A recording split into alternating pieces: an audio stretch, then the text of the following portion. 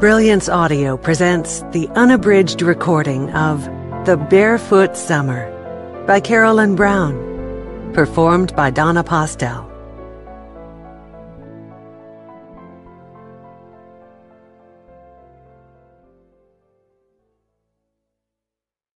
Chapter 1.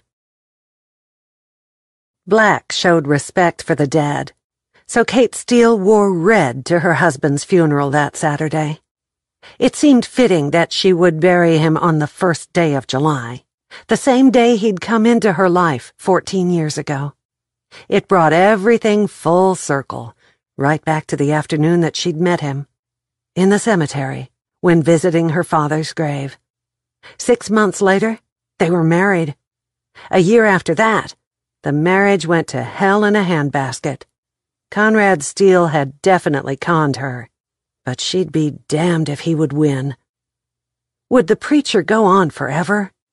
Maybe those other people sitting in the chairs at the other end of the single line appreciated what he was saying. But Kate had trouble listening to nice things about the son of a bitch. One thing for sure, that preacher didn't know jack crap about Conrad, or he wouldn't be talking about him being among the angels in heaven. If he conned his way past St. Peter at the pearly gates, then the angels best lock down those streets of gold. Sweat streamed from her neck to puddle between her breasts. Not even with all Kate's money could she buy, beg, steal, or borrow a breeze that afternoon, and there wasn't a shade tree in sight. She eased a hand down beside her chair to fish out a few tissues to discreetly stuff into her bra, but she'd left her purse in the car. She brushed a strand of her shoulder-length blonde hair away from her sweaty neck and uncrossed her long legs. One little gust of wind to cool her thighs would be worth a fortune. Her mother, Teresa, sat ramrod straight right beside her. No one could ever say that she wasn't a lady. Not even the Texas heat was a match for Teresa Truman. She'd face off with the devil on his best day.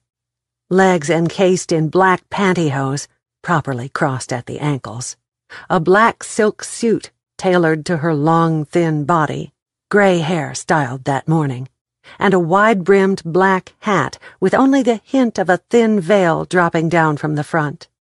She was a true force to be reckoned with. Only God, Kate, and Teresa knew that the whole funeral was a show. Kate didn't care if they rolled him up in a used dog blanket and tossed him in a hole.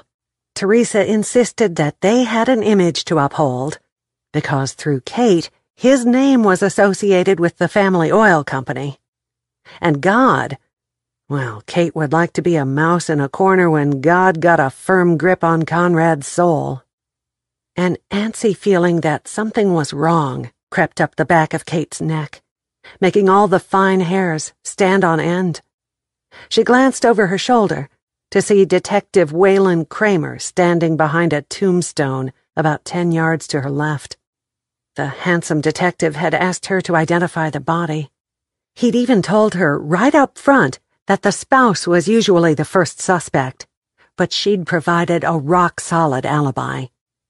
So why was he attending a funeral in the broiling Texas heat when he didn't have to? Did he think she'd throw herself on the casket and confess to having her husband killed because he was a bastard? Since he was there, he could be a gentleman and move up closer. With his height and broad body, he could provide some shade for her. It would make him good for something other than suspecting that she'd had Conrad killed. "Stop fidgeting," Teresa hissed from the side of her mouth. "This is such a sham," Kate whispered. Teresa shot her a dirty look from under that fancy little veil. Kate sat up straight and pretended to pay attention, but with sidelong glances, she studied the 4 women and the child sitting at the other end of the row of folding chairs. Thank goodness for big sunglasses, so she could stare as long as she wanted and not get caught. 2 women and a child who were definitely Hispanic hovered first in her peripheral vision. The older one was as stone-faced as a statue. And for a while, Kate began to think maybe the old gal had succumbed to the terrible Texas heat right there in the cemetery. Just as Kate was about to yell at the detective to call an ambulance, the woman let out a long sigh. Kate could relate. She would have gladly doubled whatever the preacher charged the funeral home for his services if he would cut his sermon short and let everyone get out of the scorching heat. The minutes ticked off at the rate of 1 every hour. The dark-haired lady beside the older woman must be quite a bit younger, most likely the mother of the little girl with the big brown eyes, who for the most part looked confused. Poor little thing. Probably would have rather been home playing in a kiddie pool or watching cartoons on television than sitting at a funeral in the middle of a Texas heat wave. An empty chair separated that group of 3 from an older woman with gray hair sitting beside a very pregnant red-haired woman, maybe in her late 20s. The pregnant lady moaned and sobbed into a white hanky as the other woman patted her shoulder. At least Conrad had one acquaintance who would cry for him. Or, Kate eyed her mother carefully, had Teresa paid a mourner to come to the funeral and weep over that man's body for appearances? Kate leaned to the left and whispered, "Do you know those people?" Teresa shook her head. "Did you pay that redhead to cry?" "Hush," Teresa hissed. "I would never do that. But he's dead, so we need to show respect." 8 people at the funeral. It all went to show that a con man did not have real friends. Were those women related to Conrad? He'd never mentioned sisters or cousins. But then, if he had, she wouldn't have believed him. Not after she'd found out exactly what he was. She should have given him the divorce and the $1 million settlement he wanted. And then she wouldn't even have had to be there that day, with sweat trickling down her ribs. That young one, who evidently sincerely mourned the bastard, could have buried him, and maybe even put flowers on his grave. A settlement would have been well worth the money if it had gotten Kate out of planning and attending the funeral. She glanced down the row again. The little girl held her red rose as if it were a piece of delicate china. The expression on the face of the woman beside her left no doubt that she wanted to get this whole thing finished as much as Kate did. The pregnant girl had wrapped her wrinkled handkerchief around the stem of her rose, and now wiped her tears away with the back of her hand. "Let us pray," the preacher said. Praise the Lord, Kate thought as she bowed her head, but she did not shut her eyes. She stared straight ahead at the shiny black casket with the reflections of the mourners, real or obligatory, right there before her. Their faces distorted in the casket's curvature. But what she saw was sorrow, disgust, confusion, acceptance, and something akin to indifference. "Amen," the preacher said, and Kate mouthed the word, even though she had no idea what he'd petitioned God for that afternoon. He could have begged the Lord to open up the ground and swallow Conrad Steele's wife right there on the spot, or he might have read that week's grocery list, but she could definitely say amen if it got her out of the heat. The preacher nodded toward her. "And now, Mrs. Steele, do you have any last words or something you want to say before we conclude the service?" She shook her head, stood up, and hoped her slim skirt wasn't stuck to her sweaty thighs, as she took the red rose the funeral director had handed her when she arrived, and laid it on the top of the casket. "Yes, I have something to say." The pregnant girl laid one hand on her baby bump and pushed up out of the chair. "Conrad was an amazing husband, and I cannot believe he's gone." She burst into another round of deep sobs. Sweet Jesus! Surely the heat had fried Kate's brain cells. That kid couldn't be married to Conrad. And yet the scenario didn't change, no matter how many times Kate blinked. The older woman quickly stood up and wrapped an arm around the girl's shoulders. "It's all right, Amanda, darling. Just give your flower to Conrad, and please stop crying." "I can't. He was such a good man, and now he'll never see our baby grow up," she wailed. Kate's eyebrows shot up so high that it gave her an instant headache. Conrad had married without divorcing Kate, and the woman was pregnant. She was still staring at the lady when the Hispanic woman popped up, and her hands knotted into fists. "You can't be married to Conrad. I am his wife." Kate inhaled and let it out slowly, but then she couldn't make herself suck in more air. Her chest ached, and her hands went clammy as the scene played out in slow motion. "You are lying." Amanda threw off the older woman's arm and stomped up to the other woman until she was nose to nose with her. "I married him 7 months ago. You might be his ex-wife, but you are not his wife today. I have the marriage license showing that I've been married to him for 7 years, with no divorce. So if he married you last year, kiddo, you aren't even legally married. This child right here is his daughter." Her dark eyes flashed. Kate's mother sighed. "I told you he was bad news." "Holy smokin' hell," Kate finally gasped. "Okay, ladies." Detective Waylon Kramer stepped between them. "You can both take a step backward. Neither of you are legally married to Conrad. This lady right here," he pointed to Kate, "is his legal wife of 14 years. "You can't tell me that. I have a marriage license. Amanda Hilton and Conrad Steele were married the last day of December last year," Amanda argued. "So do I," the dark-haired woman said, and poked herself in the chest with a forefinger. "Jamie Mendoza and Conrad Steele were married the last day of December 7 years ago." Waylon glanced at Kate. She shrugged. "The last day of December, 14 years ago." "You?" Amanda raised her voice to only an octave below what it took to break glass.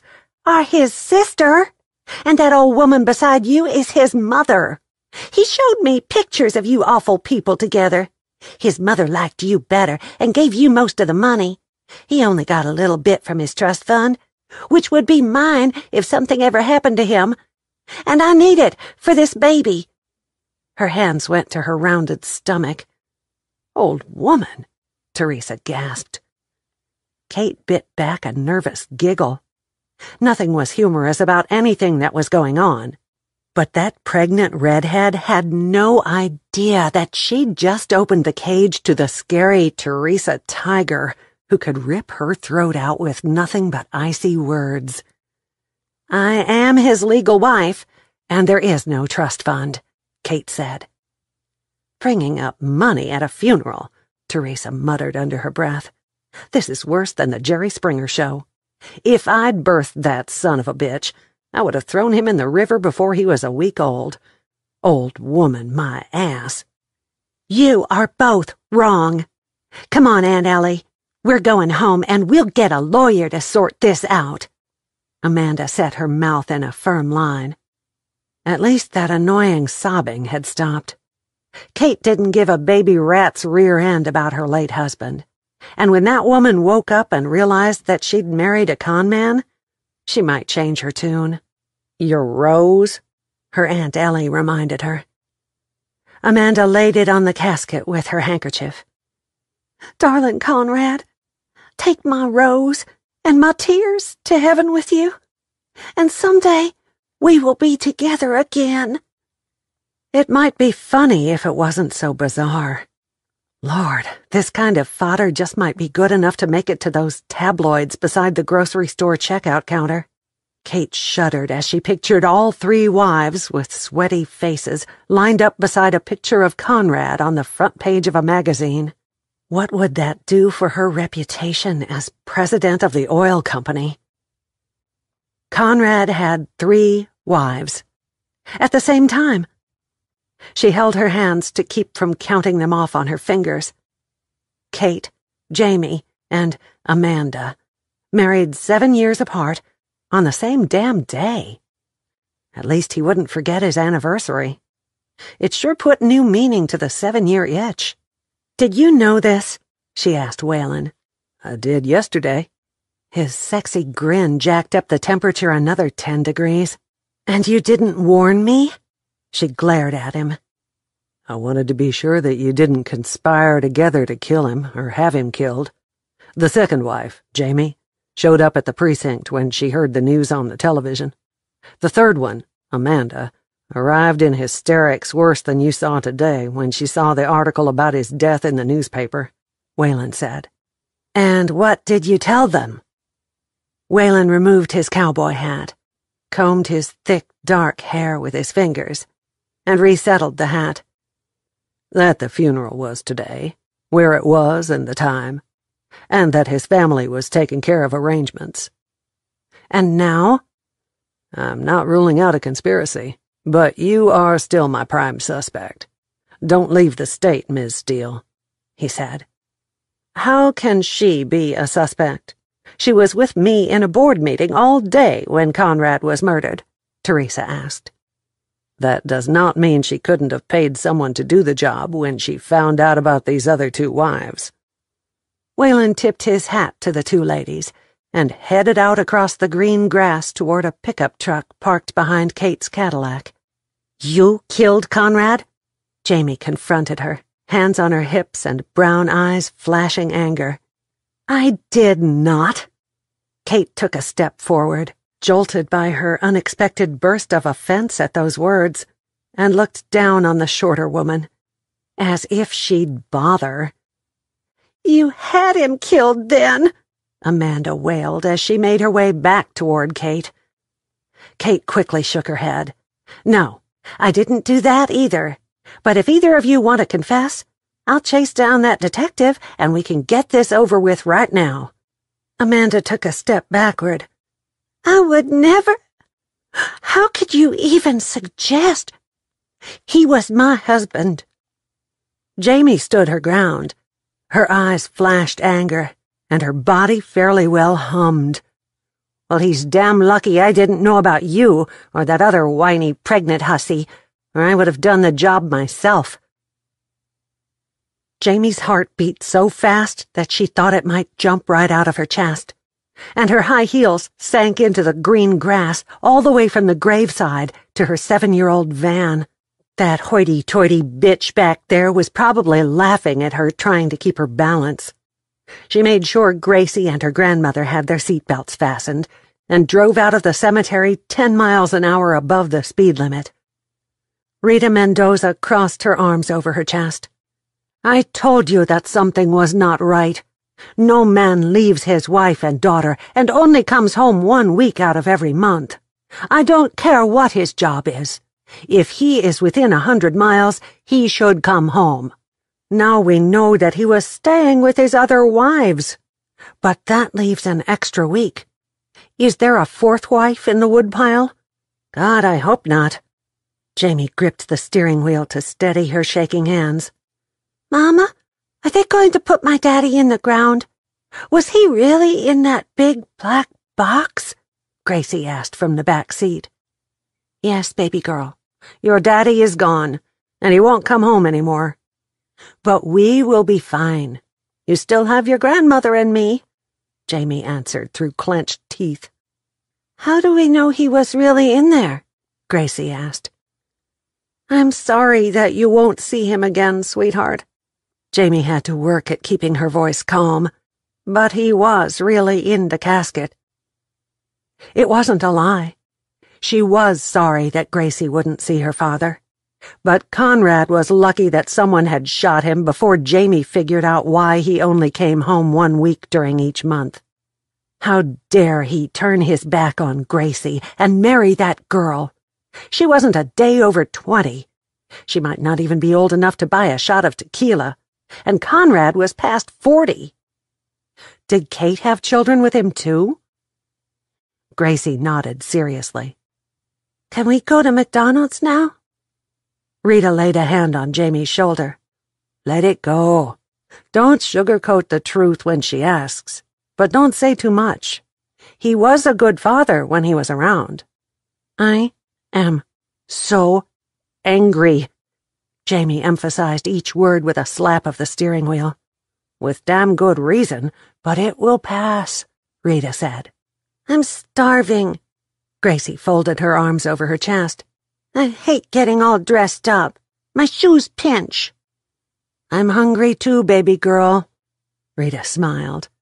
We'll get a burger and a milkshake, and we can eat it in the playroom. Afterward, you can go down the slide as many times as you want. A picture flitted through Jamie's mind. Conrad had taken her and Gracie to a McDonald's in a different part of Dallas. He was, or had been, tall, dark-haired, blue-eyed, handsome.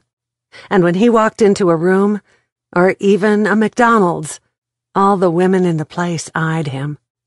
When he flashed a bright smile, they would stumble around at the privilege of being in his presence, just like she did when they'd met at the teacher's party that year. Mama, can I have a big hamburger instead of the little kid's meal? Gracie asked. I'm really, really hungry. Of course, Jamie answered. She dreaded going back to her house. Family pictures were everywhere. From a collage on the wall behind the sofa to the credenza in the foyer. One of the two of them on their wedding day was on one nightstand, and on the other side was the three of them in the hospital the day Gracie was born. 7 years of her life, and it was all a deception. She was mentally throwing pictures at the walls when she reached McDonald's and pulled into a parking spot. She put her head on the steering wheel and groaned. What now? He can't be killed twice, Rita said. Pictures, finances, life, all of it. But I'm too mad to talk about that right now. Amanda sat in the passenger seat of the small Chevrolet truck, seatbelt around her bulging stomach, crying into tissues that she kept tossing behind her when they were too soggy to use anymore. This is a nightmare, Aunt Ellie. I'm going to wake up, and Conrad will arrive tomorrow, and we'll go to the cabin for our summer vacation, Amanda said between sobs. This cannot be happening. What about our baby and... Oh, my God! What am I going to do? Her Aunt Ellie kept one hand on the steering wheel and shook a long, bony finger at her with the other one. You are going to shut up that carrying on and get a hold of yourself, girl. You will do exactly what you've been doing the past 6 months. Live in your apartment, help me run the store, and in 2 months you will have a baby. You were a single mother anyway. He was only home a few days a month. Do you think he was really already married to those other 2 women? She finally asked. Yes, I do. Ellie pushed back a strand of salt and pepper hair behind her ear. Why would they attend the funeral, and why would they lie? Be thankful you didn't have to pay for that ceremony. I bet the casket alone cost a fortune. Do you think, Amanda hesitated, not wanting to even utter the words, that he slept with them when he wasn't with me? Most likely, Aunt Ellie said. You aren't any help at all, Amanda pouted. He might have married them, but there are divorce papers somewhere. They will show up, I'm positive of it. You are acting like a dramatic teenager. Shit happens. Men are sometimes bastards. You had 6 months of bliss. Count that a blessing and be glad that someone shot that fool, because I would be tempted to get the pistol out of my purse and do it if they hadn't. Ellie scolded. You were going to leave tomorrow for your vacation time. I suggest you take the week off and get yourself together. I hate those other 2, she said. I don't expect there's much love in their hearts for you either. Aunt Ellie turned north on Highway 287 toward Wichita Falls. Put the seat back and rest your eyes. I'll wake you when we reach the city limits.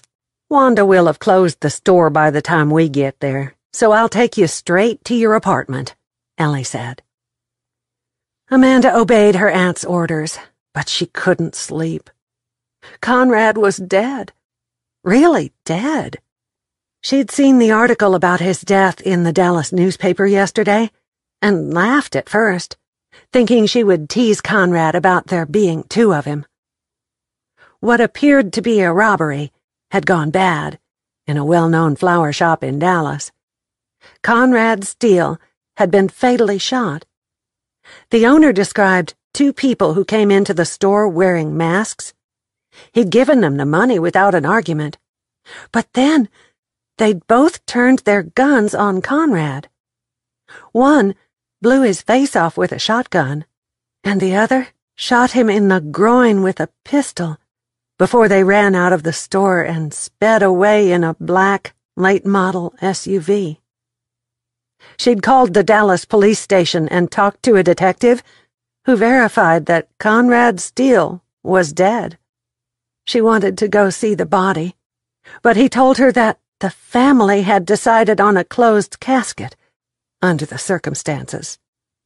Kate Steele, a member of the family, was taking care of the arrangements. He was kind enough to give her the name of the funeral home and the time. That was yesterday, and she had barely had time to buy a decent black dress and make arrangements for their part-time help to run Ellie's boutique so that she could go to the funeral. It was all so surreal. No one buried a person that fast. 3 days was the minimum. Conrad had been shot on Thursday afternoon, and he was already in the ground, and it was only Saturday. There'd been no wake, no family night for friends to come and console her for her loss, not even a church luncheon after the funeral, nothing but a short graveside service. There was no closure in that. Amanda needed something to hang on to, anything at all, to replace the fact that Conrad had 3 wives at the same damn time. Chapter 2. Emotions should have been swirling around Kate on Sunday afternoon when she opened the door into Conrad's bedroom. She expected the memories to bring back something, anything. Something in the room should cause a flutter of love, anger, sadness. But there was nothing. She'd been depressed when she met Conrad, and he'd made her happy for the 6 months they'd dated and for nearly a year following their marriage. Surely she could latch on to one happy memory. But any happiness had been drowned the day that she lost their baby, and the doctors said she'd never have any more children. Depression had set in, and Conrad began to hound her for a divorce and his money. Anger joined depression when he became mentally abusive. Now he was dead, and she should feel something. Relief? Even if he had been nothing more than a con artist who had lived in her house a couple of days a month for more than a decade, he was still her legal husband. She dug deep into her heart, but there was nothing. She would have had a bigger rush of emotion if one of the janitors at the oil company had died. Teresa pushed past her into the room. "I told you that you should have divorced him years ago. Now you have to deal with all this, plus his business affairs. Thank God you can use the company's legal department, or you'd be out thousands in lawyer fees." "Let's just get this packing done with," Kate said. "At least it's over." Teresa went to the dresser and picked up a man's wedding band. "What's this all about?" "He took it off years ago. I'm surprised he didn't hawk the damn thing." Kate took it from her mother and tossed it into the bottom of the black garbage bag she'd brought with her. "You could get something for that in a pawn shop," Teresa said. Kate shook her head and opened the first drawer. Without checking pockets or even going through pajama pants, shirts, and the rest of his things, she threw them into the bag with the wedding ring. Then she slid open the closet doors. He used to have a packed closet. but now there were only a few suits, dress shirts, and slacks in front of her.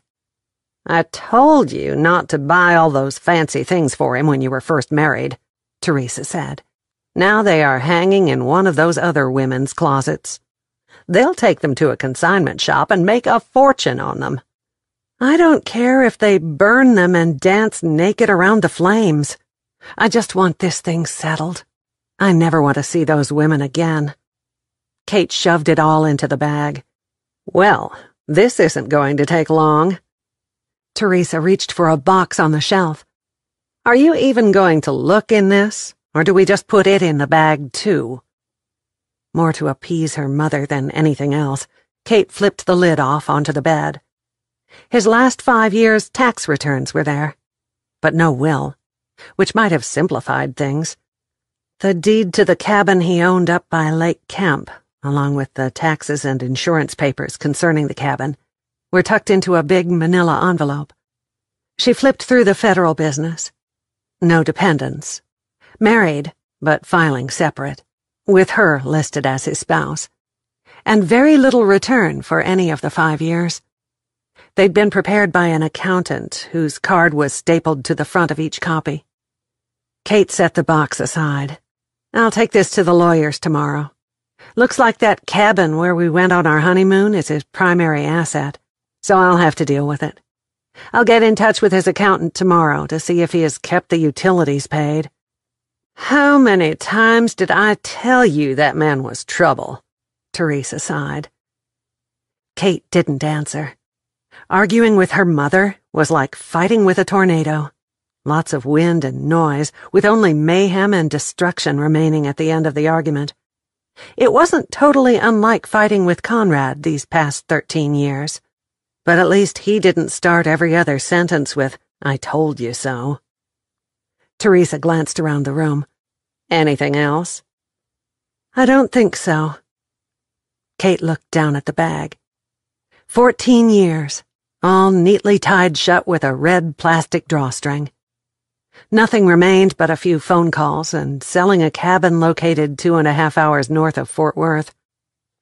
"I'll take this out to your car and put it in the trunk." The mistake she made 14 years ago was finished and over. He wouldn't appear at her house once a month and rant about a divorce. "Nothing else in the rest of the house?" Teresa put the lid on the box, picked it up, and followed Kate out into the foyer. "Not one thing," Kate said. She'd long since gotten rid of pictures or anything that might remind her of him when he was gone. What he had was contained in a room she hadn't set foot in since she came home from the hospital after losing the baby. That was the first time he'd asked her to divorce him. Emptiness was worse than any emotion that she could imagine. But that's the only thing she felt as she carried the trash bag out. "Okay, then. I'll drop the bag by the charity donation center at the church. I'm going to the office an hour or so this afternoon, so I'll put this box on your desk," Teresa said as they made their way out to the curb where her car was parked. "You could come home for a few days, if you don't want to be alone." A sweet offer, but Kate would rather ask her housekeeper to come over and stay a couple of days, as spend time in a house with her mother. "No, thank you. I'm fine." Kate tossed the bag into the trunk and slammed the lid shut.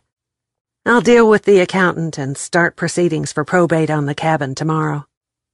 She didn't need or want sympathy that day. She wanted to be alone. Period. "If you change your mind, just give me a call." Teresa slipped into the driver's seat and started the engine. Kate waved over her shoulder as she slowly walked up the sidewalk to the big 2-story house in one of the elite sections of Fort Worth. God, she hated that house, and had for the past 13 years. She'd loved her little 2-bedroom bungalow set back on a wooded 5 acres south of Fort Worth. But Conrad wanted a big house, and in those first few months, he got whatever he wanted. Thank goodness she'd had the foresight to leave his name off the deed. She opened the front door, went inside, and slid down the back of the door. She drew her long legs up and wrapped her arms around her knees. She would sell the house and either build or buy a smaller place down around Aledo, where she'd lived before. She liked that little bedroom community. Her phone rang while she was making plans. Figuring her mother forgot something, she rolled up on her feet, fished the phone out of her purse without even glancing at who was calling, and hit the answer button. "What did you forget?" she asked. "Lots of things. Can we meet tomorrow?" A masculine voice asked. "Who is this?" Kate snapped back. "Detective Waylon Kramer. This is Kate Steele, right?" "Yes, it is. And I've already answered your questions," she said. "This is a murder investigation, and there will be new questions coming up every week. May I talk to you tomorrow morning?" he asked. "I don't have my calendar with me, but you can stop by the office at 10 and I'll try to work you in," she answered. She didn't want to talk to him anymore. She'd told him everything she knew. Her mother and a dozen people in the office had told him that she was there all day. There was no more to say. And she did not like the way that his sexy grin affected her. "I've got a couple more stops to make, so I'd rather be there at 9, he said. "Can't do it. It's 10, or it'll have to wait until Tuesday or Wednesday," she told him. She could rearrange her schedule, but Detective Waylon was not going to call the shots. "Then I'll be there promptly at 10, he said. "You could ask me whatever you want to know right now and save a trip." "I do not do interviews on the phone." Without a goodbye, have a nice day, or kiss my butt, he was gone. She tossed the phone onto the sofa and headed up the stairs to change from her cute little peach suit and high heels into something more comfortable. She had nothing to hide, so the detective could interview her every day for the next year, but by damn, he would do it on her terms. If he thought he could just pop into her business any old time, then he'd better bring a sandwich and a cup of coffee, because he might spend a lot of time in the waiting room. With her Sunday outfit hung up and her shoes put back in the right box, she flopped back on her bed and stared at the ceiling. Maybe she wouldn't sell the cabin. If it didn't harbor bad memories when she went up there to take care of all the legal matters, she might just keep the thing. It was big enough, with 3 bedrooms, to use as a weekend company getaway. The lake provided fishing and swimming. She could envision a spreadsheet where employees could write in days for either week-long or weekend vacation time. That way the place could be a company tax write-off. Cold air from the ceiling vent chilled her body, so she swung her legs off the side of the bed and slipped into a pair of pajama pants. Pulling a chambray shirt on over a tank top, she made her way back down the stairs, picked up her phone, and carried it outside to sit beside the pool. "I hate you, Conrad Steele." She threw her hand over her eyes to block the setting sun. "You could have waited another year to get killed. Mother is retiring in December, and I'm up to my eyeballs in work. I don't have time for this crap right now." Her phone rang, and she was careful to check before she answered this time. If it was the detective again, she planned to let it go to voicemail.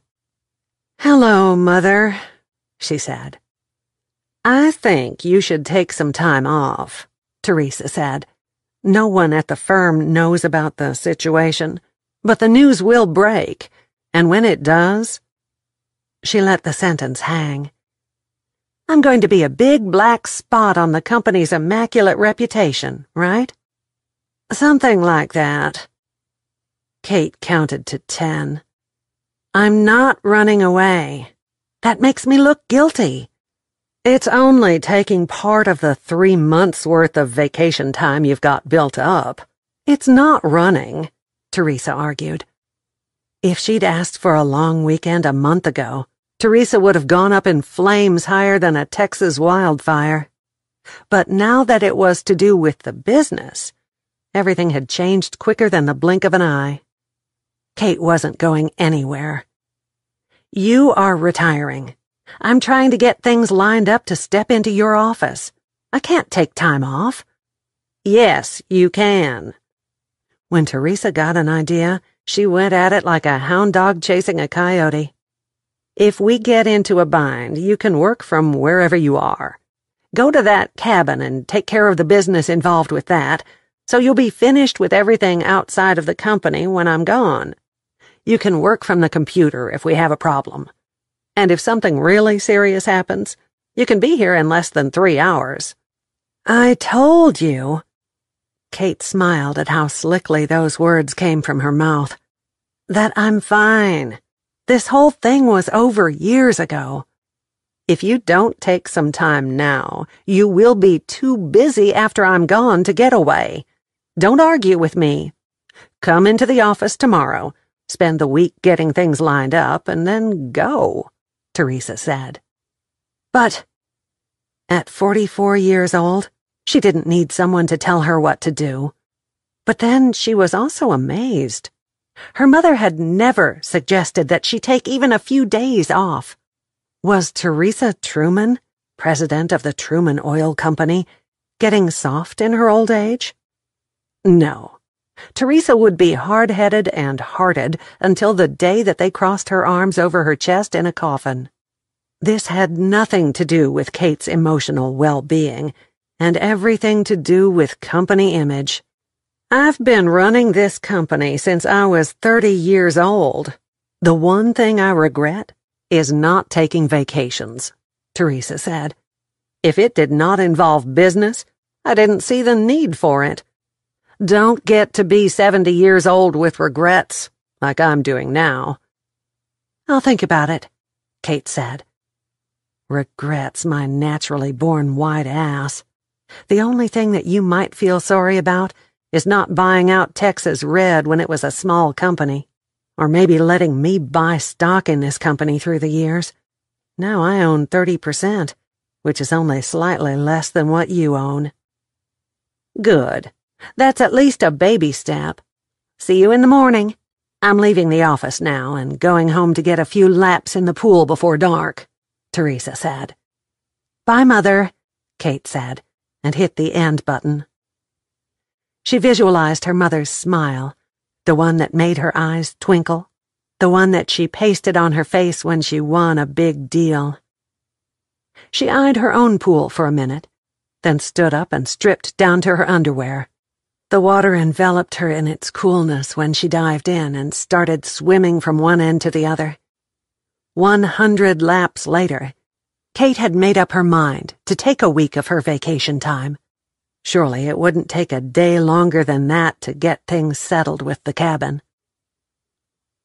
A cute little lady in a dark suit made a phone call and gave Waylon a visitor's tag to clip onto his sports jacket that Monday morning. She pointed toward the elevators and told him to go to 3rd floor.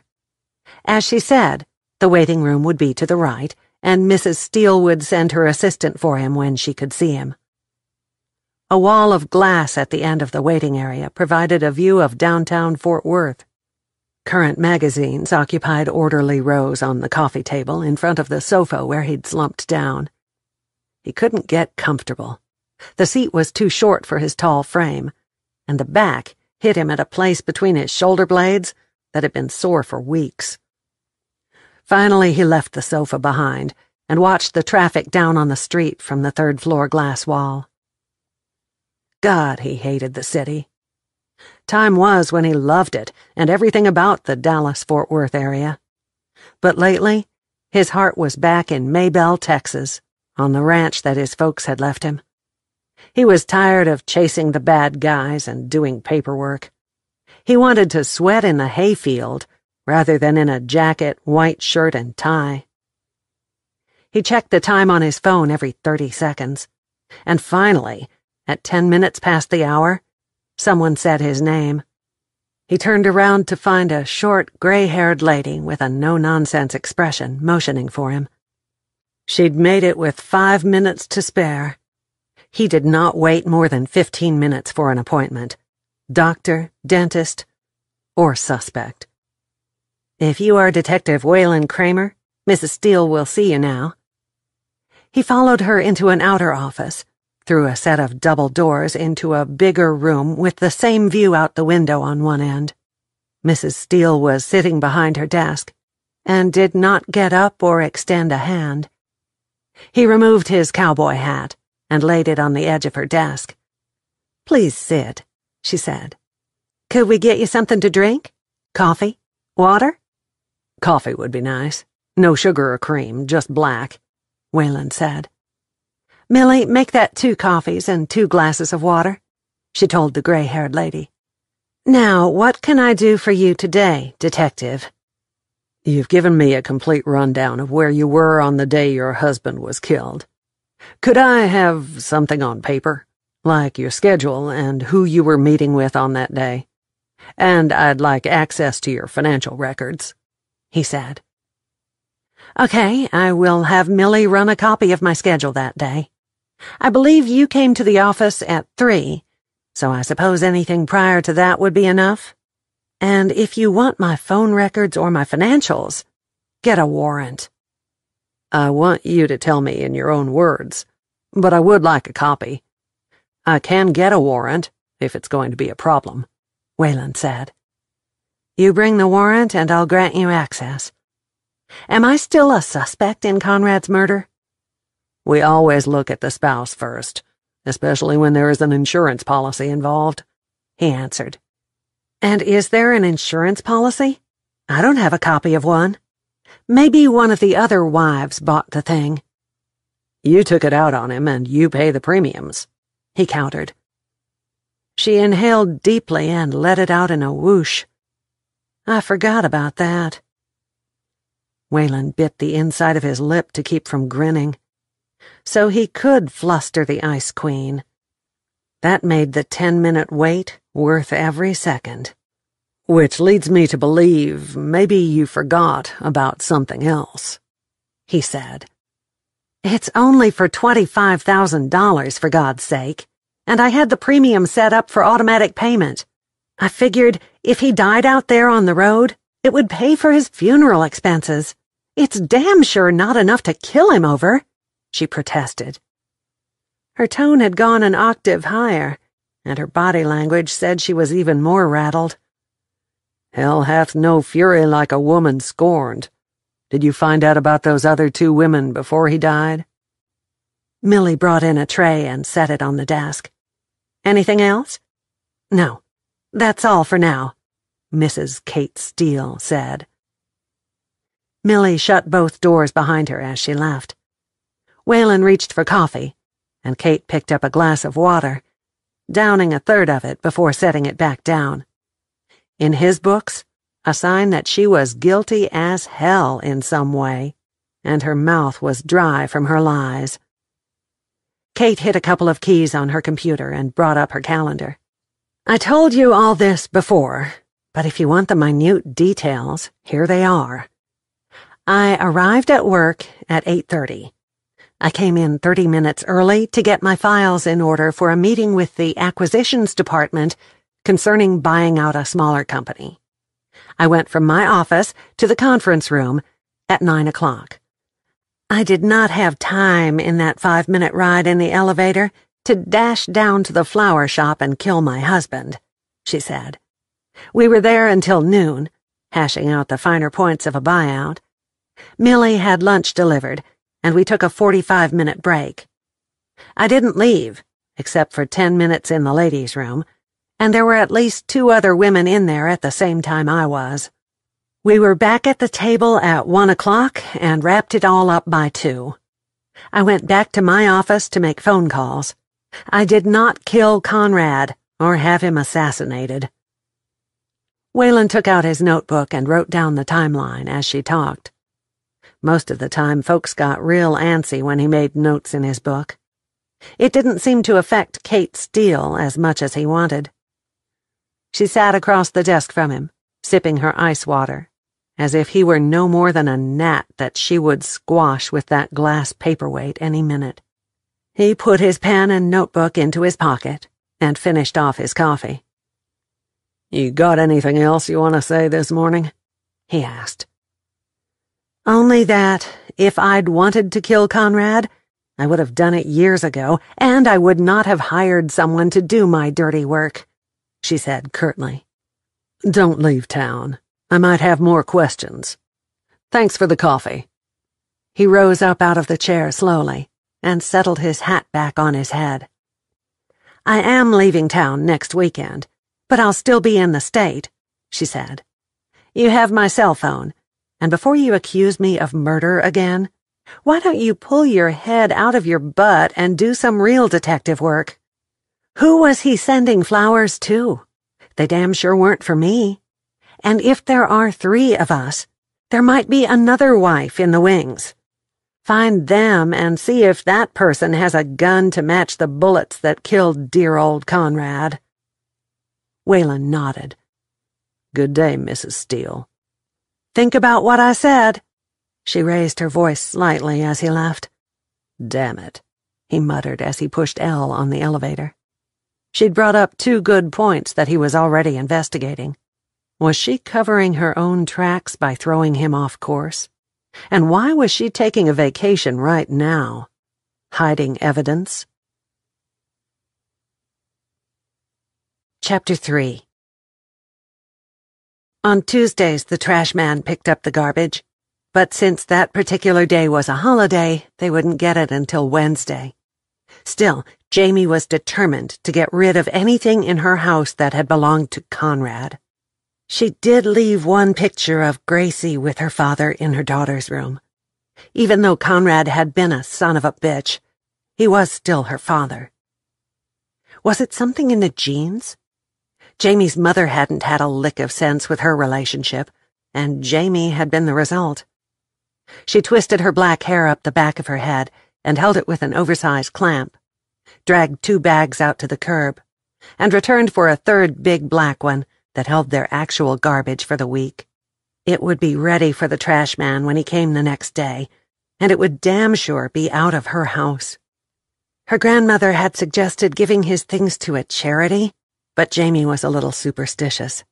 She sure didn't want another man to put on one of Conrad's shirts, or even his socks, and feel the urge to become a con artist. The trash truck rumbled down her street before she even made it back to the porch of the small 3-bedroom house that she and Conrad had bought together the week after they'd married. They'd planned on at least 2 children. A boy and a girl was what Conrad wanted. Moving from a small 1-bedroom apartment, she'd felt as if she had bought a mansion when she first moved in.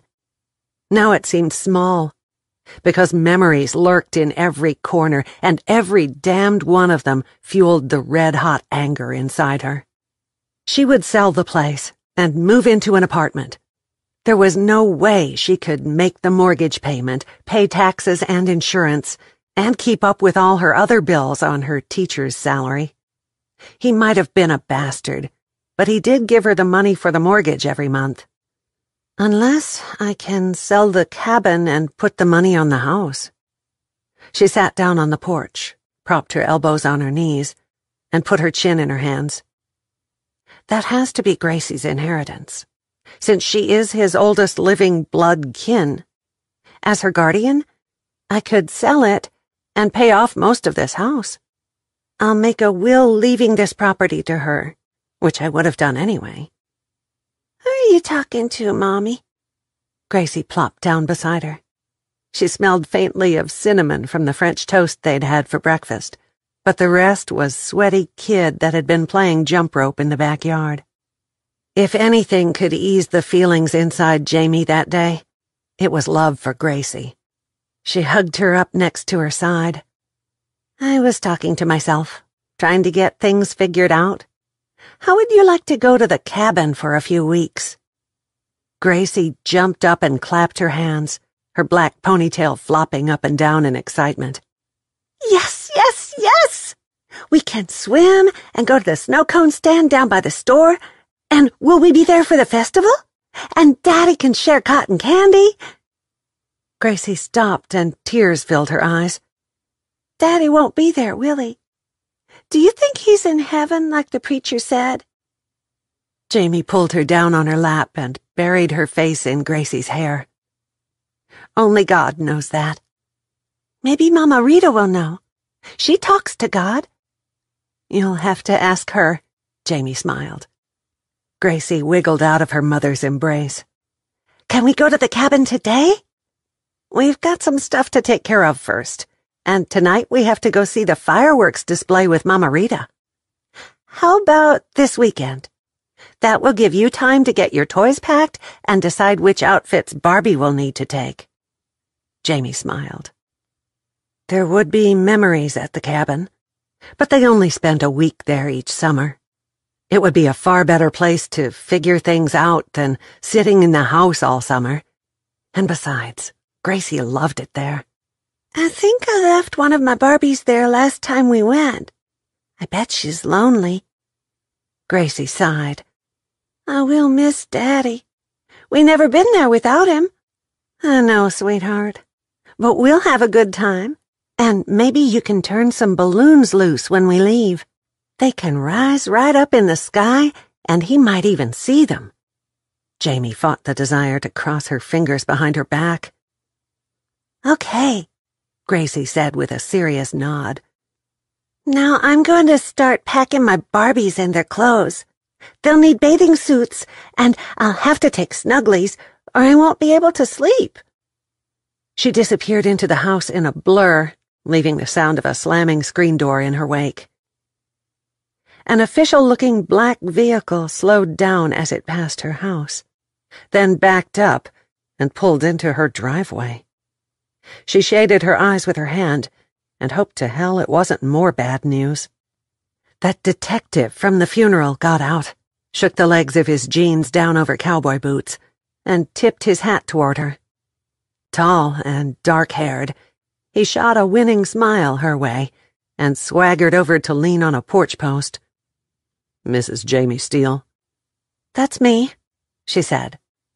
"Could I come inside and ask you a few questions?" "No, but you can sit on my porch with me and ask anything you want," she said. The hat and clothes might make him look like an innocent cowboy, but she'd been conned by a professional for 7 years. Detective Whalen could barely be classified as an amateur in the field, even with his winning smile and those sexy eyes. Hot one, ain't it? He sat down on the top step and rested his back against a porch post. "I've never expected snow in July," she said. "Let's cut to the chase. What do you want to know?" He pulled out a notebook and a pen. "You are a schoolteacher, right?" She nodded. "Are you angry right now?" "Not that it's a bit of your business, but hell yes, I'm mad. I just found out my husband is a polygamist and he's got at least 2 other wives. Have you found more?" "Not yet, but I'm still investigating." Whalen smiled. "Might as well pack that grin up in your shirt pocket, because it's not going to win you any favors in my court." "Then why are you here?" "I want to know where you were on the day he died, from early morning until after 3, he said. "Why until then? Why not until midnight?" He looked up from the notepad. "He died instantly at 3 o'clock in the flower shop." "And who were the flowers sent to? They damn sure didn't come here," Jamie said. "It's an ongoing investigation, so I can't tell you that." A new rush of pure old mad flowed through Jamie. Conrad never sent flowers to her. Not one time. When they were courting, he'd brought her a bouquet of wildflowers in a quart jar. And on their first anniversary, he showed up with a box of chocolates that he'd bought on the half-price after-Christmas sale shelf. At the time, she'd thought it was sentimental. Now that she knew he was shopping at an expensive florist, it was downright cheap. Did that son of a bitch spend money for flowers on those other 2 hussies? He never sent me a damn thing. Or Gracie either, for that matter. Jamie fumed. The detective poised his pen over the notebook. "I told you I can't answer that, but it will help if you can tell me where you were all day." "Thursday, I spent the morning with my grandmother. We went to a farmer's market and bought vegetables. At noon, we stopped by a burger joint down near DeSoto, and then we came home and put away the produce, had waffles for supper. And I heard about the murder on the television that evening. My grandmother and Gracie were with me all day. Do you think I killed him? Was the detective mentally challenged? If Jamie had killed him, she would have been standing on the roof of that flower shop shouting to the whole world. She was not a woman to run and hide, and Mr. Detective could write that in his little notebook. "We are covering all bases," he said. "Tell me the truth. Did you find out about those other women before or after he was killed?" If I'd known about those other 2 wives, he wouldn't have been alive on Thursday to be buying flowers in that shop. Now, let me ask you something. He owns a cabin up near Lake Kemp. Since Gracie is his oldest living blood kin, won't she inherit that? He put his notebook and pen back into his shirt pocket and got to his feet. "I have no idea about property. You'll have to talk to a lawyer if you want to get into it with his first wife." Surely that hoity-toity witch won't end up with the cabin, since he has a child, Jamie said. "She is his legal wife, unless one turns up from before 14 years ago. But a lawyer will have to help y'all with the property thing."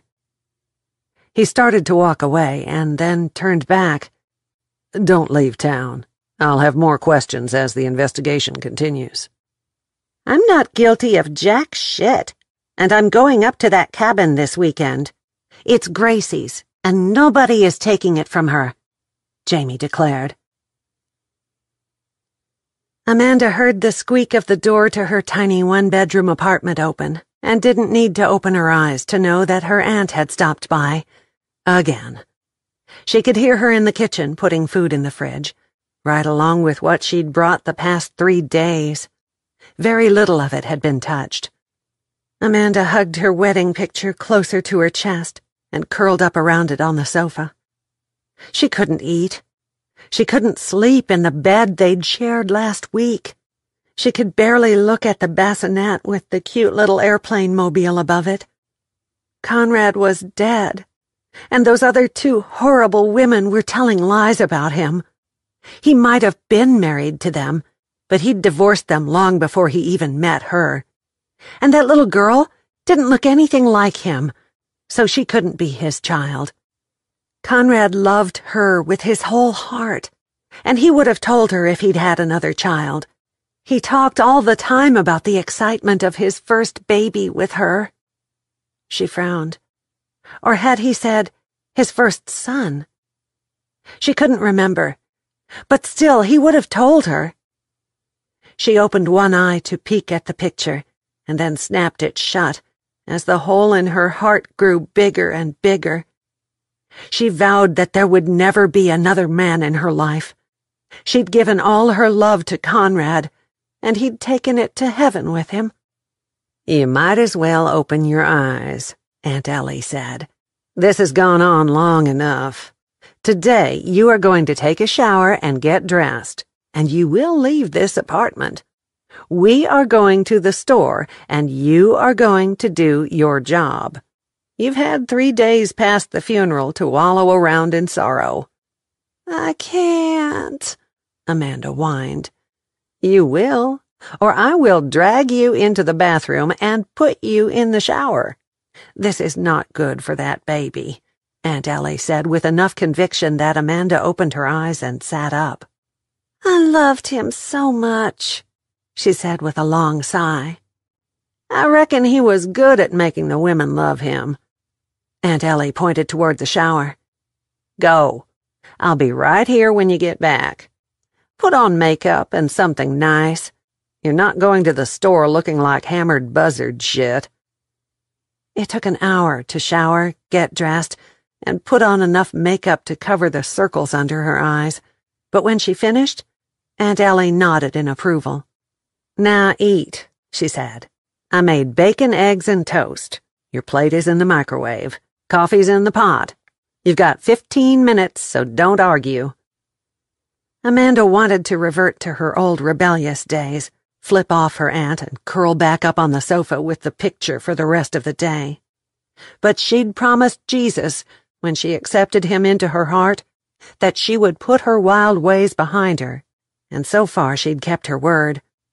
Besides, Conrad had told her repeatedly how much he loved her sweet goodness, and that she was going to make a wonderful mother to their son. She could not let him down, not even if it meant eating food that would taste like sawdust. "I want to start my maternity leave next weekend," she said. "Fine by me. But you are not holing up in this place with the curtains pulled and the lights turned off," Aunt Ellie said. "I'm going to the cabin. Conrad said he was leaving it to me, and I can spend time on the deck looking out over the lake. We were supposed to go up there next week anyway. I think I can find closure there. Maybe I'll even stay longer," Amanda said. "I can agree with that," Aunt Ellie said. "But a week before the baby's due date, you should come on home. Your doctor is here." "And I will make all my appointments." She laid a hand on her baby bump. "I'll take good care of this little guy. That's the least I can do for Conrad." Waylon arrived in Wichita Falls right at noon, so he stopped at a pizza place advertising an all-you-can-eat buffet and had lunch. He'd found out this morning that the florist had no idea where Conrad was taking the dozen yellow roses he'd bought that day. He hadn't signed a card before he was slain. He had only just been in the process of paying for the roses, which he'd had in his hands when the two men in masks burst through the door and shot him. Mr. Drummond, the florist, let Waylon look at the record of Conrad's purchases. At least once a week, for the past 3 months, he'd bought yellow roses on Thursday. In the past year, he usually bought flowers right after the first of the month, and that order varied from daisies to orchids. The store owner was too eager to help, which meant he was probably hiding something big. Waylon made a note to call him later, or go back to see him in a week or so. Maybe he'd deleted a couple of orders to protect someone. Waylon couldn't manage to keep one wife at a time happy. How in the hell did Conrad keep 3 on the hook and still have time to buy flowers for other women? He had to have had a date book or a calendar somewhere. Waylon made a note to go through all the evidence they'd found in his van. He had to be a smart man, so he would not have kept it in any of the 3 wives' houses. The only other place it could be was in his van, with that load of clothing he was peddling across the state. If he didn't find it in the evidence boxes, he'd tear apart the van one piece at a time. He snagged the last parking space in front of Ellie's boutique that afternoon. He left his cowboy hat and sunglasses in the car, but pasted on a big smile when he opened the door. "Whew, it's a hot one. This cool air feels good." He spotted a lady with 2 little girls looking at children's clothing in one area, and an older woman flipping through hangers on the other side of the store. "What can I do for you?" the woman who'd been sitting beside Amanda at the funeral asked. "You look familiar. Have we met?" "Yes, ma'am, we have. At Conrad Steele's funeral. I am Detective Waylon Kramer." He showed her his badge. "I came to talk to Amanda, if she's available." The woman crossed her arms over her chest. "She's not?" Amanda rounded the end of a rack of clothing. "I'm right here, and I have questions for you, Detective. Follow me back to the office." She led the way past the checkout counter and into a small room, where she pointed at an old, straight-back wooden chair. "Have a seat right there. Would you like a soft drink or a cup of coffee? We've got both." "Something cold would be nice." Waylon sat down in a chair that was more uncomfortable than the sofa in Kate's fancy office. Amanda took a Pepsi from a small refrigerator and twisted the lid off before handing it to him. "Did you find out who killed my Conrad?" "Not yet." "Then why are you here?" she asked. I need a play-by-play of where you were all day Thursday, he said. Good Lord! I didn't kill him. I wouldn't. I couldn't. I love him. She threw a hand over her forehead in a dramatic gesture. I would never. Her eyes welled up with tears that spilled down over her cheeks. Kill the father of my baby. She reached for a tissue and dabbed at her face. And if you do your job, you'll find that he divorced those other 2 women. We've been looking into that since his death. It appears that there are records of him marrying all 3 of you, but no divorces on file. Could you please just tell me where you were on Thursday? She pointed down at her stomach. Did either one of those masked people who shot my Conrad have a belly like this? They did not, he answered. Okay, then. Take me off the suspect list. How could I? And I have dozens of people who were in and out of this store all day Thursday who will testify that I never left the place. Opened at 9 and didn't close until after 5 that day. We had a pre-Independence Day sale going on, she said. Besides, it's 3 hours to Dallas. There's no way I could have gone there and come back without being missed. Can you tell me who might want him dead? Whalen pulled out his notebook. Probably one of those other 2 who have burned the divorce papers, she said. There was enough venom in her voice that Whalen had to fight the urge to make the sign of a cross over his chest. You think they might have conspired together to kill him when they found out he was a polygamist? He is not! Her tone shot up so shrill that it could have cracked glass. They did something with the papers. I'm his only wife. That rich bitch could have hired someone to kill him, but she wouldn't get her hands dirty with the job. The other one looked mean enough to me to have done it herself, just like she said. Your job is to find the divorce papers so my baby won't be a bastard. She shook her forefinger at him. My job, ma'am, is to find who killed him, Whalen said. I'll have more questions later, so don't leave the state. I'll need a number where I can reach you. She handed him a business card with her cell phone number on the bottom. When you find out who did this, I want to be the first to know. Thank you for taking time to talk to me and for the cold drink. He straightened up and extended his hand. You will find these people, won't you? I hope so. I'm retiring before long, and I don't want to leave an open case on my desk. He smiled. And you will let me know?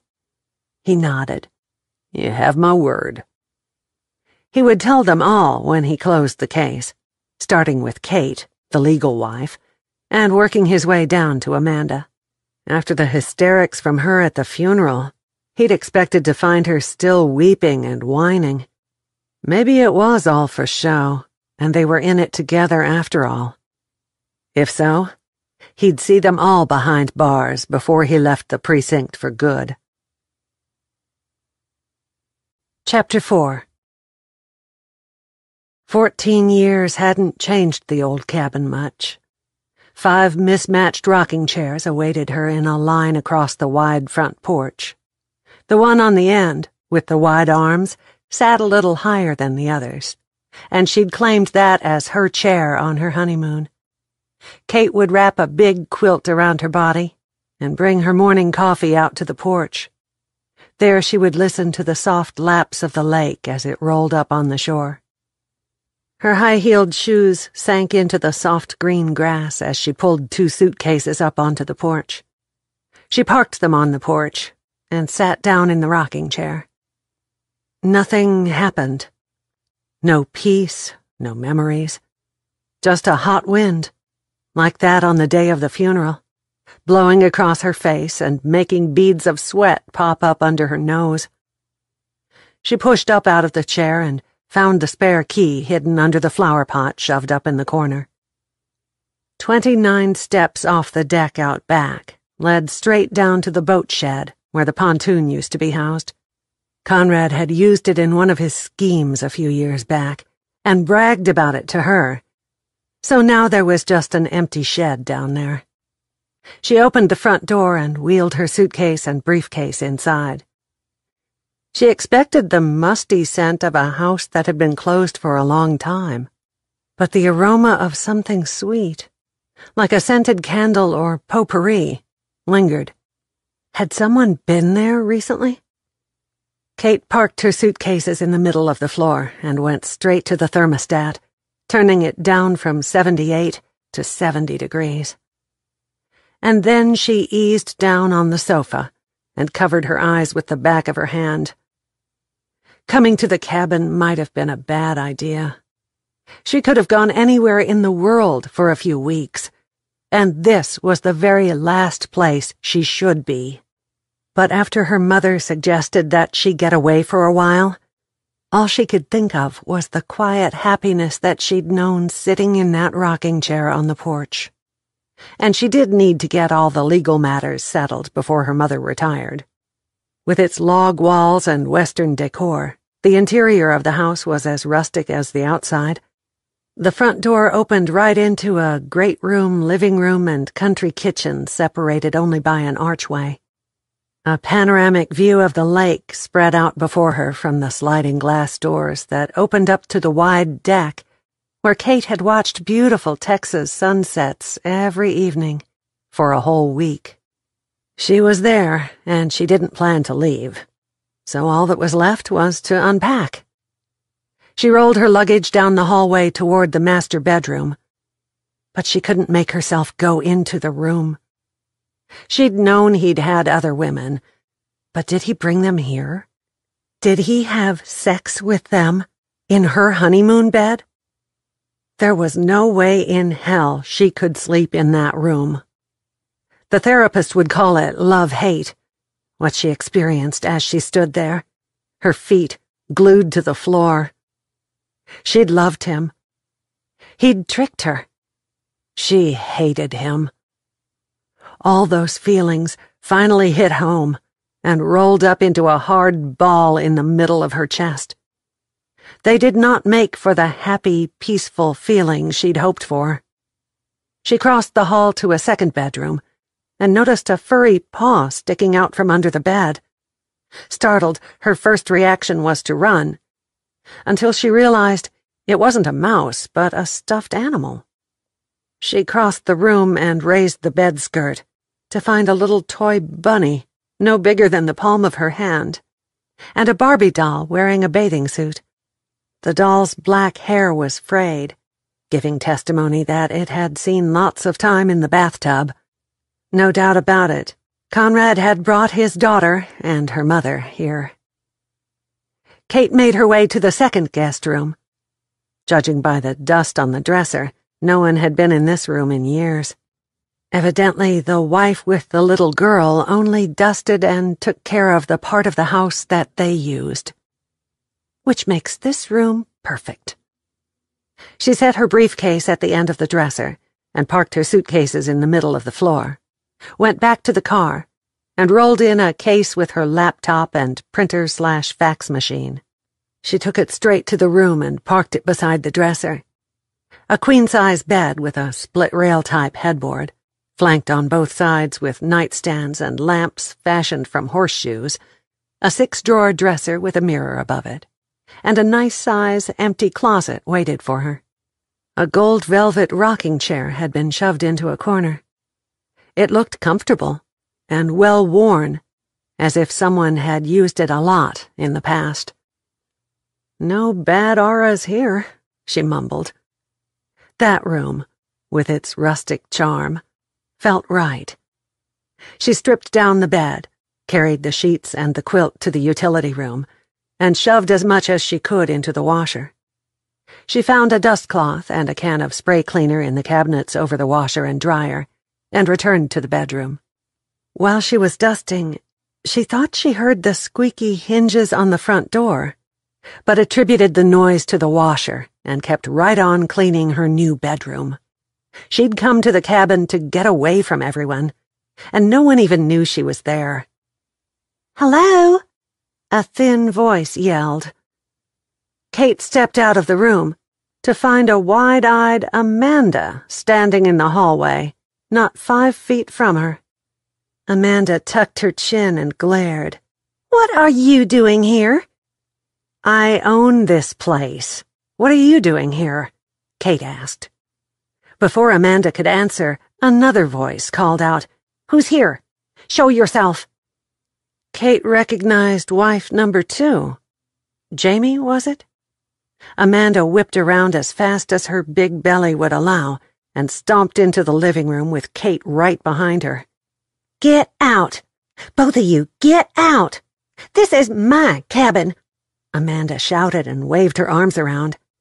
"Conrad told me when he brought me here for my honeymoon that he was leaving it to me in his will. So get off my property and don't ever set foot on it again." Jamie took a step around the suitcases in the middle of the floor. "And he promised me and Gracie the same thing. You can leave. I'm staying right here the rest of the summer, and there's not a damn thing either of you can do about it. Just for the record, I'm the first wife, and this property is mine unless there is a will. So far, there's nothing filed in Fort Worth or the surrounding counties," Kate said. "He's only been dead," Amanda winced at the word, 9 days. Give it time and it will turn up, just like his divorces from both of you.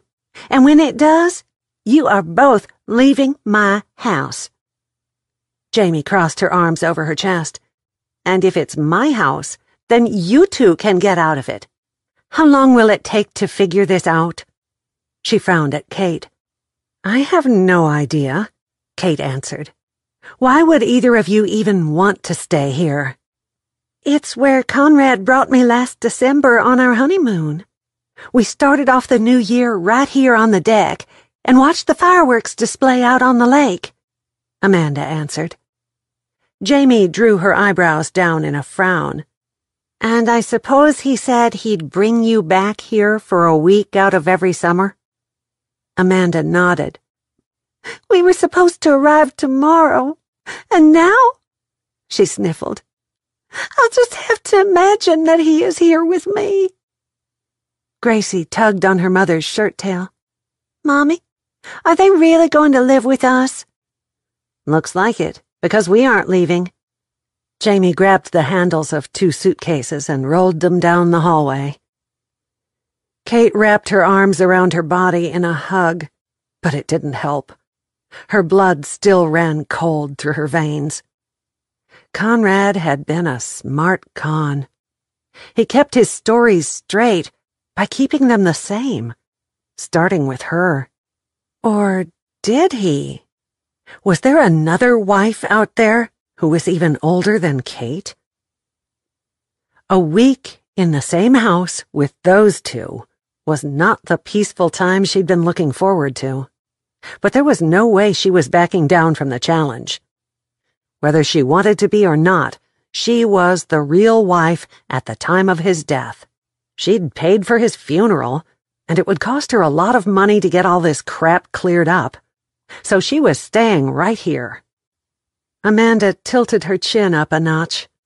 "I'm having the master bedroom." "I don't want it," Jamie said. "Gracie and I were planning to use her room anyway." Kate shrugged and turned around, her high heels sounding like a BB gun on the hardwood floor. Jamie's cowboy boots echoed like shotgun blasts as she stomped down the hallway. Amanda's blinged-out flip-flops reminded Kate of a series of slaps as she stormed toward the master bedroom. 2 doors slammed before Kate eased hers shut. She fell back into the rocker and closed her eyes. Evidently, Amanda had kicked off her flip-flops, because Kate heard bare feet pacing from one side of the room to the other. Jamie had shut the door to her room, and although Kate couldn't understand a word of the rapid-fire Spanish, there was no doubt that she was ready to blow. "I'm going to stay until I get all this stuff settled, not only with the cabin, but with the investigation. I'm not going back until everyone knows that I was not responsible for Conrad's death. A hard rap jerked her into an upright position. She opened the door so she could discern between the noise of the washing machine and maybe someone knocking on the door. The second rat-a-tat-tat assured her that someone was at the door. She headed that way, wondering the whole time if wife number 4 might be standing on the other side. If so, she was shit out of luck unless she wanted to sleep on the sofa or out on the deck, because the honeymoon cabin had no vacancies. Kate found Waylon Kramer standing there, cowboy hat tilted back so she could see his blue eyes, a smile as big as a happy Cheshire cat on his face. "Ms. Steele," he said. "How did you find me?" she asked. "Easy. I called your office and your mother told me where you'd gone. She's as eager as I am to get this solved. Am I right in assuming that all 3 of the wives are going to spend time together in this house? Are you sure that you never met any of those women before the funeral?" "I guess that's what's about to happen. And I'm very sure I never met them before then." "Did y'all plan to be here at the same time?" "Hell no," she said. He chuckled. She crossed her arms over her chest. "What's so funny?" "A cuss word coming out of your prim and proper mouth." "I don't think you can arrest me for cussing on my own property, can you?" she asked. "No, ma'am. But I'm beginning to think maybe you all 3 did find out about the others and planned a perfect murder. You've all got alibis, but one of you had to come up with the money, and I'll bet that person was you. And, honey, I will close this case," he answered. "You drove all the way from Dallas just to tell me that?" she asked. "No, I have a small ranch in Maybelle, so I was close by. But if you'd like to confess, I brought my recorder." He patted his shirt pocket. "I have nothing to confess. And just so you know, I did not know those other 2 were coming up here. If there's nothing else, I've got unpacking to do," she said. "When this all comes out in court, you'll wish that you'd come clean. We could probably make a deal to take the death penalty off the table if you didn't make us use up man-hours and resources. The jury might even have mercy on you when they hear what a scoundrel Conrad Steele was." "Goodbye, Detective Kramer. You have a nice day now. Do drive safe. I wouldn't want folks saying that you ran off the road and blaming me for your death."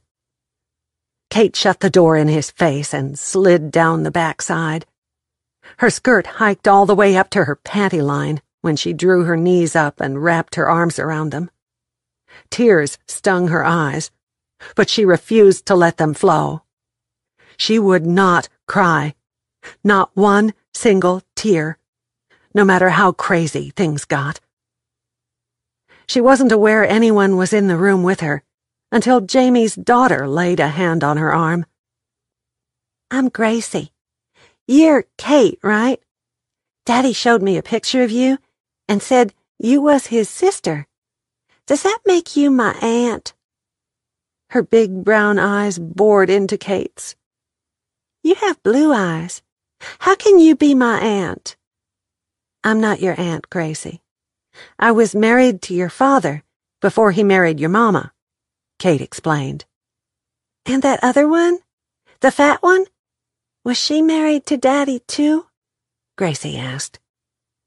Kate held the giggle inside. "Yes, she was." "Like sister wives on television?" "Your mama lets you watch that?" Kate asked. "No, but my babysitter watches it, and I know that there's one daddy and lots of wives. Like now, huh?" Gracie asked. "Only y'all didn't even know you were sister wives, did you?" "Gracie, where—" Jamie stopped both walking and talking. "I'm right here talking to Kate." Gracie grinned. "Who was at the door?" Jamie glared at Kate. "That big man who was at Daddy's funeral," Gracie answered. "What did he want?" Jamie frowned. Amanda pushed her way past Jamie. I heard a truck and looked out the window, hoping both of you were leaving. What did he want? He thinks we have conspired together and paid someone to... Kate looked down at Gracie. You know. Is he insane? I told him I would never. Amanda puckered up again. I loved him too much. She threw up her hands and hurried to her room. You better believe I told him I would have, Jamie said bluntly. In a split second, if I'd known for sure. For sure? Kate asked. Oh, yeah. I had my suspicions this last year, when he started arriving late and leaving a day or two early. Import-export my behind, Jamie said. Mama, can I take my toys out on the deck and play? Gracie asked. Yes, but you can't go to the lake or even down the steps without me. Stay on the deck. Jamie nodded. She turned to Kate. So exactly what is import-export? I never got a straight answer. He was a jobber. Do you know what that is? Kate asked. Jamie shook her head. He was an independent buyer of clothing and jewelry from stores after they had finished their seasonal sales. He would give the store 10 cents on the dollar for all that was left, and then sell it for twice that to discount clothing stores. He exported stuff out of those stores and imported it into other stores, Kate said. He made it sound like a fancy job. Jamie melted into a chair. God, I feel stupid. Kate rocked up onto her knees and used the door handle to help her go from there to standing. You mentioned doubts? A wife knows when a man is having sex outside of his home. Surely you did. I didn't give a damn after the first year, Kate said. Then why didn't you divorce him? That's none of your business. Kate's hands were shaking when she went to her room, closed the door, and kicked off her high heels. She sat down on the edge of the bed. What if one of those other two did kill him? If so, then she might be next in line.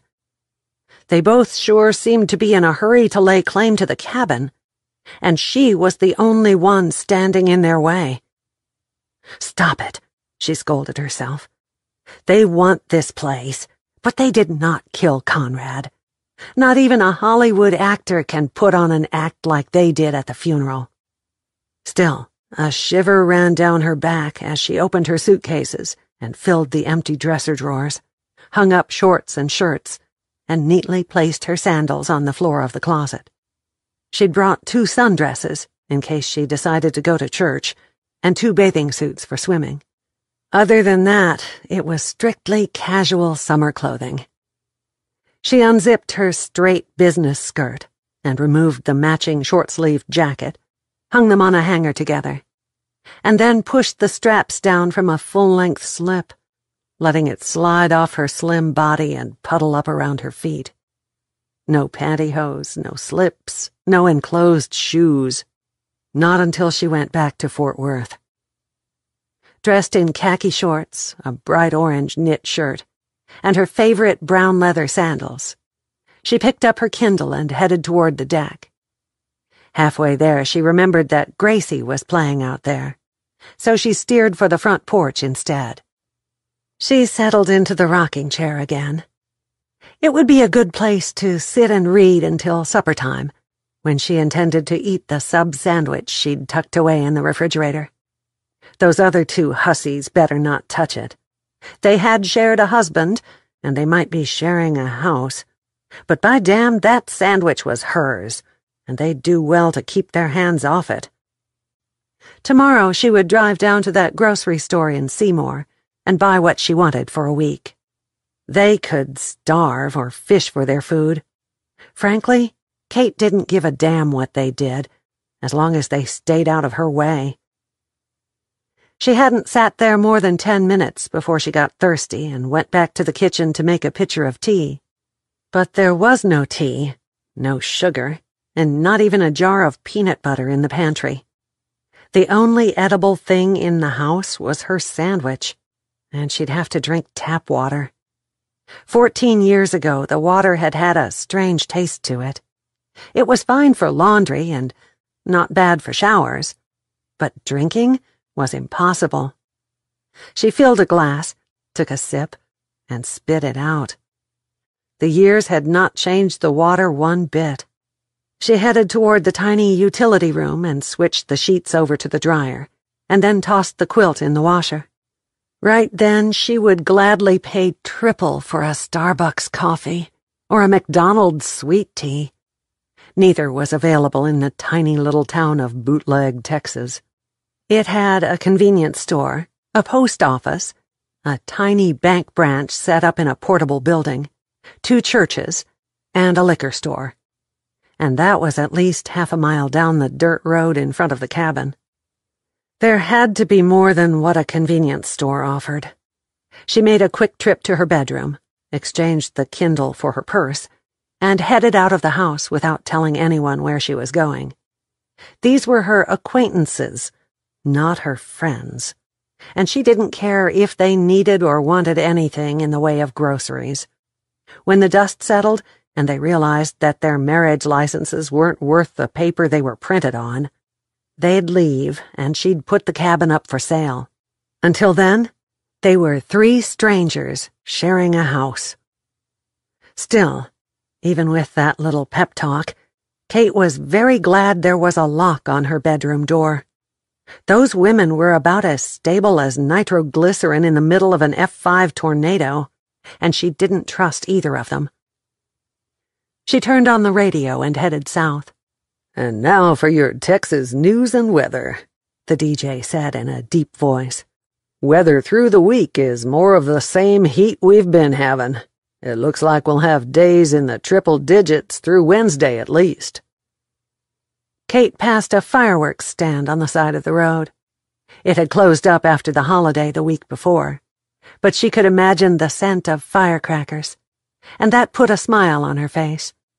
When she was a little girl, her father let her pick out her favorites every year. After the big display put on by the company after the all-day picnic at her childhood home, he would take her down to a grassy area near the pool, and they'd have their own fireworks show. Her mother hated the noise and the smell of sparklers and bottle rockets, but Kate always associated them with her dad.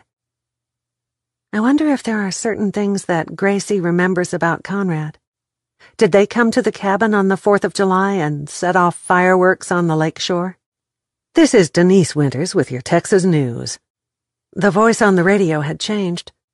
In statewide news, there are still no solid leads in the shooting death of Conrad Steele, the victim of a robbery gone bad in downtown Dallas on Thursday, June 29th.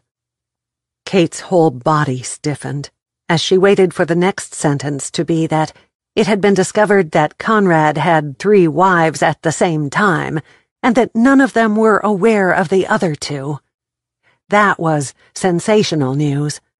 The kind of thing that those magazines beside the cash register at the grocery store checkout counter always had plastered on their covers.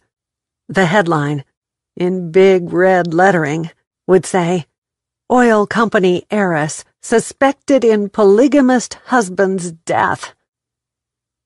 The lady went on to other news, talking about the new political front since the election, and how gasoline prices were on the rise.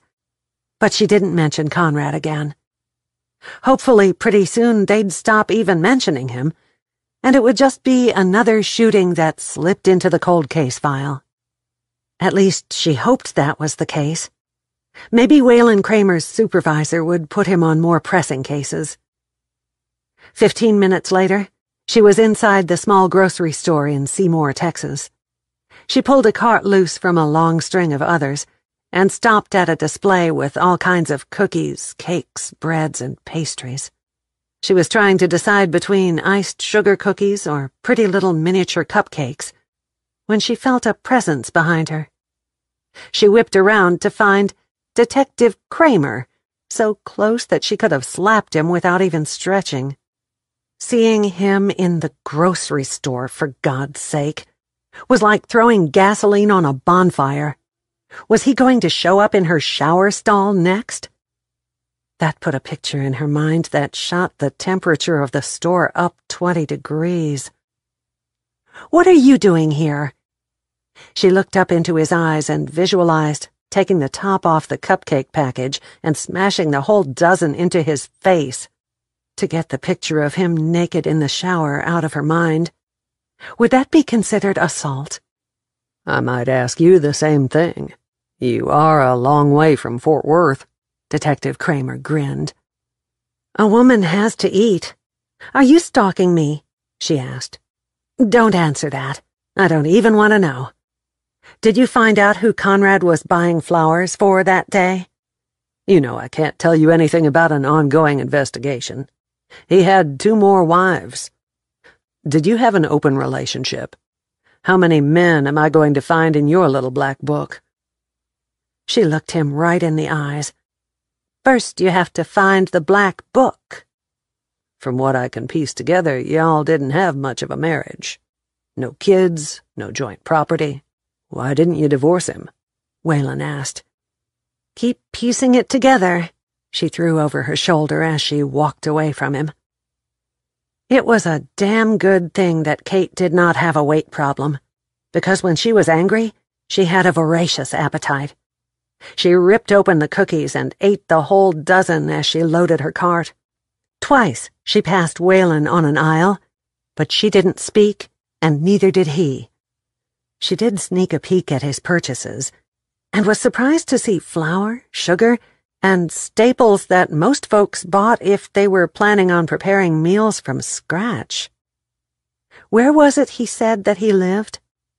It was a woman's name, like Marysville.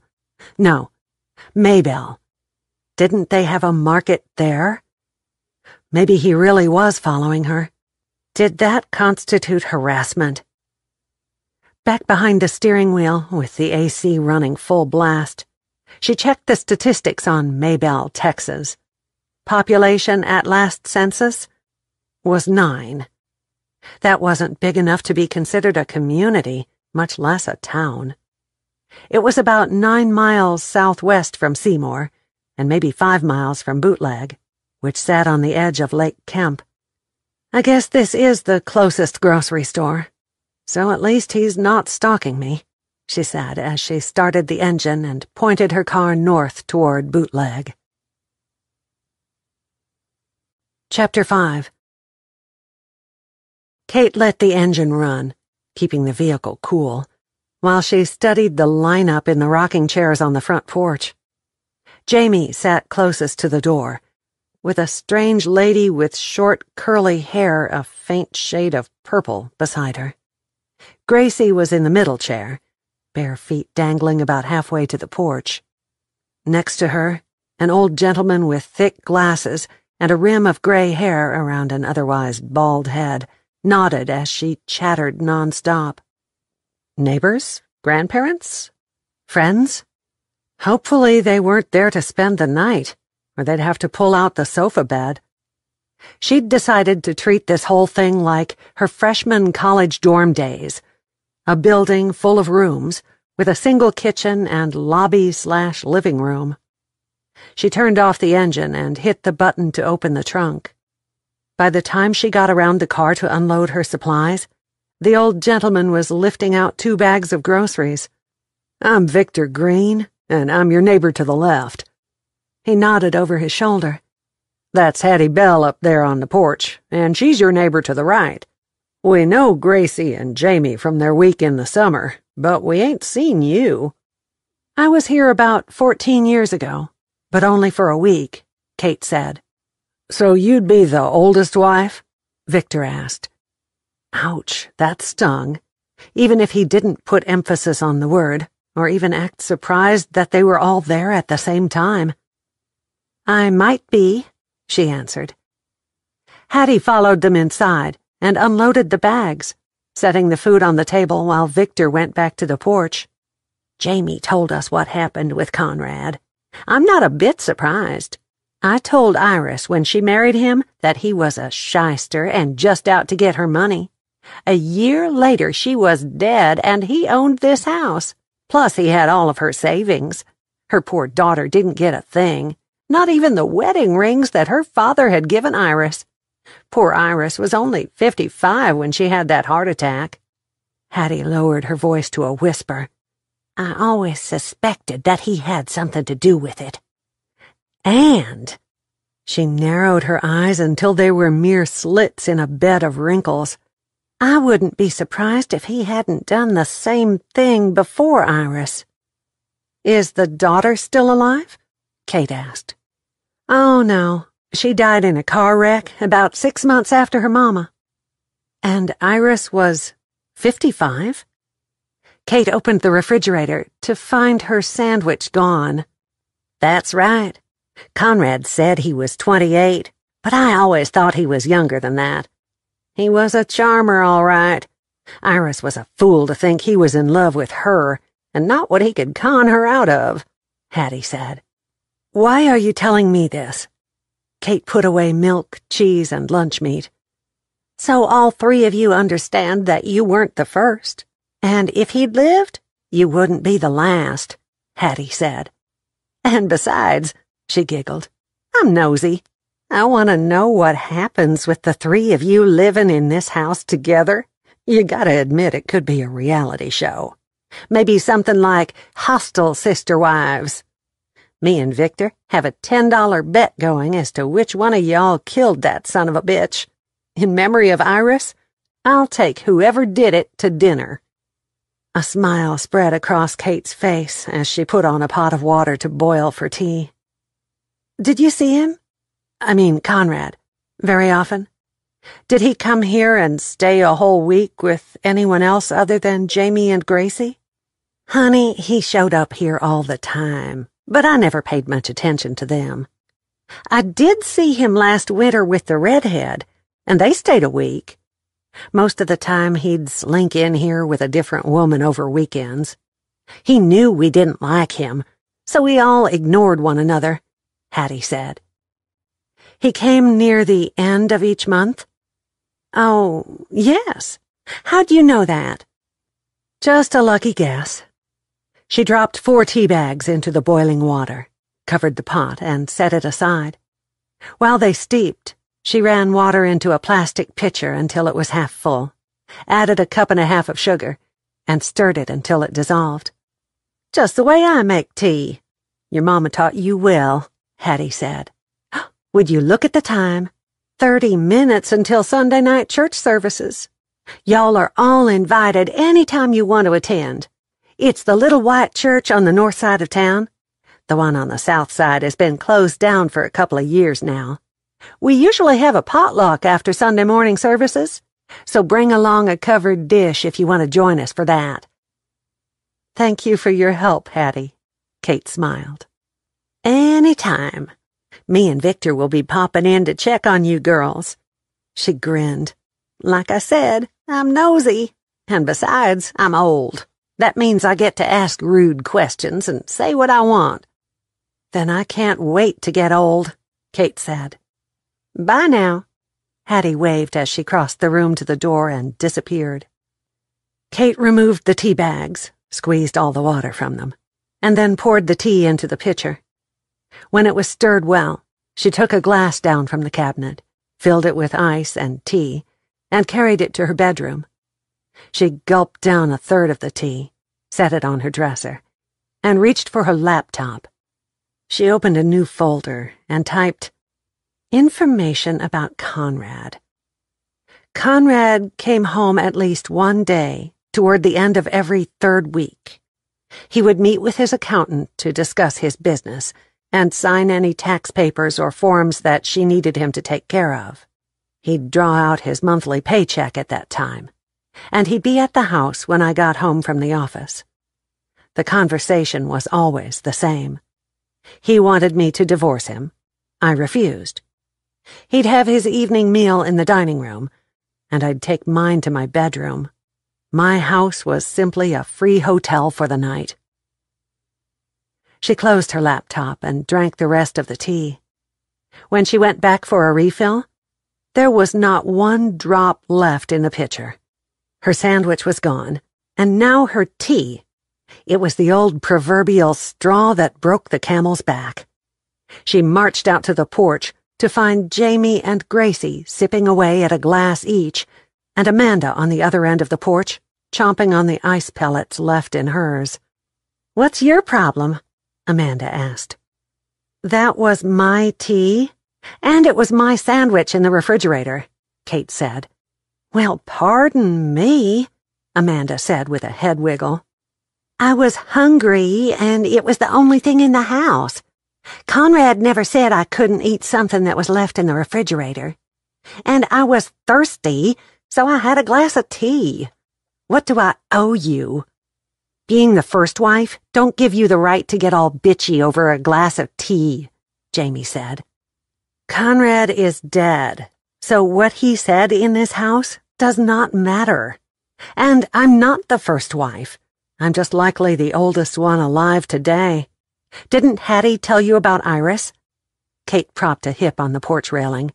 "Who is Iris?" Amanda asked. Kate told them the story, continuing, "I have started a file with things I can remember, like how Conrad only came home a day a month to talk to his accountant.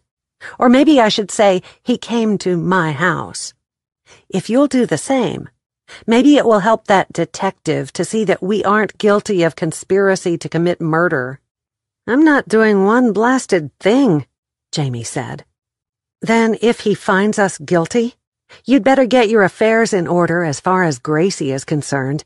And you'd better have someone designated to raise that baby, Amanda." "You are just trying to scare me." Amanda frowned.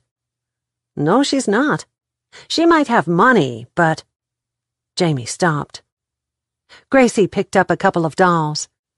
"I'm going to my room where it's cool. When is supper, Mama? I'm hungry." She slammed the screen door on the way inside. Kate almost smiled as she remembered how she used to get into trouble from every single nanny she'd ever had for slamming the back door at her house in Fort Worth. But what? Kate shook away the memory and glanced over at Jamie. "Do you have children?" Jamie asked. "No, I do not," she answered. "Then she has less to lose than we do if that detective makes a case against us," Jamie said. "And she's not trying to scare you. I can prove the days that Conrad was with me and Gracie with my credit card accounts. I charge everything to get the points and then pay it off at the end of the month. Until the past 8 or 9 months, he came home on Sunday night, and we always went to McDonald's for supper. And every evening after we had supper at home, we went to Culver's for an ice cream cone. He said it was his way of spoiling Gracie, since he didn't get to be with her all the time." Kate set her mouth in a firm line. "He was spoiling her, but you paid for everything, right?" Jamie shook her head. "He took care of the taxes and insurance on the house and paid the mortgage." "No." Amanda slapped the arm of her rocking chair. "I wanted to buy a house instead of living in an apartment, but he said we had to pay off this cabin first.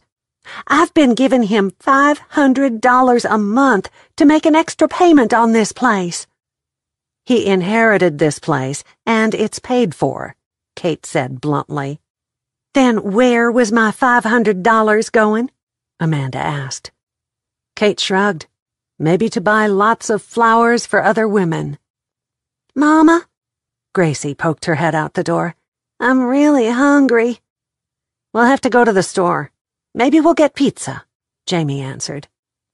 "There's sandwich stuff in the refrigerator," Kate offered.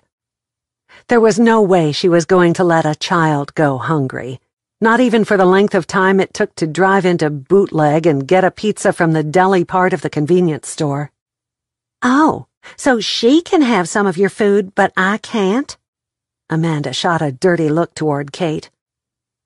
Kate ignored it and sat down in her favorite chair. "Go on and play for 5 more minutes," Jamie told Gracie. "And then we'll see about making sandwiches." "Okay, Mama. Can I get a glass of milk until then?" Jamie looked at Kate. Of course she can have milk. I'm not a monster. Yes, you may, Jamie said, and waited until the door slammed again. I teach school in inner-city Dallas. Shall we set down some classroom rules here, since we are all living in the same house? Maybe I'm sorry that I didn't ask before I ate the sandwich or drank the tea, but rules or no rules, I'm staying right here until September, Amanda declared. Aunt Ellie says I need to get my head on straight. Apology accepted, Kate said, ignoring the latter part of her statement. I vote that we each take care of our own space, keep things picked up in the living area, buy our own food, and do our own cooking. Any leftovers that go in the refrigerator are up for grabs, unless we put our name on them, Jamie said. Fair enough.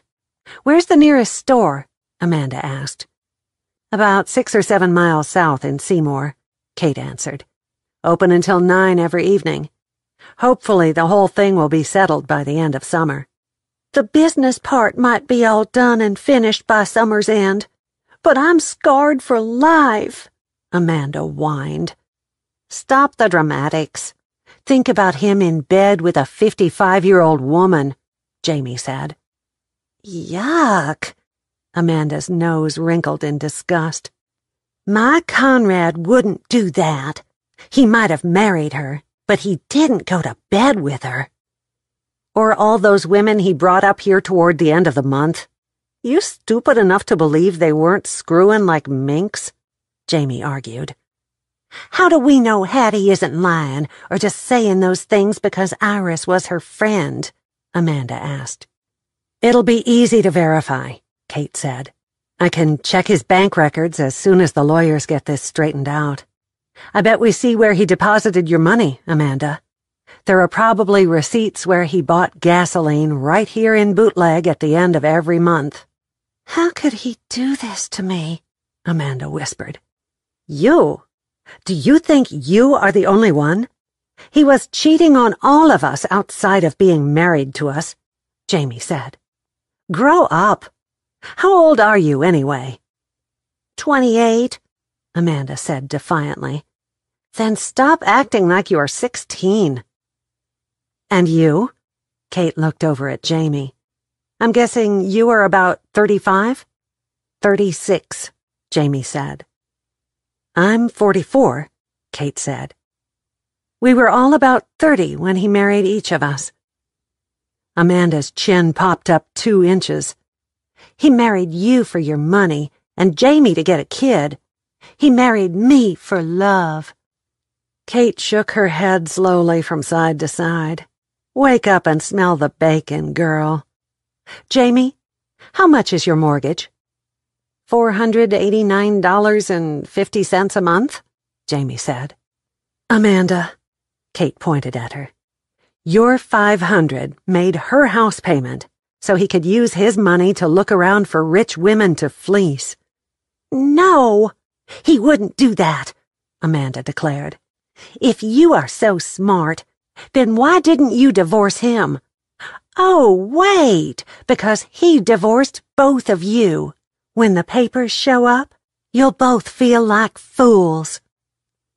Jamie pushed up out of the chair and stretched. I'm tired of this crap. If you were serious about us using your food for tonight, I'm going to make sandwiches for our supper. I was serious, and, Amanda, he would never divorce me, Kate said. Why? You are old, Amanda said. Kate took a couple of deep breaths. Because the prenup said that if he divorced me, he only got what he brought into the marriage, and that could fit into a suitcase. If I divorced him, then he was entitled to a lot more. He said on the day that he signed it that he loved me so much that he would never leave me. A year later, he vowed to make my life so miserable that I would divorce him and give him what was legally his for marrying someone no one else would have. And? Amanda pressured for more. I inherited my mother's stubborn streak, Kate said as she headed inside the house. Chapter 6. Kate spread an old quilt out on the ground and sat down. The past 2 days had been a time of cool adjustment, sometimes a bit awkward, most of the time simply learning to stay out of one another's space. She'd already said more than she'd intended to ever share with these women, and she'd given them permission to use her tea and her food. That was enough. It would take more than listening to the gentle waves lapping against the grassy shore to comfort her that day. She wished that she was back in her office, where the carpet was every bit as plush as the soft green grass beyond the quilt. Once this was over, she would go home, put it all behind her, and never deal with those 2 snippy women again. Gracie's giggles drifted across the slight breeze. She had the spirit of an angel and the smile of an imp. It would take a heart of stone not to be even a little charmed by Miss Gracie. She skipped around the edge of the lake, running back and forth to the lawn chairs Jamie had brought up from the old boathouse for Hattie and Victor. Kate smiled at the child, and a weight lifted from her soul for a moment. Jamie sat at the end of the dock with her bare feet in the water. Amanda had propped her swollen feet on a chaise longue up on the deck. If Kate turned her ear just right, she could hear country music coming from an old boom box that had been in the house 14 years ago. At least she liked the same kind of music Kate did, and not that hard rock stuff. The hair on Kate's neck prickled, and a chill chased down her spine in spite of the heat. She glanced up to see Waylon walking down the hill, carrying sunglasses by one stem, the brim of his cowboy hat obscuring his eyes. Maybe, just maybe, he was going to tell her that the whole thing had been solved. So are you all still here? He sat down uninvited on her quilt and stretched out his long legs. His short-sleeved, pearl-snapped shirt hugged his body and biceps like it had been tailor-made.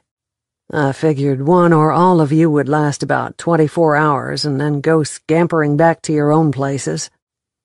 I don't scamper. Kate's smile at Gracie's antics disappeared, taking the happiness with it. He chuckled. But you still aren't best buddies? Sure we are. We're as close as sisters. That's what happens when you plan a murder together, she said sarcastically. I hope you came to tell me that you found out who killed Conrad and that you won't be showing up here anymore. Your wishes and hopes aren't coming true this week. She didn't know if it was a physical attraction brought on by that confident swagger that jacked her pulse up several notches, or if it was anger that he would even entertain the asinine assumption that she would be involved in a crime. He set his straw cowboy hat on the quilt and tossed his sunglasses inside it. The sun was still bright when I left Dallas, he said. So, have you always worked in your family's oil business? I'm sure you have checked into my job, my alibi, talked to my mother, and know where I got my education, and that I do not have children or pets, she answered. A little prickly tonight, are you? Wouldn't you be if someone accused you of murder? Maybe. Gracie's dark ponytail flipped back and forth, and her bright-colored shorts and shirt flashed in the moonlight as she ran from the edge of the lake toward the dock. When she passed Kate's quilt, she stopped. Kate, guess what? I just stuck my toes in the water, and Mama said if it ain't cold, we can swim tomorrow. She threw herself down on the quilt, barely missing Waylon's hat and sunglasses. And guess what else? Hattie says we need to go fishing. Did you know about the festival? It's got a carnival and rides and a Ferris wheel and funnel cakes, and it's all got to do with fishing, so we need to practice. She inhaled and went on. I'm going to catch the biggest fish for little kids this year and get the prize. Hattie says it's 4 tickets to 6 Flags, and I want to go. Daddy said he'd take me someday. But now he's gone away, and Mama will have to take me. But we will get some extra tickets so you can go with us if you want to. Wouldn't that be fun? Kate smiled up at her, pausing the entertaining monologue. "Gracie," Jamie yelled from the dock. "I gotta go. Bye." Gracie ran as hard as her little legs would carry her toward the dock. Cute kid. Yes, she is. Ever wish you had a couple of children? He had no idea how much his question stung. She'd always wanted children, especially a daughter. But a miscarriage, 6 months after she'd married Conrad, had ended that dream. The doctor had said that the possibility of ever conceiving a child was 1,000,000 to 1, and carrying one to term would have even slimmer chances. "Do you?" She shot right back at him. "I married my career and lost 2 wives because of it. No children. I'm too old to start now," he said. "And that is?" 45. By the time I got one through college, I'd be pushing 70. He pointed at the sky over the lake. "Look at that moon, and the way it's reflected in the water. Gorgeous, ain't it?" The lake was indeed acting like a mirror, but she didn't give a damn about the moon. She wanted him to either tell her that she wasn't a suspect, or get up off his butt and go find the real killer. "You didn't answer my question," Wayland said. "I don't intend to," she said. "What are you doing in Bootleg in the middle of the week?" "I told you that I have a little ranch in Maybelle. My folks owned it. My dad died several years ago and my mother last year. So I spend most weekends here and come and go pretty often through the week when I can get away from the desk. It's not a long drive from Dallas," Wayland answered. "So you grew up in this area?" Kate asked. He nodded. "Went to school right here in Bootleg. Know everyone in this town and quite a few in Seymour." "Hattie and Victor?" Another nod. "Yes, and I knew Iris, too. So I already knew the scuttlebutt on Conrad Steele. And before you ask, there was not a shred of evidence that he caused Iris to have that heart attack." "I wasn't going to ask. Conrad was smarter than that. If he had anything to do with her death, you would never catch him. Did you ever meet him?"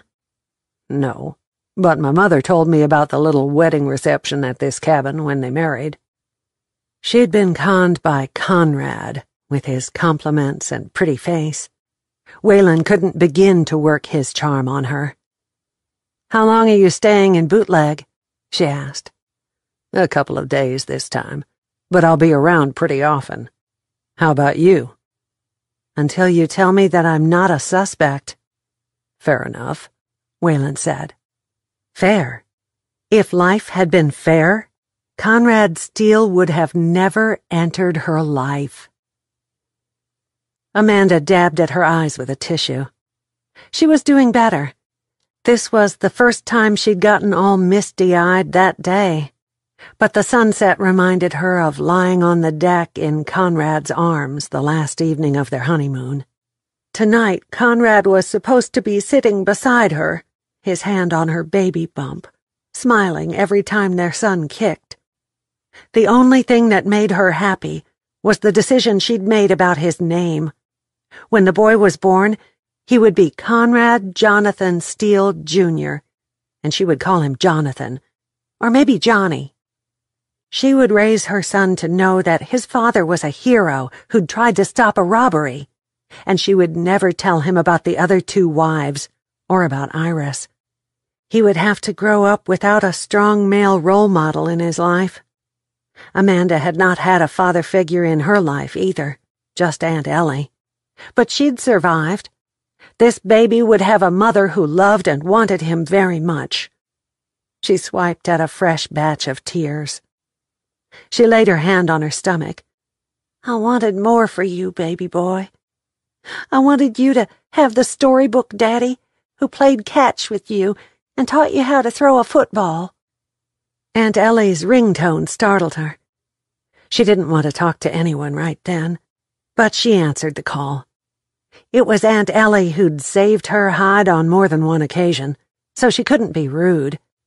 "I'm on my way home from work and thought we could chat while I drive," she said. "We had a great day.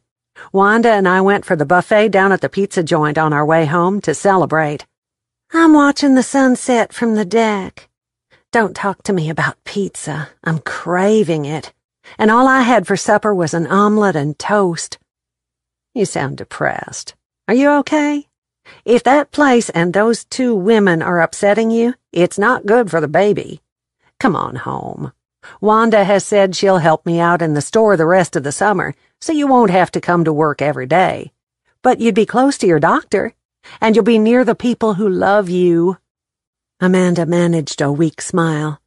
"I'm only an hour away from you and my doctor, and I'm fine right here, where Conrad and I spent the happiest time of our marriage." "And those other 2? "We're staying out of one another's way for the most part. Jamie and Gracie spend a lot of time down near the lake. The deck is mine, unless Gracie decides to play out here. But she's a good kid. She doesn't bother me much. And the front porch is Kate's." "Well, I hope you find some closure," Aunt Ellie said. "I'm driving into my garage. Talk to you later. Love you, kiddo." Amanda flipped through the pictures of her and Conrad on her phone, taking time to touch his face on every one. He'd said his sister, Kate, called him Conrad, but he hated that name. He'd always wished that their mother, Teresa, would have called him by his middle name, Jonathan. But his father's name was Jonathan James Steele, so he had to be Conrad. She rolled over to the last picture of them together. Aunt Ellie had taken it in the shop right before he had to leave, the last time she'd seen him. His smile was genuine, and his eyes were twinkling. Yes, Conrad loved her. He might not have divorced those other 2 women, but she would never believe those stories about Iris or about him bringing other women to the cabin. Iris had probably only loved him like a son. If he was here, Conrad could explain the women that Hattie thought she saw at the cabin. They were most likely clothing store owners that he was trying to cultivate to sell him their sale merchandise at the end of every season. "Are you an idiot?" a voice in her head shouted. Strange, but it sounded exactly like her best friend Bailey, who had served as maid of honor at Amanda's wedding. "You should be throwing a hissy at that bastard, not mooning around after him." She sat up a little straighter. Bailey was in Germany, stationed there with her husband, who was in the service, and Amanda hadn't told her about the situation. Still, that was exactly what she would say if she knew. Just to be sure, she sent a text to Bailey. "Call me when you have time. Lots I need to tell you." The phone rang before she could lay it back on the table beside her. Amanda hit the screen and answered. "Bailey, what are you doing awake at this hour? It must be 4 o'clock in the morning there." "It is, but I'm having one of those sleepless nights. Catch me up," Bailey said. "Conrad was killed," Amanda said, and went on to tell her the rest of the story. "I knew there was something hinky about that man. I wouldn't say anything only because you were so much in love with him. He had shifty eyes and wandering hands. I steered clear of him. What a mess." "I thought you'd support me," Amanda pouted. "Support you, yes. Listen to you defend a son of a bitch like that? No, ma'am. You need to wake up and smell the coffee or the roses or whatever the hell it is that you smell when you wake up. Take a lesson from those other 2 you told me about. Get an I don't give a damn attitude, or I'd like to kill him again one. But stop feeling sorry for yourself and see him for what he was. And that's a con man," Bailey told her. "He loved me," Amanda declared. "No, he did not. He didn't love anything but the game," Bailey shot right back. "I'm going to hang up now. And you think about the fairy tale you're telling yourself, and then think about the reality. Call me in a day or 2 when you figure out which one is really right. Good night." Night, Amanda said, not bothering to hide her upset. She hefted her weight off the lounge, stomped barefoot into the house, and went straight to her bedroom. She eased down on the bed and curled up around a pillow, pretending that it was Conrad's back and he was there with her.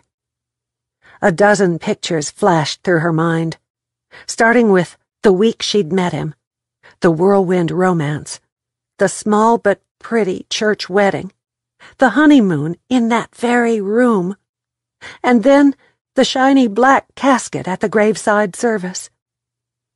Then the pretty things all disappeared, and she could see a line of faceless women, all with numbers in their hands, lined up from the bedroom door, through the house, down all those steps, and out to the lake.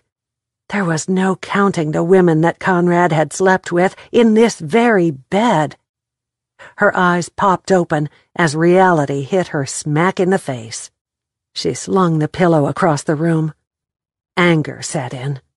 She wanted to hit something, kick holes in the walls, burn down the cabin, anything to get the misery out of her heart. Damn him for doing this to me.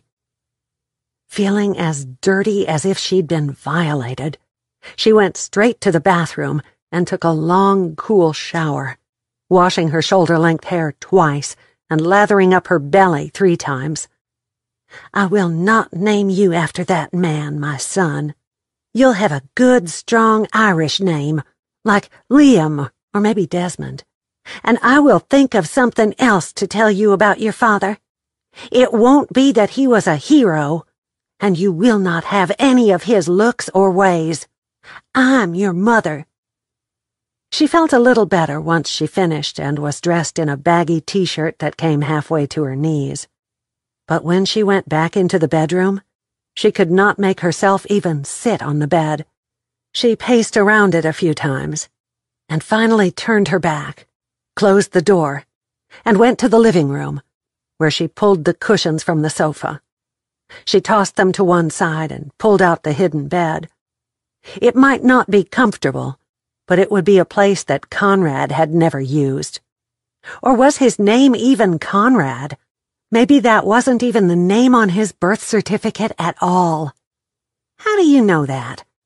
Bailey's voice was back in her head. He might have used all the beds, including the sofa. Because the one thing that I can believe that he told me was that he hated to sleep on sofas. It reminded him of his childhood, Amanda answered out loud as she went out to the deck, picked up her phone, and found a message from Aunt Ellie. Rather than sending a text, Amanda called and ranted for half an hour about the bed. When she finished, her Aunt Ellie was laughing so hard she had the hiccups. Now there's the red-haired fireball of a niece that I raised. I wondered when that wimpy woman that had taken over her body would be banished. Welcome back, real Amanda Hilton. Ellie chuckled. I will bring you a bed tomorrow. There's an extra twin-size one in storage in my garage. I'll be there by 6, so be on the lookout for me. Thank you, Aunt Ellie. It will be more comfortable than the sofa, I'm sure. And bring a 5-gallon can of gasoline with you. Ellie gasped. You will not set fire to a mattress in town. Those damn things burn forever, and the smoke would be awful. Besides, after all the women he's had on the thing, the fumes might be toxic. We'll talk about it when I get there. Thank you. But I intend to burn it or take it to a landfill. I won't have that thing in my cabin, Amanda said. See you tomorrow. Anything else you want me to bring? A loaded sub sandwich with cold cuts and lots of Italian dressing, she said. You got it, Aunt Ellie said. She laid the phone to the side, picked up the remote, and turned on the television. But before she could flip through the channels, the sliding doors out to the deck squeaked open. Gracie didn't pay a bit of attention to Amanda, but headed straight to the bathroom with Jamie right behind her. Jamie stopped in her tracks and raised an eyebrow. Amanda narrowed her eyes and shook her head. I don't want to talk about it. I'm not sleeping in that bed another night. Aunt Ellie is bringing me another bed tomorrow after she closes the shop. Good night." Jamie giggled. "What's so funny?" Amanda asked. Jamie stopped and looked back. It took you long enough to figure it out. Kate smiled as she came in the front door. She's young and slow. Amanda shook a finger at Kate. "Just because you are old doesn't mean you are so smart. You married him too." "Yes, I did, but I did not spend one night in that bed." "Me either," Jamie yelled from the hallway. "And I won't spend another one," Amanda declared. Chapter 7. It was one of those days when, if something could go wrong, it did. Even if there was no way something could go wrong, it did anyway. Kate started out the morning by burning her breakfast toast, spilling coffee all over her favorite pajamas, and killing a spider on the kitchen counter. She'd just put the ingredients for a smoothie into the blender when someone knocked on the door. On the way to open it, she stumbled over Amanda's flip-flops and almost fell face first across the living room floor. "What in the hell is Waylon doing here this early?" she mumbled as she slung open the door. "Good morning," Hattie said cheerfully. Kate frowned. "I'm here for Gracie. Jamie said I can have her the next 3 mornings for Bible school down at our church. Is she ready?" Kate shrugged. "You haven't had your morning coffee, have you? I'm an old bear until I get my 2 cups, too." "I'll just see if they're out on the deck, and you go get a cup poured," Hattie said. Kate stepped aside and let her enter the cabin. Hattie stopped in her tracks when she saw Amanda on the sofa. Why isn't she in one of the bedrooms? That can't be good for her back. She wanted the master bedroom, but changed her mind last night, Kate explained. Jamie slid back the doors out onto the deck and smiled at Hattie. "She's ready. We were having breakfast burritos while we waited." Gracie's dark ponytail was held up with a bright red bow that matched her red-checked sundress. Her white sandals showed wear, but Jamie had taken time to polish them. Gracie tiptoed across the floor and put her hand in Hattie's. "I'm ready. You will be my teacher, right?" Gracie slipped her hand in Hattie's. Oh, to be as trusting as a child, Kate thought. "Yes, darling girl, I will keep you right beside me all day," Hattie said. "I'll have her back by 1. We feed them lunch before we turn them loose." Jamie bent down and kissed Gracie on the forehead. "Have fun. When you get home, I want to hear all about your new friends." "I'll try to remember all their names." Jamie handed Hattie a piece of paper. "Hattie, here's my phone number in case she wants me to come and get her before the Bible school is done." "I'll get that programmed into my phone," Hattie said. "And Gracie, I can't wait for you to meet Lisa." Hattie led her out of the cabin, talking the whole way. Jamie followed Kate to the kitchen and started to dump what was left in a skillet into the trash, then paused with a frown as she stared at Kate's burned toast and the mixture in the blender. "The toaster runs hot. You got to stand over it and watch it like a hawk or it'll burn the bread every time. It's so old it doesn't have a setting on it. Whatever you've got in that blender looks like ground-up grass. There's enough egg mixture left for a couple of burritos. You want it?" Jamie asked. "If she doesn't, I do," Amanda said from the sofa. Kate set the blender in the refrigerator and nodded. "They do smell good. I could eat one." "Well, rats. I could eat them both." Amanda padded barefoot from the living room to the kitchen. She went straight to the microwave and put a cup of water into it to heat. When it dinged, she stirred instant decaf into it, added sugar and milk, and took a sip before she carried it to the table. "Too bad, I'm having one," Kate said. "How did you sleep last night?" "Horrible, but better than if I'd been in that bed," she said honestly. Jamie whipped up 2 burritos in a few seconds, put them on a plate, and set them in front of Kate and Amanda.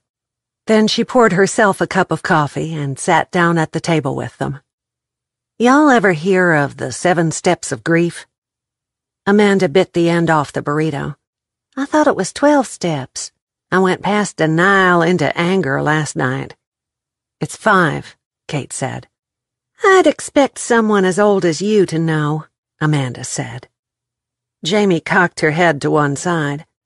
Age can knock the socks off youth any day of the week, so be careful. There are 2 of us older than you.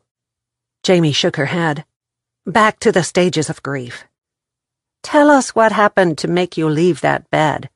You whined for that room like a 2-year-old wanting a cookie. So what changed your mind? Amanda swallowed and took a sip of coffee. I talked to my friend Bailey, who was my maid of honor when I got married. Let's just say she started to open my eyes. And then when I went into that room, and I could see all those women who'd been there before and after me, it was not a pretty sight. I went from denial and shock straight to anger. Pain and guilt is step 2, Kate said. I tied that up with denial. Amanda laid a hand on her stomach. He's kicking. I wish he'd been a girl now, because I don't want him to grow up like Conrad. You really did do a turnaround, didn't you? Jamie laughed. I honestly did. Now tell me what to expect on the rest of this grief crap. Have y'all hit the 2nd stage yet? Oh, honey, I started with anger in the cemetery, Jamie said. I finished the whole process 13 years ago when Conrad asked for a divorce the first time, Kate said. How did y'all meet Conrad? I'm not sure I want to talk about personal things with either of you, Amanda said with a sniff. Jamie rolled her eyes toward the ceiling. Get over it, Amanda. Don't tell me what or what not to do, she smarted off. How'd you meet him anyway? I was at a beginning of school pool party at the principal's house. He was the superintendent's date, but spent most of the night flirting with me. He left with my phone number, called, and asked me out the next week. We were married the last day of the year, and I got pregnant soon after. But when Gracie was born, there were complications, so we knew she'd be an only child. Makes sense. I had a miscarriage, and the doctor said I couldn't have children, Kate said. Why does that make sense? Amanda asked, and then clapped a hand over her mouth when she realized what it meant. He wanted a son, so he married me to get one, right? He only married me because I'm young, and he might have a son with me. Kate shrugged. He was a con artist, so who knows? But that would be my guess. He was a jobber who came into our store to see if we wanted to buy from him, Amanda said. We set up an account, and he flirted like crazy, asked me out that next weekend, and we went on a picnic in the park. Very romantic, under the stars. That was late summer, and like y'all, we were married on the last day of the year. I was about 4 weeks pregnant at that time, and we were both ecstatic that he'd have someone to carry on his family name. If that is his name, Kate said. He did marry all of us with the same name, Conrad Jonathan Steele, right? Jamie asked. Kate and Amanda both nodded. And you? Amanda asked. I was at the cemetery putting flowers on my father's grave, and he was there putting flowers on his mother's grave. Her name was May Smith, and she died in 1995. She's buried pretty close to my father. For the first year of our marriage, I kept flowers on her grave as well as my dad's, Kate said. Jamie chuckled. He told me his mother's name was Julie Smith, and she was buried in Louisiana where he was raised. He had that southern drawl, so I never doubted him. I bet May Smith's family thought she had a secret admirer that whole year. Amanda slapped the table. He told me that you were his sister and your mother was also his mama, and that you had control of the money. What a mess. Julie Smith is probably the name of one of those women that he conned, Kate said. He bragged about how stupid women were, In his mind, with a wink and a few compliments, he could have any woman in the world falling into bed with him. Amanda's hands went up to cup her face as her eyes bugged out. He talked to you about his women? About us?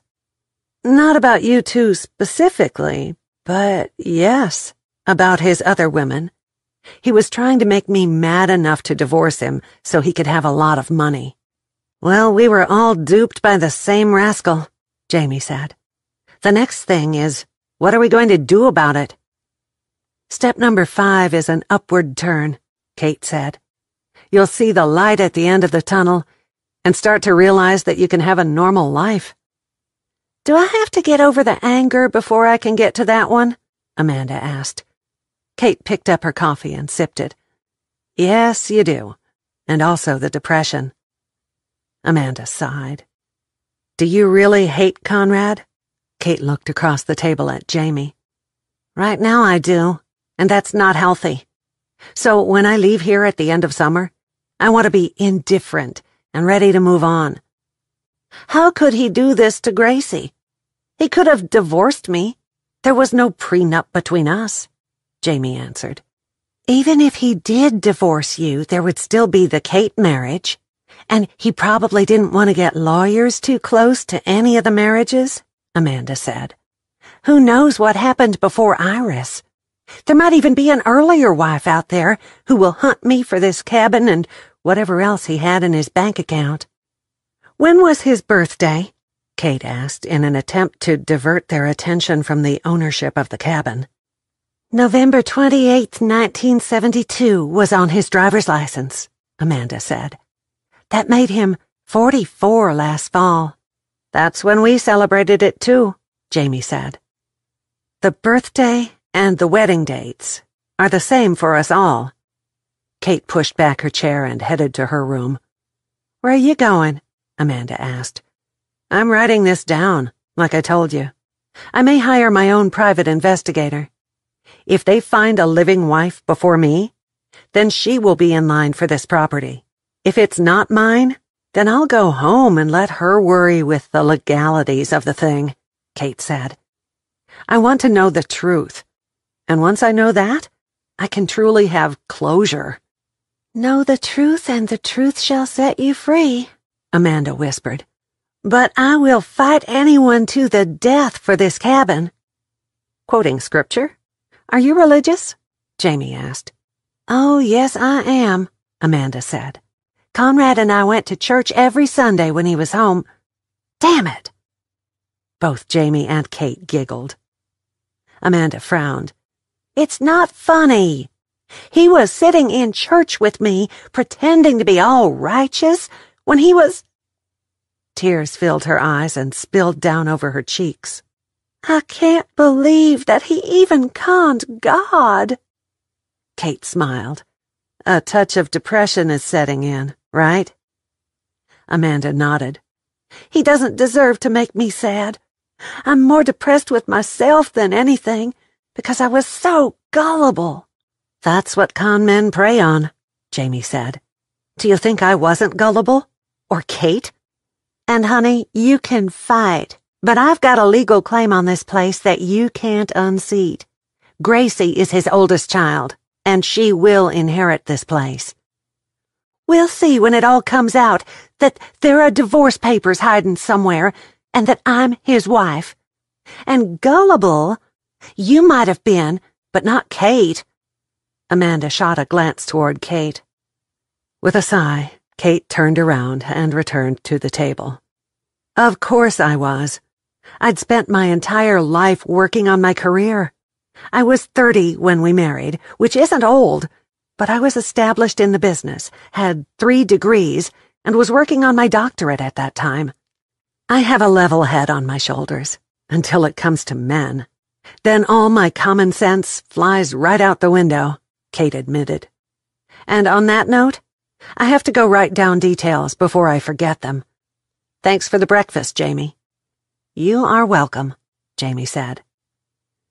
Kate changed from pajama pants and a tank top into shorts and a t-shirt. She wrote down every single thing that they'd discussed, and then she folded her shirt and pajama pants. When she tried to open the dresser drawer to put them away, it hung about halfway. She tugged on it, but it wouldn't budge.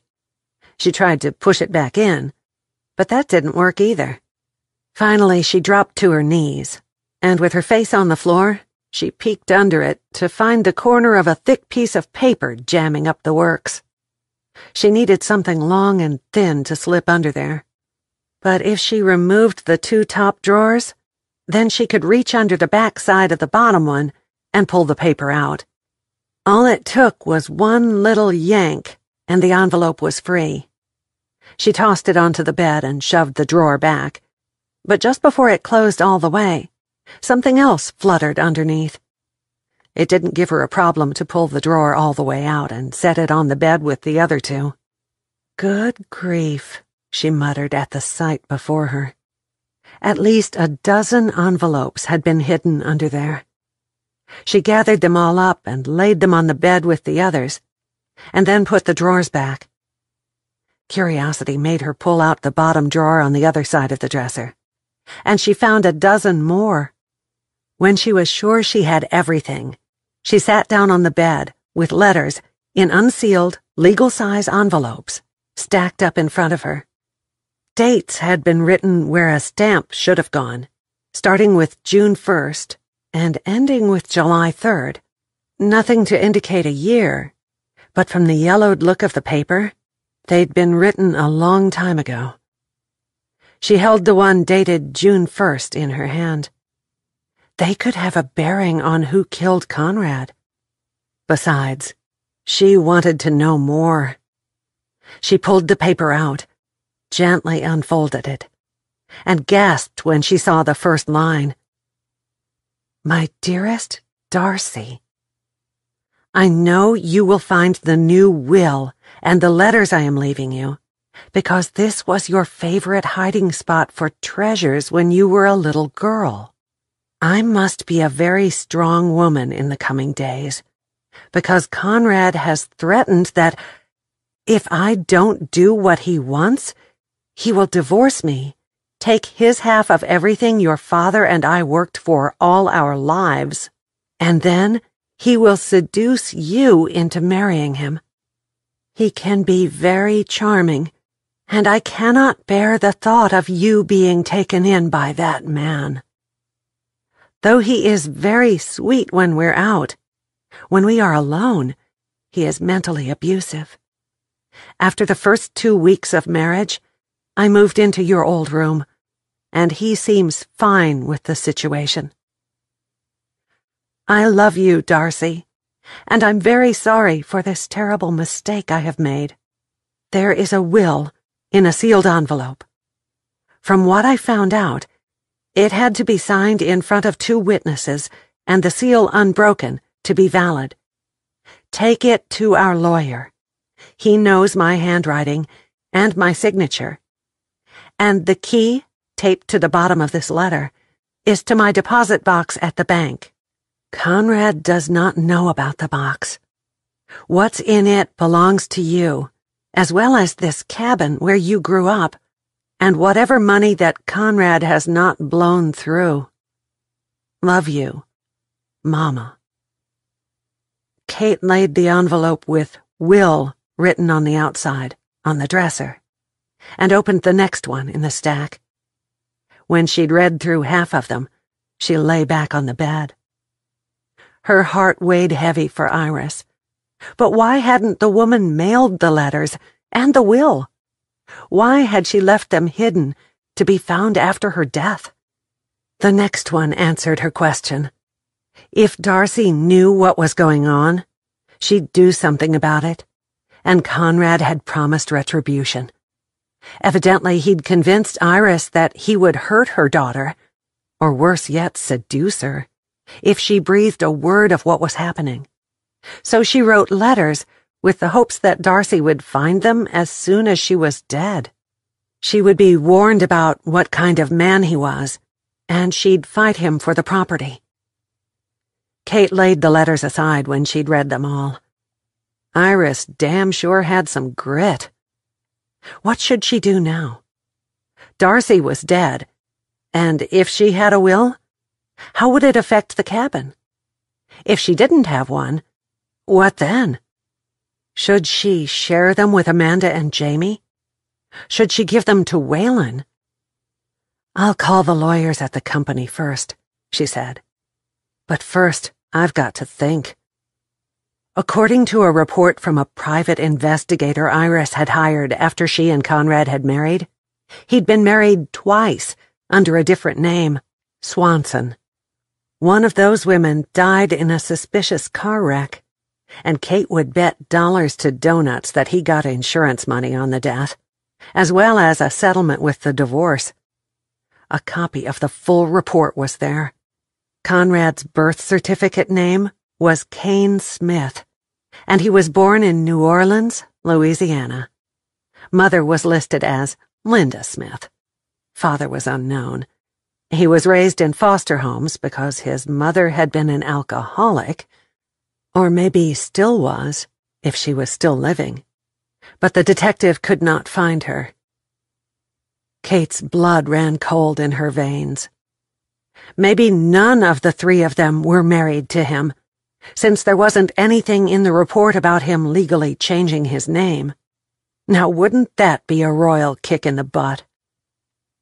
She heard the crunch of gravel, and then a vehicle door slam. She hurriedly gathered all the letters, plus the will, into a pile, and shoved them into her suitcase. Waylon was in the living room when Kate arrived.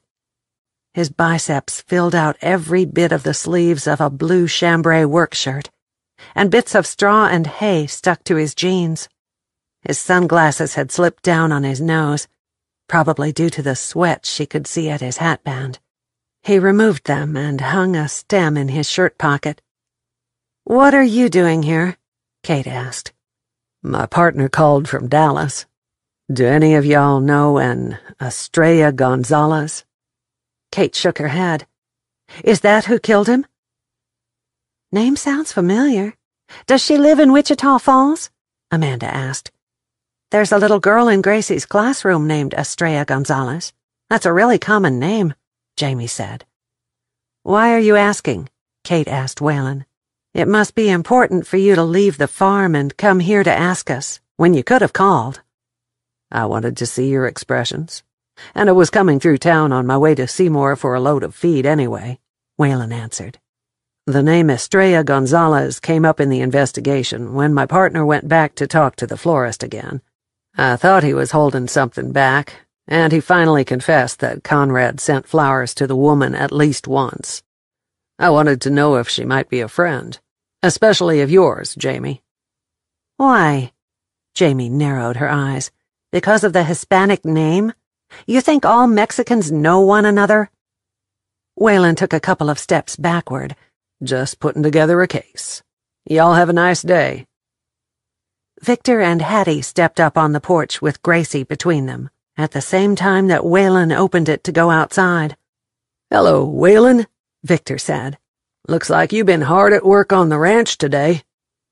Hattie gave him a smile and a nod. "Mama, guess what?" Gracie skipped across the room. "I got a new friend, and her name is Lisa, and guess what? I got a mommy, and she's got a daddy. My daddy is dead, and her mommy is dead. And guess what? Her house burned down. She lost all her Barbies, and it made her sad. So I told her that she could come and play with mine anytime she wants to. Is that all right?" "Of course it is, sweetie. I'm glad you made a new friend, but I'm sorry she's lost her house and her mommy." Jamie pulled Gracie close for a hug. Gracie giggled. "And guess what else, Mama? Lisa is the same age as me." "That's wonderful."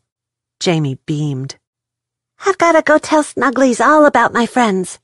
Gracie danced down the hallway. "Snugglies?" Amanda raised an eyebrow. "The teddy bear that she's slept with since she was a tiny baby," Jamie explained. "Got any new stuff on the murder? We really need a name so we can send the person who done it a thank you card," Victor asked Waylon. "If they get convicted, I'll take them a chocolate cake to whatever jail they are in once a year on their birthday," Hattie said. Waylon chuckled. Y'all keep talking like that and you'll go on my suspect list. We'd have as much right to be there as these 3 women, Victor told him. Be seeing you. Waylon tipped his hat and left. Kate motioned Victor and Hattie into the kitchen. Y'all want a glass of sweet tea? Victor removed his snap-bill hat, tossed it on a rocking chair, and followed her into the kitchen. I would love one. Jamie, we've known Lisa since she was born, and she'll be a good friend for Gracie. They hit it right off. Lisa lost her mother last year after a 6-month battle with cancer. Her daddy is the VOAG teacher at the school. And I babysat her before she started school. Hattie bustled about in the kitchen, helping fill glasses with ice. Kate made a fresh pitcher of tea and set it on the table. Victor, do you or Hattie know an Estrella Gonzalez? She might have come to the cabin with Conrad recently. Or maybe she lives around here, Jamie said. Victor pulled out a chair and slumped down into it. He downed half of his tea before he came up for air. Never heard that name, and I know everyone in these parts. Kids get younger every year and I get older. And believe me, they ain't all as well-behaved as Gracie and Lisa. It's a different name. If I'd heard it, I would remember, Hattie answered. And Victor, quit your complaining. We both love to be a part of Bible school, don't we? Yep, Victor nodded. Who is this Estrella Gonzalez? All Waylon would say is that her name is caught up in the investigation when they talk to the florist, Amanda said. You know, Conrad didn't associate with none of us. Kept to himself after Iris died. Hattie sipped her tea. He might have had this woman up here, but we never heard no names. Poor Iris. She'd turn over in her grave if she knew all this stuff. No, she wouldn't. Victor laughed and pointed at the ceiling. She's so happy she's doing a jig on the golden streets right now. And I bet Darcy is dancing with her. Darcy? Amanda asked. She was Iris's daughter, who died not long after Iris, Hattie said. Did Darcy have children? Kate asked. Hattie shook her head. Poor little thing never married and never had kids. Iris wanted grandbabies so bad. Me and Victor tried to share ours when they came to visit, but it wasn't the same. So you and Victor have lived here your whole lives? Kate asked. Yep, and been best friends since we was little kids in the church nursery. We've been fighting and telling each other our secrets for over 80 years, Hattie said proudly. And you never dated? Amanda raised her eyebrows. Lord, no, darling. I wouldn't date this old fart. And I wouldn't date her. She knew too much about me. Wouldn't be no fun in that, Victor laughed. Thanks for the tea, but we gotta get going. Gotta get my lawn mowed this afternoon. Y'all want me to ride my mower up here and take care of yours? How much do you charge? Amanda asked.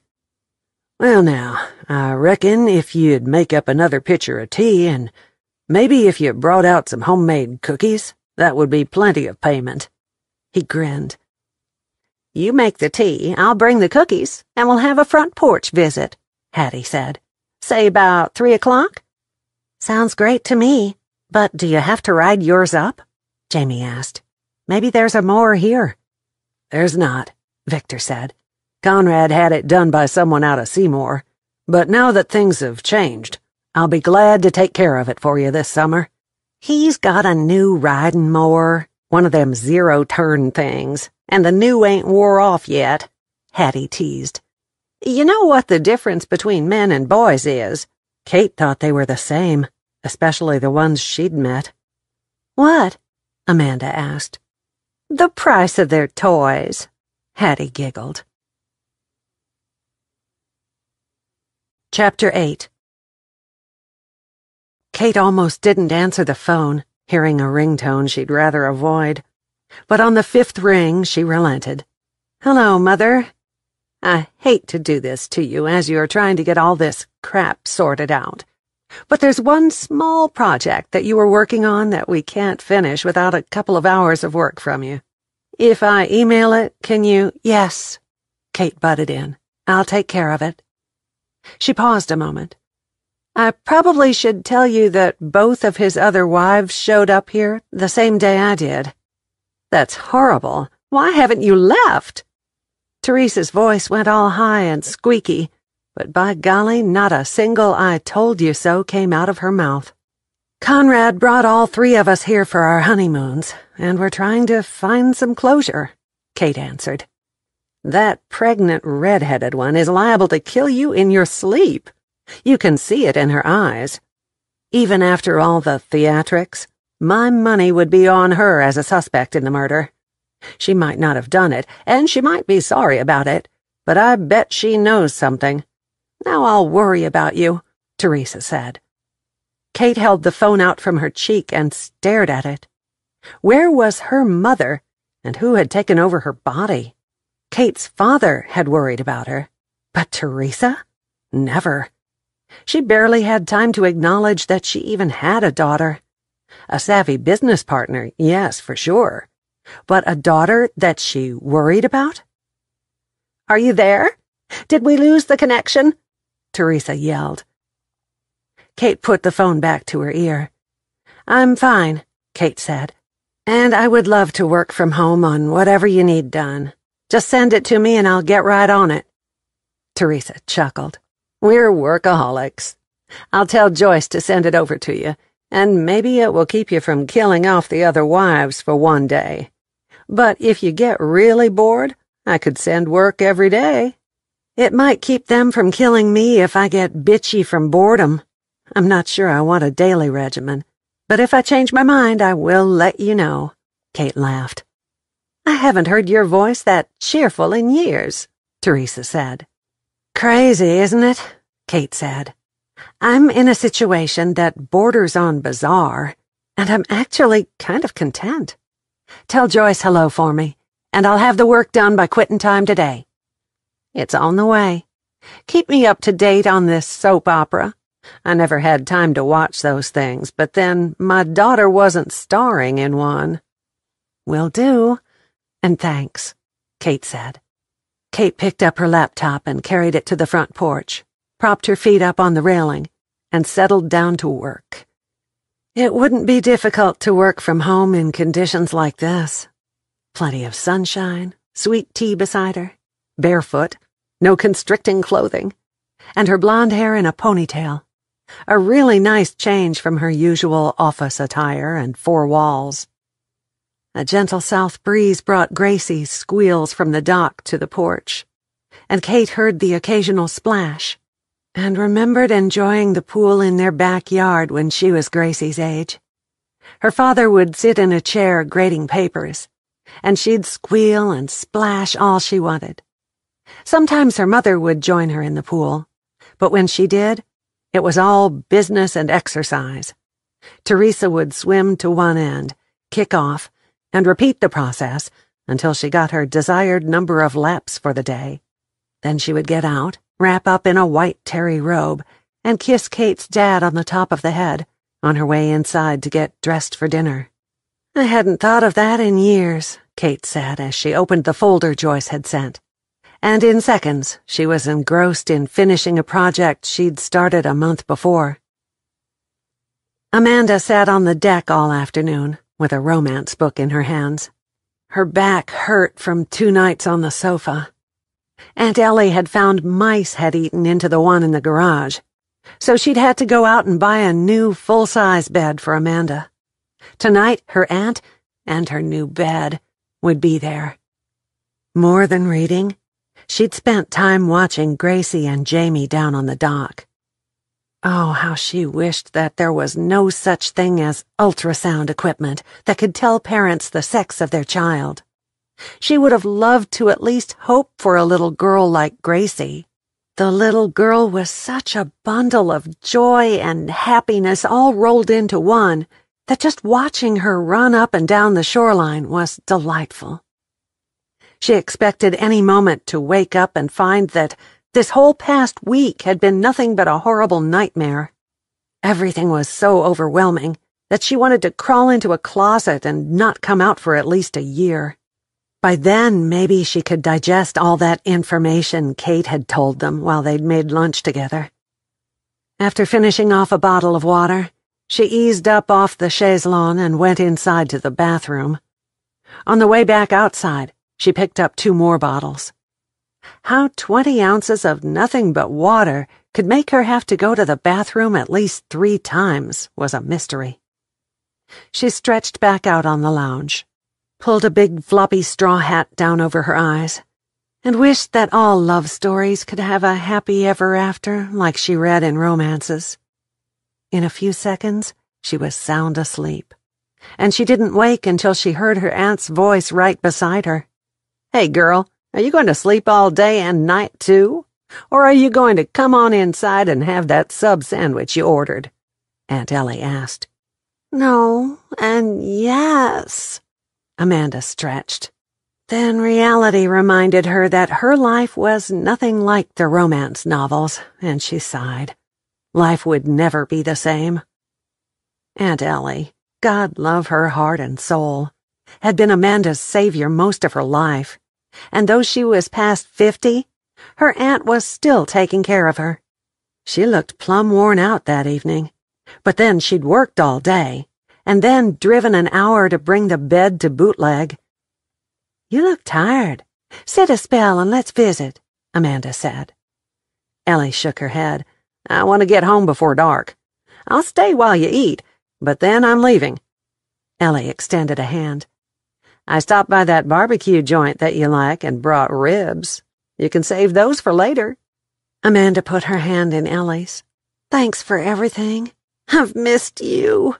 She slung an arm around Ellie's shoulders, and they went inside together. "Let's eat, and then we'll move the old bed out and the new one in. We do share food around here, so we'll put the ribs on the stove, and if the others want some, then fine. If not, I'll have the leftovers for breakfast." "Barbecued ribs for breakfast?" Ellie frowned. "I'm pregnant."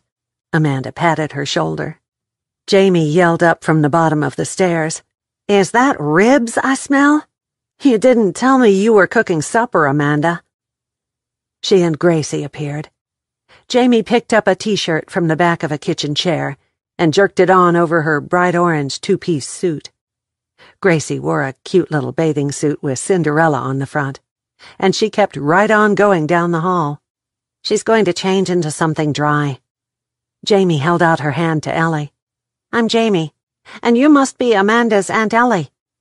Ellie shook hands with her and nodded toward the table. "Amanda has no idea how to make barbecue, but I know where to buy it." "Thank you. I was going to make us a sandwich, but that smells so good.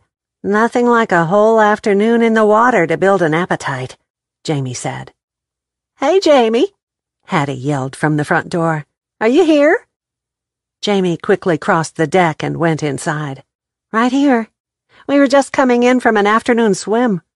I wondered if I could steal Gracie to help me at the church. I've got to get things set up for tomorrow's Bible school. Lisa is going to help me, so I thought maybe Gracie might like to go along," Hattie said. "I could have called, but I was driving right past anyway." Gracie shot out of the bedroom wearing nothing but panties and a t-shirt. "Please, Mama, I want to go see my new friend." "How soon?" Jamie asked. "About 20 minutes. I've already got Lisa out in the car, but I need to pick up treats for tomorrow at my house, so I'll get Gracie on the way back through. Just grab her booster for me." Hattie nodded toward Ellie. "Hello, I'm Hattie Bell from next door." "I'm Ellie Hilton, Amanda's aunt. Pleased to meet you," Ellie said. "Hey, Hattie," Amanda waved.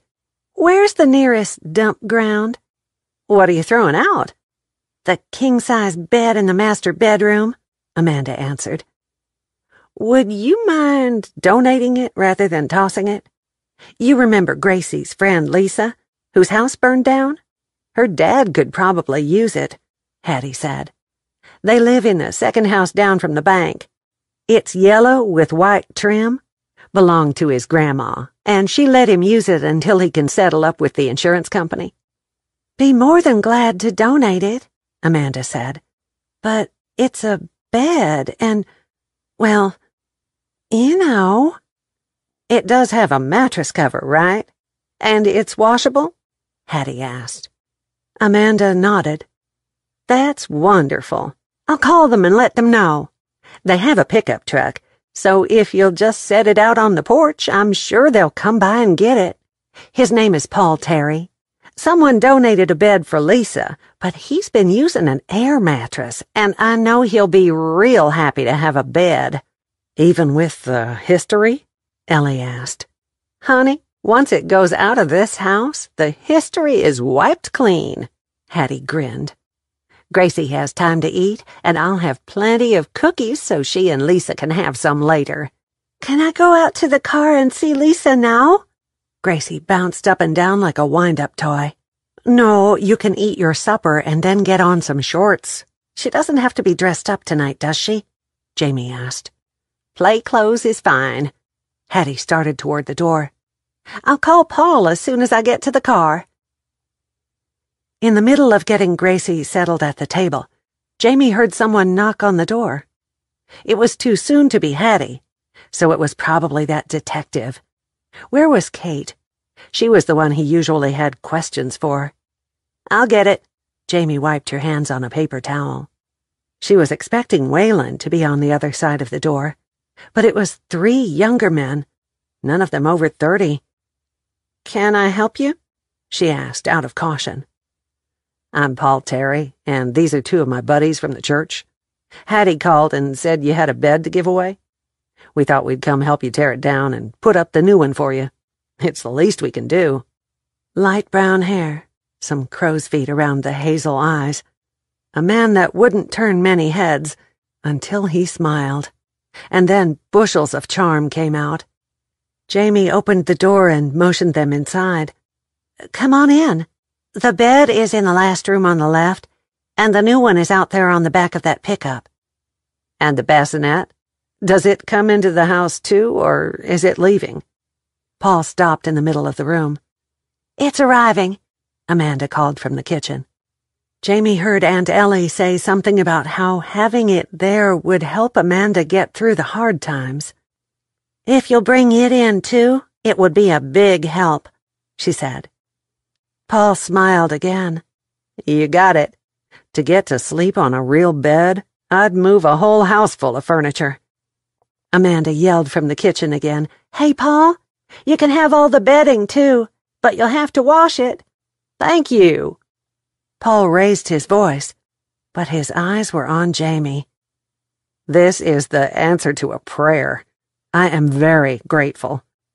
Then he nodded toward Jamie. You are Gracie's mother, right? Yes, I am. Jamie nodded. She's all Lisa has been talking about. Paul's smile got even wider at the mention of his daughter. Well, Gracie is quite taken with her new friend, too. Jamie was reluctant to return to the kitchen. I'm not going to propose to him. I just want to get to know him better, if his kid and mine are going to be friends, she argued with the voice in her head.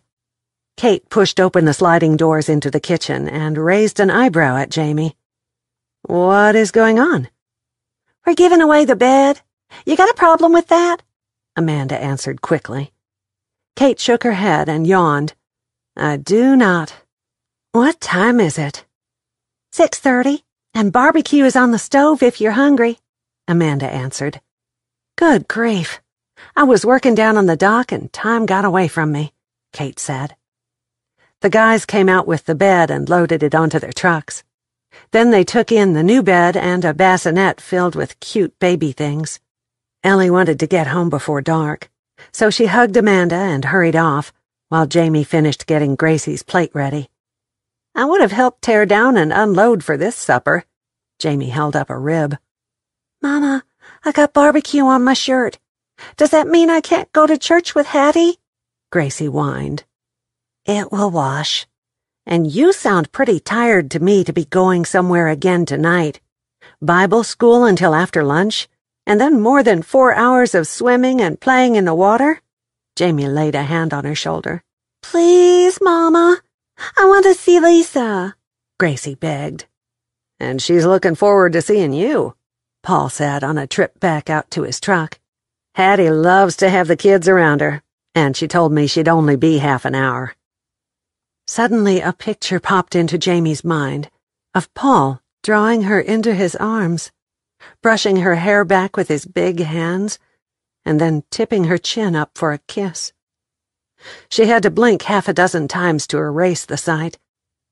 Jamie could not remember the last time that she blushed, but a slow burn started at the base of her neck and shot around to her cheeks. The crazy thing was that not one thing had happened that should cause the little hot crimson circles, but her own thoughts. Damn it!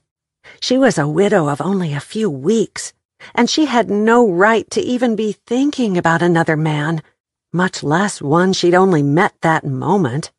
Jamie nodded at her daughter. Okay, but on one condition. When you get home, you go straight to bed. Deal. Gracie grinned. Amanda's breath caught in her chest. Conrad used to say that word with exactly the same inflection. Would her son turn out to be like his father? She had to put it out of her mind or she would lose her appetite. I believe I saw a few sparks in this room when y'all shook hands, she whispered for Jamie's ears only. You are blushing. Kate overheard and whipped around from the stove. There is a lot of color in your cheeks. I am not blushing, Jamie protested. I've been out in the sun too much today. And y'all would do well to remember that we've all only been widows a few days. I saw what I saw, Amanda shrugged. Kate carried her plate to the table. I thought we were taking the bed to a dump ground. Amanda pulled a paper towel from the roll in the middle of the table. Remember hearing about Gracie's little friend's house burning? I gave the bed to her daddy. They offered to take it away and put up the new one for me. Pretty good trade-off, but I would have been glad to help with the moving out and moving in business, Kate said. Jamie finished her second rib and wiped her hands. Conrad would be livid about this, you know. Good, Amanda said. I hope he is twisting and turning in, she glanced at Gracie, in the place where I'm pretty sure he is suffering from the heat. That's a change of heart from that whimpering girl at the funeral a few days ago, Kate said. The veil has been lifted from her eyes. Jamie took Gracie by the hand. This little girl needs to get a clean shirt on. Amanda laid a hand on her stomach as the men brought the smaller bed into the house and carried it down the hallway.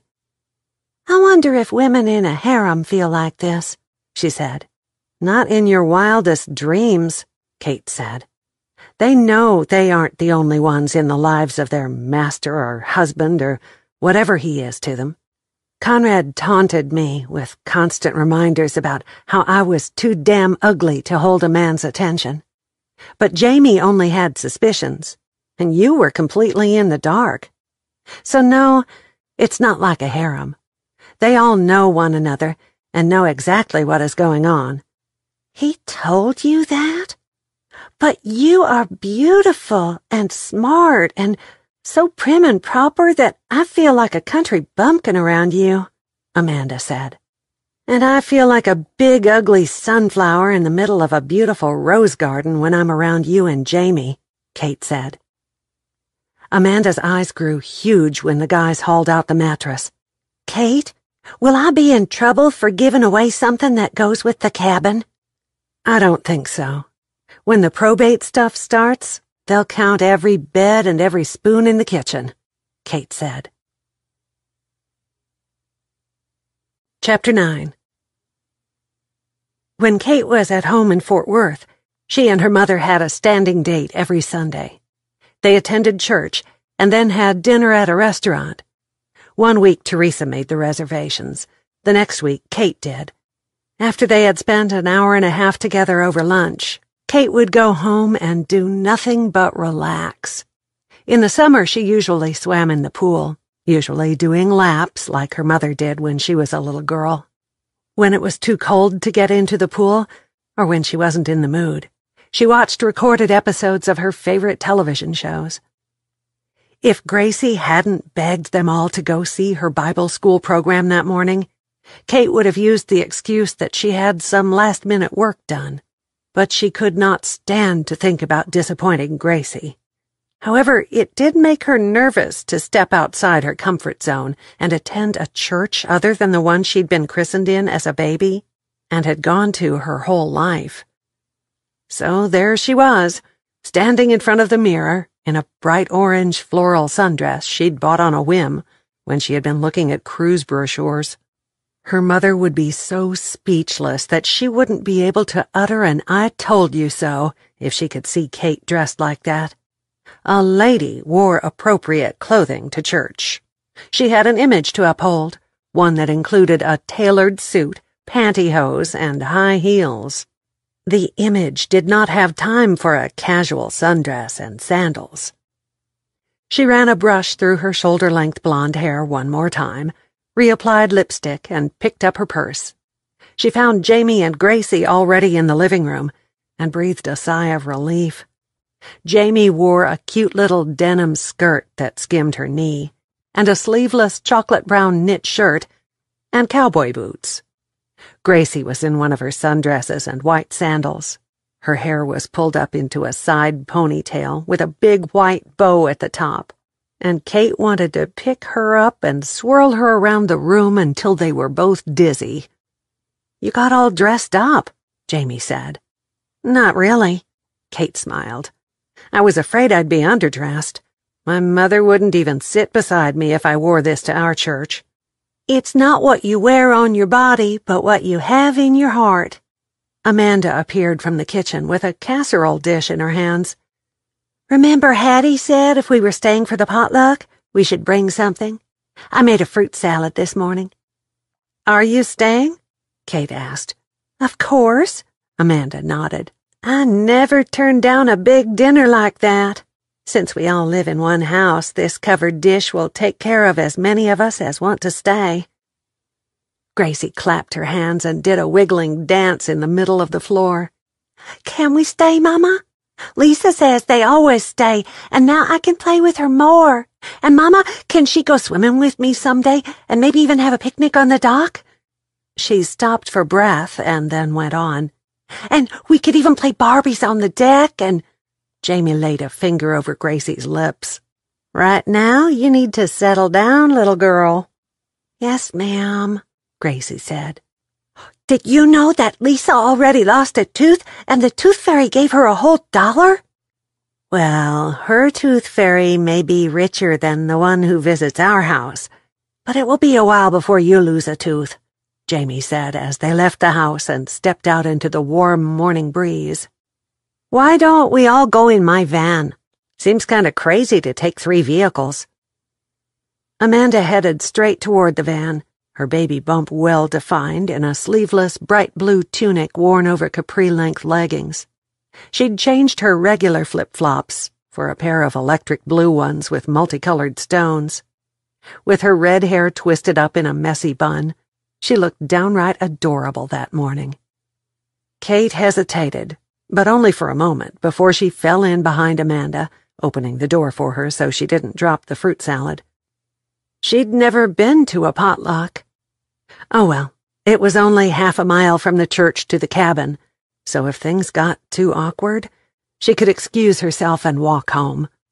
She really did feel like a duck out of water.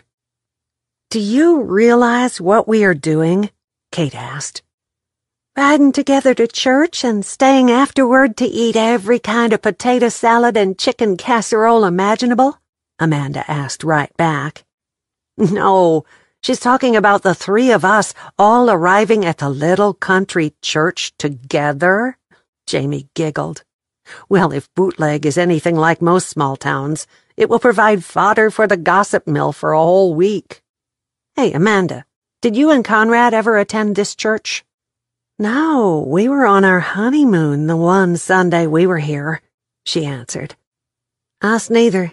Not on the honeymoon or any of the weeks we spent here in the summertime." Jamie glanced across the console and met Kate's eyes. "I thought that's where you and Gracie met Victor and Hattie," Kate said. "No. Gracie piped up from the back seat beside Amanda. "We met them down at the lake. They were walking, and we were fishing, and they stopped and talked to us. And then we saw them at the festival." That's the first time she remembers them. "She and I actually met them first when she was in a stroller, and we went to the festival while Conrad did some business from the cabin," Jamie explained. "And you? Did you go to church with him?" Kate lifted one shoulder in a slight shrug. "I was only here for the honeymoon week. By the time the second summer rolled around after that, I wouldn't have gone anywhere with him. So I guess this is a first time for all of us." "Except me," Gracie piped up. "But don't y'all worry. I will show you around and tell everyone who you are. Lisa is going to be so surprised that you came with me." According to her grandmother, Mama Rita, Jamie was 90% bluff and 10% mean. But the mean was so bad that no one had better call her bluff. That particular Sunday morning, mean was taking a back seat to bluff. It wasn't that she was afraid to go inside the church, but it would be insanely awkward. She was lucky to find a parking space not far from the front, where people were still going inside. "Best I can do," she muttered. Amanda pushed the button to open the wide back door. "Good enough. I'll take this to the fellowship hall. Save plenty of room on whatever pew you find." "I'm going to find the restroom before I come in, so save a seat for me, too," Kate said. Gracie put her hand in Kate's as soon as they were out of the van.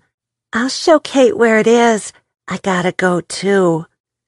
Jamie intended to slip in the back door and sit on the back pew, but evidently every mama, daddy, grandpa, and granny in the whole county had come out to see the Bible school program that morning.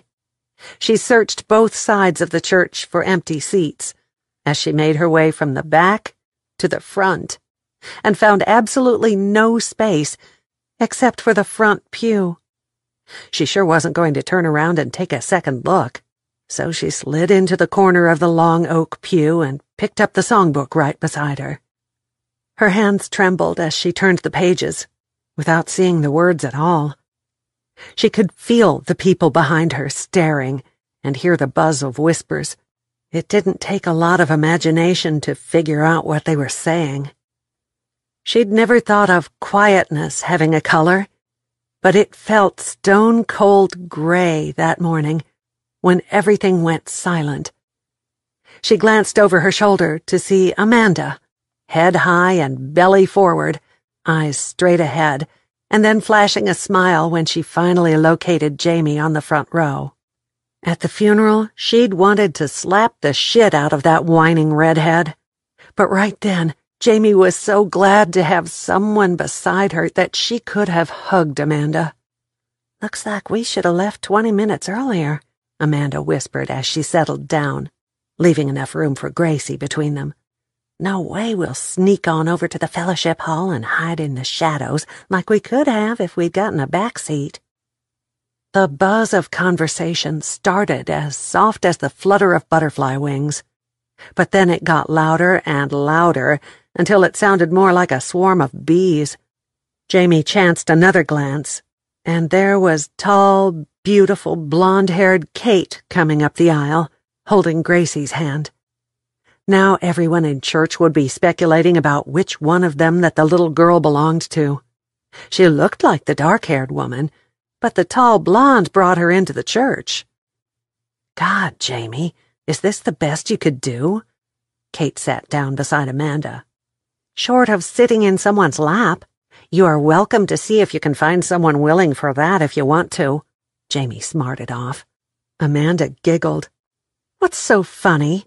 Kate asked. "God, Jamie?" "I'd rather be Queen Jamie," Jamie whispered. "Shh." Gracie put her finger over her lips. "It's about to start, and I need to think about my verse that I memorized." "And what is that?" Jamie asked. "Blessed are those who mourn, for they shall be comforted," she said. "What does mourn mean, Mama?" "It means being sad, like you were at your daddy's funeral, and getting happy again," Jamie said. Kind of like when we were sad at our house, and now we are happy in Bootleg. I'm glad God blessed us, Gracie whispered. The preacher rose and went to the old oak lectern. Other than a few sounds of folks shifting around to get comfortable, the noise stopped again. Today we are having our annual Bible school program instead of a sermon. If all the children and their teachers will come forward and take their seats in the choir chairs behind me, we will begin. Gracie stood and went straight to the chair, without any supervision or even looking back at her mother. Jamie was amazed. In their huge church in Dallas, Gracie wouldn't let go of Jamie's hand from the time they walked inside until they were back in the van on the way home. Beginning with each child reciting one of the Beatitude verses, the service was adorable. The whole group sang 2 different hymns and did a skit in which Gracie played a little girl from the days when Jesus was on the earth. She said her 2 lines loud and clear. After Hattie asked the congregation to bow their heads for the benediction, everyone stood and kids scattered every which way to find their parents in the sea of faces. Kate touched Jamie on the shoulder and smiled. She did so well up there. Has she been in lots of these little plays? At her age, I would have been terrified. This is her first one, Jamie answered. I'm shocked. At home, she's very shy and won't get 2 feet from my side when we are away from the house. It's because it's not a big, overwhelming place, Amanda said. This is the kind of church that Aunt Ellie took me to my whole life. I can't imagine going to one that holds 500 people. Kate laughed. Try 3 times that. Jamie nodded. Or 4. No wonder she's intimidated. Anyone would be. You should move to a small town to raise her, Jamie. What about you? Wichita Falls isn't a rural community, Jamie said. Hattie pushed her way through the children to join them before Amanda could answer.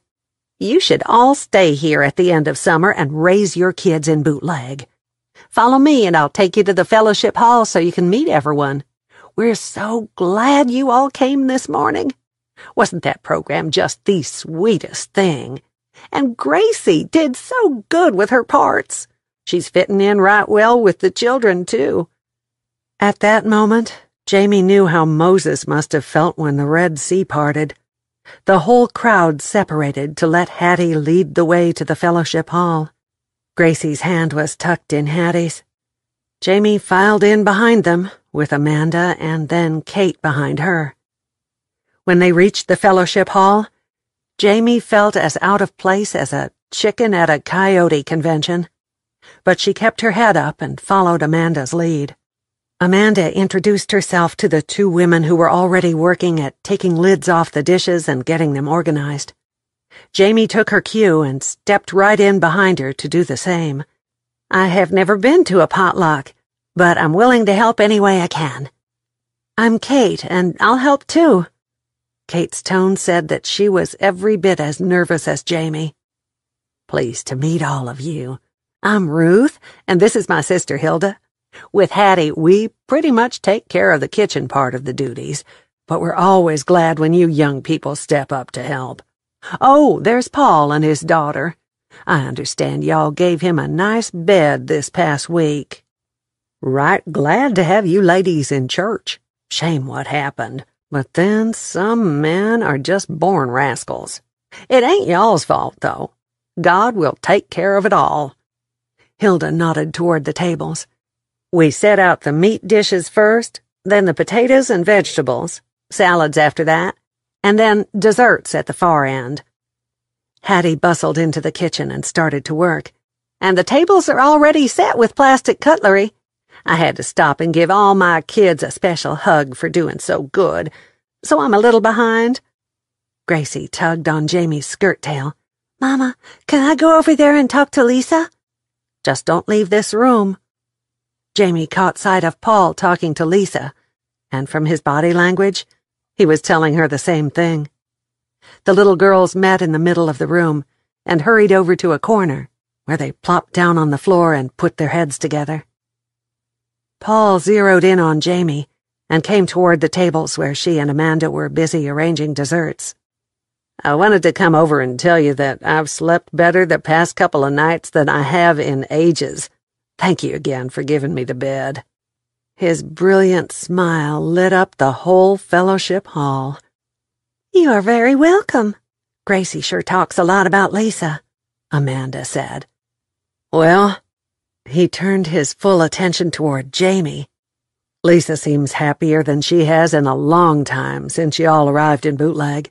She was just getting a little closure with her mom's passing, and then the fire took everything from us. If Hattie hadn't shared some pictures of her mother taken at church functions, we wouldn't even have that." Guilt pricked Jamie's heart. She'd thrown every picture of Conrad into the trash, except the one in Gracie's room. Maybe she should have saved a few more.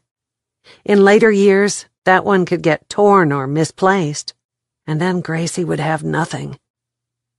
Hattie pushed her way in between Amanda and Jamie and set 2 pies on the table. "I was glad to share what I had with you, and it makes me happy to see Lisa and Gracie helping each other get through these tough times." "Where's Kate?" Amanda glanced around the room. "Hilda has her marking lids so they know which dishes to put them back on when this is over," Hattie answered. "Well, thanks again," Paul said. "And Jamie? Anytime that Gracie wants to come to our house for a play date, she's sure welcome. Lisa really likes her, as you can see." Paul nodded toward the other side of the room, where the girls were whispering to each other. "I wonder what they're talking about," Amanda said. "Probably what dessert they'll snag first." Paul laughed as he walked away. Jamie fought the urge to fan her warm face with the back of her hand. Damn it. She wasn't a teenager with a crush on a new boy on the block. "And there's that blush again," Amanda teased. "Hush," Jamie hissed. "I get flushed when I'm hungry. Right now, I'm thinking about moving to a little church when I go home. I cannot believe how these folks are treating us." "He makes you nervous," Amanda sing-songed, and then lowered her voice to a whisper. "And in church, and so soon after widowhood." "I've been a widow for months, ever since you came into the picture," Jamie said. "You mean?" Amanda asked. "Only a few times, and only because I insisted," Jamie said. "Well, damn!" Amanda rolled her eyes to the ceiling. "Forgive me, Lord, I didn't mean to cuss in church. Did you think you were the only one he was sleeping with?" "No." "But," Amanda's pert nose wrinkled, "don't it bother you that he, well, you know?" "Not anymore," Jamie said. "Let's think about food and put off this conversation until later. I'm too big to dodge lightning bolts," Amanda said. "Why are these people being so nice?" Kate whispered as she carried more desserts out to the tables. Amanda shrugged. "It's simply the way things are done. Now, if there had been no Iris, things might be different." "Then thank you, Jesus, for Iris," Kate said. "This food all looks scrumptious. And I get to eat for 2, Amanda grinned. "Lucky girl," Jamie and Kate said at the same time. Kate felt privileged to sit beside Gracie, who kept a running conversation going with Lisa on the other side of her. Across the table, Victor had finagled it so that Jamie and Paul were side by side. Of course, Hattie, Victor, and Amanda were all at the same table with them, and close enough they could talk about summer, the upcoming festival, and the food. No one said a word about Conrad, and Kate was glad for that. She had enough to think about with those letters in her suitcase, and still no decision about whom to give them to, or whether or not to share them with Amanda and Jamie, or tell Waylon about them. She had sent the will by registered mail down to the legal department at the oil firm, and she'd gotten word that they had received it. Hopefully by the middle of the week, they'd know how to handle it, since Darcy was deceased. "So how long have you been at the bootleg school?" Jamie asked Paul. 12 years. Came here right out of college and stayed. My grandmother lives in Seymour and owns rental property up here and down there too, so I have family close by. I was raised out around Amarillo, and I gotta admit it took a while, but I learned to like the rural way of life pretty quick," Paul answered. "And I was raised in this area and wound up in Dallas. Strange how we go looking for something different." Waylon sat down beside Paul. Kate's pulse quickened when he glanced her way. "Hello, Kate, and everyone else. Glad to see you here," Paul said. "How'd your students do at the spring livestock show this spring? Got any showing during the summer?" Waylon asked Paul. "They did real well at the show. Several of the cattle and sheep got ribbons and trophies," Paul said. "No one is doing anything this summer. I'm kinda glad. What with the fire and all, I'm pretty busy. Got any guys that'd be willing to do some hay hauling? Send 'em out to my place. Looks like I've got a bumper crop coming in," Waylon said. "Maybe. I'll ask around, and if I find any, I'll tell 'em to call you. You going to be in town all week, or down in Dallas chasing bad guys?" Paul glanced at Jamie. "Back and forth. Got hay to get into the barns, but we're still looking into leads in the case," he answered. "Well, la-dee-da," Kate thought. "That's more than you've told us. We don't even get that much when we ask. Unless you start telling us something, I won't share the letters. And believe me, what's in those could help." Chapter 10. I love potlucks, but I will be so glad to get home and get out of my Sunday clothes, Amanda said on the way home. Potlucks all the time would be a disaster on the waistline. There was no way Kate could eat like that every week and not be the size of a small elephant by the time summer was over. "I'm taking tamales next week." Jamie parked in front of the cabin. "When it's my turn, I'll get fried chicken from the deli at the convenience store," Kate offered. "Then we get to stay every time?" Gracie asked. "I love it here, Mama. Let's not ever go home." "Who's that on the porch with your Aunt Ellie?" Kate pointed toward the porch. She was looking forward to a nap, or maybe an afternoon with a book down under her willow tree. Hopefully, after a couple of nice-to-see-yous, she could slip away. "Our friend Wanda! This is a nice surprise." Amanda hurried out of the car, kicked off her shoes when she got to the porch, and sat down in a rocking chair beside them. A surge of jealousy shot through Kate. Her mother would never just show up unannounced and wait on the porch for her. No more than Kate would do that. That's what phones were for, and why appointments were made. But the way that Amanda greeted the two women, her hands started moving around as she described the potluck and her day. Well, Kate envied her at that moment. "Look, Mama," Gracie said as she bounded out of the van. "There's Lisa's truck. I wish we could really stay here forever." Paul drove up beside Jamie's van and crawled out of his truck. He threw his cowboy hat into the passenger seat and helped Lisa get free of her seatbelt. Gracie grabbed her hand, and together they skipped across the yard and into the house. "I'll be back to get her in an hour. If you need me, here's my number." He handed Jamie a piece of paper. "And thanks for letting her come over and play a while." "Anytime," Jamie smiled. It was evident that Paul did affect Jamie, just like Amanda teased her about. But Kate wasn't Jamie's keeper, and she had more pressing things to think about that day than whether or not Paul and Jamie had chemistry. "Hello, I'm Kate." She introduced herself when she reached the porch. She stayed long enough to be polite, and then went inside, changed into shorts and a comfortable shirt, and left by the back door. She went a little farther down the shoreline, because she spotted a big weeping willow tree that offered shade. She pushed back the limbs and spread out her quilt, settled in with her Kindle, and chose a book by Heather Birch titled One Lavender Ribbon that had been on her to-be-read pile for a couple of years. The blurb on the back mentioned letters, and of course that appealed to her right then. She read a few pages, yawned, and laid the Kindle aside.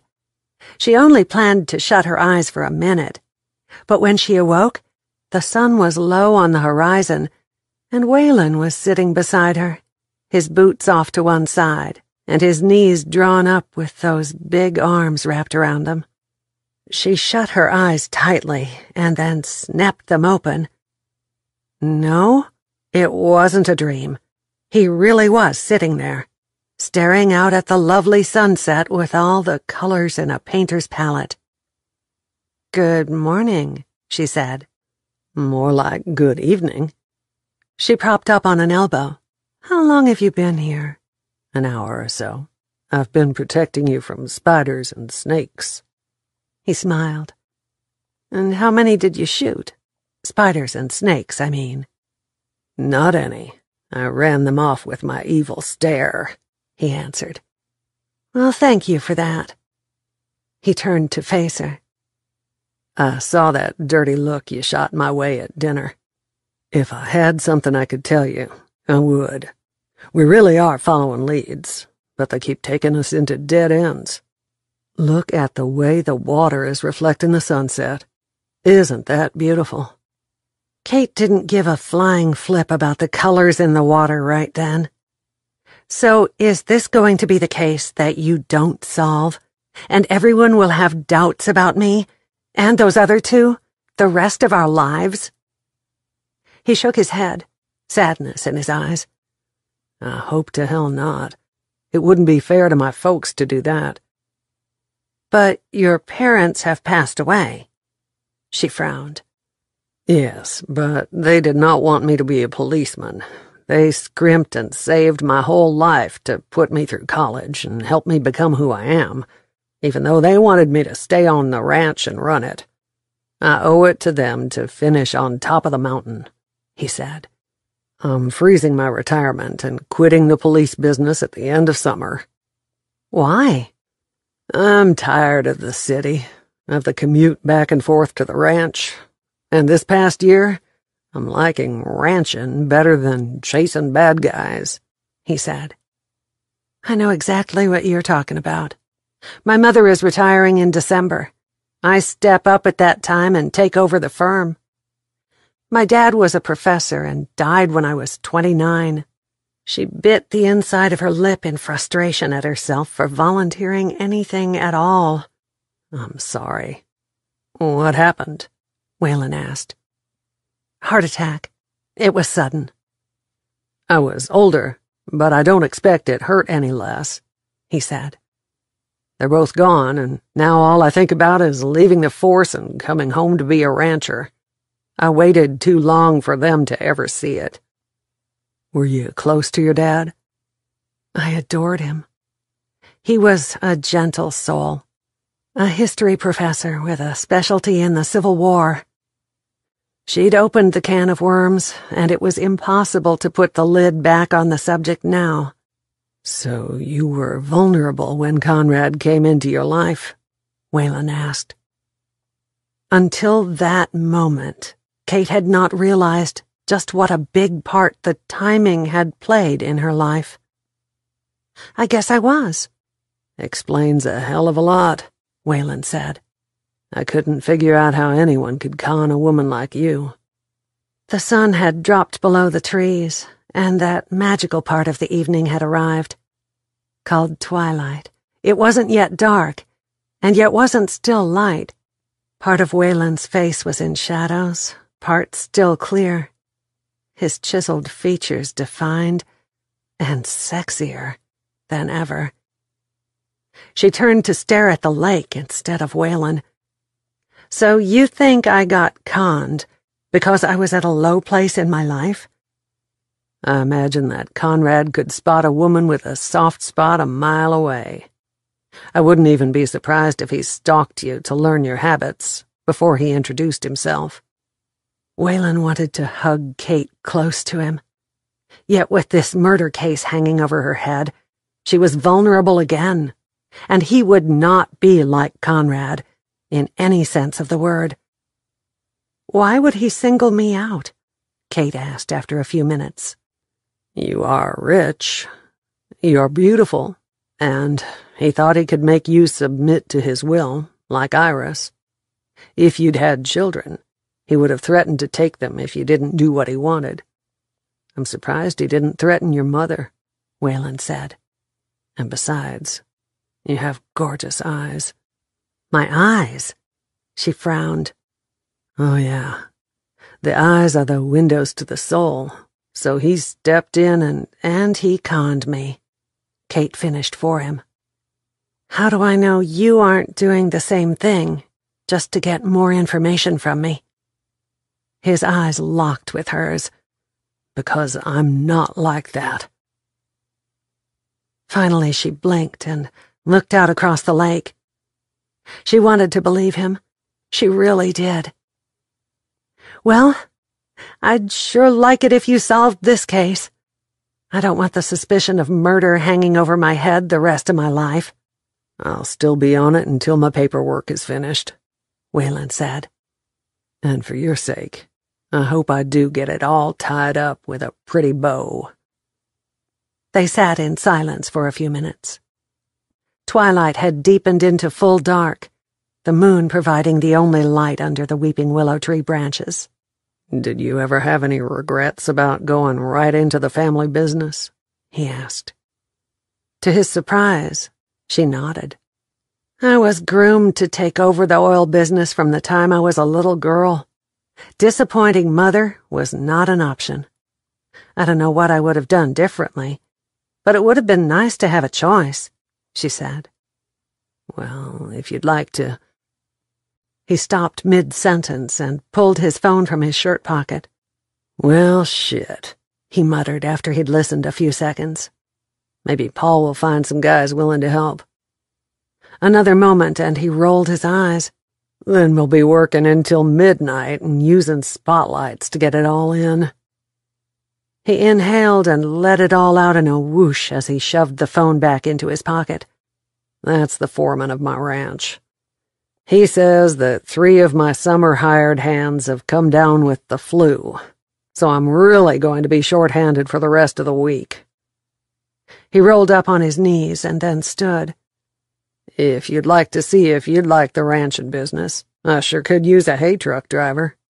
I wouldn't ask you to throw bales, but any time you want to come out to the place and drive, I'll pay you minimum wage."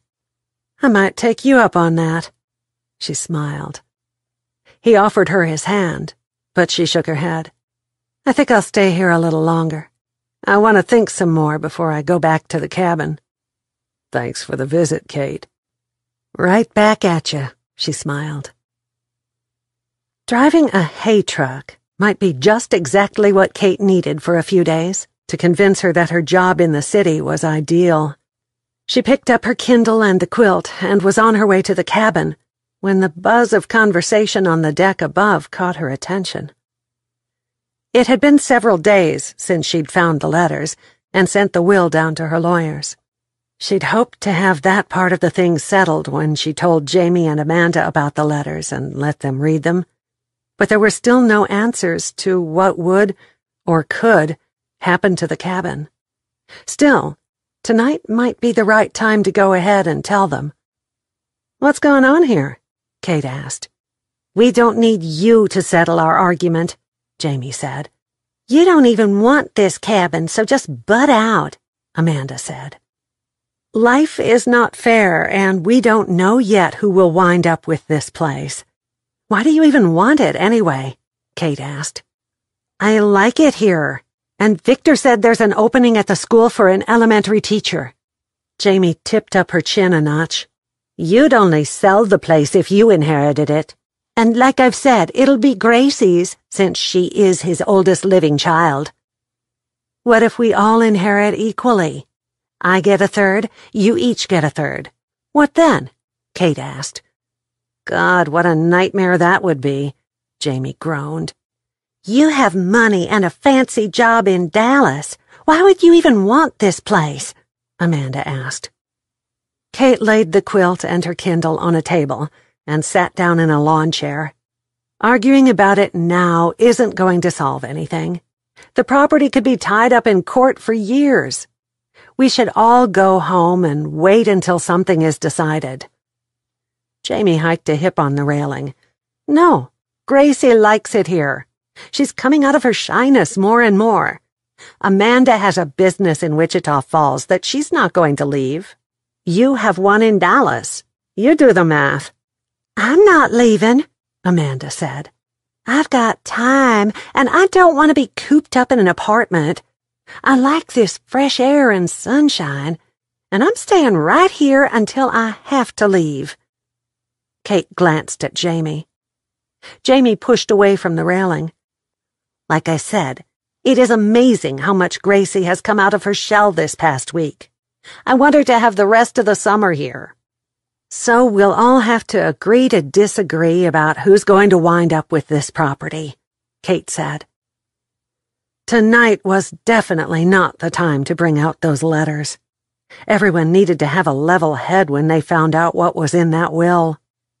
Hopefully, in the next few days, something would be decided about Darcy's involvement. And maybe the argument is an omen that it's not the right time, that niggling little voice in her head said.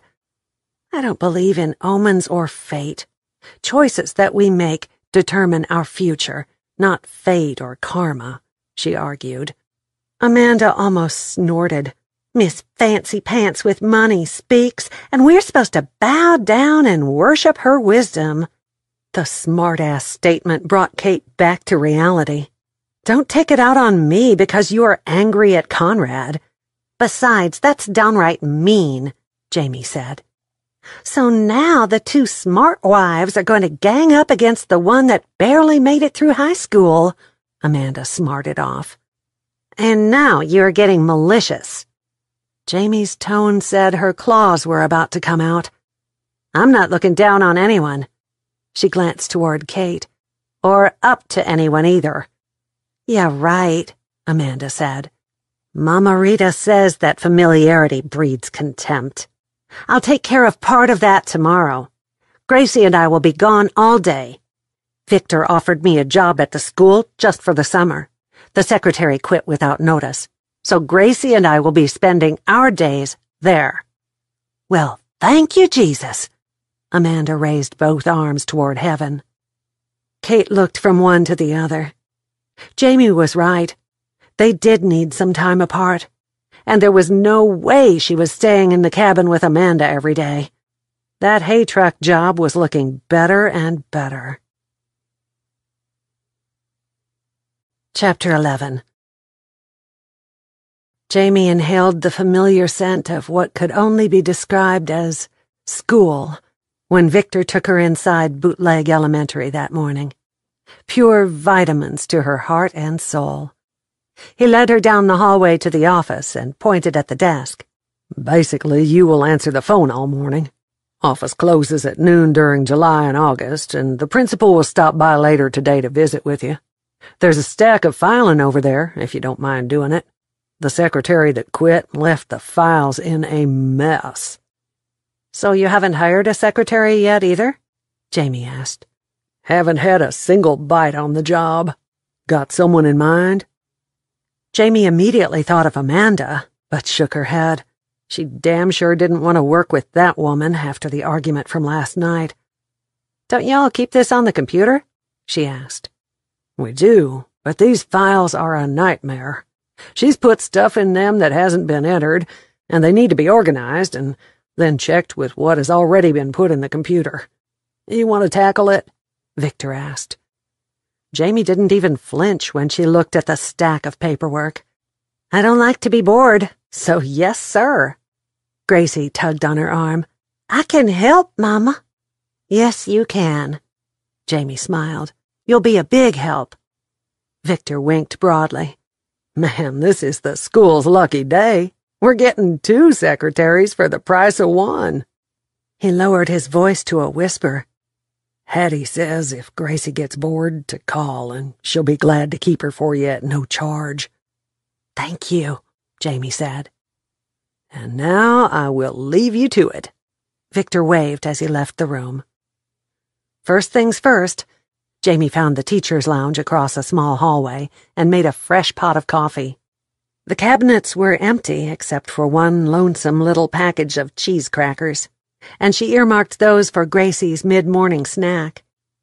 When the coffee was ready, she chose the biggest mug in the dish drainer and filled it. She made a mental note to bring her own tomorrow, and to pick up a package of crackers or cookies on the way to work. "Hey, Mama, look at that!" Gracie pointed toward a television and a basket of DVDs. "I see Little Mermaid and the Chipmunks and—" She went on to name a dozen of her favorite children's movies, and then turned around and crossed her arms over her chest. "And why were you and Amanda and Kate fighting last night?" "That was big people stuff," Jamie answered. "Well, I don't like it," Gracie said. "I like Kate and I like Amanda and I love you, and big people aren't supposed to act like that." "I will remember that." Jamie bit back a giggle. "So what's it going to be? Movie? Barbies? Or looking at books?" "Little Mermaid first," Gracie said. Jamie got the movie started, left the door open so she could hear and see Gracie, and went to work. She opened the first of 12 file drawers and shook her head. Lord love a duck. How did these poor people find anything in that mess? Before she could start on the stack of to-be-filed papers, she needed to straighten up what was already filed. Starting at the back of the first drawer, she removed the dark green folder and carried it to the desk. After she'd organized the whole thing by date, she couldn't decide whether to file to the front or the back. She dug her cell phone from her purse and called her grandmother, who did volunteer work at the health clinic. "Mama Rita, I've got a summer job, and I need help."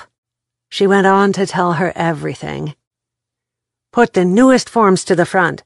That way they'll be able to open the file and see exactly what happened recently. And I'm glad you are working at something where Gracie can go with you. But don't get too comfortable up there," Mama Rita said. "They do have an opening for a third-grade teacher," Jamie said. "Promise you will think before you jump," Mama Rita said. "You tend to let your heart rule your mind." "I promise," Jamie said. She slipped the paperwork back into the folder, now all neat and organized, so that the newest documents were on top. At mid-morning she was on her third cup of coffee and was chewing up the last of her half of the orange crackers when a middle-aged woman entered the office. She swallowed quickly and covered her mouth with her hand. "May I help you?" "I'm Paula Greeley, the principal here at Bootleg Elementary." She stuck out her hand. Jamie shook it, hoping the whole time that she didn't leave orange stains on Paula's hand. "I'm pleased to meet you. It's been quiet here this morning, so I've gotten half this drawer organized. This needs to be done before I can work on that pile of papers or start doing anything on the computer." "Thank you." Paula dropped into a chair and fanned herself with the back of her hand. "It's going to be another scorcher out there, and us chubby people take a while to cool down." "Victor says he's been talking to you about teaching here this fall." "Do you know who I am?" Jamie eased down into the chair behind the desk and ran her tongue around her teeth. "I know exactly who you are. The whole town of Bootleg knows about you three women, and we commiserate. What a nightmare. But nothing that man did surprises us, not after Iris. No one here is going to hold that over your heads." Paula grabbed a tissue from a box on the desk and wiped sweat from her forehead, then pushed her salt and pepper hair back behind her ears. "Are you even interested in the position?" "I'm not sure," Jamie answered. "Moving here would sure enough be a cultural shock from inner-city Dallas," Paula said. "So I imagine you'd have to give it a lot of thought." Jamie smiled. Yes, it would. But I'm amazed at how much my daughter is thriving here. You are right, though. It's something I need to think about. So far, we don't have any applicants, so you've got time. But about the 1st of August, they'll come out of the woodwork. All the plum jobs will be filled, and people will be looking for anything, even if it means teaching at a little backwoods school like we have. So let me know if you decide to apply. Paula stood up. Until then, thank you for taking on this part-time job for us.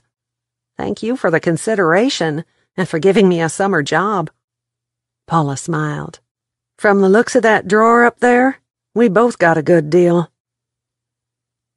Kate expected Jamie and Gracie to have gone to school that Monday morning when she awoke, but she was surprised to see that Amanda's vehicle was also missing.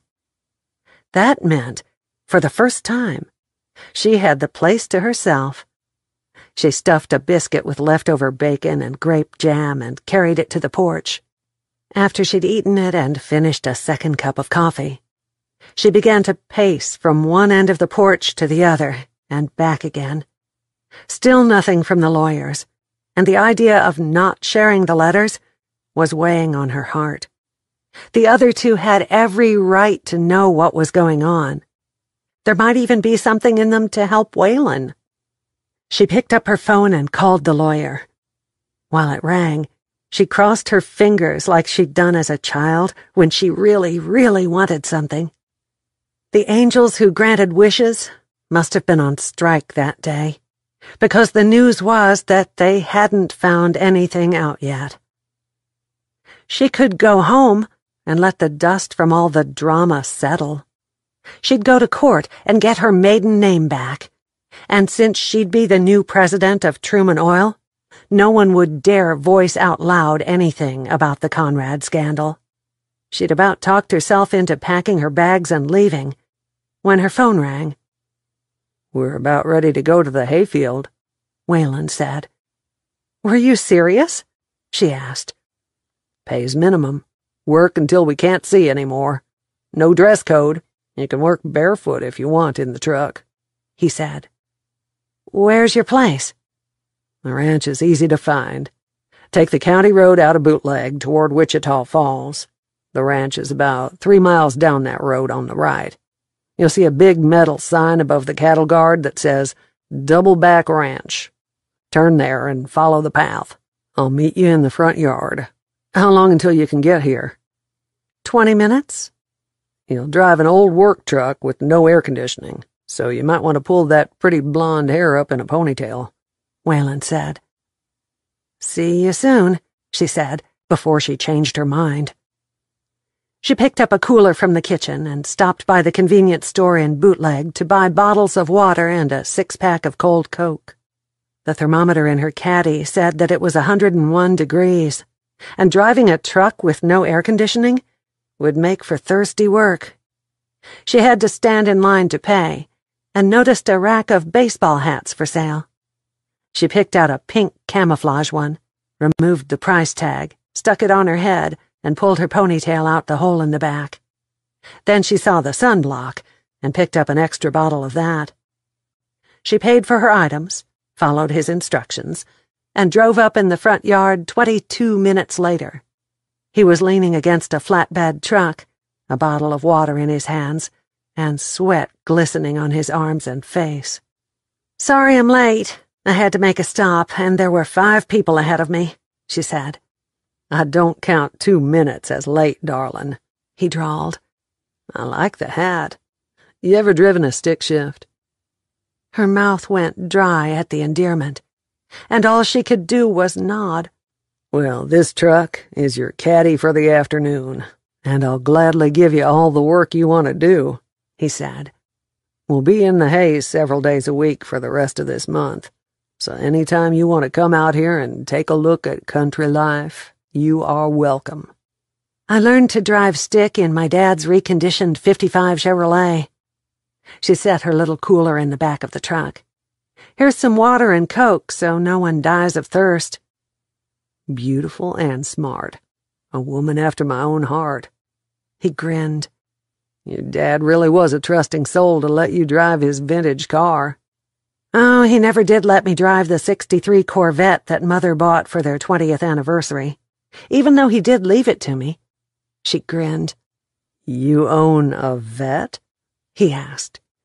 And the '55 Chevy, and his pride and joy, a '32 Ford Deuce. She grabbed the cooler and carried it to the truck. Like Abby's on NCIS? Waylon asked. Her car is red, mine is black. Daddy said that it might have been a moonshiner's car at one time.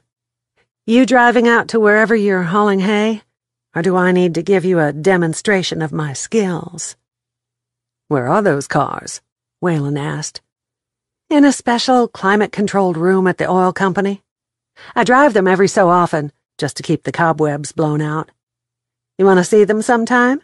She asked. Can I drive that Deuce? That depends on lots of things. For now, who's driving this rig, me or you? Why did you decide to drive for me today anyway? Trouble in paradise. Inheritance does bring out the claws. She settled into her seat and reached for the seatbelt. But there wasn't one. Fighting over the cabin? Looks that way. And since you are the one with the biggest bank account, they are taking sides against you? He asked. Nope, I'd say we're all pretty much standing on our own rocky soil. He started the engine and put the truck in gear. I'm kinda glad to hear that. If y'all were getting along like sisters, I'd continue to think you were putting on a show to cover something up.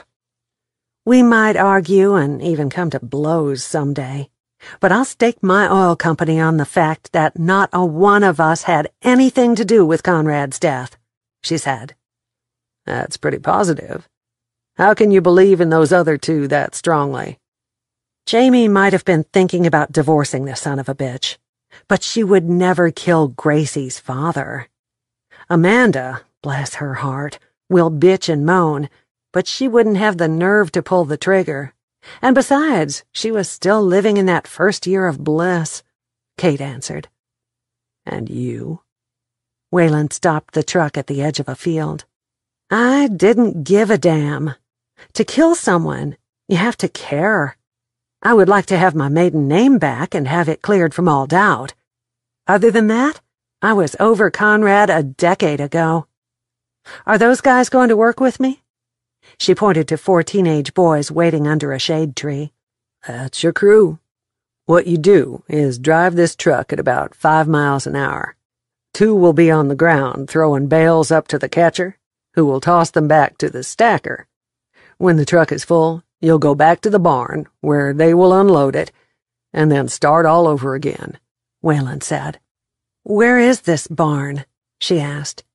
The guys will give you directions. There's a bathroom in the tack room if you need it. You'll have a few minutes while they unload and stack in the barn. I think I can remember all that, she said as she slid across the bench seat.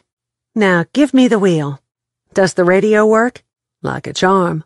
It'll probably still be working when this thing finally bites the dust, but the air conditioning went out years ago.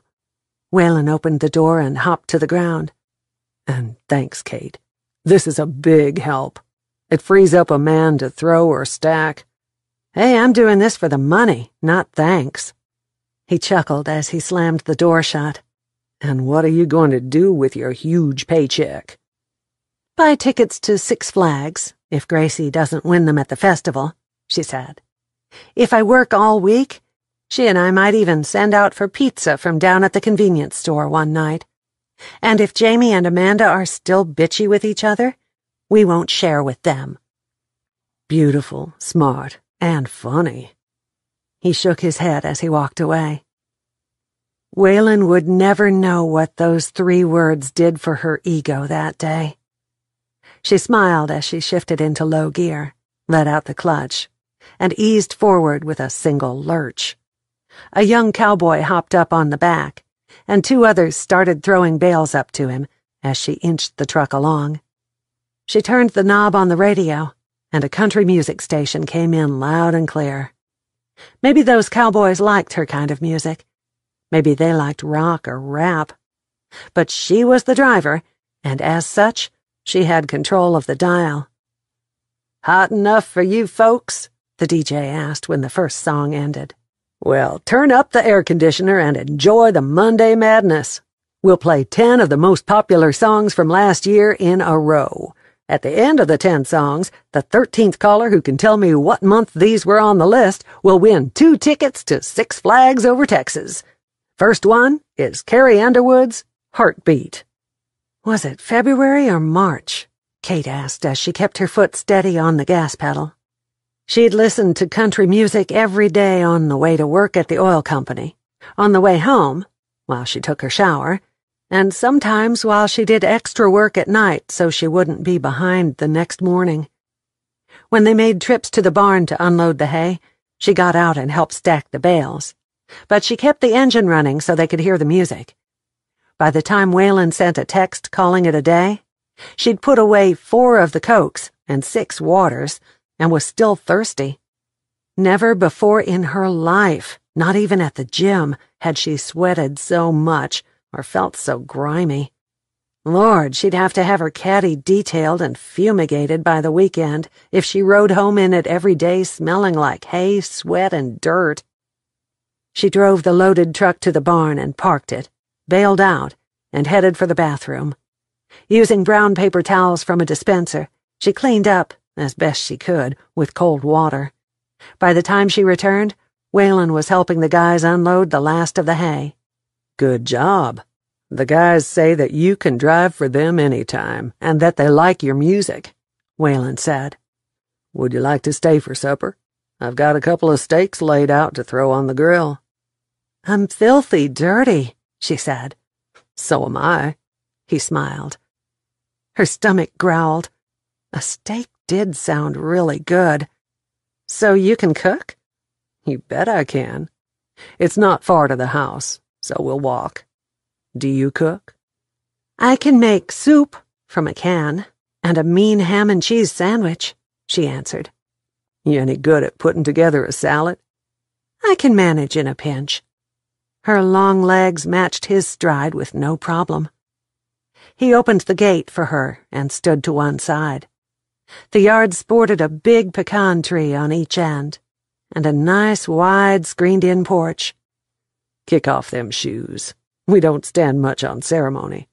We're pretty laid back out here in the hinterlands."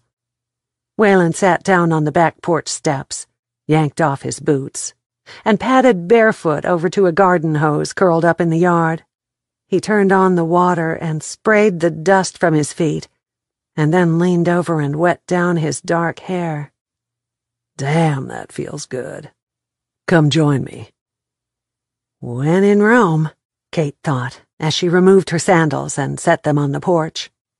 The polish on her toenails was badly chipped, and her feet looked like she'd walked a mile in a sandstorm.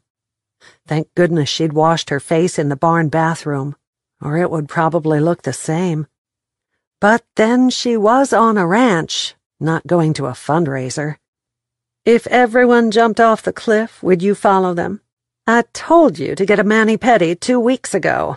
I can't believe you are wearing sandals when your toenails look like that." Her mother's voice in her head faded quickly when Waylon squirted her feet and all the way to her knees with cool water. She could practically feel the cold stare of disgust if Conrad had seen her washing up with a garden hose. He'd expected her to maintain the image that he wanted. She banished him from her thoughts and concentrated on getting as clean as possible. "Hey, did you find anything out about that girl you asked us about? Stella?" "Estrella," Waylon said. "We checked on her after I called and leaned on the florist again. Conrad sent flowers to her address once, but they were for her sister. Both the sister and Estrella had a rock-solid alibi, so that didn't pan out. And that's more than I should be saying.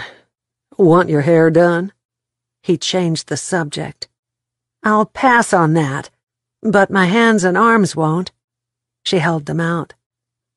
He squirted the water up to her elbows and then turned off the hose. There are paper towels on the porch. He motioned for Kate to follow him. Want a cold beer while we get supper going? I'd love one.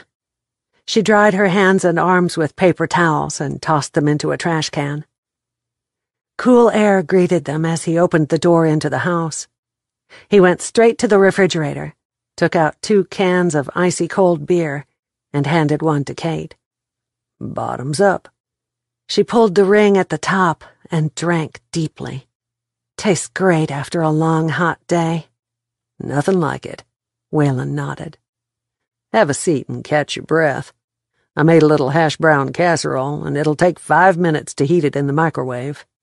I need to make the salad, she told him. I've been sitting all day, remember? Then we'll get to it. He nodded. I gotta admit that I was surprised when you showed up.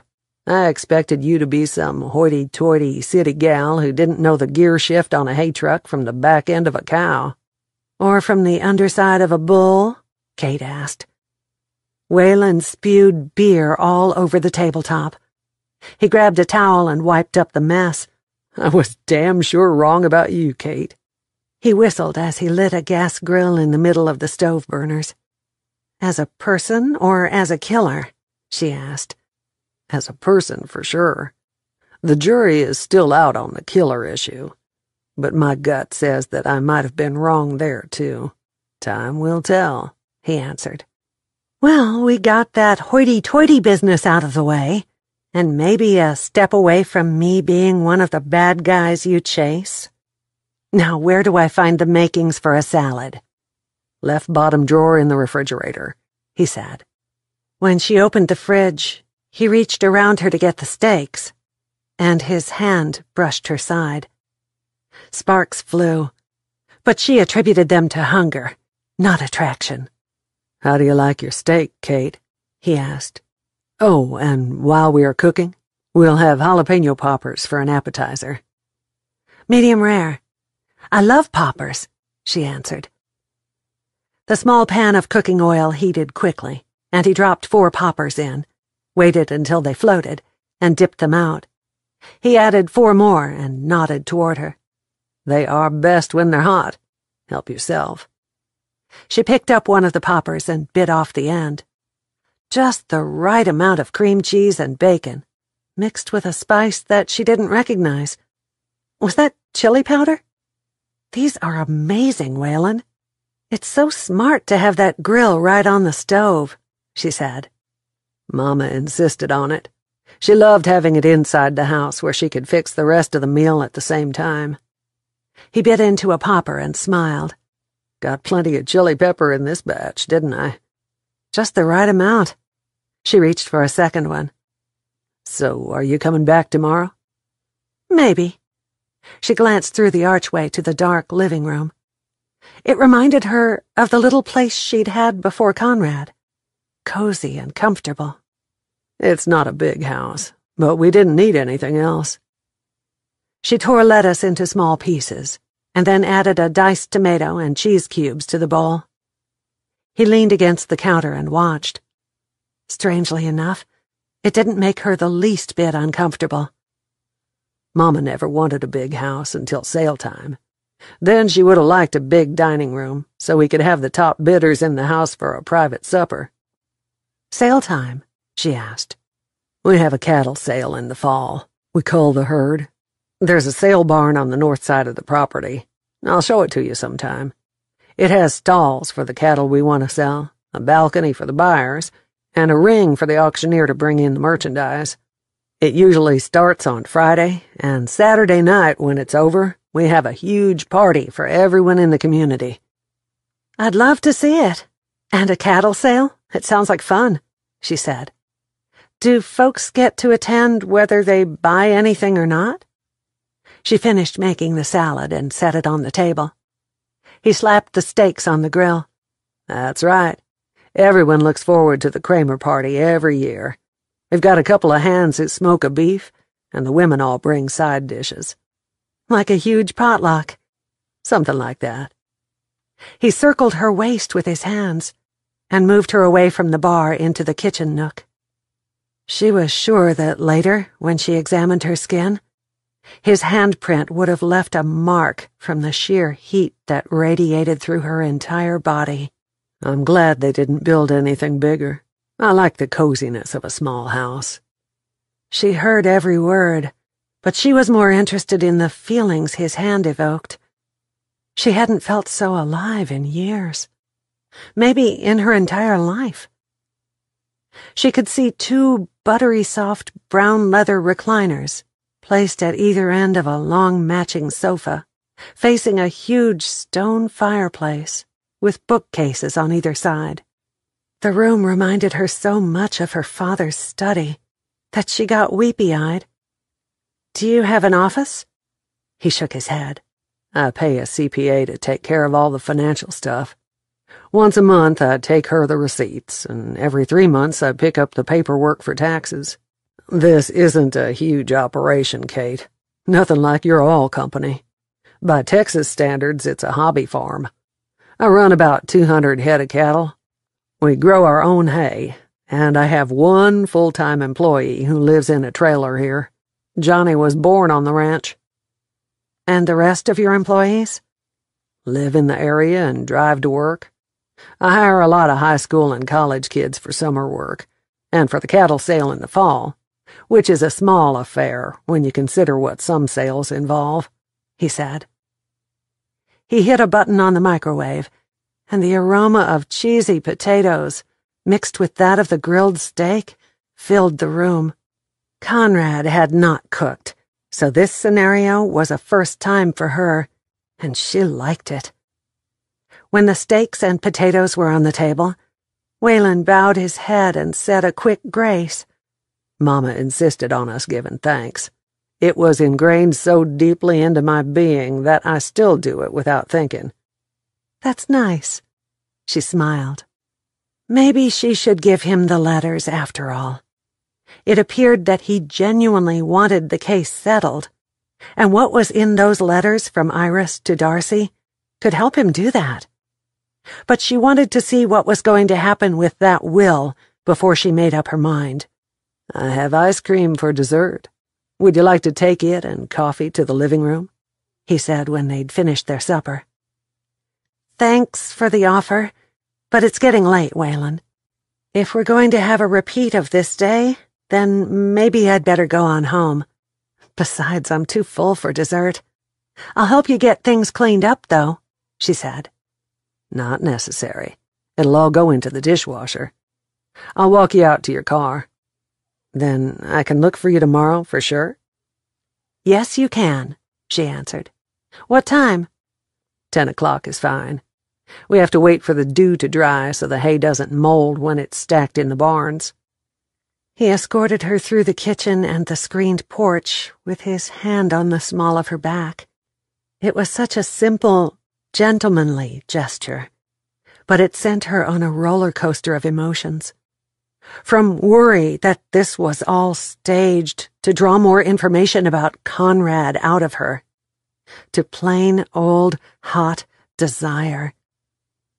Has he talked about Conrad one time tonight? The voice in her head asked. Has he asked you to confess to anything? Don't confuse me, Kate argued. I've been conned before. Kate bent to pick up her sandals and tripped over her own 2 feet. She reached out for something, anything at all, to break her fall, but all she got was an armful of air. Instantly, Waylon's strong arms were around her, steadying her, and drawing her to his chest. She looked up to thank him, but before she could say a word, he had tucked his rough knuckles under her chin. She barely had time to moisten her lips before his mouth closed on hers in a fiery kiss that glued her feet firmly to the soft carpet under them. Wow, she said when the kiss ended. Yes, he drawled. I wanted to do that since I met you. Common sense said that she should go to the car. Her heart wanted to stick around and see if the next kiss could possibly be as good as the first. "I have to go," she whispered, as she took a step back. You aren't angry, are you? She shook her head. Why should she be upset about a kiss like that? "No. I'll see you tomorrow." "Will you pay me in kisses? I don't need the money." He walked her the rest of the way to her vehicle and brushed a sweeter kiss across her lips after he'd opened the door. Text me when you get home, so I know you made it all right. "Will do," she said, not trusting herself to say more. She drove all the way home and had parked in front of the cabin before she realized that she'd left her sandals lying in his yard. She was still barefoot. Chapter 12. Amanda climbed the 3 flights of outside steps to her apartment, opened the door, and flipped the light switch. It was only 6 o'clock, but dark clouds covered the sky, making her little home as dark as midnight. The doctor's visit had gone well, and she didn't have to come back for 2 weeks. Time for a quick shower. She'd had lunch in the back room with Aunt Ellie and Wanda after the appointment. They'd talked about the baby, about the weather, but she didn't mention the argument from the night before. There was no need to upset Aunt Ellie. God was going to answer her prayers and give her the cabin. So why did she feel like eating railroad spikes and spitting out thumbtacks? Everything was fine. She picked up pictures scattered around the living room one by one. Conrad smiled back at her from every one of them. She gathered them up and laid them on the coffee table. With one hand on her back and using the arm of the sofa as a brace, she lowered her body to a sitting position. Then she started to study the pictures. Her eyes sparkled in every one of them, but Conrad's looked bored in all the ones after the wedding. "I was so happy," she whispered, "and such a fool. Why did you marry me anyway? You had Gracie, and she's a beautiful soul." No answers fell from heaven to land in her lap, but a loud clap of thunder did startle her. "I haven't even changed the sheets on the bed since he was here." She stood and paced in a circle through the tiny space. "You came to my bed after you'd been with other women. Not Kate, and maybe not even Jamie in the past few weeks, but who knows what other hussy slept with you. I can't stay here with your pictures staring at me." She'd planned to take a shower to get rid of that lotion the OB-GYN had used, and quite possibly to spend the night in her apartment. But the thought turned her stomach. She could throw the pictures in the trash, but the trash man didn't come until the end of the week. Trudging back through the living room, she picked up her purse and turned off the light. When the door was locked, she headed back south to the cabin. Even with the arguments, she felt more at home there than she did in Wichita Falls. The heavy summer rain on the road obliterated everything from her sight except a vision of Conrad in those pictures in her mind. In the next half hour's slow progress, she finally admitted to herself that there were probably no divorces. She was nothing more than the third wife of a polygamist who'd married her because she was gullible. At Dundee, the rain slowed to a drizzle, and by the time she got to Maybelle, the skies were clear. But the sun had set and it was dark. Stars twinkled around a 3/4 moon. Conrad had loved looking at the moon with her out on the minuscule balcony at her apartment. Had it all been a farce? Or were some of those tender moments the real deal? Now she'd never know. She wasn't sure she even wanted the answer.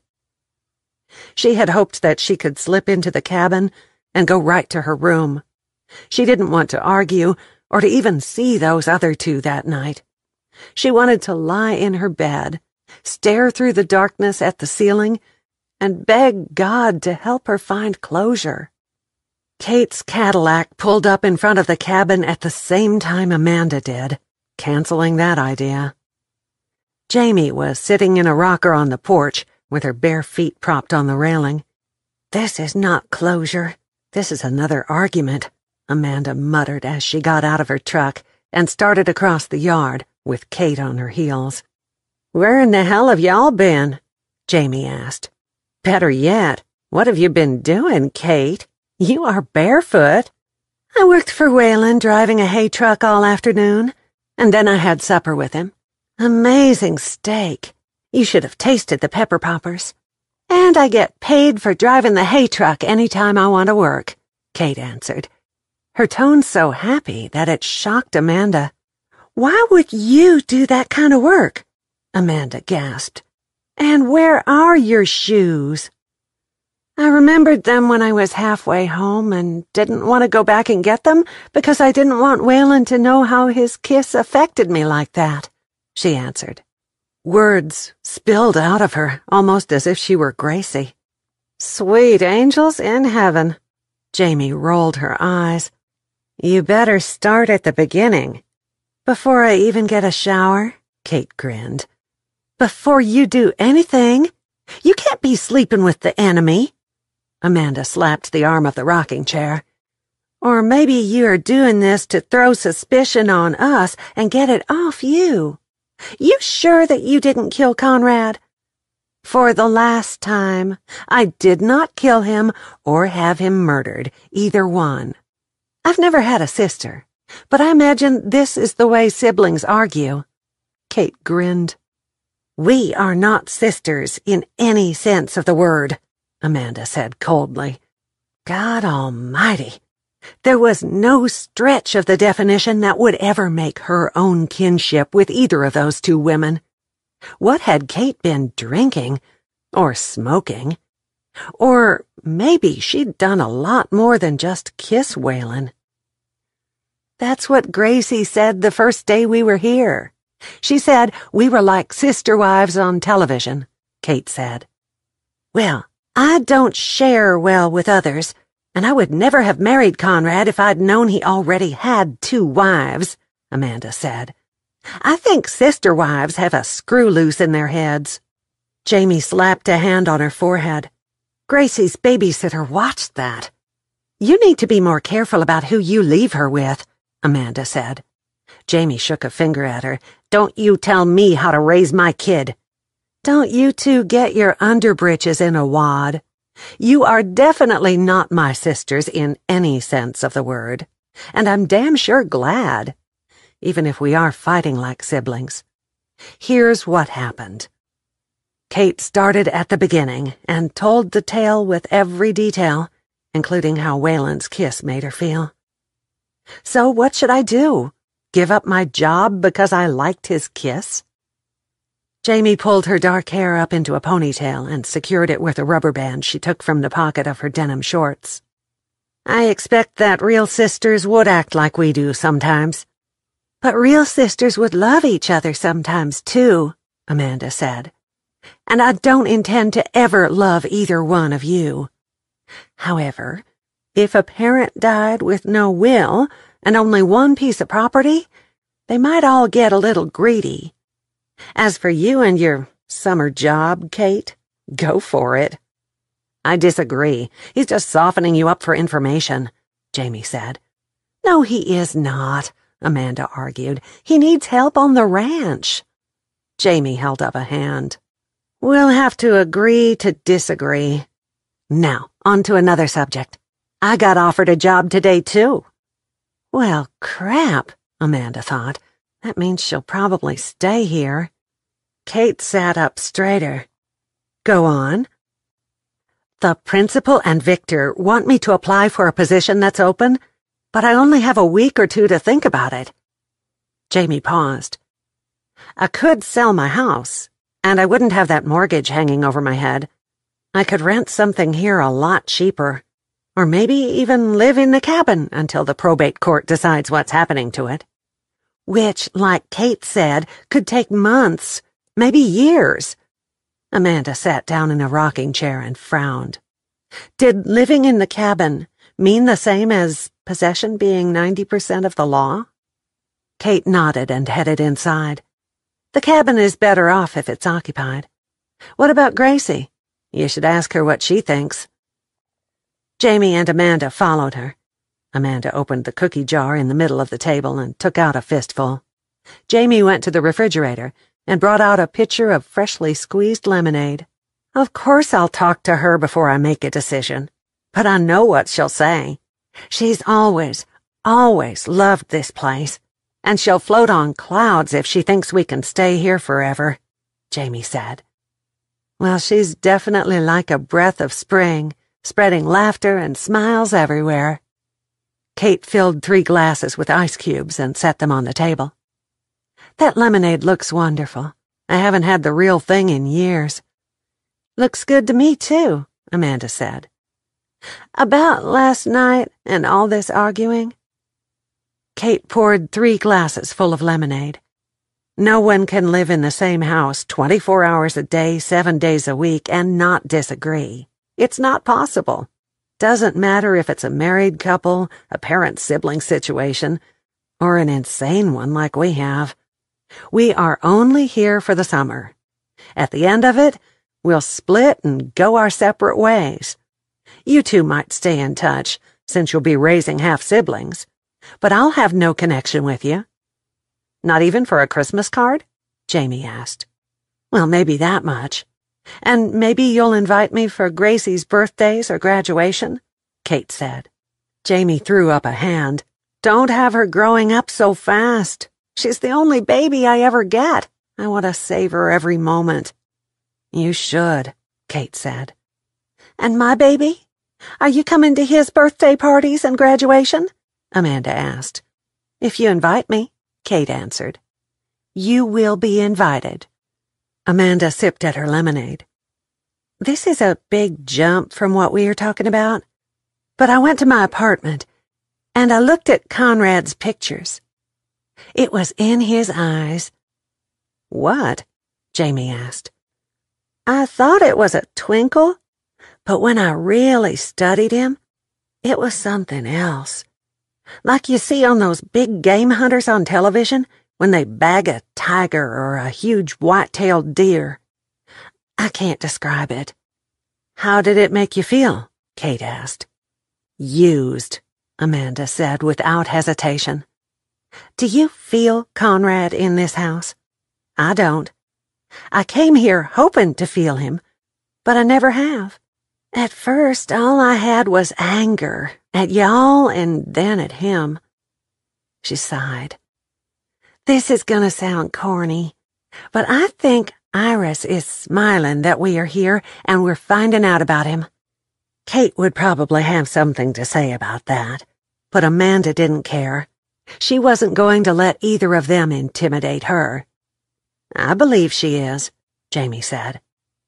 Amanda glanced at her, and then back at Kate, expecting some kind of super-intelligent remark about the dead being dead, forever amen. Kate shrugged. "I agree, Amanda.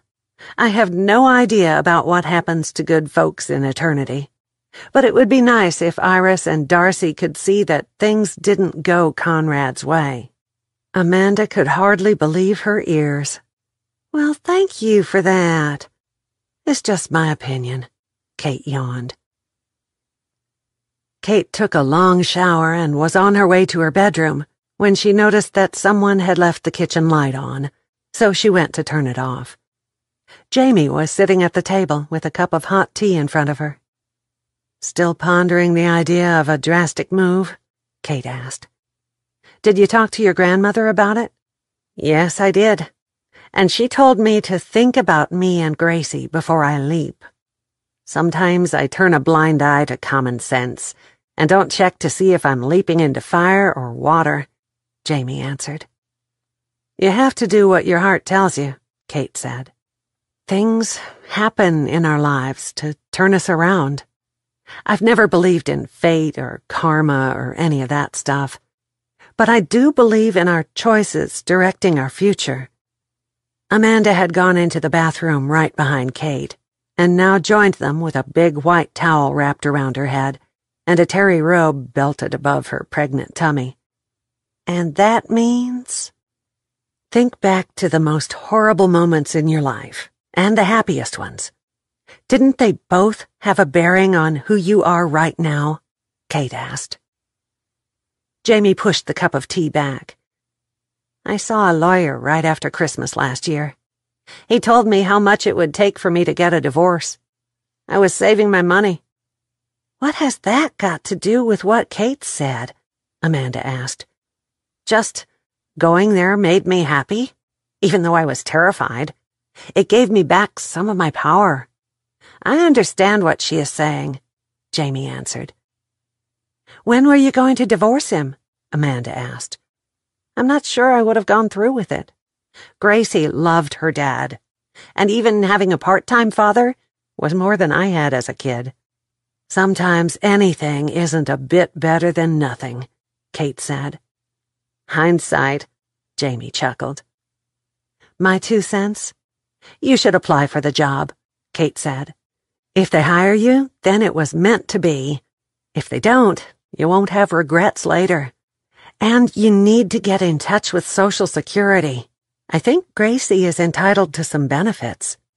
You could put it in a trust fund for her college if you are too proud to use the money to make her life easier. I never even thought of that, Jamie said. And I'm not crazy. Moving here would be an adjustment, going from the big city to bootleg, from being a team of teachers for any given grade to being the single third-grade teacher in the whole elementary school. It'll be a tough decision, but only you can make it, Kate agreed. Jamie smiled. It would be great if we were little kids and our parents still made our decisions. Right, Kate? Hell no, Amanda yelped. I wouldn't want my mother to make a single decision for me. For me, this is only a summer thing, not a lifetime change. At the end of my vacation time, I'll put on my high heels and go back to work, Kate said. And Amanda's right. I don't want my mother making decisions for me either. What do your shoes have to do with anything? Jamie asked. Kate pointed to her toes. Think about it. Symbolism, Amanda said with a big grin. Even if we fight and even if we hate the one who gets the cabin, maybe we will see this as being the summer we shed our fears as well as our shoes. Kate yawned again. And on that philosophical note, this tired woman is going to bed. Chapter 13. When Amanda was bored, she baked. Cookies and yeast breads were her 2 specialties. That Wednesday morning, she was almost to the point of being so tired of doing nothing that she was ready to go back to Wichita Falls and go to work again. She opened the pantry doors to find all the makings for chocolate chip cookies, peanut butter cookies, and snickerdoodles. In 30 minutes, the house smelled like the cinnamon and sugar topping on snickerdoodles, and she was stirring up the dough for a double batch of peanut butter. At noon, when Jamie and Gracie got home, the little girl did a happy jig in the middle of the floor when she saw several containers filled with various kinds of cookies. She wrapped her little arms around Amanda's big belly. I really do love you. I like made cookies better than them you get at the store. Homemade, Jamie whispered. So do I. Amanda hugged her back. After you have lunch, we'll have some with milk for dessert. Yay! Gracie clapped her hands. Jamie, I would be glad to babysit her some mornings. That way you wouldn't have to wake her so early, and I'd have some company, Amanda offered. Man, you must be lonely, Jamie laughed. Since I was 13, I've had a job of some kind. I'm not used to time on my hands, Amanda said. Please, Mama? Amanda could teach me how to make made cookies. Gracie wiggled in anticipation. We'll talk about it later, Jamie answered. Right now, we're going to have sandwiches and tomato soup. But thank you for the offer, Amanda. And then we'll eat cookies. Gracie pumped her fist in the air. I promise, Amanda grinned, that I won't let her watch a single episode of Sister Wives. By mid-afternoon, dark clouds had begun to gather in the southwest. The weatherman had predicted rain by 4, and it looked like he might be right on the nose. Wayland shielded his eyes with his hand and hoped his crew could get what hay was down and baled into the barns before the storm hit. The wind picked up right after 3, when Kate drove her last truckload into the barn. The boys unloaded and stacked it while she went to the bathroom. "Hey, looks like we might have an early supper tonight," Wayland yelled over the sounds of the first big drops hitting the tin roof. "I'm going to drive that truck right there as close to my car as I can get it, and I'm going home tonight," she said. "What did I do to make you mad?" Wayland teased. "Not one thing. But I haven't seen Gracie since Sunday. She leaves before I get up, and she's in bed when I get home. I miss her," Kate answered. "And her mother and the other wife?" "They could leave and never come back. But Gracie is a different matter. I'd give Jamie $1 million for her if she'd sell her to me." Wayland made a big show of sticking his fingers in his ears. "I can't hear this. That's human trafficking and against the law."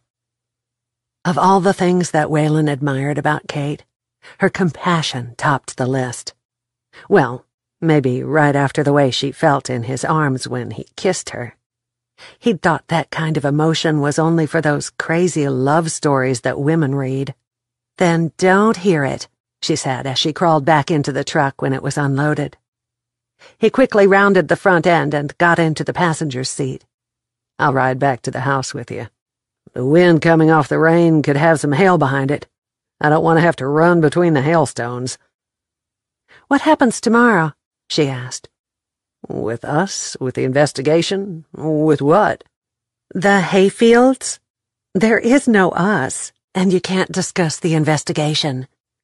"This is the second cutting. We'll wait a few weeks and hope for a third one. You ever driven a tractor?" Wayland asked. "Or walked a fence line?" "No, but I can learn," she answered. "Then if it's not raining in the morning, show up about 8 o'clock and we'll figure out another job for you," he said. "I'll be here." She parked the truck next to her car. Wayland's gaze caught hers across the seat. "I like working with you." "I like working at something that doesn't require me to think about numbers of barrels, the price of crude, and whether to have enough faith in my geologists to drill in virgin territory." She smiled. "Wait right there." Wayland jumped out of his side, raced around the truck, opened her door, and scooped her up like a bride. He liked the way she felt in his arms, with her head next to his chest, and giggles bubbling up from her body at the bouncing as he ran to the driver's door and settled her into the seat. "Wouldn't want you to get your feet all muddy," he said. "You could have laid your coat across the puddles," she teased. "Ain't wearing one." He kissed her on the forehead. "Enjoy your evening with Gracie." "You know I will," Kate said. Wayland slammed the door and waved until he couldn't see the taillights of her car anymore. Then he two-stepped with an imaginary Kate all the way to the house, rain pouring down on him the whole time. Kate drove slowly so she could savor what had just happened. She hadn't had so much fun since... She couldn't remember when she'd been so carefree, or said what she thought. She liked working at the ranch, and flirting with Wayland. She loved the way his kisses sent tingles all the way to her toes, and how he was so impulsive. Who else would pick her up and run through mud puddles with her? She was still living in that aura when she got to the cabin and slung open the door. Gracie wrapped her arms around Kate and hugged tightly. "You're home! I missed you. Amanda made cookies, and they are so good. Do you want one?" "You know I do, but I could sure use a big, juicy hamburger first. Let's all go to the Dairy Queen for supper. My treat." The little girl backed off a step and looked up into Kate's eyes. "I love you, Kate. I've been wanting a hamburger all day long." Kate wasn't sure at that very second whether Wayland's attention or Gracie's meant more to her. That sweetheart of a child could sure put a smile on a person's face. I thought you loved me and wanted cookies, Amanda said. I got enough love for everyone, and I can want hamburgers and cookies, Gracie said. Well then, if you give me 15 minutes to get cleaned up, and if it's all right with your mama, we'll go to Seymour for burgers. Kate walked on air the whole way to the bathroom. Can we take Mama and Amanda with us? Gracie asked. Of course, Kate answered. I'm in, Amanda said quickly. You don't have to ask me twice, Jamie said. The rain was still coming on strong when they left Bootleg, but by the time they reached the Dairy Queen in Seymour, it had slacked off to a drizzle. Gracie was the first out of the car and ran right through puddles to the door, which she held open for the women. I miss that, Amanda said as she gingerly made her way to the cafe. What, running through puddles? Kate asked. Skipping, giggling, puddles, all of it. I want that for my baby when he gets here. But right now, I'm so hungry for a double meat bacon burger and a double order of fries that I'll just think about that. Amen, Jamie said. Gracie went ahead of them to the order counter, stared up at the menu, and pointed at the pictures. Amanda was right behind her, so she answered Gracie's questions about hamburgers versus tacos or chicken strips. Gracie! Lisa yelled from across the store. Lisa! Look, Mama, Lisa is here. Can we sit together? She's with her dad, and this is Kate's party, Jamie said. Will you ask if she can sit with us, Kate? Gracie's big brown eyes begged. Sure I will. Give me that Burger Buster basket, a medium drink, and a chocolate malt, she ordered before she steered Gracie toward Paul and his daughter. Paul pushed back his chair and stood up. Hey, you're Kate, aren't you? Yes, I am. We weren't formally introduced when you came to get the bed. She held out her hand. He shook it firmly and then let it go. Nothing in his touch made her blush like Jamie did when he was close by. Gracie wants to know if Lisa can sit with us. We'll be at that table right there. Kate pointed to a nearby one. No problem. As soon as her food arrives, I'll bring it right over. Thank you. Want to go with me now, Lisa? Kate asked. Is it all right, Daddy? Lisa asked. Sure, sweetheart. I'll wait for you right here. We're in no big rush. Paul smiled. Lisa put her hand in Kate's, and her short little legs did double time to keep up with Kate's long strides. Lisa, who are your friends? The lady behind the counter asked. This is Gracie, and that is her mama. Lisa pointed to Jamie. And the tall one is Kate, and the fat one is Amanda. I'm sorry. Jamie blushed. No need. She's just saying out loud what I feel like. Amanda waved off the apology. Have you decided what you want, Gracie? What did you get? Gracie asked Lisa. A hamburger and fries and a coupon for a free ice cream cone, Lisa answered. We get ice cream too? Gracie's brown eyes popped wide open. Yes, you do. It's on the side of your kids' meal bag. Is that what you want, Miss Gracie? The lady asked. Yes, ma'am. Mama, I want to come here every payday if we get free ice cream, Gracie said. Sounds like a plan to me, Jamie smiled. I'll have a cheeseburger basket with a side of onion rings and a large drink. And for you? The woman asked Amanda. The left side of the menu to start with, and then we'll go from there, she answered. I'll have the double meat bacon burger, double fries, a large drink, and a large chocolate malt with double malt and no whipped cream. Y'all sit anywhere you want and I'll bring your food out as soon as it's ready.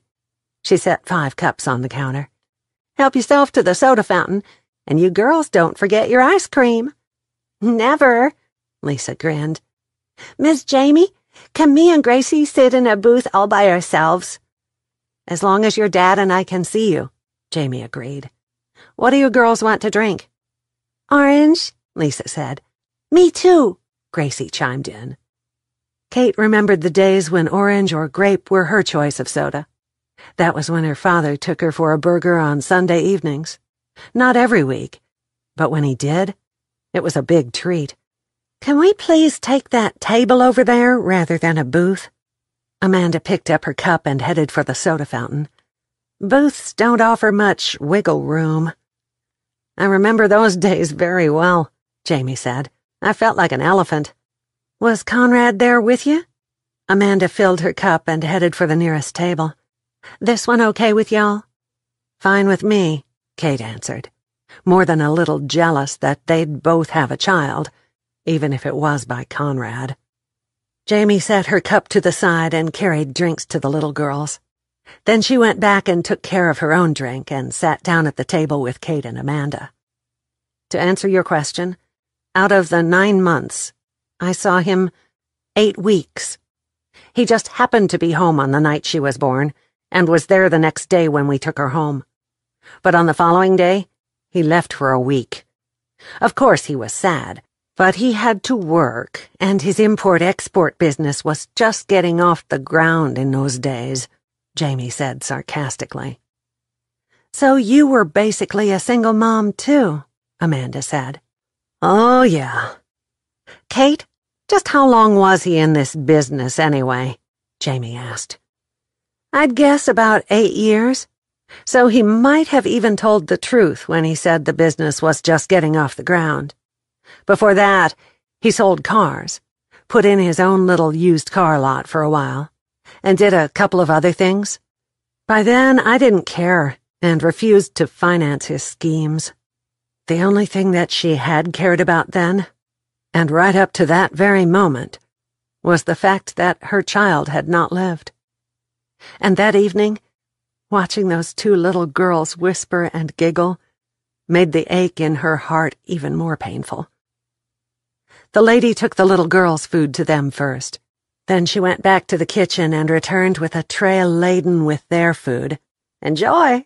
Tonight, the peanut parfait sundae is on sale for half price. Thank you, Kate smiled. And if y'all need anything, just holler.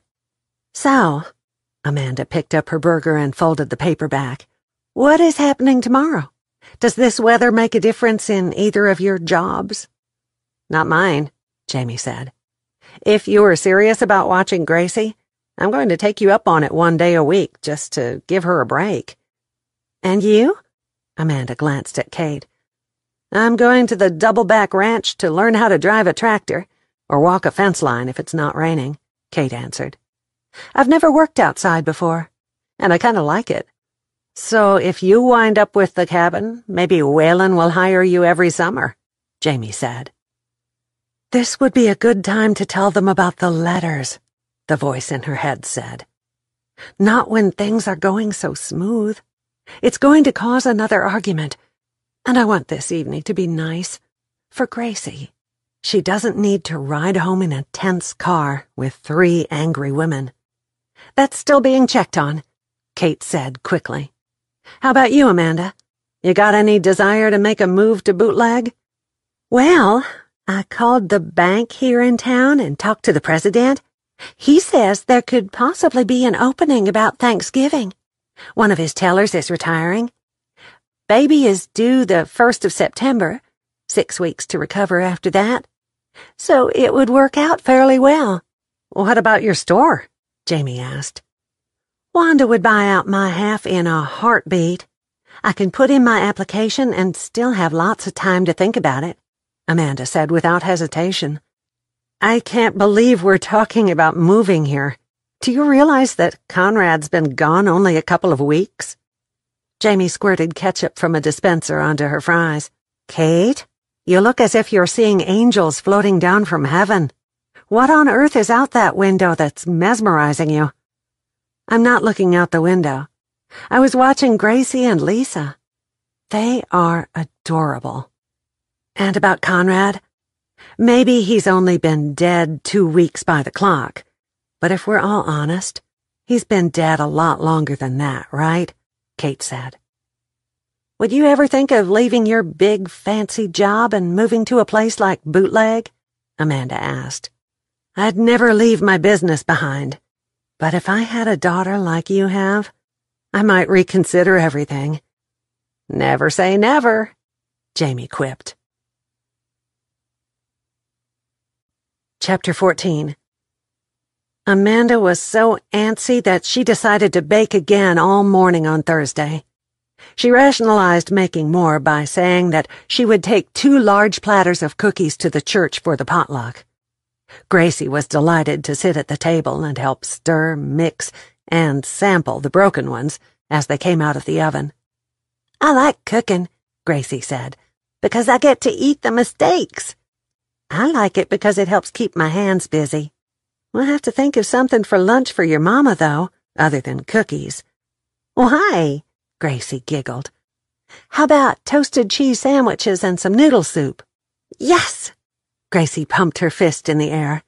"And cookies and milk for dessert like yesterday." "You got it, kiddo." "Well, I'll be danged." Amanda caught the cuss word before it left her mouth. "What? Another broken one?" Gracie asked. "No. I think I'm nesting. I cleaned my room this morning and put away all the little boy things that Aunt Ellie brought when she delivered the bed and bassinet." "Amanda, why is it a bad thing that my daddy married all of you?" She fumbled for an answer. "Because it's against the law." "You know what my Mama Rita says? She says that I have to obey her when she tells me something, but what my mama says is the law. Is it like that?" "A whole lot." Amanda put the last of the cookies in the oven and checked the clock. It was time to open 2 cans of soup and get things ready for dinner. "Then if my mama had told my daddy not to marry you, he wouldn't have done it?" Gracie asked. "This is a different kind of law." Gracie frowned. "Like the detective that likes Kate a lot? Mama says he's the law. If he'd told my daddy not to marry you and Kate, then he wouldn't, right?" "I don't know about that. But what makes you think that Waylon likes Kate?" Amanda asked. "I'm a little kid, but I'm not stupid." Gracie folded her arms over her chest and huffed. "I can see the way he looks at her, like Mama looks at chocolate." That was the straw that broke the proverbial camel's back. Amanda burst out laughing, and Gracie joined right in. "Why is that funny?" Gracie asked, when they'd both gotten control. Amanda hugged the child. "I hope my baby grows up to be as smart as you. Mama says it's my half-brother. What's the other half?" "Half-brother means you have the same daddy, but not the same mama," Amanda explained. "Does that mean I'm a big sister for real?" Amanda sure wished that Jamie was there to have this conversation. "It does mean that. Do you want to be a big sister, even though you don't have the same mama as my baby?" "Heck yeah, I do." Gracie grinned with a chocolate chip stuck to her teeth. "I don't care who the mama or the daddy is, as long as it can be my brother." "Hello, what's this about a brother?" Jamie asked as she made her way into the house. "Amanda's baby will have my daddy, but Amanda will be the mama. And we've got cookies, Mama. Lots and lots of cookies." Gracie ran to give Jamie a hug. Jamie grinned. The simplicity of innocence. "We are making noodle soup for dinner, Mama. Tell me about your day," Gracie said. Jamie picked up a still warm cookie. "I want to hear about your day, and then I'll tell you about mine." "I wish Kate was here to tell us about hers. I miss her when she's gone all day," Gracie sighed. Driving a tractor, even with the radio blaring loudly, left a lot of time for thinking, and that's what Kate had been doing all morning. The fact that she'd been selfish with the knowledge in Iris's letters and will kept circling back to haunt her, even when other things took top priority. She liked this mindless work of plowing a field. She liked being outside in the sunshine and wearing sandals or going barefoot. But what she liked most of all was the freedom in her soul when she smelled the fresh-plowed dirt or looked at a barn full of hay that she'd helped harvest. Kenny Chesney was belting out, "She thinks my tractor's sexy," when she made the final loop around the field.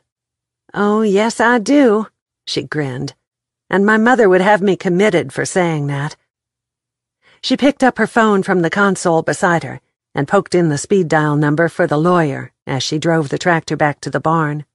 They'd located Darcy's will, only to learn she'd left all her earthly possessions to her mother's church. Hattie's church. Now it was a matter of getting things legalized and seeing what the church wanted to do with the cabin and the money they'd found in the bank box. She turned off the engine and slung open the door. It was time, past time really, to let everyone know about the will and the letters. Today. That would take her one step closer to getting all this closed and out of her mind. Waylon reached up, put his arms on her waist, and brought her to the ground like she weighed no more than a bed pillow. "Ready to get some lunch?" "The way I've been eating, I'll have to live at the gym when I get home." Her heart fluttered around like a butterfly in her chest. Yes, his touch had that effect on her. But she had to tell him about the will and the letters, and it had to be today. And that was as much to do with the jitters as his hands on her waist. The past few days, she'd started to feel guilty for not telling him, or the other two. Right now, she just wanted it out in the open, even if it caused a fight with Waylon, or with Amanda and Jamie.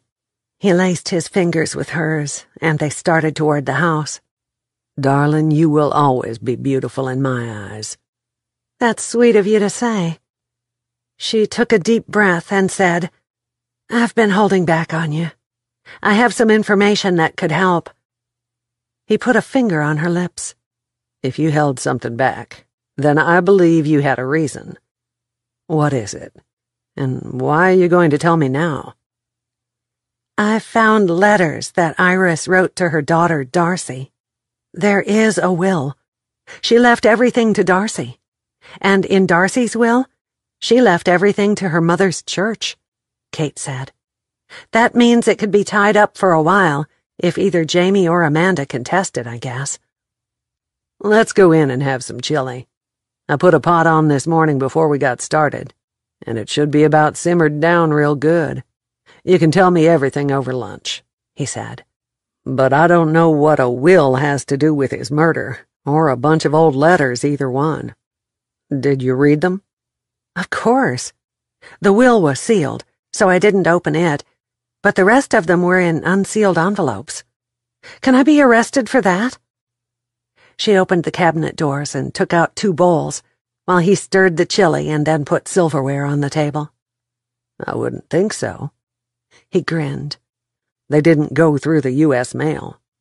Besides, if Iris wrote them, she left them for someone to find, and since Darcy is dead—" He dipped up the chili. She started talking, too fast, but she had to get the load off her chest. "The first letter told Darcy about Iris's last will, so I knew what was in it. She left everything to her daughter and nothing to Conrad. She had hired a private investigator to look into him after they were married, but she was so ashamed of herself. Besides, he was threatening her in some way if she didn't give him control of her money and assets. She was not his first wife, Waylon. He was married twice under a different name, Swanson. One of those women died in a suspicious car wreck. The other one divorced him, and I'd bet dollars to cow chips that he got a lot of money at that time," Kate said. "You sure do remember details well." "You can see the letters if you want to cross-check my information," she said. "That would be good, but go on." He set the bowls on the table. "Okay, then," she went on. "His birth certificate name is Kane Smith, and he was born in New Orleans, Louisiana. Mother is Linda Smith, father unknown. He was raised in foster homes because his mother was, or maybe still is, an alcoholic. The detective could not find the mother." "This is just the lead I needed." He grinned. "I can trace back now and maybe figure out what happened." "Slow down," she said. Where does that leave us? Us? He looked up with questions in his eyes.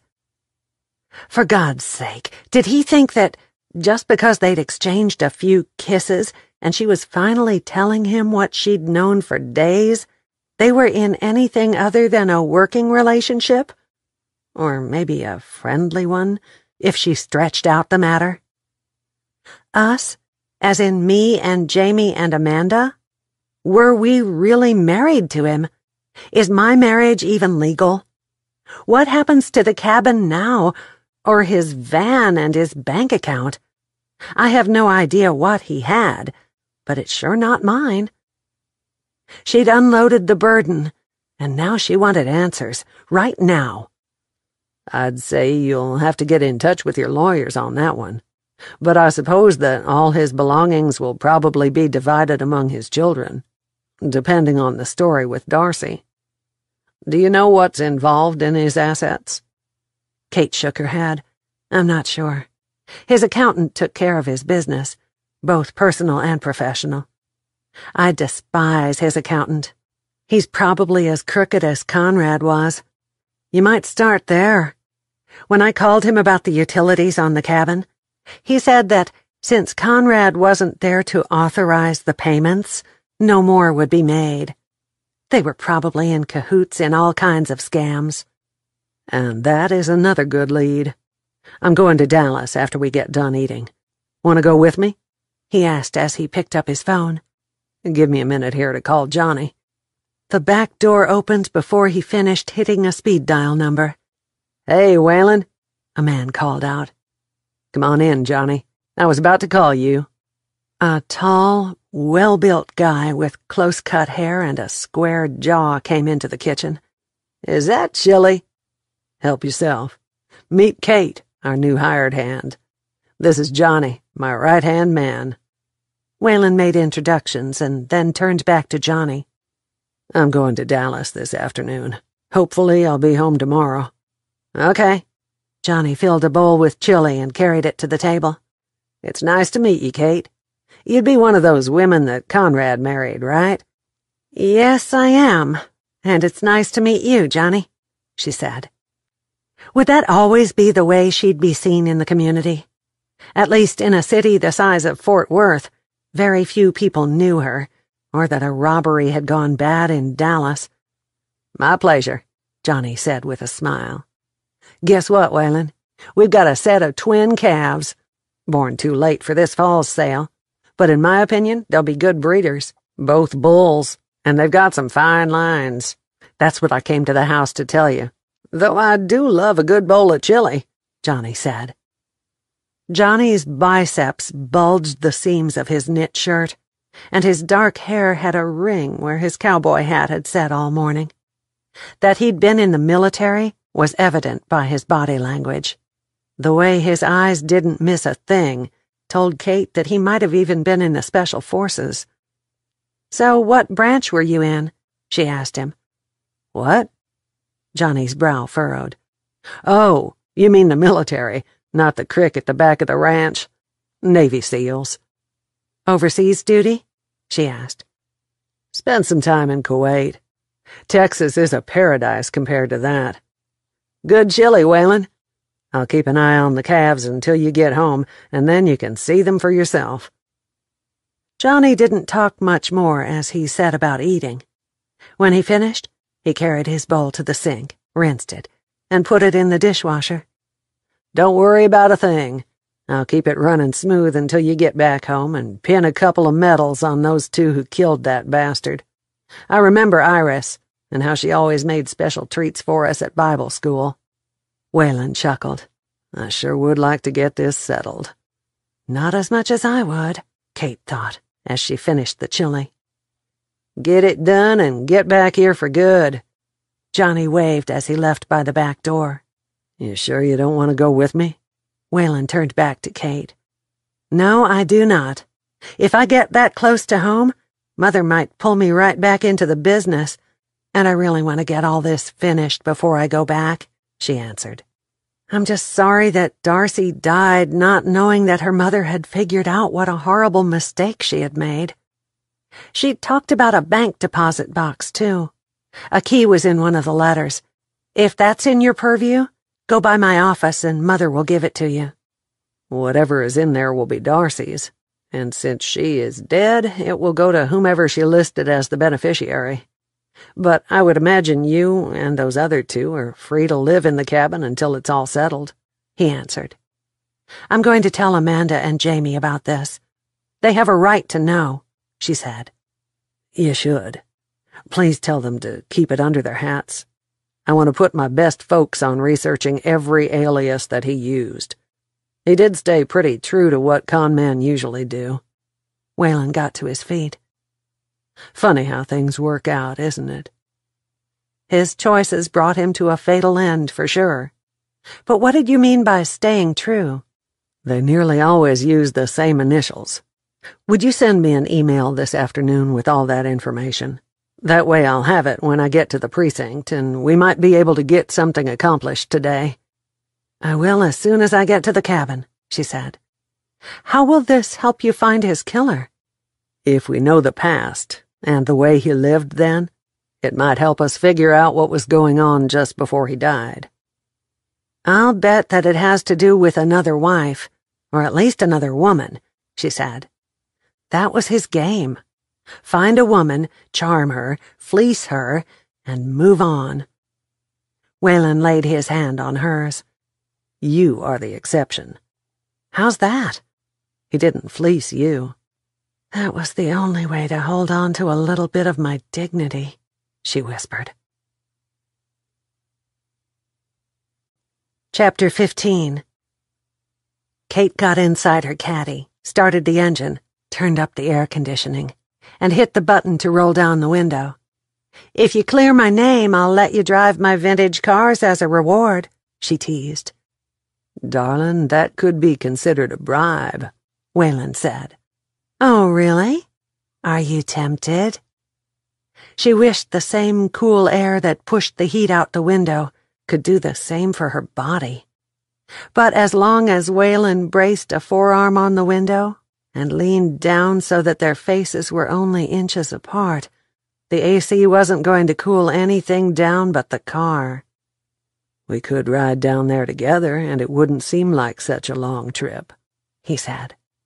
On one hand, she wished she could change her mind, but common sense said she needed breathing space away from him. I really need to go home. I promised to bring some things from the convenience store, and they'll be waiting for them. Call me when you get back. I'll be home on Sunday at the latest. If I make it in Saturday night, will you go to dinner with me on Sunday? Kate laid a hand on his arm. We have a potluck, remember? But I want to take you to Wichita Falls, to my favorite burger shop. Once you eat there, you won't want to get too far away from this area. Who knows? Someday you'll leave the big city behind like I'm doing. He straightened up and headed toward the house as he waved over his shoulder. Some things are simply impossible, she whispered as she rolled up the window and headed back toward Bootleg. Never work. Too much change. Those words played through her mind as she drove home. Home. Was it really where the heart was? If so, where was her heart? Your heart should be focused on our business. And what makes you think that cop can clear your name? All that information you gave him might be a load of crap. The voice in her head was definitely her mother's. I told you not to marry Conrad. Why can't you ever pay attention to me? Don't get involved with that man. You have no sense when it comes to men. She shook her head so hard her ponytail whipped around and slapped her in the face. Heavens, Mother, you can't even refrain from saying you told me so in my thoughts. And what do you expect to accomplish by letting that cop drive your cars? Do you think that will make him fall in love with you? I've told you over and over to focus on your job and the company. Hush, she said loudly, and turned on the radio to the country music station that she liked. She missed the turn to go into town for beer and soda, and was trying to keep her mother out of her mind when she parked in front of the cabin. She slapped the steering wheel with both palms and turned around to go back to the store. The heart is a fickle thing. It trusted Conrad. I cannot let it guide my decisions, she thought as she pushed open the glass door to the store. She picked up the beer and diet soda pop and added a couple of bags of chips. "Anything else?" the lady behind the counter asked. "Your heart did not trust Conrad. If you'll remember, you did have doubts even on your wedding day, but there'd already been the big splash of a shower and the wedding plans." Teresa was back in full force. "Are you all right?" the lady asked. Kate came back to reality with a jerk.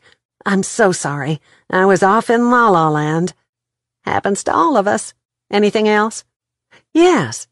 Please add half a dozen burritos and maybe a dozen cheese sticks from the deli." Kate pulled out her credit card. She toted her bags out to the car and put them in the back seat, got inside, and in a few minutes realized she was on her way back to the ranch instead of the cabin. She braked hard, leaving a trail of dust behind her from the dirt road.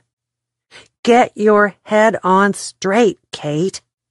Her voice bounced around in the car like marbles in a tin can, echoing from every surface to remind her that she should think about what she was doing. Amanda waved from the front door when she finally pulled up in front of the cabin, for the second time that evening. "Hey, we're all fishing from the dock. We're having a picnic supper down there in a little while. Come join us. Did you bring beer and soda pop?" "Yes, I did. I'll just haul it all down there instead of unloading in the house," Kate said. "Need some help? I came up to go to the bathroom. Whoever built this place should have put a toilet in the boat shed. Got a couple of bags of chips and burritos that you can carry. I'll take the heavy stuff," Kate answered. "I probably should wash up." "You look like hell, but so do the rest of us," Amanda smiled. "We'll all smell like fish before dark anyway." "Kate, come and see the fishes that I caught. One is big enough to eat for dinner tomorrow," Gracie hollered as Amanda and Kate made their way down the steps to the boat dock. Just seeing her put a smile on Kate's face. "You are quite a fisherman, Miss Gracie." "And I got 4, Hattie called. "We'll have enough for a fish fry before the sun sets." "Hey, Hattie and Victor. We haven't seen you two in a while." Kate set her bags beside the picnic basket, over toward one side, and sat down in the only empty chair left. "Been busy with the festival planning board," Victor said. "We hit a snag and had to make arrangements for a different kind of carnival, so we've both been up to our eyeballs in finding another one. Long as we have a Ferris wheel, I'm happy." Hattie watched the red and white fishing bobble dance out there in the water. "I hear you've taken on a job with Waylon. How's that going?" "I drove a hay wagon on Tuesday, took Wednesday off because of the rain, and then went in today. It's quite a change from what I'm used to doing," Kate answered. "Waylon has police things to do tomorrow in Dallas instead." "Here." Victor handed her a fishing rod and reel. "I baited the hook for you. Reel it in easy if your cork goes under." Kate had never been fishing in her entire life, but she held the rod and watched the red and white ball at the end of the line. "How many fish would it take for us to have a fish fry?" 10 if they're a good size," Hattie answered. "When we get enough, I'll make hush puppies and baked beans. Victor, you can bring your famous coleslaw." "Hattie makes the best fried catfish in the whole universe," Victor said. "I'd marry her just to get the recipe." "You old coot," Hattie giggled. "No woman in her right mind would marry you. I don't know how Lorraine put up with you all those years." "Love, darling." His grin erased a few of the wrinkles lining his face. "She loved me, and truth be told, I'd never remarry. Not even for your damned old recipe." "Then don't tease me about it. I had my heart set on a big white dress and wedding cake." Hattie sighed. "You are full of horse crap." Victor chuckled and stared straight at Kate. "But wedding cake does sound good." We haven't had a wedding in Bootleg in years." "Get thee behind me, Satan." Kate made the sign of the cross over her chest. "I'm only here until my vacation time runs out. Then I've got a company to run." "Well, rats," Victor huffed. "I just knew from the way Waylon was stealing them long looks at you in church that something might be going on."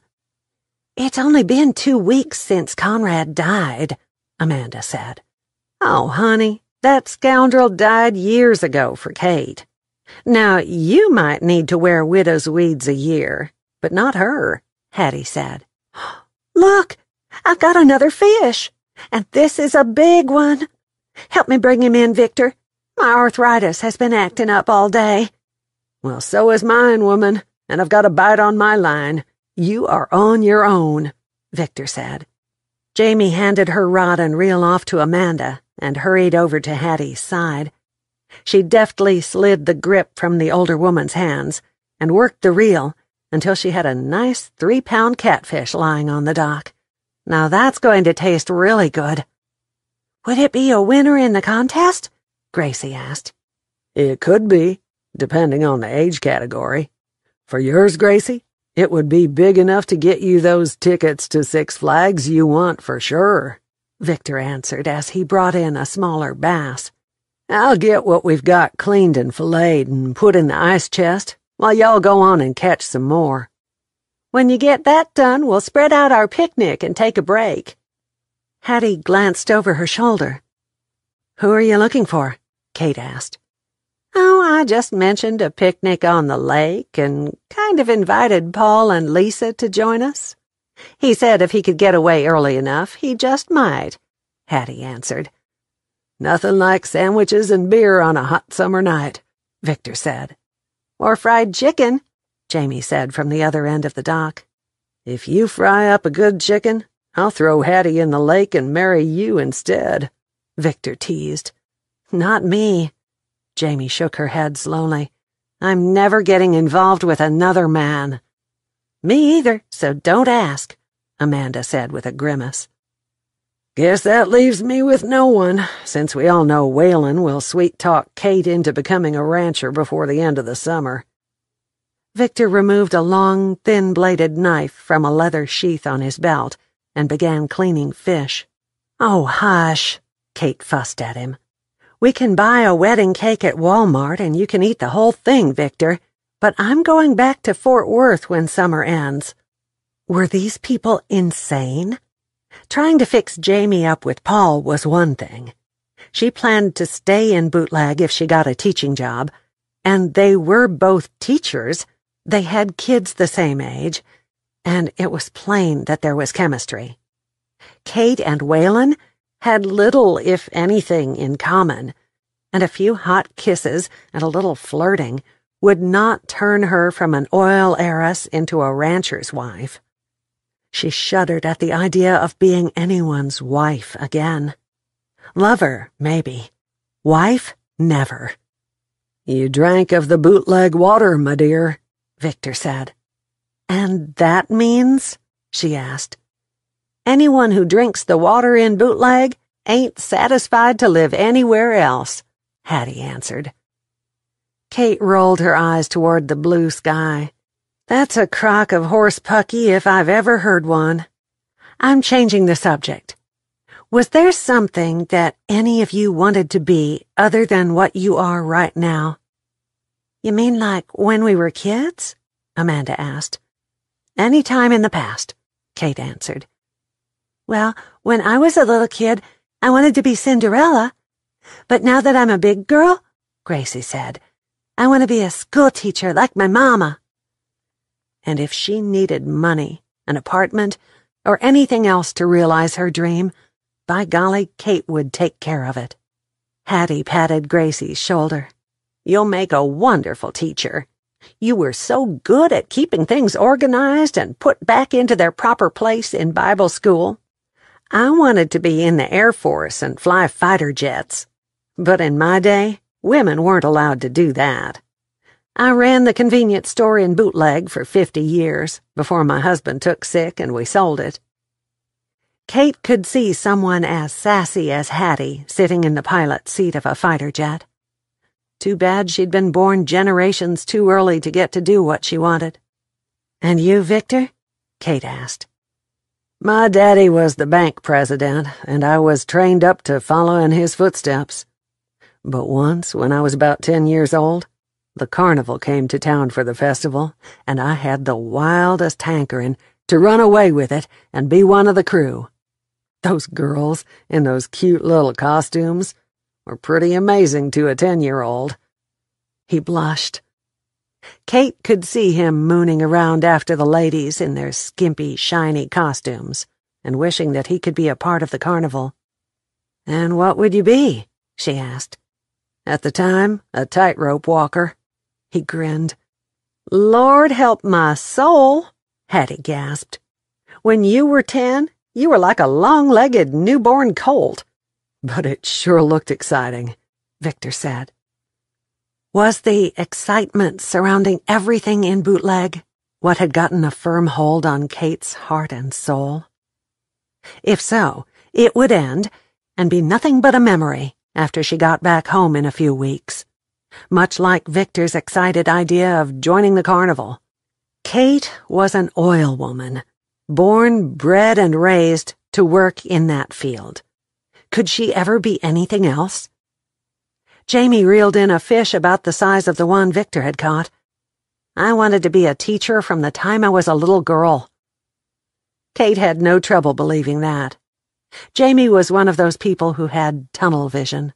It's a good thing that she didn't find out about Conrad before he was dead, or that one-track mindset might have landed her smack in jail for life. "I've worked in lots of places since high school." Amanda reeled in her line and laid her rod and reel on the dock. "Convenience store, auto supply business, lumber yard, retail clothing, banking, and now my little discount clothing place. But as a child, I only wanted to be a mother. I guess I'm finally getting my wish. What about you, Kate?" Kate kept her eye on the bobble dancing out there on the gentle lake waves. "I'm like Victor.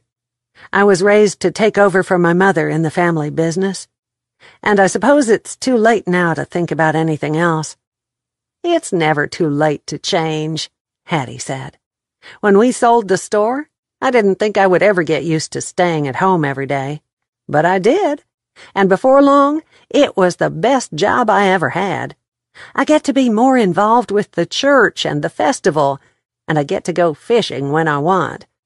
So don't ever think that you can't change your mind." Even at 44 years old? "So if I want to run away with the carnival in a couple of weeks, no one will shoot me?" Kate teased. "I wouldn't shoot you, but I'd rather you stayed here in Bootleg," Victor said. "My mother would drop graveyard dead if I even mentioned such a thing," Kate said softly. "No, she wouldn't." Victor chuckled. "She might rant and rave for a while, though if she came to visit you here, she'd understand. And she might even taste the water here and be willing to join us." "Well, I think the water tastes terrible, but I like it here," Gracie said. "I talked to Snugglies last night, and he said he wouldn't mind if we lived here forever." "Who is Snugglies?" Victor asked. "He's my teddy bear, and I tell him everything," Gracie said. "Well then, I guess he's very important," Hattie said. "Oh yes, he's almost as important as my mama," Gracie told her, and then started singing, "Come on, little fishies, eat the worm on my hook." Before she could sing the line the 4th time, something took the cork under the surface. "Come help me, Mama," she squealed. "I can't," Jamie shouted. "I've got a bite too." Kate laid her fishing pole to the side and hurried over to Gracie's side. Putting her arms around the little girl's shoulders, she gently held the rod steady and helped her turn the handle on the reel. Victor looked like he was about to dance a jig right there on the rough wood platform when they brought in another nice-sized catfish. With those moves, maybe he could have mastered the tightrope. "Would you look at this, Hattie? We're going to have a feast," he yelled. "I'm not hard of hearing." She tapped her ears. "But take a look at Jamie's fish. It's almost as big as Gracie's. Your singing worked, child. You really might snag the biggest fish at the festival." "I'll get these two cleaned up while y'all get out the picnic," Victor said. Kate, do you really think my song helped? Gracie eyed her seriously. Or are they just telling me that to get my hopes up about them tickets? Kate hugged the child to her. Would her daughter have looked like Gracie? Or would she have had blonde hair and blue eyes? Gracie wiggled out of her embrace. You smell like a hay barn. And how would you know what a hay barn smells like? Kate asked. My friend in Dallas, her grandpa lives on a ranch, and we went there for rodeo day. It made me sneeze. Mama said it was raggyweed. Ragweed, Jamie smiled. Then, if you ever went to Whalen's ranch, do you think the hay will make you sneeze? Kate asked, thinking that she might take her out there some Sunday afternoon, just to see the animals and play for a while. Surely Whalen wouldn't mind. Kate picked up her sacks of food and carried them to the quilt that Hattie was busy smoothing out on the grass. No, ma'am, Gracie said quickly. I'm not sneezing right now, and I smelled hay on you. And if I go to Whalen's, I'm going to ride a horse. And who told you that? Jamie asked. Whalen is a cowboy, even if he is a cop. And I bet he's got a horse, and I'm going to ask him if I can ride it. Gracie plopped down on the quilt.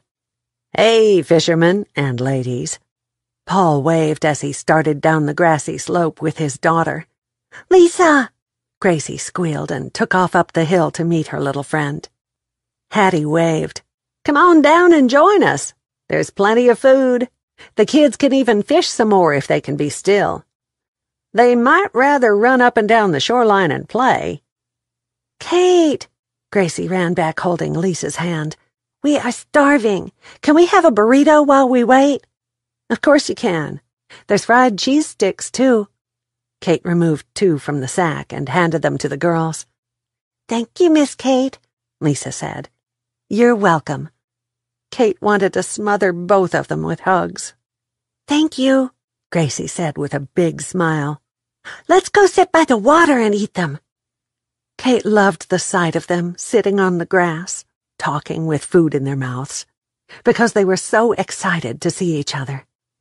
She'd had acquaintances in her life, but she could never remember a time when she was that carefree, even as a child. Paul sat down on the edge of the quilt. Jamie, how's your first week going? I've been meaning to stop by the office and welcome you proper, but I couldn't get away from the ag barn. Busy, Jamie answered. I'm cleaning the file cabinets and reorganizing, getting things ready for school to start. I heard that you might be interested in the elementary opening, he said. Haven't made up my mind, but I'm thinking about it, she said. Well, Lisa will be over the moon if you decide to stay in Bootleg. So will Gracie. Jamie smiled, her pulse kicking in a little extra beat when the summer breeze wafted the scent of his shaving lotion her way. I'm confused, Amanda said. Here we are, 3 women who were all married to the same man, and Bootleg is taking us in and acting like we are sisters. Is there something wrong with all you people? Or with us? Aren't small towns supposed to be all cliquish and gossipy? Oh, we are both of those things. Hattie set out a platter of chicken salad sandwiches and a relish plate. But Iris wouldn't want us to treat y'all badly. But I got to admit we are all glad that one particular man got what he deserved. Victor opened his mouth to say something before he snapped it shut and whispered out the side, He is Gracie's daddy, so we need to be nice, Hattie. And therein would probably be a big problem with any kind of relationship between her and Paul. He, like the rest of Bootleg, despised Conrad, and Gracie was Conrad's daughter. Not that Jamie was entertaining notions of the chemistry between them leading to anything. No, sir. It was far too early in this thing for her to... She felt crimson flooding her cheeks. Again. Hattie sighed. She's such a lovely child that I forget that she's his. It's easy to do, Kate said. Well, let's get on with our picnic. We don't need to talk about rubbish. What's been going on at the ag barn? Victor asked. Not much, but I hear that the office is getting a thorough straightening. He winked at Jamie and turned to face Victor. Her heart tossed in an extra beat, and she couldn't have wiped the smile off her face, not even by sucking on a lemon. Not many days turned out to be almost perfect, but for Kate, that one had. Even with the threat of nothing at all good coming from the information that she'd given Waylon, she still felt good about the day. She'd gotten part of the load off her chest, and now all she had to do was tell Amanda and Jamie. Down deep inside, she hoped neither of them asked exactly how long she'd known about all this.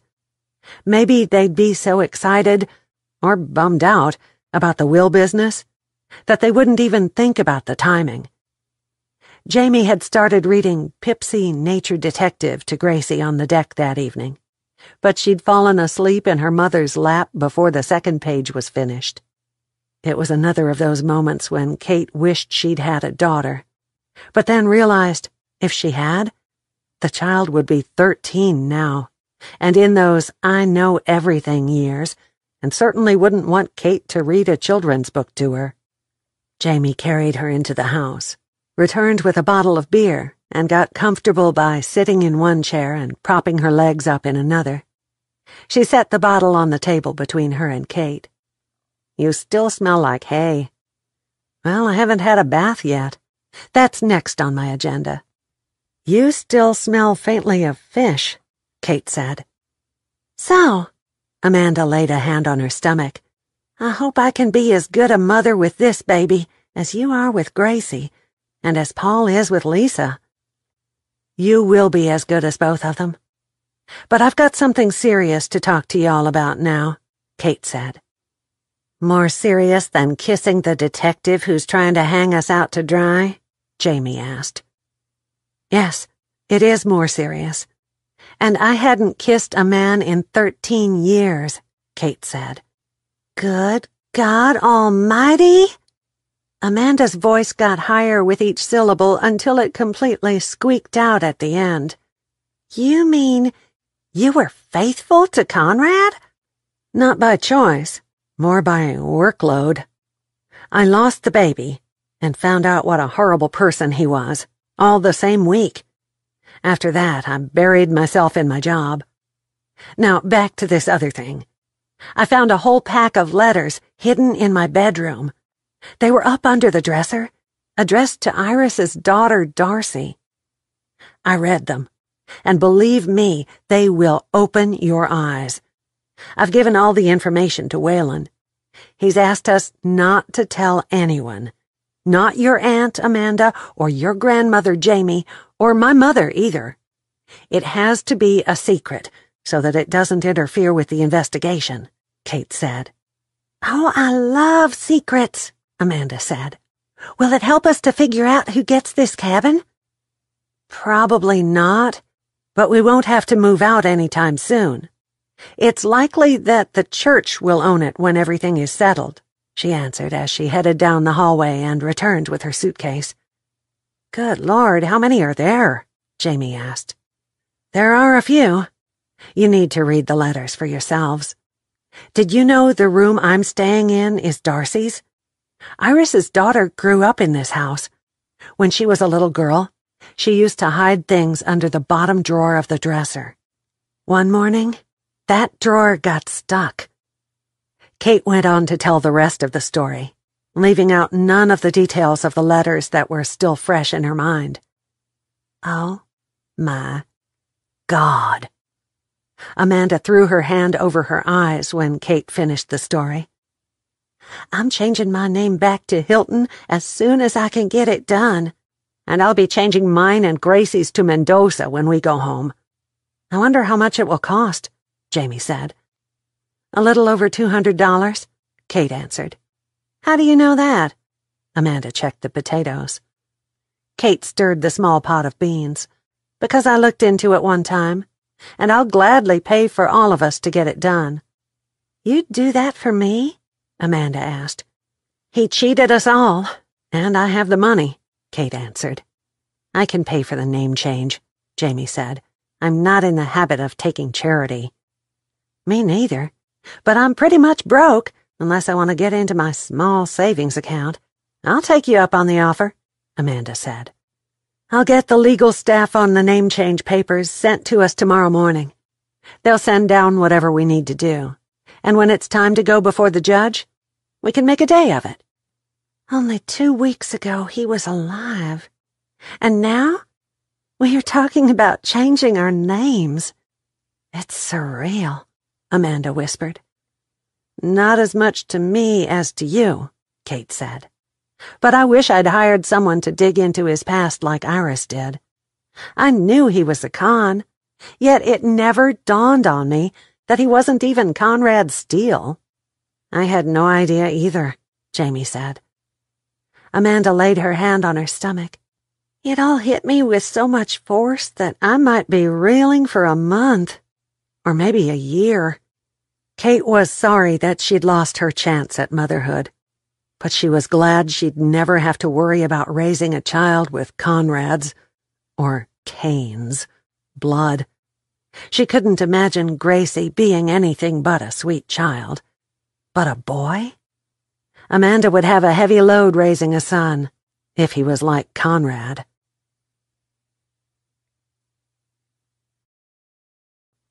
Chapter 16. Jamie awoke on Sunday morning and propped up on an elbow to stare at her daughter. How on earth she and Conrad had created such a delightful little girl was totally amazing. After reading through those letters, Jamie might even go so far as to say that her daughter was a miracle. With Conrad for a father, she could have been a conniving little girl. But she wasn't. She was as open as a book and as sweet-natured as Mama Rita. She glanced at the clock and rubbed her eyes, then looked at it again.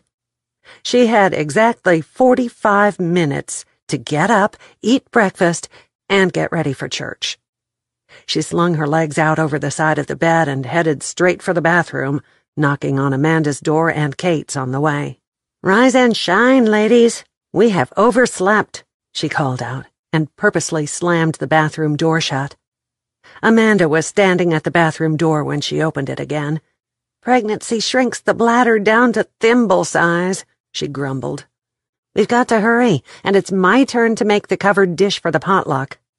Jamie moved to one side to let Amanda inside the bathroom. "It can be my turn, Mama." Gracie rubbed the sleep from her eyes. "We can take the cookies me and Amanda made." "Coffee is making," Kate said when Jamie and Gracie made it to the kitchen. "I'm not going to church, but I'm in as big a rush as y'all. Waylon and I are skipping services this morning." Amanda arranged cookies on a plate. "Oh, really? Have you got a room reserved?" "No, we do not." Kate poured 3 cups of coffee and set them on the table. "Did either of you do any interesting reading last night?" "I did," Jamie answered. "That's probably why I overslept. Talk about tangled webs and twists and turns. Now what? This place should go to a dead woman?" "But since she's already passed on, then we're back to square one, right?" Amanda asked. "Not necessarily," Kate said. "She left a will, and whatever she wanted done with her possessions will probably be taken into consideration." "Well, crap. This is turning into a never-ending cycle." "Cereal, toast, and orange juice." Jamie talked as she set things on the table. "Gracie, don't diddle-daddle around now." "I won't, Mama. I don't want to miss church. Do I still get to go home with Lisa after church is over?" "Oh, shoot," Jamie sighed. "I forgot about that. But yes, you can go home with her. However, if you want to take your backpack with toys in it, you might have to let me bring them over later." "I got it ready, and I got my play clothes in there and my old shoes." Gracie poured cereal into a bowl, added a teaspoon of sugar and milk, and started to eat. Misorganization there. Amanda buttered 2 pieces of toast when they popped up. Kate patted Gracie on the shoulder. That's a good thing. So are you going to sit with Waylon this morning, Kate? The little girl asked. No.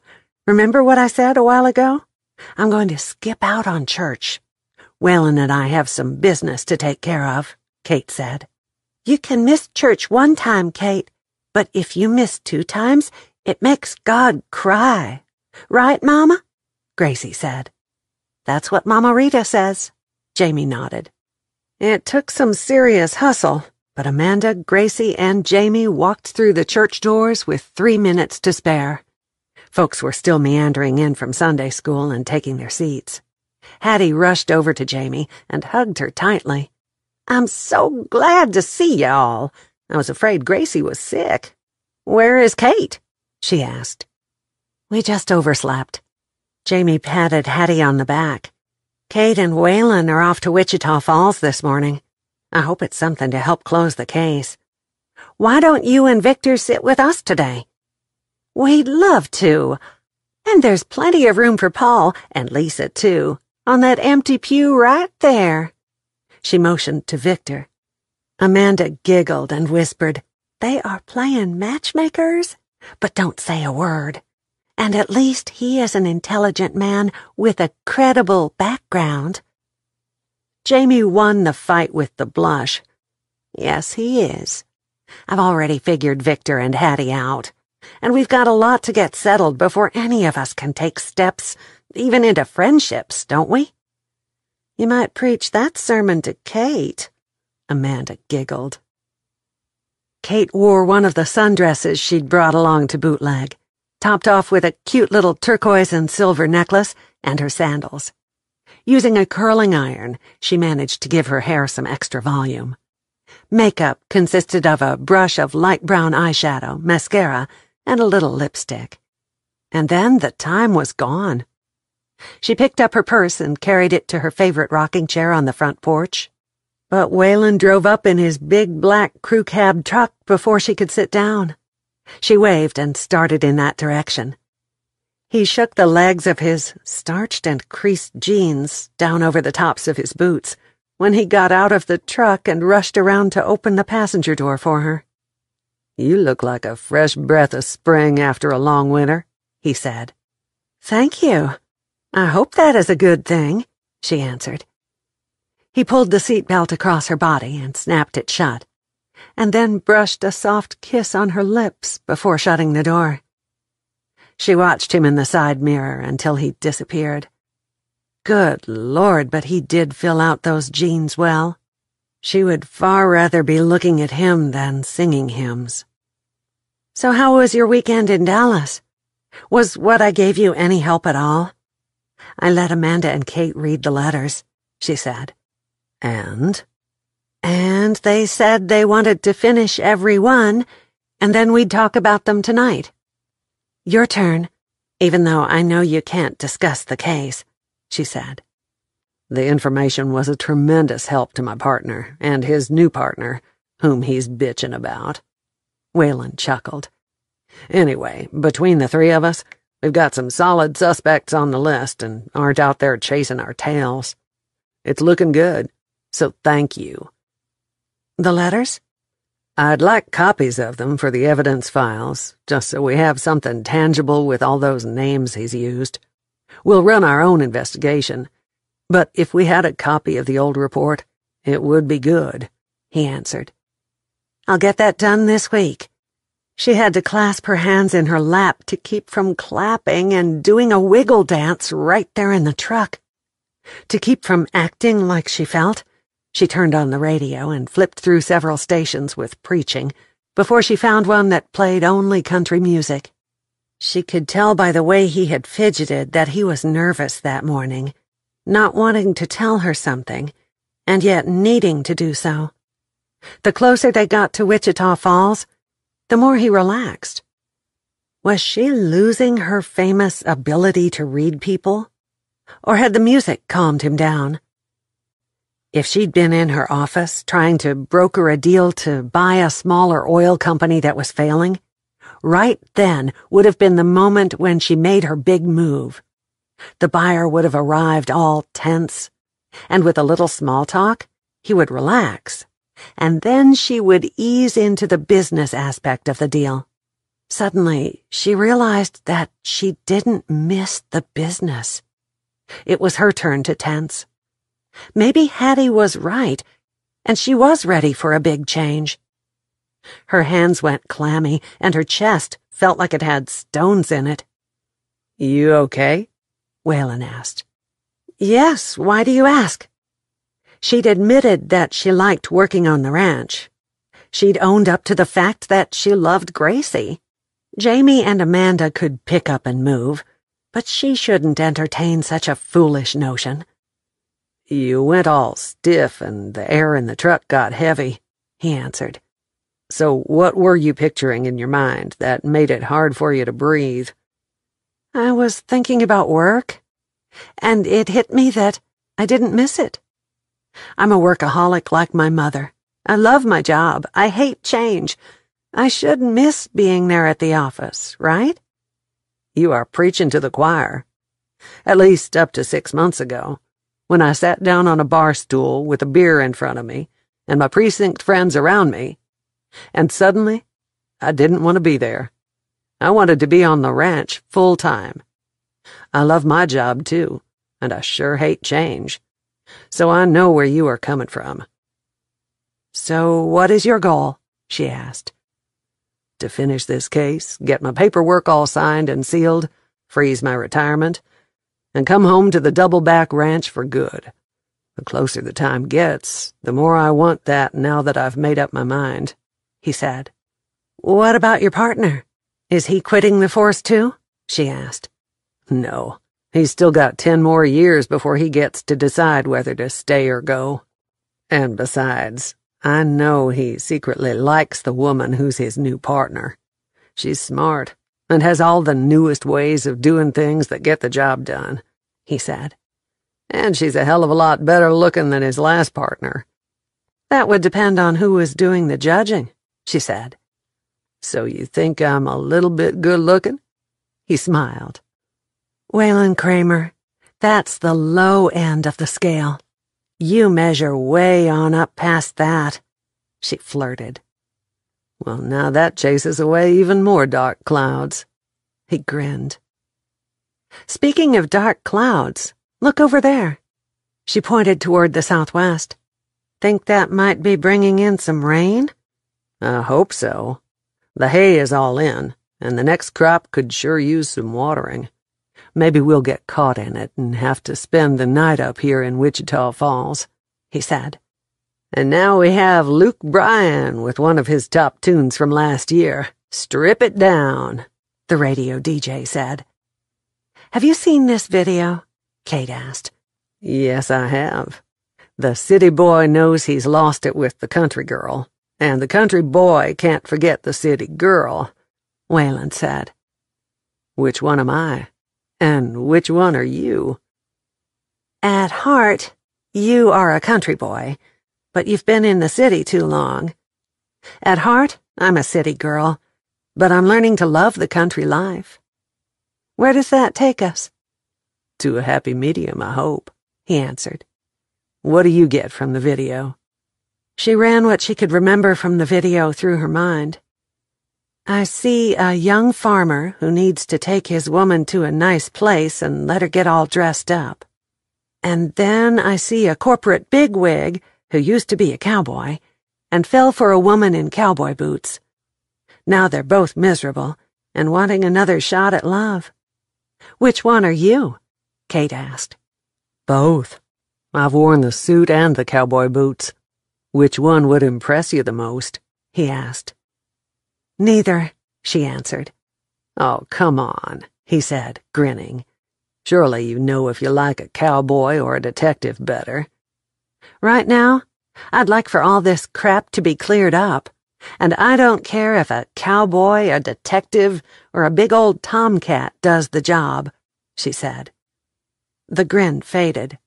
"A tomcat?" Like in those cozy mystery books, she said. The cat really solves the case? Sometimes. Maybe you'd better get a cat. He shook his head. Okay, then. With all the information you gave us, we do have some good leads. But you were in that cabin with Conrad after Iris died, and so were Amanda and Jamie. A good prosecutor would argue that one or all of you found those letters months ago, and, individually or collectively, you all murdered him. Y'all are still at the top of the suspect list. He grimaced. Maybe even more than before. That's what I wanted to tell you, and didn't want to tell you at the same time. Well, shit, she said. So that's the reason he'd been so antsy that morning when he picked her up. Nothing was decided, and everything was even worse than before. In all the scenarios she'd thought about, that one never entered her mind. Exactly. He frowned. I can turn this truck around and take you home if you want. Hell no. I want that big hamburger you promised me, she said. Okay then, but I'll understand if you turn me down on the next news. You mean that's not all of the bad news? This has nothing to do with the case, but knowing that the bunch of you aren't in the clear by any means might mean that none of you want to cooperate. You've heard about the festival? She nodded. What in the hell could a fishing festival have to do with the case, or anything else for that matter? Well, several years ago, my mother bought an old stagecoach at an auction, and the parade committee, plus the bootleg Citizen of the Year, rides in it during the parade. I get it out of the barn where we store it and shine it all up for that day, he said. And you're going to chase down Conrad's real killer in an antique stagecoach? She asked. He laughed. Damn it. Why did he have to be so sexy when he brought out the charm? No, but while all the spiders are chased out of it and it's still clean, Victor and Hattie want to have a picnic at the ranch so the girls can have a ride in it, he said. As in more than just Gracie? As in Lisa? She asked. Yes, ma'am. When is all this supposed to happen? She asked. Festival is next Saturday. The stagecoach would still be clean on Monday evening, he answered. Hattie says that she'll bring a picnic lunch for us to have beside the creek on the back side of the ranch, and the kids can play in the water. Why are you asking instead of Hattie? She and Victor thought if it was my idea, it might not look so much like they were pushing Paul and Jamie together, he answered. So, if you aren't too mad at me for being the messenger of bad news about the case, then I'd ask you not to tell Jamie who really thought up the whole plan. Well, I expect I can keep that secret, she smiled. Truth is, I've wanted to ask you if I could bring Gracie to the ranch for an afternoon or morning. Anytime, he grinned. Waylon had let emotions get in the way of his job for the first time in his career. He liked Amanda and Jamie, and he'd hate to see them prosecuted. But Kate was a different story. He believed her, and he damn sure did not want to see her behind bars. He shouldn't even be taking her out for a hamburger or hiring her to work on his ranch.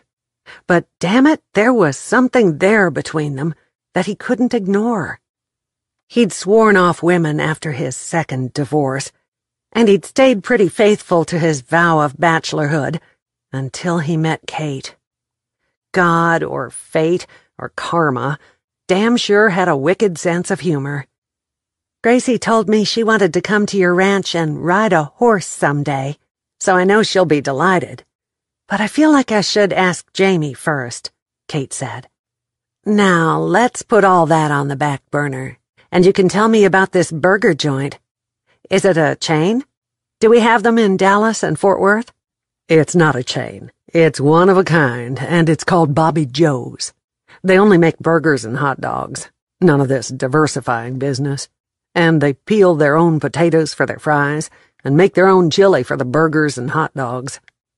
Chili for burgers? She frowned. Don't knock it until you've tried it, he said. A chili burger is 2 pieces of meat, 2 pieces of cheese, and a scoop of hot chili that melts the cheese. You usually have to eat it with a spoon, but it's pretty damn good. Sounds like it. Do they do chili cheese fries? Yep, and they are amazing, he said. How'd you find out about this place? She asked. My daddy was a big fan of hamburgers and hot dogs, so when we drove up here for a load of feed or to go to the stockyards, we always went to Bobby Joe's. The original owner died some years ago, and they changed up the sign a little bit to be Bobby Joe's with no E, as in a girl's name. She's his granddaughter. Kate's stomach growled. That's a good sign, Waylon said. You want to go in there hungry. He drove past a mall and several other places to eat, made a few turns that had her completely lost as to how she'd ever find her way back out of the maze without him, and then parked in a lot crowded with trucks and cars. We're lucky, he said. We got here before the church crowd. Welcome to the best-kept secret in North Texas. She stepped out to the smell of grilled onions and burgers. It smells heavenly. Tastes even better. With his hand on the small of her back, he ushered her inside, and a cute little red-haired woman left her place from behind the hostess counter and hugged him tightly. Waylon Kramer, where have you been keeping yourself? This gorgeous woman is too good for the likes of an old cop like you. Kate, meet Bobby Joe. Bobby Joe, this is Kate Steele. And I agree with what you said, which makes me the luckiest man in the place today. Kate blushed scarlet, but did remember to hold out her hand. I'm pleased to meet you, Bobby Joe. I hear you make an awesome burger. Her handshake was firm, and her blue eyes twinkled. She had kinky red hair that she'd pulled up in a messy bun, and she wore a T-shirt that advertised the business. My cooks do, and I'll fire their asses the day they don't. Y'all come on back here. You can have the VIP table today.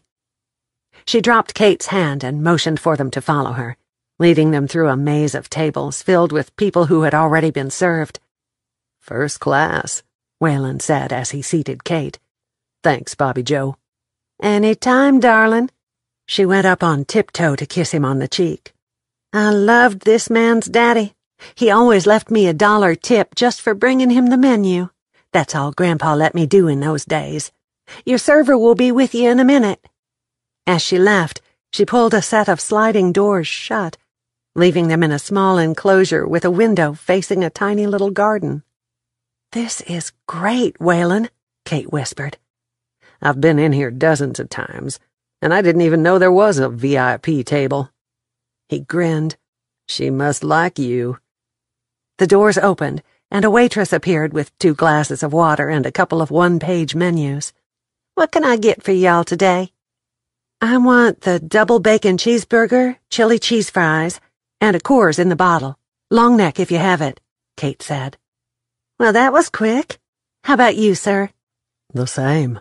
And add a foot-long hot dog with cheese and chili. No onions on anything for me, he said. Kate handed her the menu. Hold the onions on mine, too. Waylon's hand closed over hers. You know this means we have to sit here and talk for an hour, so the beer will be out of our system before we leave. As long as we don't talk about the murder, I don't suppose that will be a hardship, she said. I have a question to get us started. Have you ever thought of drilling for oil on the ranch? The waitress brought their beers and set them down. He took a long sip of his before he answered. No, thank you. We make a fine living with our Angus cattle. I might look into the equipment to make big round bales of hay in the next couple of years, though. It would mean not having to go out to feed cattle twice a day. But I'd rather talk about something other than ranching. Such as? You. The future. What happens when your vacation ends? How much I like the color of your eyes. Those could be starters, he said. Maybe we'd best see if I'm indicted for murder before we think about us or the future, she said. That could have a huge bearing on whether he'd ever see the color of her eyes again.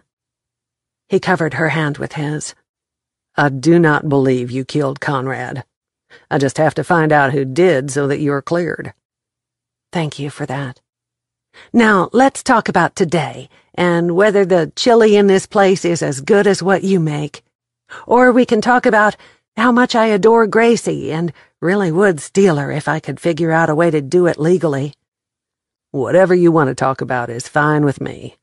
Hell, woman, you could read that menu backward to me, he said. Now that's a pickup line if I ever heard one. She laughed. When we finish eating, would you mind if I did some shopping? Darling, I'll sit outside the dressing room door and enjoy the show as you try on clothing. Think you could model one pair of jeans for me? It could be arranged. She nodded. Jeans? She hadn't bought jeans in years. She worked in power suits, and when she was at home, she wore sweatpants and t-shirts. It might be fun to try on a pair, and maybe some boots. If she was going to work on a ranch in the wintertime, she would need boots. Where in the hell did that thought come from? She almost gasped. Chapter 17. Is my mama going to die? Gracie asked Amanda over breakfast the next morning. Of course not. Why would you ask that? Amanda frowned. My daddy just up and died. He didn't tell me he was going to die. And if my mama is going to die, will my mama Rita take care of me? Will I have to go back to Dallas and leave the cabin? Your mama would have told us if that was happening, don't you think? My daddy didn't tell me anything. I wish I could stay here forever. Gracie propped her elbows on the table and rested her chin in her hands. I didn't like that funeral. Everyone was so sad. And then, after the preacher finished, everyone was mad. Mama was really mad until we came here, and now she is happy. I don't ever want to live in our old house again, because she might be mad like that again. We were all mad. So was Kate, and so was I, Amanda said. Gracie went back to eating. You'd tell me the truth if my mama was going to die, wouldn't you? Yes, I would, Amanda said. Would you tell me if Kate was going to die? Gracie asked. I promise that no one is going to die, Amanda said. And if I know they are going to pass away, I'll tell you. Now let's finish our breakfast. Okay. But did my daddy die because I didn't tell him goodbye the last time he came to see me and Mama? Lisa said she wouldn't tell her Mama goodbye when she was sick, and she died. Is it our fault? Why couldn't Gracie have gotten up with her mother that day instead of sleeping until almost 9 o'clock? That way Jamie would be answering these questions. Amanda wasn't a mother. Not yet. A little voice in her head reminded her that she would someday have to answer more questions than these. Her child would want to know why the other kids had a father and she didn't. What had happened to him? And could she see pictures? No, darling. Your daddy did not die because you didn't tell him goodbye. Some really bad man killed him. Why? Gracie's eyes widened. I heard all y'all talking about it. But why? I want to know why bad men killed my daddy. But everyone talks in whispers or in big people talk when I'm there. Amanda hauled her heavy body up from the chair and hugged Gracie, then took her by the hand and led her to the sofa. You didn't have anything at all to do with your daddy's death. Promise?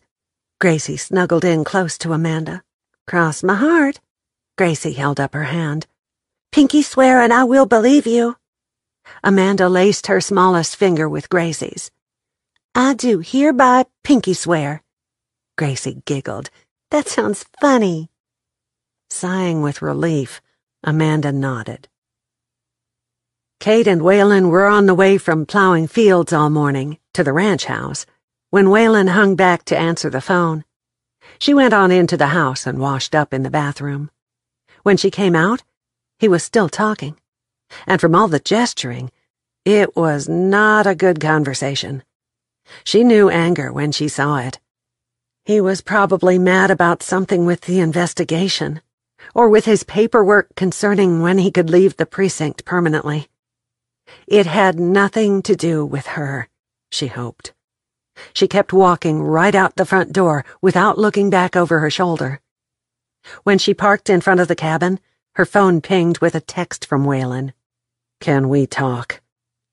She turned off the engine and typed, "For what and why?" The return message said, "Meet me at the dock." She sent back, "1 hour in the church parking lot." Black clouds gathered in the southwest again that afternoon. The rain that they thought might be coming the day before had gone around Bootleg and Maybelle and hit around Archer City with severe wind and even marble-size hail. If the rain materialized, she didn't want to be on the dock when it hit. And if this was going to be a big black moment with Waylon, she sure didn't want Gracie to hear it. Before she could get out of her car, Jamie pulled in right beside her.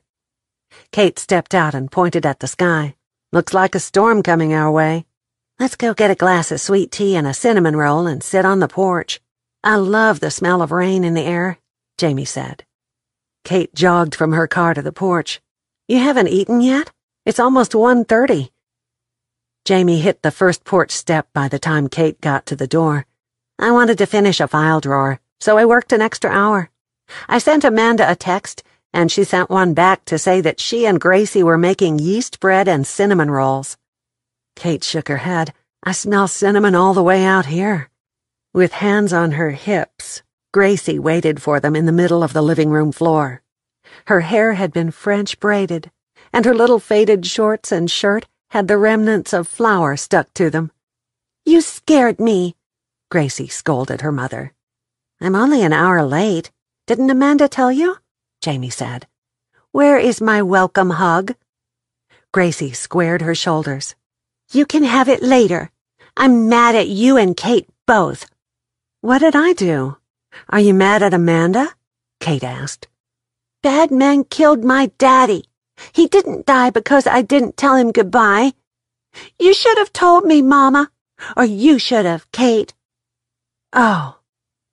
All the wind left Kate's lungs in a whoosh. Amanda came out of the kitchen and shrugged. "I didn't know what to do." Jamie sank down on the sofa and patted the spot beside her. "Come and sit beside me, and we'll talk about it." Gracie crawled up into her lap and laid her head on Jamie's shoulder. "I've been afraid for you to go anywhere if I didn't tell you goodbye.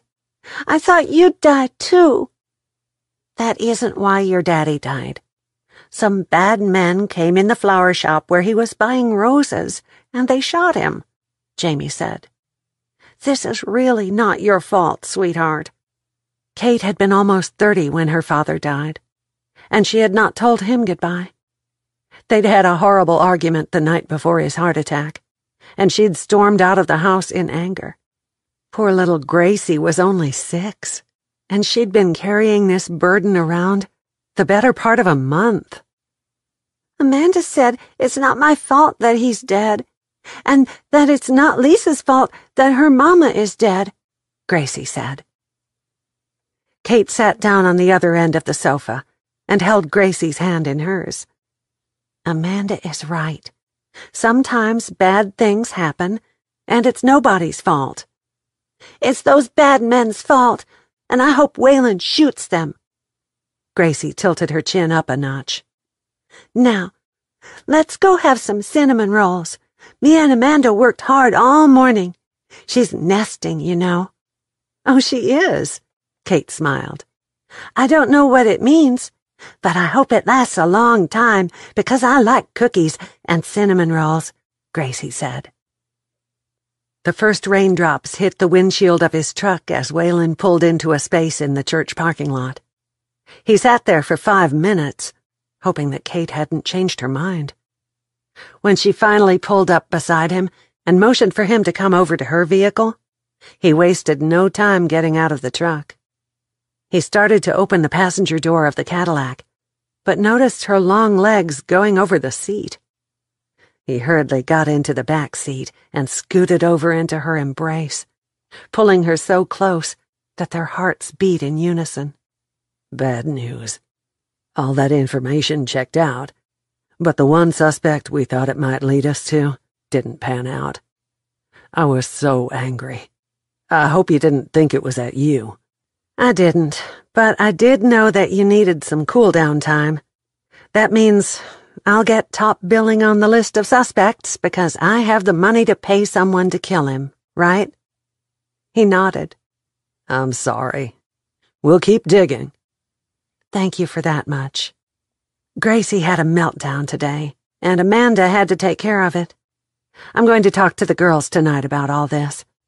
In my opinion, Gracie needs a day at the ranch next week. Meeting with you this afternoon is good. I can tell them that's what we were talking about, Kate said. He wanted to kiss her again, but with the newest turn of events, maybe that was a bad idea. It wouldn't be good for her case or his record if he was romantically involved with the lead suspect in his final case. I should be going, he said. Me too. I've got a lot to tell the girls, and hopefully the festival and the day at the ranch will help Gracie. I didn't realize that a little kid went through the stages of grief just like an adult. Me either. He scooted across the seat and out the door. Thank you, Kate, for everything. It is what it is, she shrugged. But why can't it be different just this one time? Waylon thought as he started up his truck engine and drove away.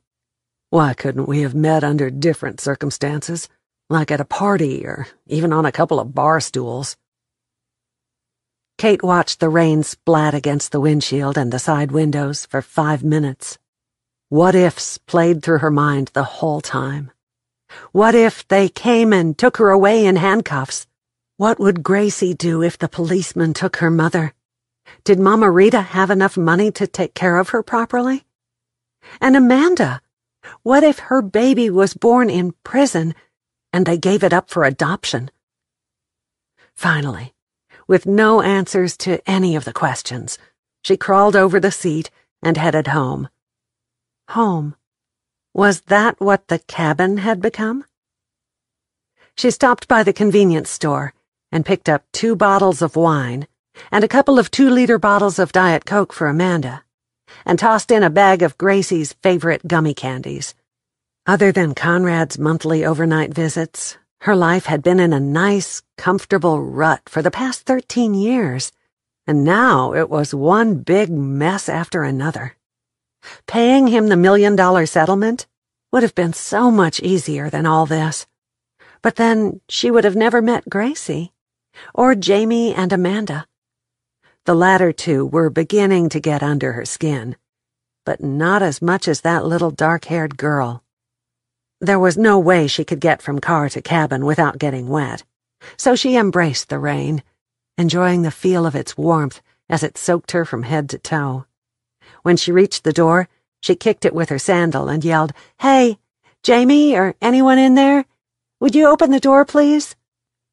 Her phone rang at the same time Gracie slung open the door.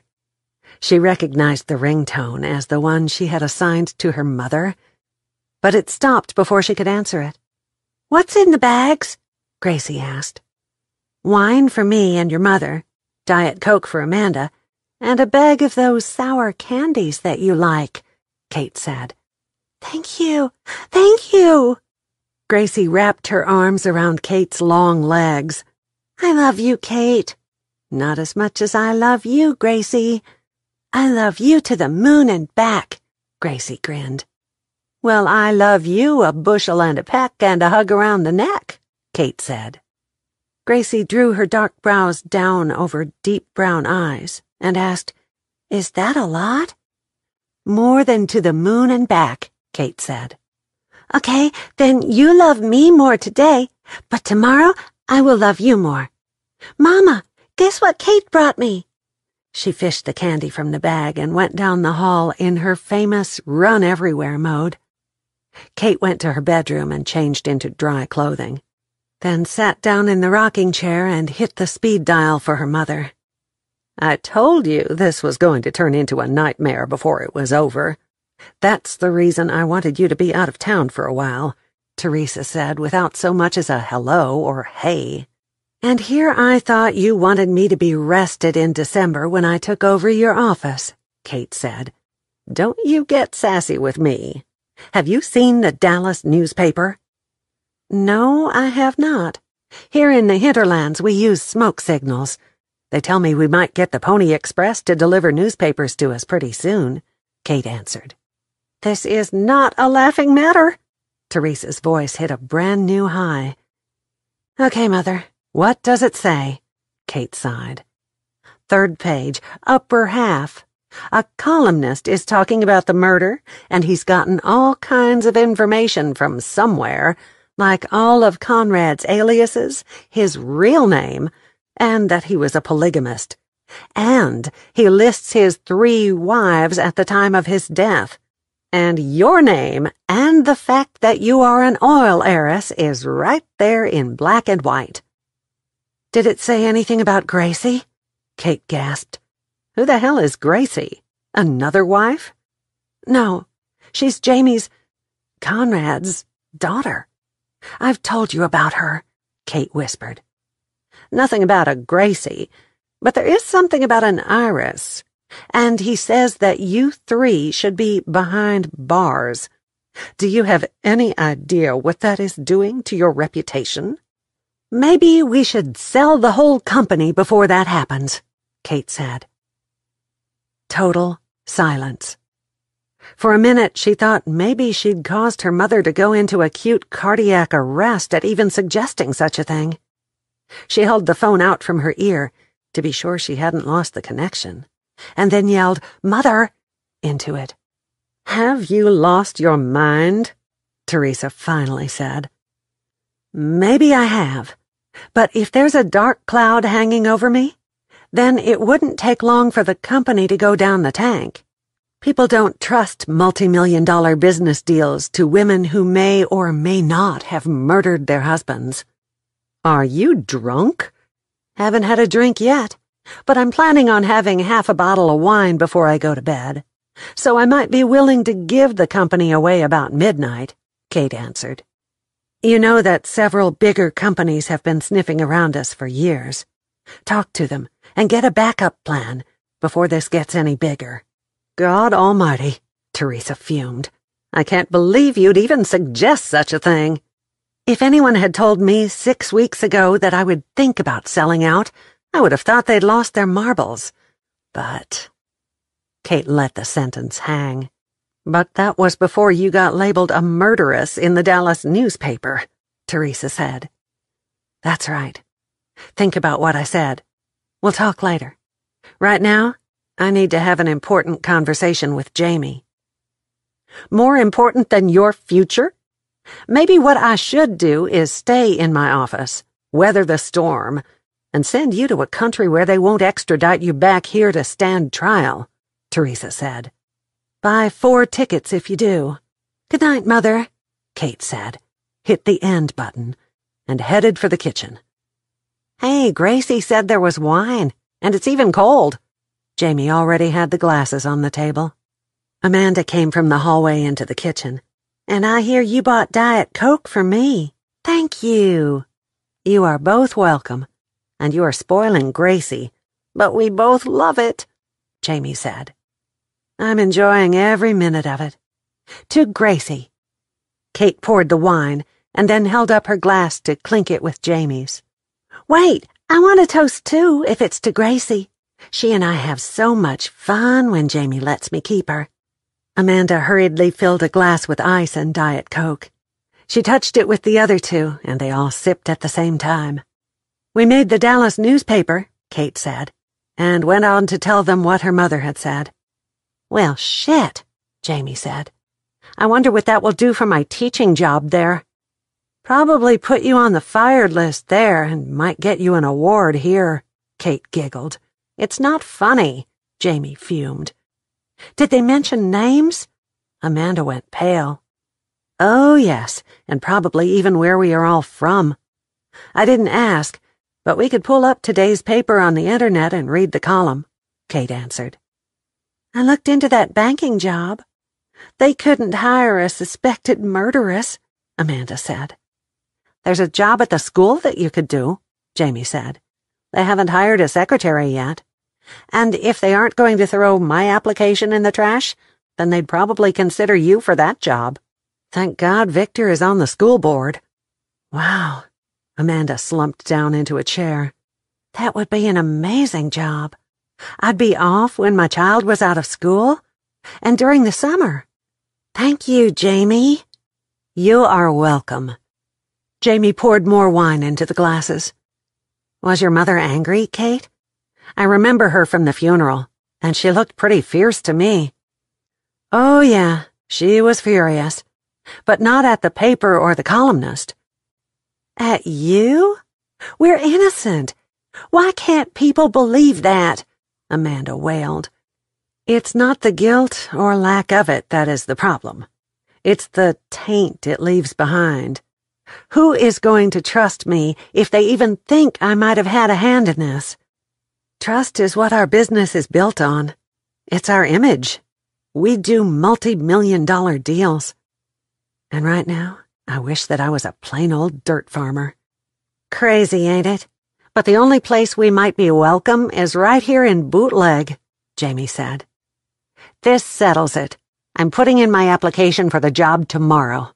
Want me to get the paperwork for you to apply for the office job, Amanda? Yes, she answered without hesitation. Reckon I could be a janitor? I've learned how to run a tractor. I bet I could master a floor buffer in no time, Kate teased. On another note, listen to Gracie giggling back there as she talks to her dolls. That is the sweetest sound in the world. Jamie smiled. This is going to sound hinky, but like Amanda said earlier, I think Iris likes us being here. It's like her spirit needed to find rest. You found the letters, Kate. Gracie is bringing a little girl's laughter back into the cabin. I believe that spirits linger until things are settled, Amanda said.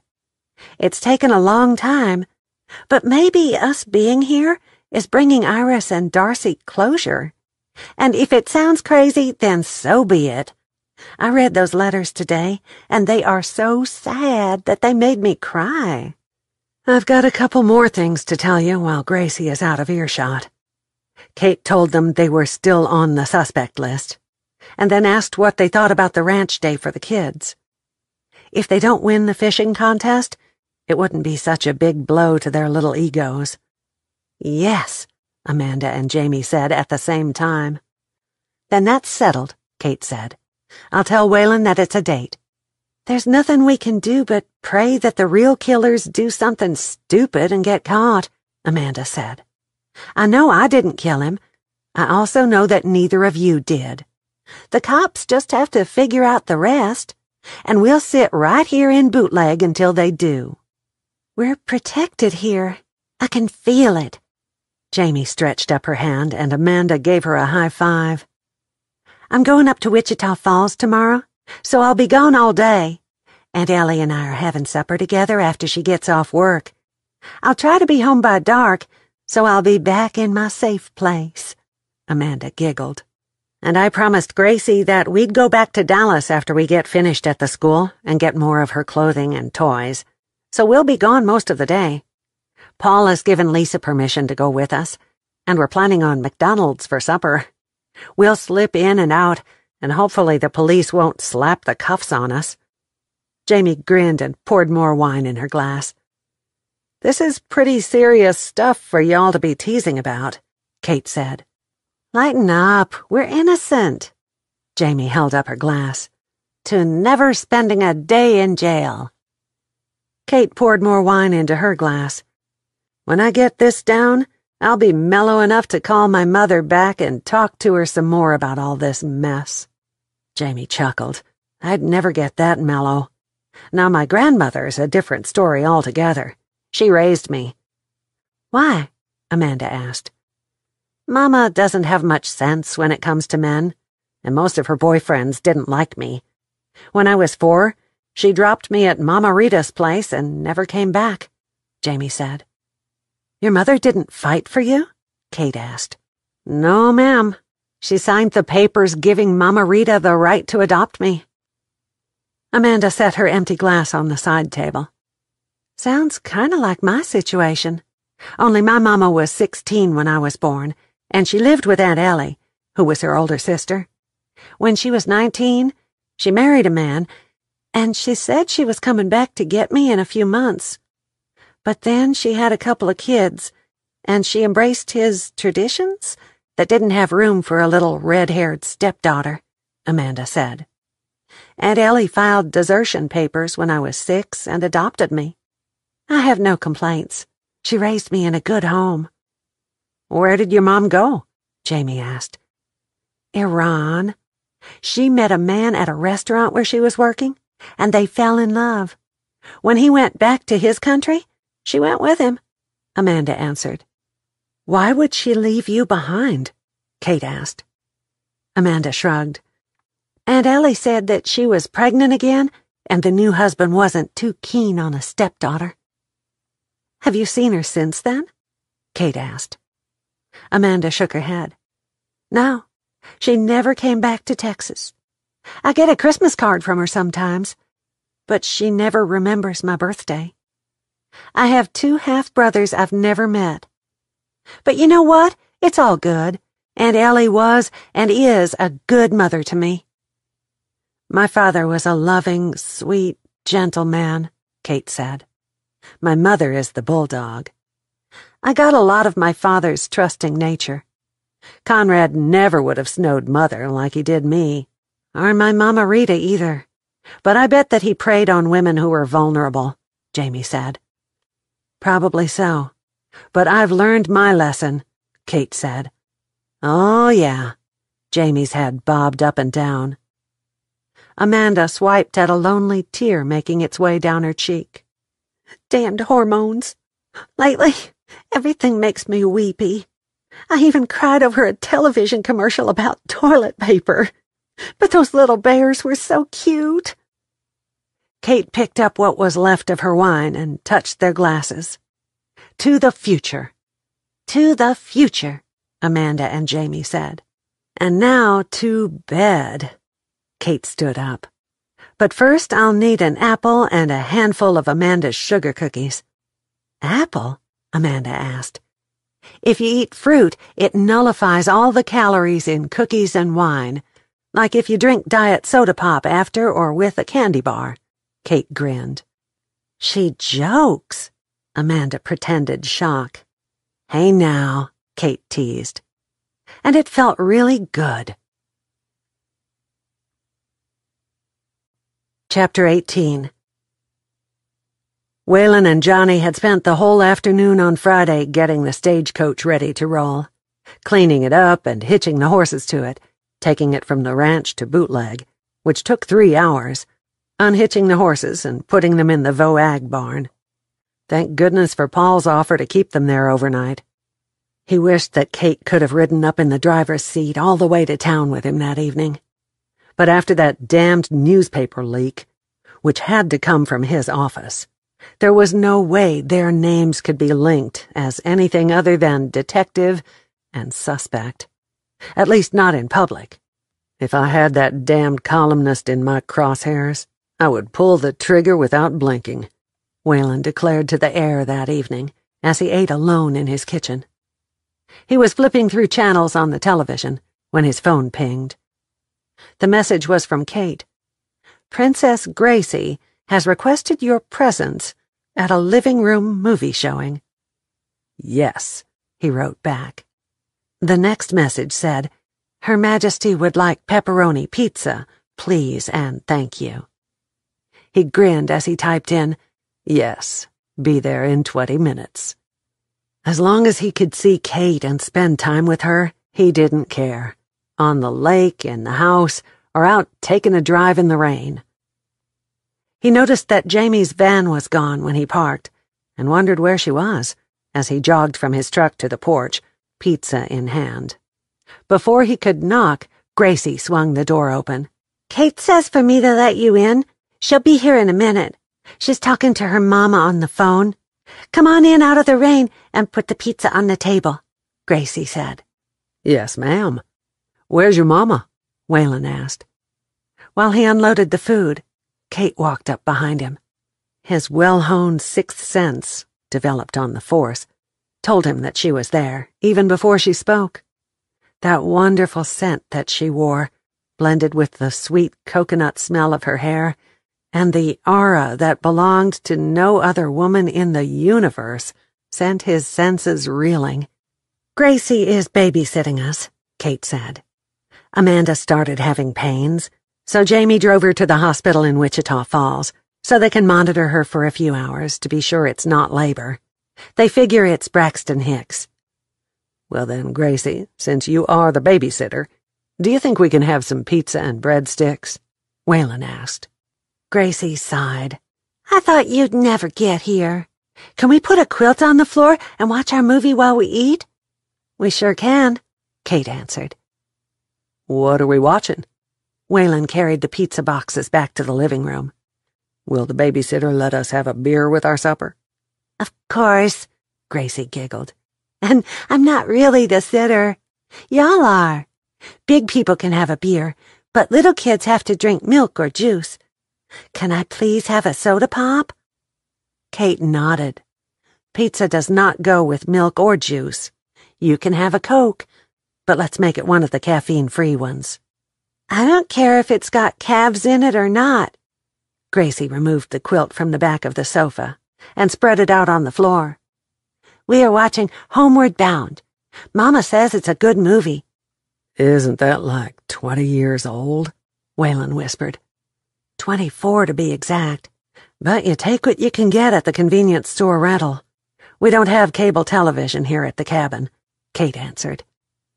"Let's go to the movies, then." Waylon nodded. Gracie plopped down in the middle of the quilt and nodded toward the sofa. "You old people can sit there." "Ouch," Waylon winced. "Painful, isn't it?" Kate nudged him with her shoulder as she passed. By the end of the movie, Waylon wanted to marry Kate and adopt Gracie. They were both adorable all through the movie, crying when the cat Sassy was nearly killed, giggling at the antics of the young dog Chance, and worrying about the older big yellow one, Shadow. Gracie declared that as soon as they moved all their stuff to the cabin, she wanted a cat just like Sassy. Kate had fallen in love with Shadow, and Waylon wondered if she'd ever considered having a big dog. As the credits rolled, Gracie yawned and crawled up in Kate's lap. "I wish my mama was home. I'm sleepy, and I don't like going to bed all by myself." Kate wrapped both her arms around the little girl. She would have made an amazing mother. Gracie was the child that her husband produced with another woman, and she was humming to her. That took some kind of special person. The strumming of a guitar playing the first chords of Girls Like Us came from the end table. Waylon chuckled. "What?" Kate asked. "It's either Jamie or Amanda." He handed her the phone. "Fitting song choice." Kate flashed a smile over the top of Gracie's head and put the phone on speaker. "Hello, Amanda. What's the news?" "We are about 5 minutes from the cabin. I had false labor. Everything is still on schedule and fine. Sorry we're only calling now. The storm messed with the cell service. Jamie is driving, and we just passed the convenience store. See you soon." Kate hit the end button, and Gracie wiggled out of her embrace, yawned and stretched. "So we don't get a baby tonight?" "That's right. But your mama will be here real soon," Waylon said. "I'm glad." Gracie yawned again. "For which one? That the baby isn't here, or that your mama is almost home?" Kate stood up and folded the quilt, picked up the paper plates from the coffee table, and carried them to the trash. "Both," Gracie answered. Amanda told Mama that if she had the baby now, she'd have to leave him in the hospital. And I'm going to bring my little brother home. And I really miss my Mama." Waylon helped by taking the empty beer bottle and the Coke can to the trash. "Is that my cue to leave?" "No rush," she said. "I've loved every minute of this evening." His phone rang. "Mama's here," Gracie shouted simultaneously. The two women came through the door talking while he answered the call. He listened for a minute, and then said, "I'm on my way." He crossed the room in a couple of long strides. "Glad everything is fine, Amanda. Victor has gotten his car stuck in the mud down at Hattie's. They saw my truck parked outside when they came home from getting ice cream, and they need help. I'll walk you out." Kate sucked in the fresh air when they were on the porch. "You never get this in the city." He wrapped his hand around hers. "What? Stars this bright? Or this scent after a rain?" "It's the smell of wet dirt." He stopped when they reached his truck and pulled her close to his chest. "I wish we'd met sooner, like when we were in our 20s, and that we'd had a whole yard full of little kids like Gracie. You would have been an awesome mother, Kate. But we weren't these people back then. We might not have even liked each other at that age. Look who I ended up picking later. I would have liked you at any age." "Really?" Kate cocked her head to one side. "Absolutely. Though you are right. Right out of college, neither of us would have enjoyed tonight the way we did. I'll see you tomorrow, Kate." Watching her stand on the porch and wave until he was out of sight kicked his pulse into high gear. Chapter 19. "It seems like we've been waiting for hours." Amanda checked the time on her phone. "It's not even 7 o'clock yet. We've only been here 10 minutes, Jamie. They have to get settled and get the preliminary talking done. Don't be nervous. If not, then we'll go back to what we were doing, right? You have a teaching job in Dallas. I've got the shop. It's not like we're going to have to stand on the street corner and beg for quarters." "You are so right," Jamie said, fidgeting with a speck of lint on her skirt. "But Gracie is so happy here. I wish they'd call one of us into the meeting and get it over with." "Don't think about time. Think about us sitting outside in the hallway on metal folding chairs. To me, it feels like we're in trouble," Amanda said. Jamie smiled. "I was so shy, I never had to sit in the hallway. My teachers are probably still in shock that I grew up to become a teacher myself." "Huh. Don't try to put that bullshit on my plate. The way you bowed up to me at the funeral, and with your temper, I ain't believing a word of that," Amanda said. "I was shy in high school. I learned to stand up for myself in college. How about you?" "I was not a model student, so I did spend my fair share of time sitting on a chair just like this, or in detention hall. I liked the latter much better." "Why?" Jamie asked. "Most of the time they assigned a teacher who'd rather be doing anything else but watching a bunch of unruly kids, so they'd leave the room. We'd break out the cards, and I want enough money playing poker to buy after-school Cokes." "Really?" Jamie gasped. "I figured you for a shy little thing like Kate and I were." "Not until later, after Aunt Ellie got me straightened out in the church." "Amanda?" Victor poked his head out the door. "We're ready for you." "Wish me luck," Amanda said. "You don't even need it." "Thank you." Amanda had dressed in her best maternity slacks and shirt, styled her curly red hair in a twist, and applied makeup. The job might not bring in the money that she'd made at the bank, or even the clothing store, but it would be perfect for a single mother with a child.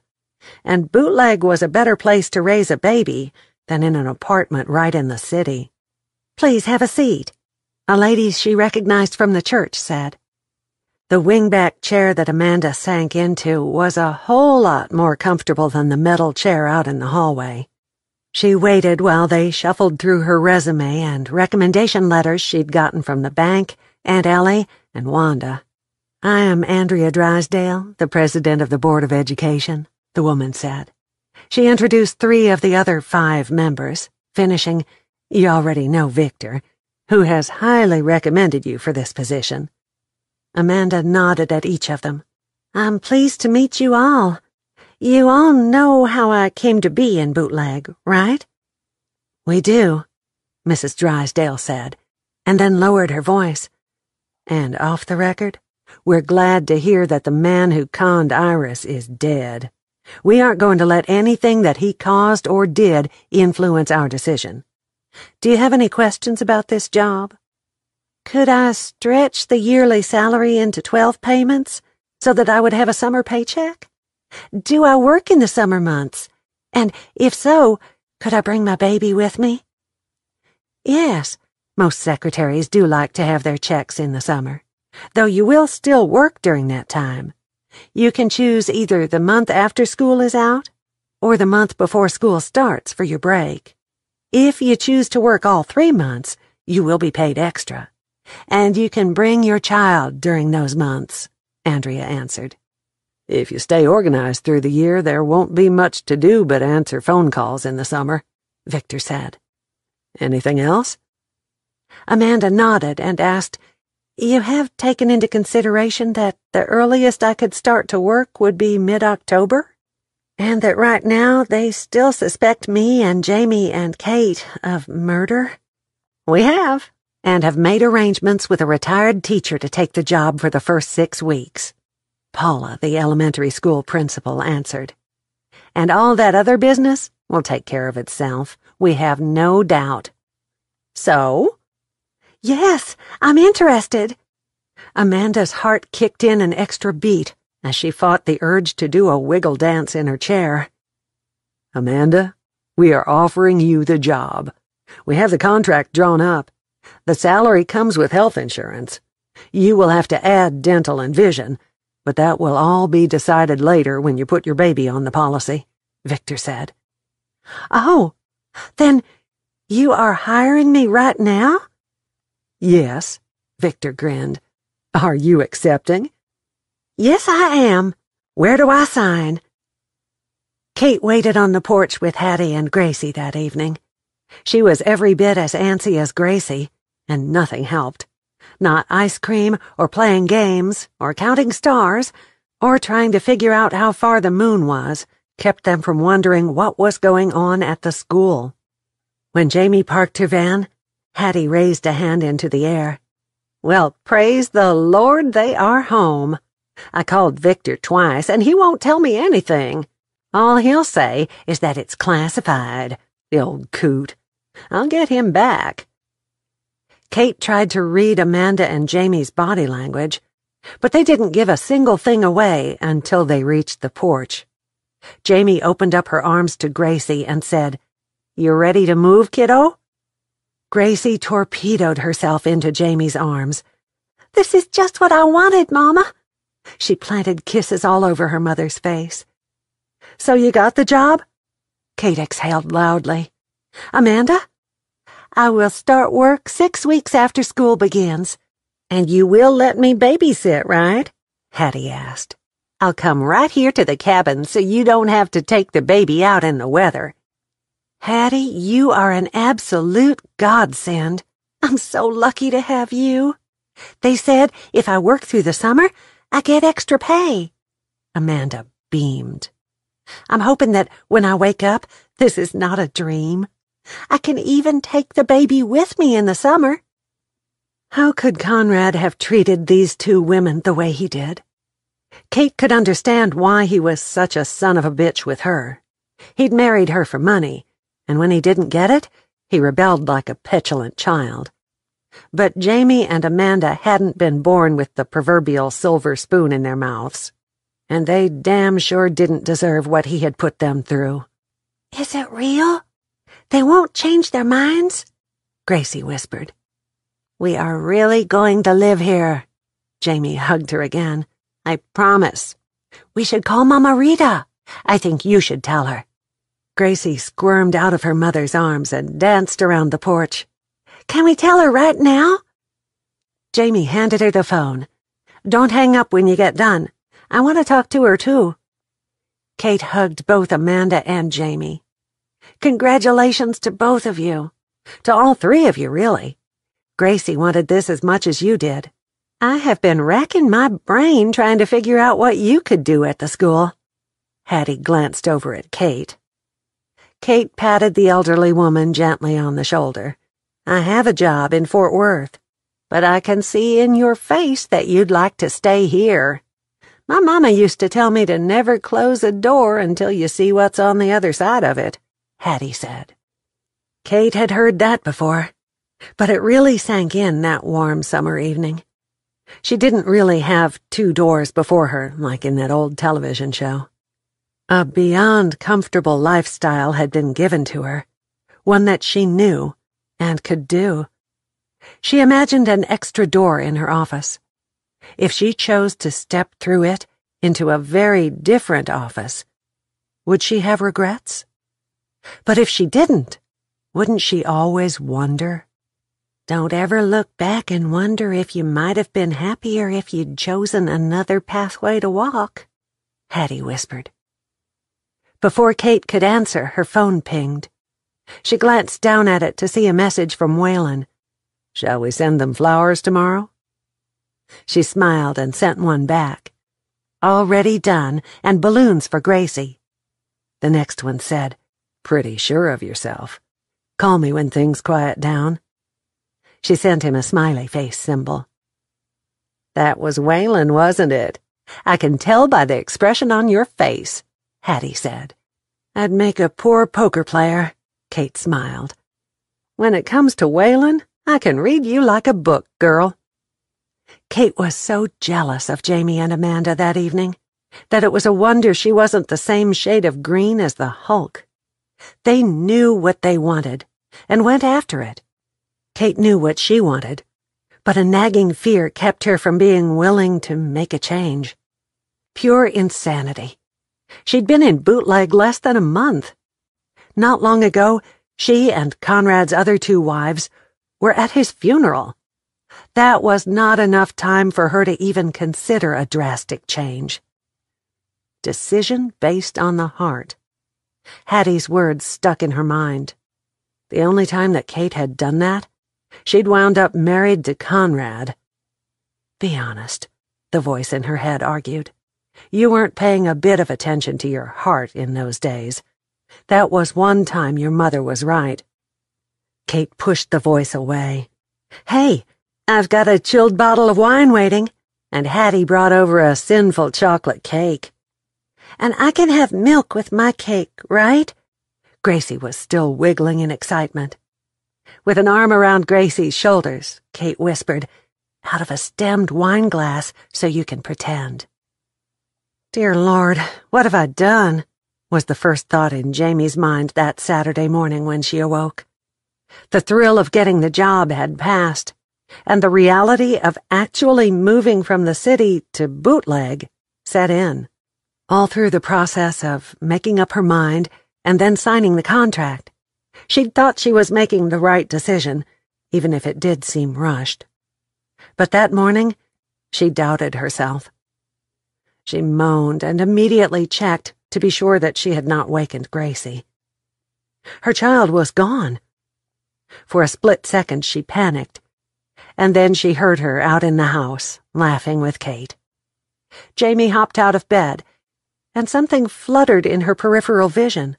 She whipped around to find Gracie's balloons straining against the strings holding them down. Right beside them was her bouquet of daisies. The congratulatory card was unsigned, but there was no doubt in her mind that Kate and Waylon had sent them. "Stop it," she scolded herself, not the balloons. "You made this choice. Now plow ahead without regrets." She sniffed the air and caught a whiff of warm maple syrup, bacon, and coffee mixed together. Pancakes and coffee sounded like a right fine way to start the day. Neither Amanda nor Kate looked a bit better than she did. Did we do the right thing? Amanda asked. Jamie sucked in a lungful of air and said, Of course we did. It's normal to second-guess such a drastic change. Not as radical as if Kate said she wasn't going back to Fort Worth, Amanda said. Jamie poured coffee into her mug. Maybe not, but to her, it was every bit as big a decision as any one Kate would make. And now, with the cabin undecided, she might have to rent another place and move furniture. Kate motioned toward the stove. Amanda left pancakes for you, and the syrup is warm. Still nesting, are you? Jamie glanced at Amanda, remembering her days in that mode, just before Gracie was born. Yes, and weeping at commercials, too. We're discussing whether or not we'll ever get married again, Amanda said. Not me, Jamie said. What I've been through is enough for me without having to adjust to married life all over again. Although, if she was honest, she'd never really done much adjusting with Conrad. He'd popped in and out occasionally, only staying a week at a time. That wasn't much of a marriage. Amanda sighed. It seems like all that happened years ago, instead of just a month. Don't it, though? Jamie set her mug on the table and went back to get the plate of pancakes. Where's Gracie? She's waiting on the porch for your Mama Rita. So, say the perfect man came along and you fell in love with him. Would you change your mind? Amanda raised an eyebrow toward Jamie. She poured syrup on the pancakes and thought about the question for a full minute. I'd have to do double time on the trust issue. He'd not only have to be good to me, but also to Gracie. And believe me, if it happens, I will have him investigated, Jamie said. If he finds out and don't like it, he can hit the road. That's exactly what I said. I may even hire 2 separate investigators to make sure it's done right, Amanda said. Did you ever... Kate hesitated long enough to take a sip of coffee. Ever what? Jamie asked. Think there was something too good about the whole dating process with Conrad? You mean like it was too perfect? Amanda asked. Exactly. Did you ever have an argument or a fight with him over anything? Especially that first year? Kate asked. Jamie shook her head. That is strange, isn't it? He always got his way. But then he was only home a week out of a month, and I didn't want to make that time unpleasant. That should have raised a warning flag. No arguments. Making things so perfect for him so he'd be happy. God, what had turned her into a submissive little wife like that? Me either, Amanda said. He was a master of manipulation, Kate said. Oh, yes, he was. And so damned good that I didn't even see it until now. And not all that great in bed, Amanda agreed with a nod. It had to be all about him, since I only got to be with him a few days. I won't fall for that crap again. The heat started on Jamie's neck and moved around to her cheeks, darkening her light brown skin to scarlet. You too, huh? Oh, yeah, Kate and Amanda said at the same time. Kate held up a palm. But only for about 6 months for me, and the same for Amanda. Mine was by choice and hers by death. You had to put up with him longer than either of us. That just makes me the bigger fool, Jamie sighed. You don't get to carry that burden alone, Amanda told her. We'll share that one 3 ways. At least you were thinking divorce. I was looking forward to a vacation with him right here in this cabin. God, I was so stupid. Jamie nudged Amanda with her shoulder. And you don't need to carry that burden alone either. Gracie's squeals vibrated through the house before anyone could say another word. She's here!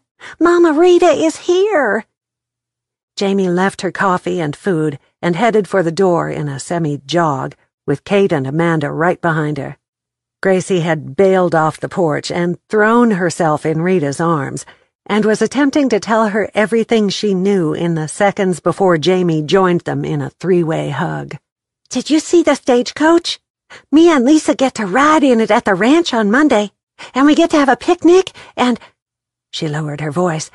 "I'm going to ride one of them horses, or maybe a four-wheeler, if the horses are tired from pulling the stagecoach." "I didn't see a stagecoach, but I did see a Ferris wheel." Mama Rita winked at Jamie. "And funnel cakes? Did you smell them?" Gracie put her hand in Mama Rita's and led her to the house. "Come and see my room. I got balloons yesterday. I know that Kate and Waylon sent them, because Kate was smiling real big when they came. Did you have breakfast? We got extra pancakes and bacon on the stove." "I'm waiting for funnel cakes," Mama Rita answered. "You can give me a tour of the house and the deck while everyone gets ready." Gracie skipped along beside her great-grandmother, chattering the whole time about the cabin. "She does love it here," Mama Rita said to Jamie from the side of her mouth. "You made the right decision." "Want to move with us?" Jamie asked, half in jest. Rita chuckled. "Not this year, but I can see this as a lovely place to retire." Jamie laughed. "Mama Rita, you are 75 years old. You've been retired for years." For her to even say that she might move to Bootleg someday was huge. Jamie hugged herself, and all the doubts from that morning disappeared. Mama Rita agreed with her choice, and that made everything right again.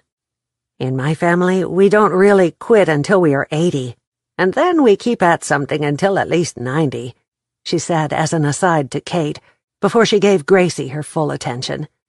"Now, what is this about a fishing dock, Gracie? Will we have time to go see it before we go to the festival? I'm going to be your cheerleader in the contest, and we are going to win." "I've been practicing with Hattie, and I think I might win." Gracie pulled her great-grandmother into the house. Kate smiled. "I reckon we'd better get dressed in a hurry, or we'll all be in trouble and have to stay home while Gracie and Mama Rita go to the festival." Jamie laughed.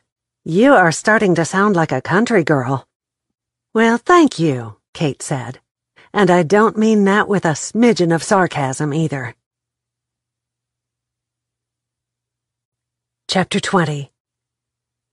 Old folks brought their lawn chairs and staked out a place to watch the parade that Saturday morning. The temperature was inching up toward 3 digits when the sirens from the Bootleg Volunteer Fire Department's big red truck sounded off. A few umbrellas popped up, providing shade, and Kate glanced around to see if any vendors were selling them so she could purchase one for Gracie and Lisa to share. But there were none. Could it be that was her sign? Jamie's words continued to echo in her head.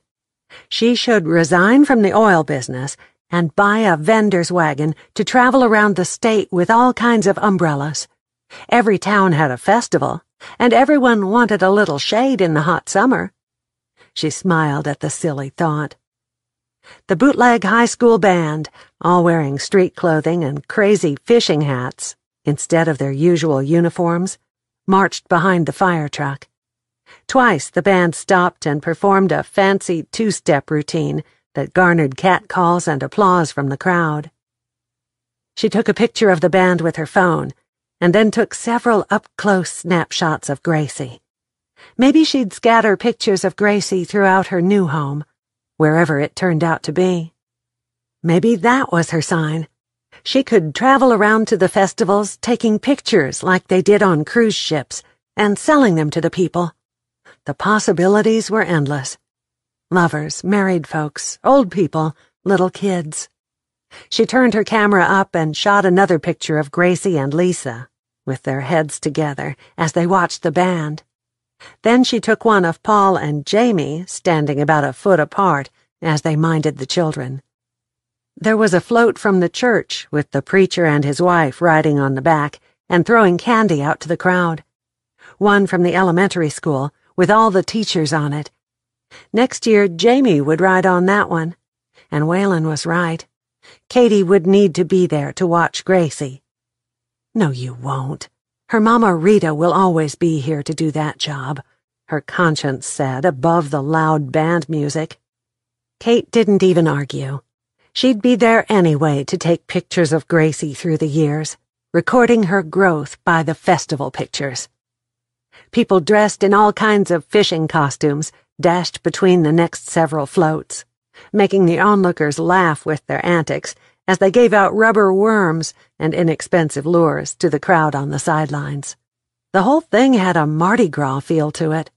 She'd been to New Orleans once on a business trip and watched a parade from her hotel balcony, but it hadn't been as much fun as this one. Finally, the stagecoach appeared at the end, with Victor driving and Hattie waving a lace hanky from inside with several other folks. Gracie and Lisa hopped up and down and blew kisses at her. When she yelled their names, they hugged each other and beamed. And then it was over. People picked up their chairs and headed toward the school, where 2 blocks had been roped off for vendors, and the carnival had been set up in the parking lot. Kate tagged along behind the rest of her group for a few minutes.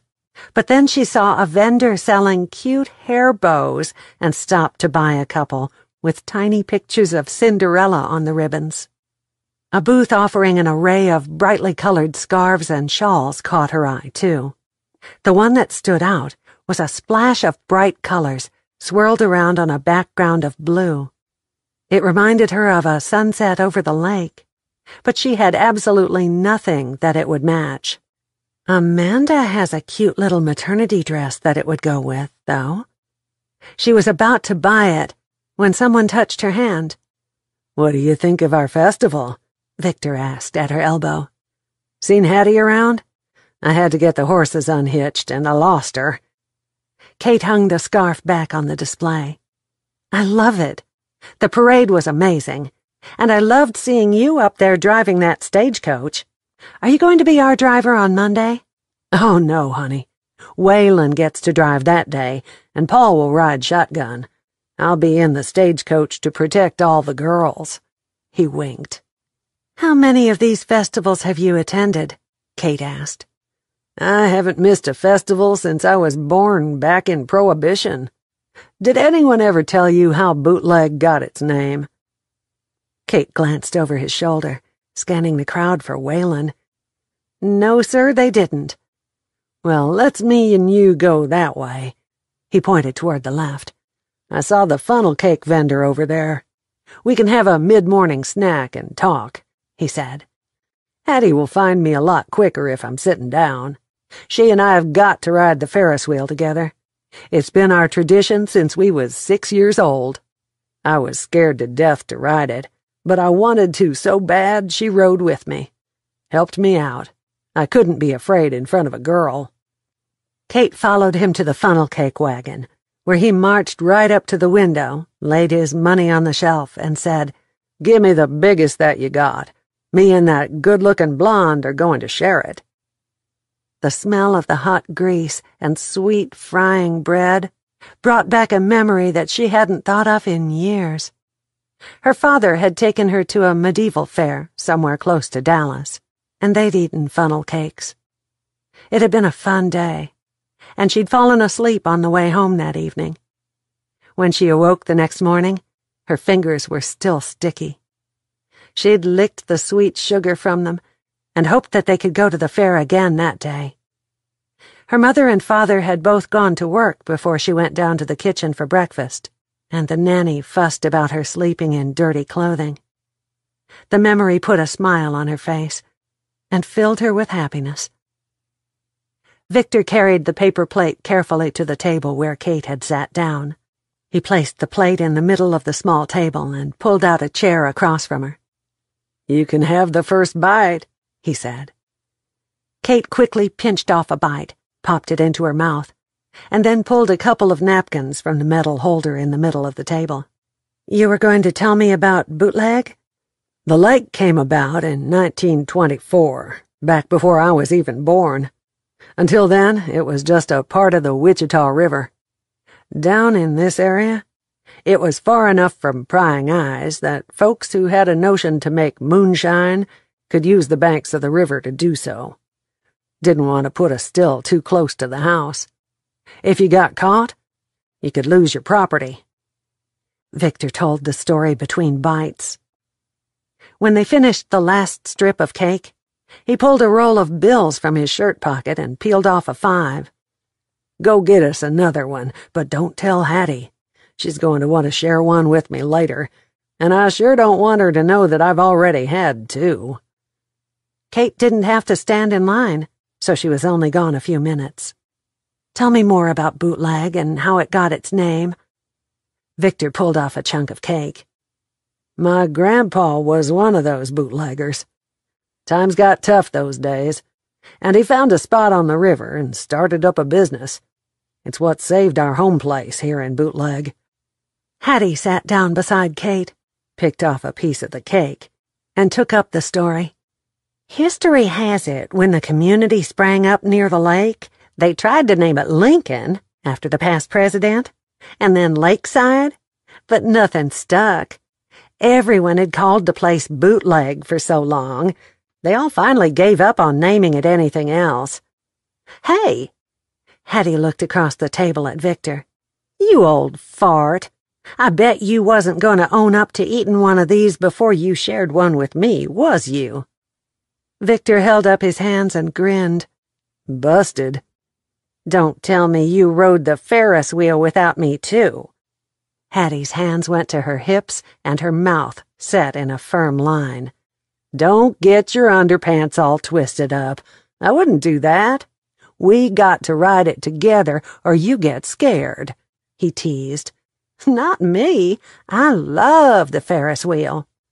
Waylon sat down in the 4th chair and reached for a bite of the cake. "Good morning, all y'all. I hear the picnic for Monday has been approved. What do I need to do or cook, Hattie?" "You have the stagecoach ready, and me and Victor will bring the rest of it," Hattie answered. "Right now, we're going to go ride that Ferris wheel, aren't we, Victor?" "Yes, ma'am, we are." He grinned. "And I won't eat another bite of this cake, so I'll have plenty of room to share one with you when we get done." Kate loved these 2 old folks and would gladly adopt them. She'd send presents on their birthdays, for Christmas, and even Grandparents' Day, if they'd let her call them her own. She waited until they were out of hearing distance before she said, "We should turn the tables on those 2 and get them together in their golden years." "They are together," Waylon said. "I mean in one house and married." "Old Town has been trying to do that since before my mother died. They are happy, but they will never get married. They're too set in their ways. Are you going to ride the Ferris wheel with me?" "What does riding the Ferris wheel mean? That we are friends for life?" She was flirting and knew it, but right then she felt as free and as excited about the day as Gracie.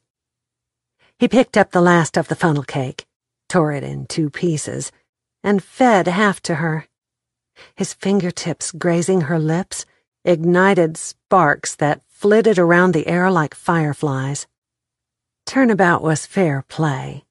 She quickly picked up what was left and fed it to him, deliberately brushing the back of her hand across his freshly shaven cheek. His sudden intake of breath, and the way his eyes went all dreamy, gave testimony that she'd had the same effect on him that he'd had on her. "So?" she asked. "So what? More funnel cake?" "No. If I ride the Ferris wheel with you, does that make us friends for life like Hattie and Victor?" She hoped he said no. Suddenly she wanted to be more than friends. It wasn't possible. But then, it wasn't a sin to want something, even if there wasn't a chance in hell of ever getting it. "Of course. And before I forget, here's my part of that flower and balloon order." He slipped a bill into her shirt pocket. The touch of his fingertips brushing across her breast sent another shockwave through her body. She quickly jerked the money out and handed it back to him. "I didn't sign either of our names, and it's already taken care of. But they know I was in on it." He dropped the money into her purse. Gracie hugged me and thanked me a dozen times for her balloons. And I pay my bills, so don't argue with me about this, Kate. Don't tell me what to do, Detective Kramer. She dragged out his name. Damn, damn, damn. Now he'd gone and spoiled the whole feeling. He crossed his arms over his chest. I'm not Conrad. I'm not going to take your money or stomp on your heart. Don't compare me to him. She gritted her teeth until her jaws ached. Don't accuse me of things I didn't do. And don't bring up his name to me. And another thing. If you put cuffs on me and drag me to jail for something I didn't do, that classifies as stomping on my heart. And the final thing? I'm not going to ride the Ferris wheel with you. What if a columnist or reporter or even blogger is roaming around among all these people, and they see us snuggled up together on a Ferris wheel? He stood to his feet. You are right about the ride. But when you come back to Bootleg next year to enjoy the festival with Gracie, this will all be done. Save me a spot next to you. Who says I'll come back? She picked up her purse and was about to leave when Gracie yelled from across the street, "There's the funnel cake wagon, and there's Kate! Hey, Kate! Wait for us!" You could ride with Gracie, and I could ride with Lisa, and we'd be together, but not side by side, Waylon drawled. And I bet if we were really good at matchmaking, we could get Jamie and Paul to ride together, Kate said. Hattie would be so proud of you in this moment. Waylon chuckled, and then grew serious. Trust me, Kate. I'm doing everything I can possibly do to clear your name. Let's go ride the Ferris wheel, Kate. Gracie grabbed her hand and tugged. Mama says each kid has to have an adult. Well, in that case, you think I could ride with Lisa? Waylon asked. And I could ride with Gracie. Kate shot a dirty look over her shoulder at Waylon. Damn, that man could be so frustrating. I'm not getting on that thing. Sure as I did, I'd go into premature labor, Amanda said. Besides, I see Aunt Ellie and Wanda over there. Hey, she called out and waved. I invited them, but I didn't know if they'd get to come or not. This is great. Paul looked over the kids' heads at Jamie. Guess that leaves the two of us to ride together. I guess it does. Jamie smiled. What about these three lovely ladies? Waylon looked back at Aunt Ellie, Mama Rita, and Wanda. He was smooth. Kate would give him that. Wanda and I are going to park right there at that table y'all vacated and eat funnel cakes, Aunt Ellie said. And you must be Jamie's Grandma Rita. Want to join us? I bet we can talk Amanda into pulling up a chair with us, since she's not going on the ride. I outgrew rides years ago. Y'all kids go have a good time, and don't worry about us. We'll catch up to you later on, Rita answered. Where's Hattie and Victor? Gracie tugged on Kate's hand. They are already in line, Kate answered. Are we ready to go? Kate and Gracie had reached the front of the line when the old fellow running it opened the gates to fill up the wheel again. She grabbed the money that Waylon had given her and handed it to the man. This is for the next 4 seats. The man looked at the bill and grinned. How many times you planning on riding? Is there enough for 2 times? Honey, with $50 you could ride all day. I'll make change. He laughed as he handed her several 5s and a few 1s. Have you ridden one of these before? Waylon looked up over his shoulder as the music started and the wheel began to move. Never, she said. When they reached the top, the wheel stopped and the seat swung slightly. Gracie grabbed her hand and squeezed. Don't be afraid. I'm right here with you. I'm glad you are, Gracie. Oh, my goodness. Look out there across the town. You can see the edge of the lake. Gracie let go of the bar and reached up with both hands. I can almost touch the clouds. Kate held her breath until Gracie's hands were back on the bar. just like your father." Her mother's voice was back in her head. "Fearful of everything, even a cruise ship." "Don't bring that up. Don't ever put it in my head again." Thinking it, even in a mean tone, did not erase the words.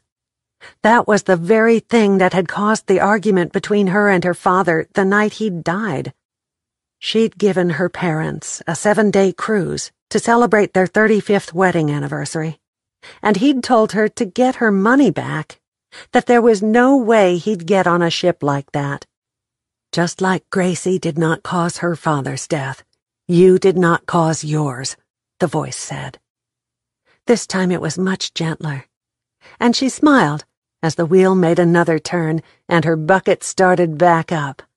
"Your arms are longer than mine," Gracie yelled. "Hold them up and see if your hands disappear in the clouds." Kate let go of her death grip on the bar and reached for the clouds. She didn't touch them, but there was exhilaration in trying. When the ride stopped, she and Gracie were the last ones to join the group waiting on them. "Can we go have funnel cakes now?" Gracie asked Jamie. "Please, Daddy," Lisa begged. "I've had those already, so I'm going to meander through the other vendors," Kate said. "If I don't see you before then, I'll meet you at the dock for the fishing contest." "I'm going to sit right here a little longer and do some people watching," Amanda announced. "My feet are already starting to swell." "See y'all later, then." Kate took off in long-legged strides to see the rest of the vendors. Waylon fell in beside her. "Are we through arguing?" "You overpaid for your half of the flowers," Kate said. Victor and Hattie appeared out of the crowd and joined them. Victor had powdered sugar in the corners of his mouth, and Hattie had a huge bear in her arms. "What flowers? Did you two send those bouquets and balloons? That is so sweet," Hattie said. "That is classified information," Waylon said. "Too much money appeared in my purse for his half of the classified stuff, so I'm buying us all one of those Indian taco things for lunch," Kate said. "Hot damn, I love them things." Victor patted her on the back. "But first, Hattie wants to look through all the gewgaws the vendors have on this side of the street." "The taco wagon is at the end, so we can eat there and then take in the ones on the other side," Hattie said. "Sounds like a good plan to me," Waylon said. They'd made it halfway down the lineup when Hattie threw a hand across her forehead. "I'm getting too hot, and I need something to drink. Victor, cross the street to that Coke place and get me something cold. I don't care what." "I'll go," Kate said quickly. "Hattie, you sit right here on the curb in this little bit of shade. Victor, you better stay with her in case this is heat stroke coming on." "I'll go with Kate and help tote the drinks back," Waylon said. How did anyone stay mad at him? Or better yet, how did anyone keep information from him when he smiled? No wonder he had such a good record for closing cases. He could talk a priest into revealing what was said in confessional. Kate positioned herself in the line so she could keep a watch on Hattie. She and Victor were talking. Maybe she was simply tired and thirsty. The sun was broiling hot, and Hattie had been on her feet for a while. Waylon touched her on the arm. "Are you okay?" "I hate fighting. It's all I did with Conrad after that first year." She hated saying his name. Would Conrad always stand between her and another relationship, or even friendship?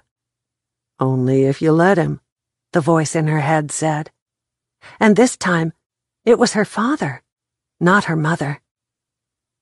"It's all I did with both of my wives. They hated my work schedule and my paycheck and the apartment we lived in," Waylon said. "I vowed I'd never go through that again." "So did I," she said. "I didn't grow up in a fightin' family," he said. "I had to learn the art of arguing when I got to college." She nodded. "I know exactly where you are coming from." Her first fight with her roommate had been over keeping the bathroom clean, and they hadn't spoken to each other for a week afterward. She'd thought at the time that nothing could ever be that awkward and uncomfortable again. Little did she know. "Hey, there's the rest of your family over there with Hattie and Victor," Waylon said. The rest of her family. Those words played in a continuous loop through her mind. Not a one of those folks was blood kin, but she cared about them, about their futures, about the baby Amanda was going to have soon, and about Gracie's happiness. Did that make a family? The hot July breeze whipped her hair around as they moved up to the window. Waylon pulled out a bill and laid it on the counter. 2 big Cokes, 1 sweet tea, and... He looked over at her. "A root beer," she said. "I wonder if the other folks would want something?" he asked. "We only have 2 hands each," Kate smiled. "And look, they're starting this way." They passed one another in the middle of the road, girls skipping ahead with Jamie and Paul behind them. Aunt Ellie and Mama Rita were right behind them, with Amanda and Wanda bringing up the rear. They looked like a family, and Kate envied them even the pretense. "These drink wagons are going to make a fortune today," Paul said, "especially with the kids thinking they have to run everywhere. It's worse than trying to herd cats. And that makes them hot, and the heat makes them thirsty." Waylon grinned. "But they are so happy with their little red faces. Think how well they're going to sleep tonight," Kate said, wishing for the 1,000th time that she had a whole bunch of kids to herd like cats that day. Kate felt sorry for Gracie on Sunday morning. She was still disappointed that she hadn't won the fishing contest in her category. She came in 3rd place, netting her a new tackle box and some fishing gear, which she declared would help her win the next year. Still, it wasn't easy to go to church knowing that Jeremiah, a boy at that, had won the tickets to Six Flags. "At least I get to go to the ranch tomorrow and ride in the stagecoach. Jeremiah don't get to do that," she declared as they entered the church and headed up the middle aisle to join Hattie. "Gracie," Jamie chided. "Well, I do, and that's better than Six Flags tickets, ain't it, Kate?" "Maybe you could ask for those tickets for your birthday," Kate said. "I went to Six Flags one time, and it reminded me of the festival. Vendors and rides. Not a lot of difference." "Then I'd rather have a pony for my birthday." Gracie skipped along to the pew where they usually sat. They were getting settled when Waylon slid in the end space beside Kate. He leaned over and whispered, "My partner at the precinct called. There's a new lead. Nothing much yet, but on Tuesday, I'm going to Dallas." "On Tuesday, the girls and I will be in town for our name change business," she said. The song leader took her place behind the lectern and gave out a number. Kate had never heard the song, but she found the place in the hymnal. When the piano player started a run that sounded a whole lot like Floyd Kramer's, everyone in church began to clap along with the music. The tune was simple but fast, and the words repetitive. "Glory, glory, hallelujah, since I laid my burden down." Every other line repeated the line about laying down the burden. What Amanda had said, about them sharing the burden 3 ways for being a fool when it came to Conrad, came to her mind. Kate thought of the load that Waylon was carrying as he tried to solve Conrad's murder. And even closer to home was the burden she carried about the oil company.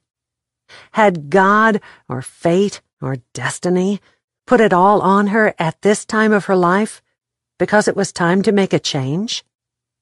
The last piano note hung in the air for a moment before the preacher went back to the pulpit. He opened his Bible and looked out over the congregation. "That congregational hymn should have opened up all y'all's hearts for my sermon. I was thinking today of that verse where Jesus says that his yoke is easy and his burden is light." "Amen," Victor said loudly, and several more folks echoed the same. Kate nodded and tried to listen to the sermon. but her mind wandered. The burden of deciding what to do with her life weighed a lot more than the preacher said, and she doubted seriously that trusting Jesus would lighten the load. But trusting your own heart might, a little voice whispered in her mind. Chapter 21. Jamie awoke at the crack of dawn to find Gracie sitting up in bed and staring at her. "Is it today?" Gracie whispered. She threw a pillow over her head and groaned. "Today is the day, but first we have to go to work. Amanda is going to the doctor this morning, so you can't stay home with her." Gracie flipped back the covers and pumped both fists in the air. "I've been waiting forever for today. It's going to be even better than the festival." She grabbed the pillow and tossed it to the foot of the bed. "Today we get to go to the ranch and see the animals and ride in a stagecoach and have a picnic and smell hay. I like it when Kate comes home smelling like that." Jamie sat up and stretched to get the kinks out of her back and neck. "You like it here in Bootleg, don't you?" She needed reassurance one more time that she'd made the right choice. Gracie nodded. "I don't like it, Mama. I love it. I've been telling and telling you that. We got a lake and fishing and swimming, and Miss Hattie and Victor and Kate and Amanda and Lisa. It's the best place in the world." "But will you get tired of this and want to go back to Dallas?" Jamie asked. In 2 bounds, Gracie was back on the bed, hugging her mother tightly. "I'm not going to get tired of it here, Mama. When can we go to our old house and get the rest of our stuff?" "Won't you miss your friends at school? And Mama Rita?" "Yes, I would. But I would miss this place more if we went back. Can I have a kitten, since we won't live in town anymore?" Jamie hugged her daughter tightly, soaking in the scent of a little girl who was still fresh and sweet. Later, she'd smell like hay and sweat. "We'll see about a kitten. Let's go make breakfast and eat on the deck." "Yes, yes, yes," Gracie squealed as she pumped her fist in the air. All of Jamie's doubts about moving were erased by that gesture. Gracie was happy even after the excitement was over. Mama Rita had told her she'd made the right decision, and that she might even retire to Bootleg. She was not going to let the doubts and fears cloud her world anymore. Gracie twirled around in the middle of the floor, arms out to her sides. When she finally stopped, she fell backward on the bed and giggled. "Everything is still spinning, Mama." "Well, you silly goose, you've scrambled your brain, and it has to settle back down." Jamie laughed. "I'm not a goose," Gracie argued. "I'm a little girl, and I knew them people at the school were going to give you a job." "How did you know?" Jamie asked. "Because I asked God when we said our quiet prayer in Sunday school. Hattie says that if we ask God in secret, He will say okay, and He did," Gracie said seriously. "Can we have pancakes for breakfast?" "We sure can. Sausage or bacon?" Tears filled Jamie's eyes, but she quickly wiped them away before Gracie saw. "Both," Gracie giggled and took off for the kitchen in a run. Amanda heard laughter and awoke from a beautiful dream about her baby's first Easter. Aunt Ellie had made him a cute little basket. She laid a hand on her stomach. She would have rather spent the day with the rest of the crew out at the ranch, but she should not miss a doctor's appointment. After that scare with Braxton Hicks, she really wanted to be sure everything was all right. Tugging the nightshirt down over her belly, she padded barefoot to the kitchen, where the smell of bacon was already wafting through the house. "Good morning." She knuckled sleep from her eyes. "Today is the day," Gracie exclaimed. "For what?" Amanda teased. Gracie rolled her eyes. "Amanda? Oh, I forgot. This is the ranch day when you and Lisa ride in a stage, right?" Amanda winked at Jamie. "Yes, and see the animals. And we're having pancakes for breakfast with bacon and sausage. And when is that baby coming out of your stomach anyway? Gracie finally stopped to draw in a breath. In about 4 weeks, Amanda said. She was about used to Gracie asking so many questions, but that one took her by surprise. Still, she was glad that she'd answered honestly and not stammered around trying to find something right to say. Amanda made a cup of decaf and took a sip. Now my eyes are open. What can I do to help? Get a pound of sausage out of the fridge and start it to cooking? Jamie said. For gravy or patties? Amanda asked. Patties. We're having pancakes, bacon, and sausage. Sweet Lord, Kate said from the doorway. It's going to take a year for me to lose the weight I'm gaining. It beats the devil out of those green things you were drinking when you got here. Besides, with your height and build, I'd be willing to bet that you never gain a pound, no matter what you eat. Amanda poured a cup of coffee and handed it to Kate. Never have, but then I've never tested it like I'm doing now. What can I do? Set the table, Jamie said. We're eating on the deck, Gracie said. Since it's outside, shall we use the good plates or the plastic ones? Kate asked. The good ones, Gracie said. This is a special day, and I'll help you. Amanda carefully arranged 8 sausage patties in the cast-iron skillet, while Jamie did double duty frying bacon and flipping pancakes on the grill. Amanda's thoughts went to the last time she and Conrad made breakfast together, in that same kitchen. That morning they'd had Eggs Benedict, and afterward he'd taken her to the bedroom for one last bout of sex before they'd gone home from the honeymoon. She'd thought that Conrad was the reward for turning her life around. She'd had a rebellious streak right out of high school. For a year she'd hung out with the wild crowd and frequented the bars around Wichita Falls, mostly country honky-tonks, where she could always pick up a cowboy to take home for a one-night stand. Then one morning she awoke to find her cash and credit cards gone, right along with her laptop, her phone, and every piece of jewelry that she owned.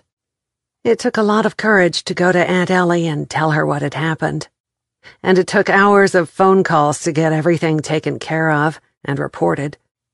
She'd lost what dignity she had left when she couldn't identify the cowboy to the police, when she didn't know if he was tall or short, had dark hair or light, or if he was young or old.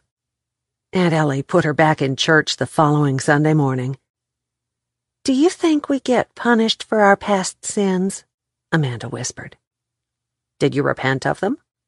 Jamie flipped 2 pancakes onto the platter and poured 2 more to cook. With many tears and lots of humiliation, Amanda said. Then they are forgiven and forgotten, Jamie answered. Amanda frowned. Why do they keep coming back to haunt me? Who's haunting you? Kate asked as she came back inside. Gracie says she is going to watch the birds until we bring out breakfast. We were talking about sins and whether we get punished for them, Jamie said. According to the preacher at my church in Fort Worth, if we are truly repentant, then God forgives and forgets, Kate said. Why? Amanda drained the sausage patties on a paper napkin before shifting them over to the platter with the bacon. I was wild. I partied too much, drank too much for sure, and had lots of one-night stands before I got myself straightened out. I thought God had forgiven me when I met Conrad, but now I wonder if he wasn't punishing me with Conrad. Kate stole a strip of bacon and blew on it to cool it down before popping it into her mouth. Then he was punishing all of us. What sin did you commit, Jamie? You first? Jamie grinned. Before or after Conrad? Before, Amanda said. But I can't see you committing a sin. Surely the great Kate didn't ever do anything that resembled sin. Hell's bells, she hadn't even divorced Conrad when he told her that he was cheating with other women. I can't see you taking home one-night stands, Amanda, Jamie giggled. Well, I did, and the last one sure opened my eyes. She told them about what had happened and how embarrassed she'd been. Aunt Ellie made me start going to church with her again, And I finally figured out I was punishing my mother for abandoning me by acting out like that. You have to show ID to buy a beer now. I can't imagine how young you must have looked then, Kate said. I had a fake one from the time I was 16, like every other kid in school. Amanda flipped the sausage over. But you were about to tell us what you did that you'd feel like Conrad was punishment. I was too busy for one-night stands, but I did have a couple of relationships in college. One with a married professor, Kate said. No. Jamie almost dropped the pancakes she was moving from griddle to platter. I can't even imagine it. Was he old and bald-headed? You are joking, right? Amanda whispered. Kate held up 2 fingers and then crossed her heart. It's the truth. He was about 30. It was his first year as a professor, and I was 21. When I found out that Conrad had 2 more wives, I figured it was my comeuppance. But then what? Amanda asked. I truly repented and said I'd never do that again. Still, I wonder about it. Kate picked up a plate and headed toward the deck with it. And you, Jamie? I was very, very good at 5-finger discounts, Jamie whispered on the way outside. What made you stop? Kate asked. Mama Rita. She went through my bedroom one day when I was at school. It was my senior year, and I had enough scholarships and grant money to go to college. And there were enough pretty things in my closet and my jewelry box that no one would ever know I was a poor girl from inner-city Dallas. And? Amanda asked. She put every single thing I'd stolen into a big black garbage bag and put it in the charity donation box down on the corner. She said there was no way that I could remember where it came from to take it back. And then I got the lecture of a lifetime. Which was? Kate asked. If I got caught, all my college money would be revoked, and I'd be lucky to get a waitress job. Then she made me go to confession and tell the truth. And believe me, what I had to do was not easy. For the whole summer, I had to clean the church every Saturday for penance. So you are Catholic? Amanda said. Mama Rita is. I went with her, but after Gracie was born, I didn't always go to church with her. Sometimes I went to a Methodist church down the block from me. And when I found out that Conrad was a thief of sorts, I wondered if it was my punishment for past sins. Mama, look! Gracie yelled from the railing. There's a bunch of baby ducks out there on the lake. Amanda could hardly believe what they'd said. There's bad things in people who are basically good, and good things in people who are bad. When my baby is born, I'll just have to search for the good memories of his father to tell him about. When everyone had left that morning, Kate poured a cup of coffee, carried it out to the deck, and called her mother. Do you have a few minutes to talk? She asked when her mother answered. I don't like working without you here. Teresa's tone was still grouchy. I would never have made the suggestion that you take time off if... She stopped. If you thought I'd really stay this long, right? Kate finished the sentence for her. You figured I'd come up here and get bored out of my mind and be back in the office in a week at the most, Kate said. Yes, I did, Teresa said curtly. I like it here. Yesterday's church hymn played through her mind as she shut her eyes tightly for courage. I want to take a year's sabbatical. Don't you joke with me this morning, Teresa said. I'm serious as a heart attack. I want a year off, Kate said. She didn't only want it, she needed it. You are not a priest, Teresa said.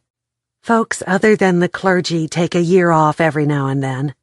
You said the murder things surrounding me right now could ruin my reputation, and I need some time.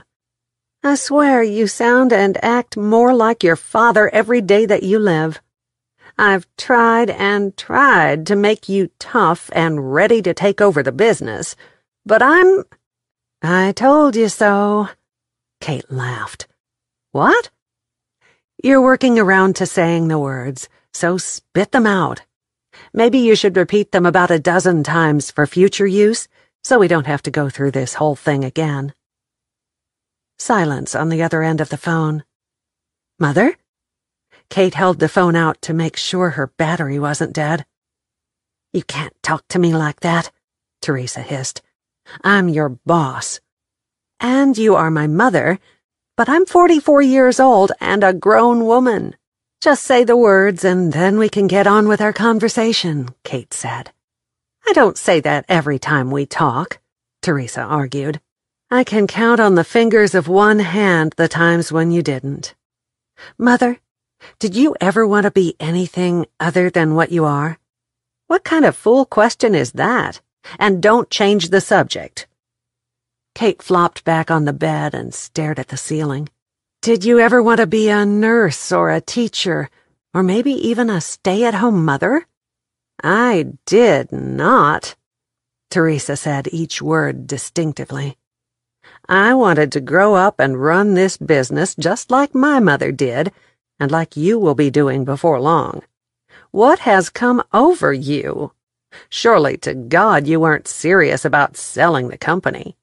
Do you realize how long it's been in our family? Since the oil boom days, which makes it almost 100 years, Kate answered. It started out as Texas oil, and then it was... I don't need a history lesson, Teresa snapped. I've hauled hay here, and a few days ago, I spent the day driving a tractor. It made me wonder if I chose the profession I'm in, or if you chose it for me. I told you that a trip to that backwoods place was a mistake, Teresa fumed. And there it is. Kate chuckled. She could imagine her mother pacing the floor in her office, her eyes narrowed and her forehead wrinkled, as she tried to figure out a way to manipulate Kate into coming home early. It's probably the single smartest thing I've ever done. A bit unorthodox, having friends that were married to the same man at the same time I was. But all the same, I've made friends in the short time I've been here. Real, honest-to-God friends who don't give a shit if I have money or if I'm poor as a church mouse. Those other women, either one of whom could have killed Conrad, are not your friends, Teresa said. There are more people in this town than Amanda and Jamie. I'm hanging up now. And Catherine Elizabeth Steele, you had better get your head on straight, Teresa said. The phone went silent, and Kate tossed it to one side. Way I figure it is that my head might be on straighter than it's ever been, even if I do forget where I'm going.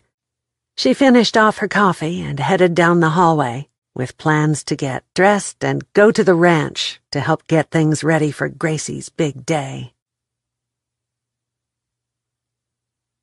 Chapter 22. Kate found herself pretending that she really lived there on the ranch, and that this whole day had been her idea.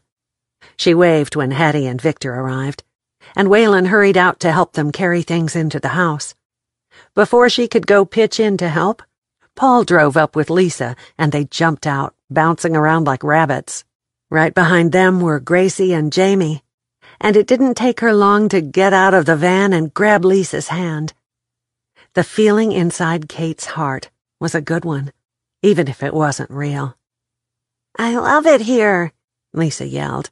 Daddy, we need a place just like this. And there's the stagecoach in the backyard. Can me and Gracie go see it? Of course you can, but stay right close to it. Don't wander off out of the yard. Lisa and Gracie joined hands, like always, and ran around the side of the house.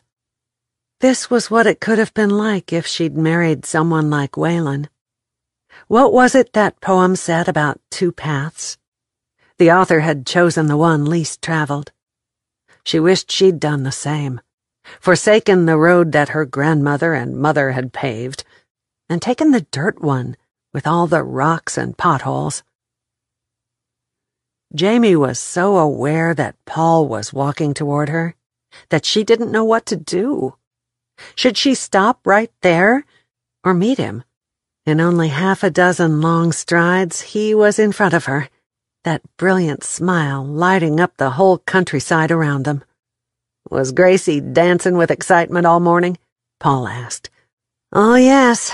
She watched the clock hands, and every 5 seconds she wanted to know how much longer it was until we could leave."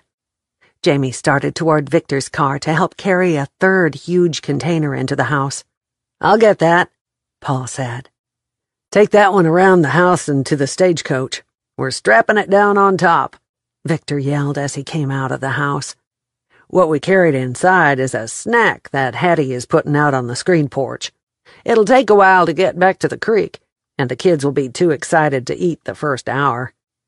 Jamie waited until Paul had gotten out of sight and headed straight for the porch, where Kate sat with a big, cheesy grin on her face. "Okay, spill it. Was this really Wayland's idea?"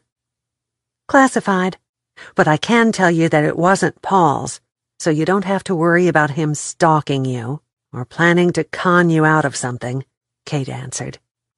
"You do look cute today.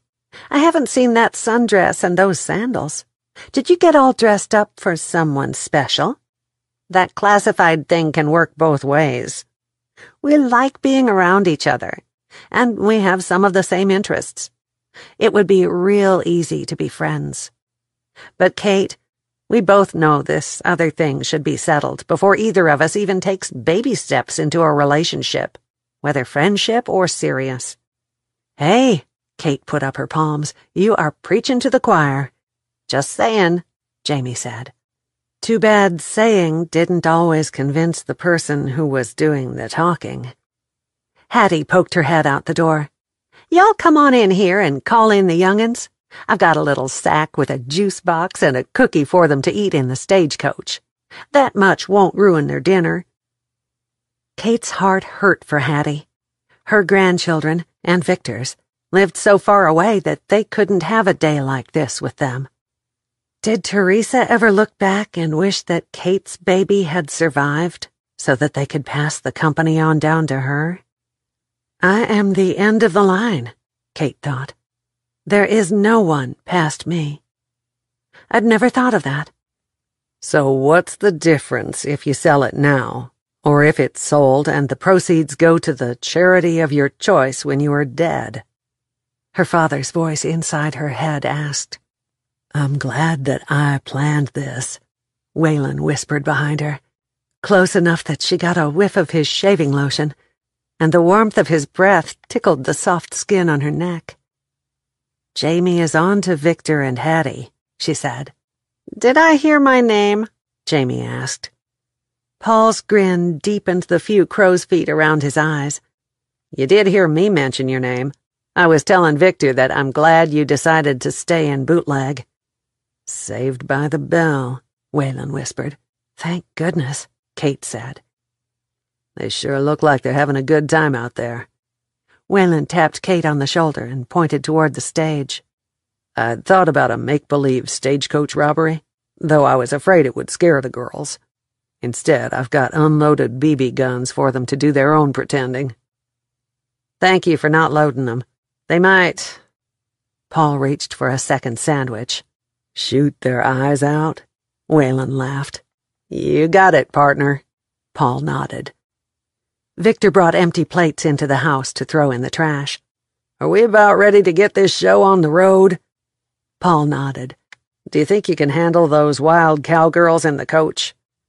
"If I can't, I bet Hattie can," Victor answered. "She can blow the rattles off the tail of a diamondback at 30 paces with nothing but her little pistol." "Oh, hush," Hattie beamed. "You can shoot?" Kate asked. "You can't?" Jamie asked Kate. "No, but I'd love to learn." "Then I'll teach you if you stick around Bootleg," Hattie said. "But for now, I think we'd better join those girls out there in the stagecoach. I bet they're ready for them guns. Y'all did bring extra clothing for them, right? They'll most likely get wet in the creek." "Yes, ma'am, I did," Jamie nodded. "Let me help carry one of those food bins out to the coach so this big adventure can get underway. We brought a lot. Kids go through a lot of food around the water, Victor said. Waylon gathered up a couple of BB guns that had seen lots of wear from the far corner of the porch and carried them out to the stage. Kate, Paul, and Jamie followed right behind him. Lisa's big blue eyes popped out. "We get guns?" "Gotta protect the land from varmints and outlaws," Waylon said. "You think you can shoot straight, Gracie?" Jamie asked. Gracie narrowed her eyes until they were barely slits in her little round face. "Yes, Mama. And if one of them bad guys chases us, I'll shoot him." Victor and Hattie came out with the packed bin between them. 2 pink cowgirl hats rested on the top. Gracie's eyes twinkled when Victor handed one to her. "Hats and guns? We really are cowgirls." Lisa settled hers on her blonde hair. Gracie set her hat back on her head. "We are the baddest cowgirls in the whole state of Texas." "Yes, you are." Hattie climbed up into the stage with them. "And me and Jamie and Kate and Victor expect you to protect us." "I won't let nothing hurt you," Gracie declared. "Look, Mama, I'm a real cowgirl. Someday I'm going to live on a ranch like this and wear this gun every day and be just like Waylon." "Well now," Jamie nodded, "that is a mighty fine goal." Kate giggled as she climbed into the stagecoach. Someday she'd like to do the same thing, only maybe without wearing a gun every day. "Whoa, Hoss," she thought, and then laughed under her breath. Not one time in her life had those 2 words ever gone through her mind. Waylon and Paul climbed up on the top, while Hattie, Jamie, and Victor settled themselves inside with the children, who were already poking their guns out the windows. "Y'all ready in there?" Waylon yelled. The girls gave a shout. Jamie and Kate sat on one side of the coach. Victor and Hattie took the other seat. Gracie kept watch on one side, while Lisa had her BB gun poked out the other way. "It's rougher than riding down Main Street," Hattie said. "It's fun." Gracie raised her voice above the sound of the wheels and the horses. "I love it." Kate agreed with Gracie. It was fun, even though it was hot, and the ride was rough. "How far are we traveling?" Jamie asked. "To the back side of the property by the creek. It's about a mile, and Waylon is going to drive slow, so maybe 30 to 45 minutes, Victor answered. "I see a bandit," Lisa hollered and pointed out the window. "Where? I'll shoot the dirty dogs and feed them to the coyotes," Gracie growled as she pulled the trigger on her gun and made popping noises with her tongue each time. "Good Lord, Gracie, where did you hear that?" Jamie asked. "From John Wayne movies. The babysitter let me watch them while she made out with her boyfriend on the porch." Gracie spoke above the noise of the horses and the rattle of the wheels. "Lisa, there's some more on your side. Shoot 'em before they get Kate. They'll kill her for sure because she can't even cook. And they'll steal my mama because she makes good fried chicken." "I'm glad you cowgirls are here to keep me safe," Kate gasped with a smile she tried to hide. "You really can't cook?" Paul asked. Kate shook her head. "Never found the need to learn until I came here, and Jamie and Amanda are so good at it that I still don't feel the need." "Surprising, isn't it?" Jamie said. "I thought she could do anything, too, until I got to know her and found out that she doesn't even own a Superwoman cape." By the time they reached the picnic area, the path was strewn with imaginary bandits, dirty, rotten coyotes, and 1 or 2 dozen snakes. When Waylon brought the coach to a stop, Gracie blew on the end of her gun. "We made it, guys," Lisa said. "We'll be safe here. We can leave our guns in the stagecoach." "Not me," Gracie said. "We need to take them with us. There might be a bear out there." Waylon climbed down from the top and opened the stage door on Kate's side. He held out his hand, and she put hers in it.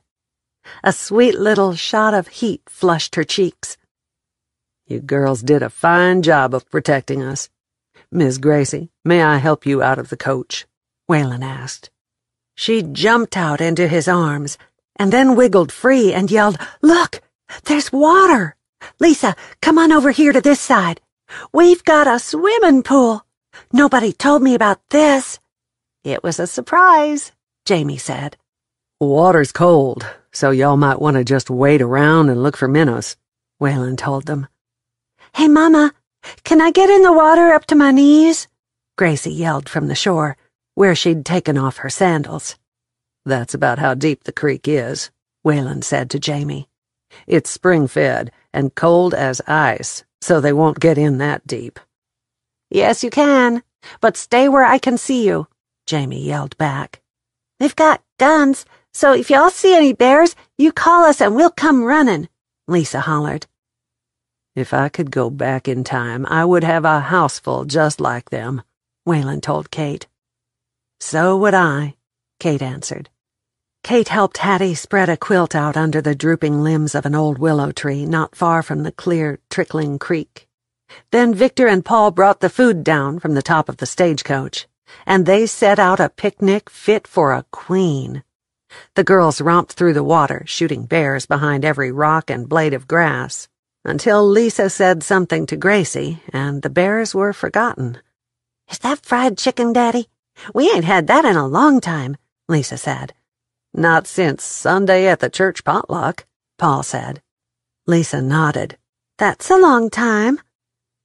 After they ate, Hattie brought out a couple of old books and moved the children over to another quilt that she'd arranged under the shade of a big pecan tree. "I thought I'd read to you while your dinner settles," she said. "You can't hunt bears or get in the water for a little while after you eat." "Is that ABC?" Lisa yawned. "Camel on the ceiling, C, C, C," Gracie answered. Hattie sat down, and Lisa cuddled up next to her, while Gracie claimed the other side. Somewhere in the middle of the book, Gracie had laid her head on Hattie's lap and fallen asleep. Lisa was asleep before that. Without disturbing either of them, Hattie arranged a couple of pillows against the trunk of the tree, leaned back, and shut her eyes. Kate pulled her phone from the hip pocket of her shorts and snapped a picture, and then one of Jamie and Paul chatting beside the stagecoach. And one more, of Victor with his cowboy hat pulled down over his face, and his arms crossed over his chest. She was looking for Waylon through the camera eye when she felt him behind her. She slipped the phone back in her pocket and resisted the urge to turn around and kiss him. "Walk?" he asked. "You would have made a good father, Waylon," Kate said when they were 50 yards down the edge of the creek. "Thank you. I like kids. But like I said before, I wasn't ready when the time was right. And now the time has passed." "You really think so?" She pulled off her sandals and set them on the edge of the quilt. "With the right woman, you could still have a house full of kids." "I can't imagine that. I think I'll just enjoy Lisa and Gracie and be their surrogate uncle. Are you fixin' to wade in the water?" "I am," she nodded. "It's been years since I've got my feet wet in the creek." He tugged off his boots and socks, rolled up the legs of his jeans, and took her hand in his. "Shall we step off into it together?" 1, 2, 3. She counted and then put her foot in the water. "Sweet Lord, Waylon, that water is really icy. How did those kids stand it so long?" "They were hopping around and having such a good time that they didn't even notice." He chuckled. "This little creek is always clear and cold. It will cool you right down." "I am definitely a tenderfoot," she moaned as she took baby steps into the water. "Not any more than I am. I haven't gone barefoot in years." "I have a big favor to ask." "Yes, you can kiss me." He tipped her chin up with his fist, and she looked deeply into his eyes. Her hands snaked up around his neck, and the temperature of the cold water around her calves felt as if it shot up 40 degrees. By the time the kiss ended, Kate was sure the water was boiling. No one had ever made her feel like he did. Timing was wrong, right along with everything else. But she liked this detective a hell of a lot. I feel like I've known you my whole life. He smiled. The favor is that when this is really settled, you'll go out with me. Like on dates? Even if I'm in Fort Worth? A long-distance dating thing? She asked. Sounds crazy, but we might make it work, he said. Everything else in our world has been crazy this summer, hasn't it? So why not? She said. Chapter 23.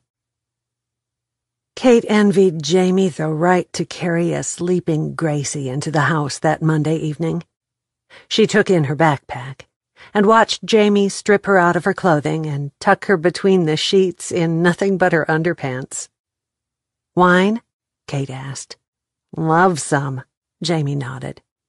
When they reached the kitchen, Kate got 2 glasses, and Jamie opened the refrigerator for the wine. Paul? Kate asked as Jamie poured. Waylon? Jamie raised an eyebrow. I could like him, but long-distance relationships don't always fare so well, Kate answered. You, on the other hand, will be living right here in the same town with Paul. He is handsome, he's honest, and he's a sweet guy and a great father. It's only 2 hours from here to Fort Worth. Jamie led the way to the deck. But how far is it to Huntsville, or whatever prison I could end up in? Kate asked. A whimper made them both forget their conversation. Kate quickly crossed the deck to the far side. Amanda? What's wrong? Did you get a bad report at the doctor's? No, she sobbed. Is it your aunt? Jamie pulled a chair across the wooden floor to sit beside her. No, it's a girl. What girl? Who did something to make you cry? Kate sat down on the end of the chaise-longue. If someone had hurt Amanda's feelings, then they'd better get ready for a fight with Kate. Amanda was naive, but she was pregnant, and her hormones were all out of balance, and she sure didn't need extra stress. The baby is a girl, not a boy, and I wanted a girl. I don't know anything about boys, and now I feel guilty because I didn't want a boy. Amanda blew her nose loudly, tossed the tissue into the trash, and reached for another one. I'm a mess all over again. Gracie will be so excited, Kate said. I know, but I'd made up my mind to love a little boy and to work hard and not let him be like his father. And now I don't even know how to put it in words. Amanda dabbed at her eyes. God answered my prayers, and all I can do is cry. Jamie laid a hand on her knee. That's what pregnant women do in the last couple of weeks. Don't feel guilty. Are they sure it's a girl? Kate wanted to do her version of Gracie's happy dance. She showed us very plainly that she is a girl, and she has a lot of hair, and she's gorgeous. Amanda nodded. Are you sure all this is normal, Jamie? Did you cry and cook all the time? I did both, and cleaned closets, Jamie answered. Her name is Rachel, Amanda said. That's pretty, Kate told her. Rachel and Gracie. The 2 names were perfect for a couple of sisters. I'm glad we're changing our names tomorrow. I want her to be a Hilton from the day she's born, and I'm not putting a father on her birth certificate. Amanda tipped her chin up in a determined gesture. Tell me about your day. No, don't, or I'll get all weepy because I couldn't be there. A phone rang. Jamie checked hers and shook her head. Amanda picked hers up from the arm of the lounge and shook her head. Kate didn't recognize the tone or the number, but it was definitely her phone. Hello, she answered. I'm so glad you answered, Mrs. Steele. Cases of you and 2 other women and a child has had a family emergency. The only time he can see you will be at 8 o'clock in the morning. I'm sorry for the inconvenience, and if you want to reschedule, we can do that. We have a date open 4 weeks from tomorrow, or on out past that," a woman said. Kate glanced at Amanda and made a snap decision. "We will be there. How long will it take in the courthouse?" 15 minutes if he agrees. Longer if you have to talk him into it," the lady answered. "We just learned of the emergency. Sorry I couldn't give you more time." "It can't be helped, I'm sure. Have a nice evening," Kate said. "What can't be helped?" Amanda asked. "We're going to Dallas tonight. Instead of seeing the judge at 1 o'clock tomorrow afternoon, we're seeing him at 8 in the morning. With the traffic in the downtown area, we'd have to leave at 3 o'clock in the morning, so we might as well drive down to my house and spend the night there," Kate said. "You got to be joking," Amanda groaned. "I have a perfectly good house. I'll arrange for a car to take us to and from the courthouse so none of us have to drive. We'll take my car down there. Just pack a bag, and we might even have time for a swim before we go to bed," Kate said. "Are you sure?" Jamie downed the rest of her wine. "Very. And pack your bathing suits. Gracie will probably wake up on the way, and I'm sure she'll love a swim." Amanda smiled for the first time that evening. "Me too. I love to swim, and I've got a maternity bathing suit. This will be a real treat. Thank you." "Living in Bootleg is one thing. This will be in the middle of all your neighbors," Jamie said. "So, are you ashamed to be seen with me?" Kate teased. "Hell no," Jamie answered. "I was thinking it might run the other way." "Hell no," Kate echoed with a grin. "Let's get ready and go take care of business. I'll call for takeout food on the way. Y'all decide what you want." "Sounds fine to me," Amanda said. Gracie didn't wake up until they were on the outskirts of Fort Worth and had barely gotten her eyes open when Kate parked in the garage of a big 2-story stone house. "Is this a castle?" she whispered. "No, it's my house," Kate answered. But hey, if Gracie wanted it to be a castle, then Kate would gladly let her be the princess who lived there. Gracie stood in the middle of Kate's elaborate living room, eyes big as saucers, trying to take in the whole place at once. Where her daughter felt awe, Jamie was more than a little intimidated by the sheer size of the house. She'd realized that Kate came from money and had lived a life way above Jamie's pay grade as a teacher. But this was surreal. "Where do I sleep?" Gracie finally asked. "My bedroom is upstairs, along with 2 others. Y'all can take your pick of whichever one you want," Kate said. "They're pretty much the same." "Did Conrad sleep in either of them?" Amanda whispered. "He liked the master suite on the ground floor," Kate answered. "We'll unload all this food in the kitchen and open up the containers." Amanda dropped her suitcase on the floor. "I'm so glad we opted for Chinese. I've been craving it for a couple of days." "After we eat, can I see his room?" Jamie whispered. "Of course, but why?" "Final closure?" Jamie shrugged. Kate pointed down the hallway. "It's the last door on the left. Mother and I cleaned it out before I went to the cabin. Unless she stored other stuff in there, it's empty." "Thank you," Jamie said. Amanda had already started removing containers and chopsticks from the plastic bags, and was setting them on the table when Jamie and Kate arrived in the kitchen. Jamie set the sweet and sour chicken in front of Gracie before she went hunting through the boxes for her spicier chicken. "When I get done eating, can I explore the castle all by myself?" Gracie asked. Jamie glanced at Kate, who nodded. "If it's okay with your mama, I don't care if you go on an adventure. Just yell real loud if you get lost, so we can send the prince to find you." Gracie giggled. "You'll have to come find me, Mama. We don't have a prince in this castle. We didn't bring Waylon with us." "So you think Waylon is a prince?" Kate asked. Yep, and you are a princess. He's going to rescue you from this castle and take you to live on the ranch with him. What makes you think that? Jamie asked. It's my story, Mama, Gracie sighed.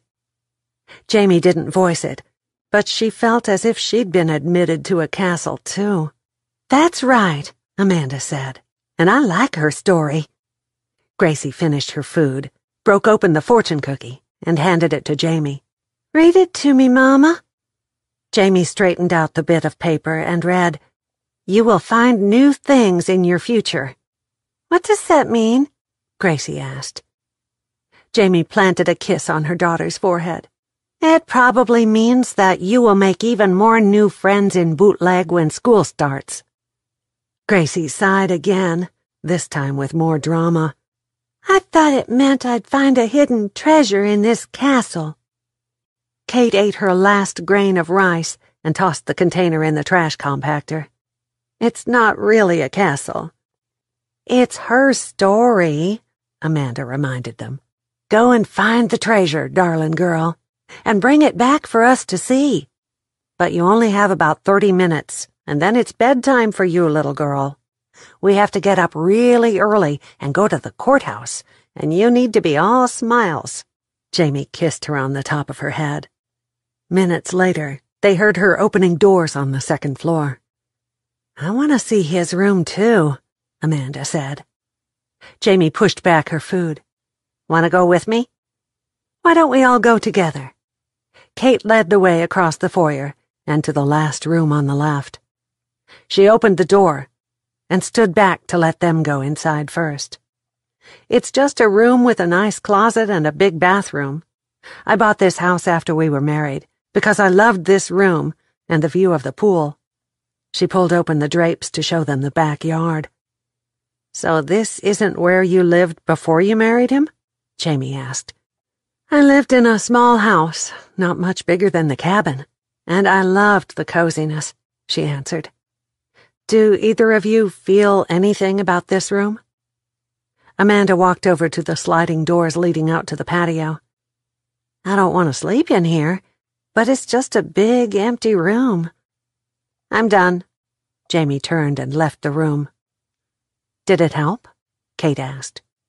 Jamie folded her arms over her chest. It did. How?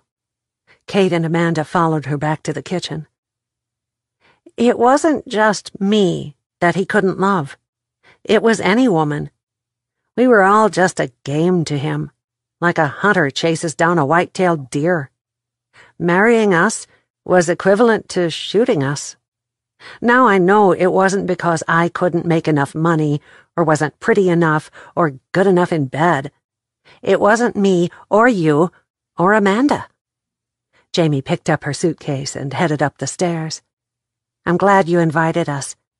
It's really, really over now, or it will be after tomorrow morning. I'm not sure I understand, Amanda said. He lived here. He lived in my house, which you were paying for, Jamie said. And he lived in your little apartment. Nothing satisfied him or brought him happiness. He craved the hunt. And look what it finally got him, Amanda said.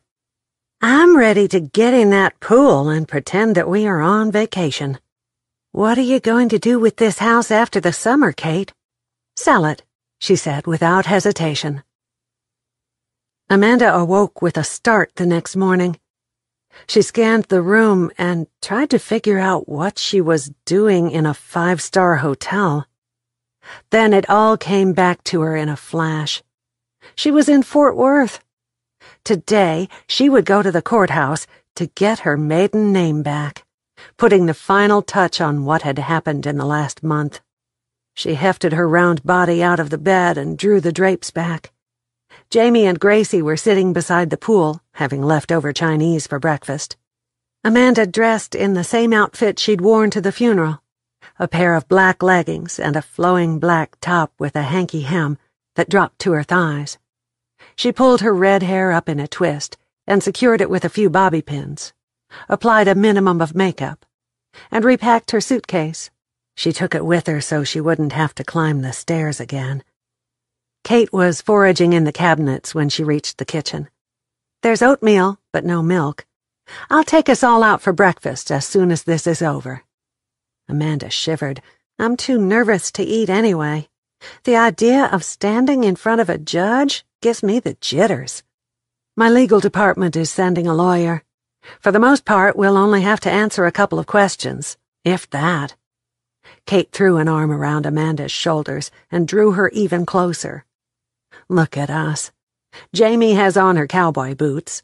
I'm wearing high heels that are pinching my toes, and you have on your fancy flip-flops. Just like the day we arrived at the cabin. And we'd all rather be barefoot out on the porch, wouldn't we? Or down by the lake with our toes in the edge of the water." Amanda smiled. "That's where we'll go soon as today is over, and we do some shopping," Kate said. Amanda took a couple of steps to the side. "I'd like to go to the discount stores and look for things for my baby girl. I don't have a thing for a girl, not even something frilly to bring her home in." "Of course," Kate answered. "We can go wherever y'all want, but please let me pay for our food today." "Done." Amanda would gladly let Kate shell out the money for food, since it would take a chunk out of her bank account to buy baby things. Kate glanced at the clock. "The driver will be here in 5 minutes. If you'll call Jamie and Gracie in from the pool, I'll make sure everything is ready for me to lock the doors." "Are you really never coming back here to live, Kate?" It was hard to think about owning a place like this, and wanting to live in something the size of the cabin. But then, on second thought, a huge place like that would be pretty damned lonely. "Probably not. I'll live in a hotel until I find an apartment or small house that I like. Or maybe you'll stay in Bootleg?" For the first time, Amanda didn't want any of them to leave the cabin. She felt safe and comfortable with all 4 of them living together. And besides, she needed Jamie for when the baby came, and Kate for her quiet strength. "I'll cross that bridge when I get to it. Right now, I have to get us to the courthouse on time," Kate answered. Kate might appear calm on the outside, in her cute little business suit and high-heeled shoes, but she was a nervous wreck on the inside. Time for a modicum of closure on the whole marriage thing. The courthouse ruling took less than 15 minutes for all 3. They walked in with the same last name and came out with their different maiden names, and just like that, it was finished. The firm had sent a seasoned lawyer, Mary Beth O'Brien, who had made short work of the whole process. "I knew it would be easy. The judge wanted to get out of town, and his plane leaves at 10, so he had to get through this in a hurry. Would you mind if I ride with you back to your house? There are a couple of things we need to discuss, and this will save time for both of us. It's all about Conrad, so I don't suppose you mind talking in front of the other 2? "I'm good with you riding with us, and with talking to you in front of them," Kate answered. When they'd settled into the 6-passenger van, Mary Beth opened a briefcase and took out a file. The gray-haired woman adjusted her glasses and introduced herself to Jamie and Amanda. "I'm one of the lawyers in the legal department of Kate's firm.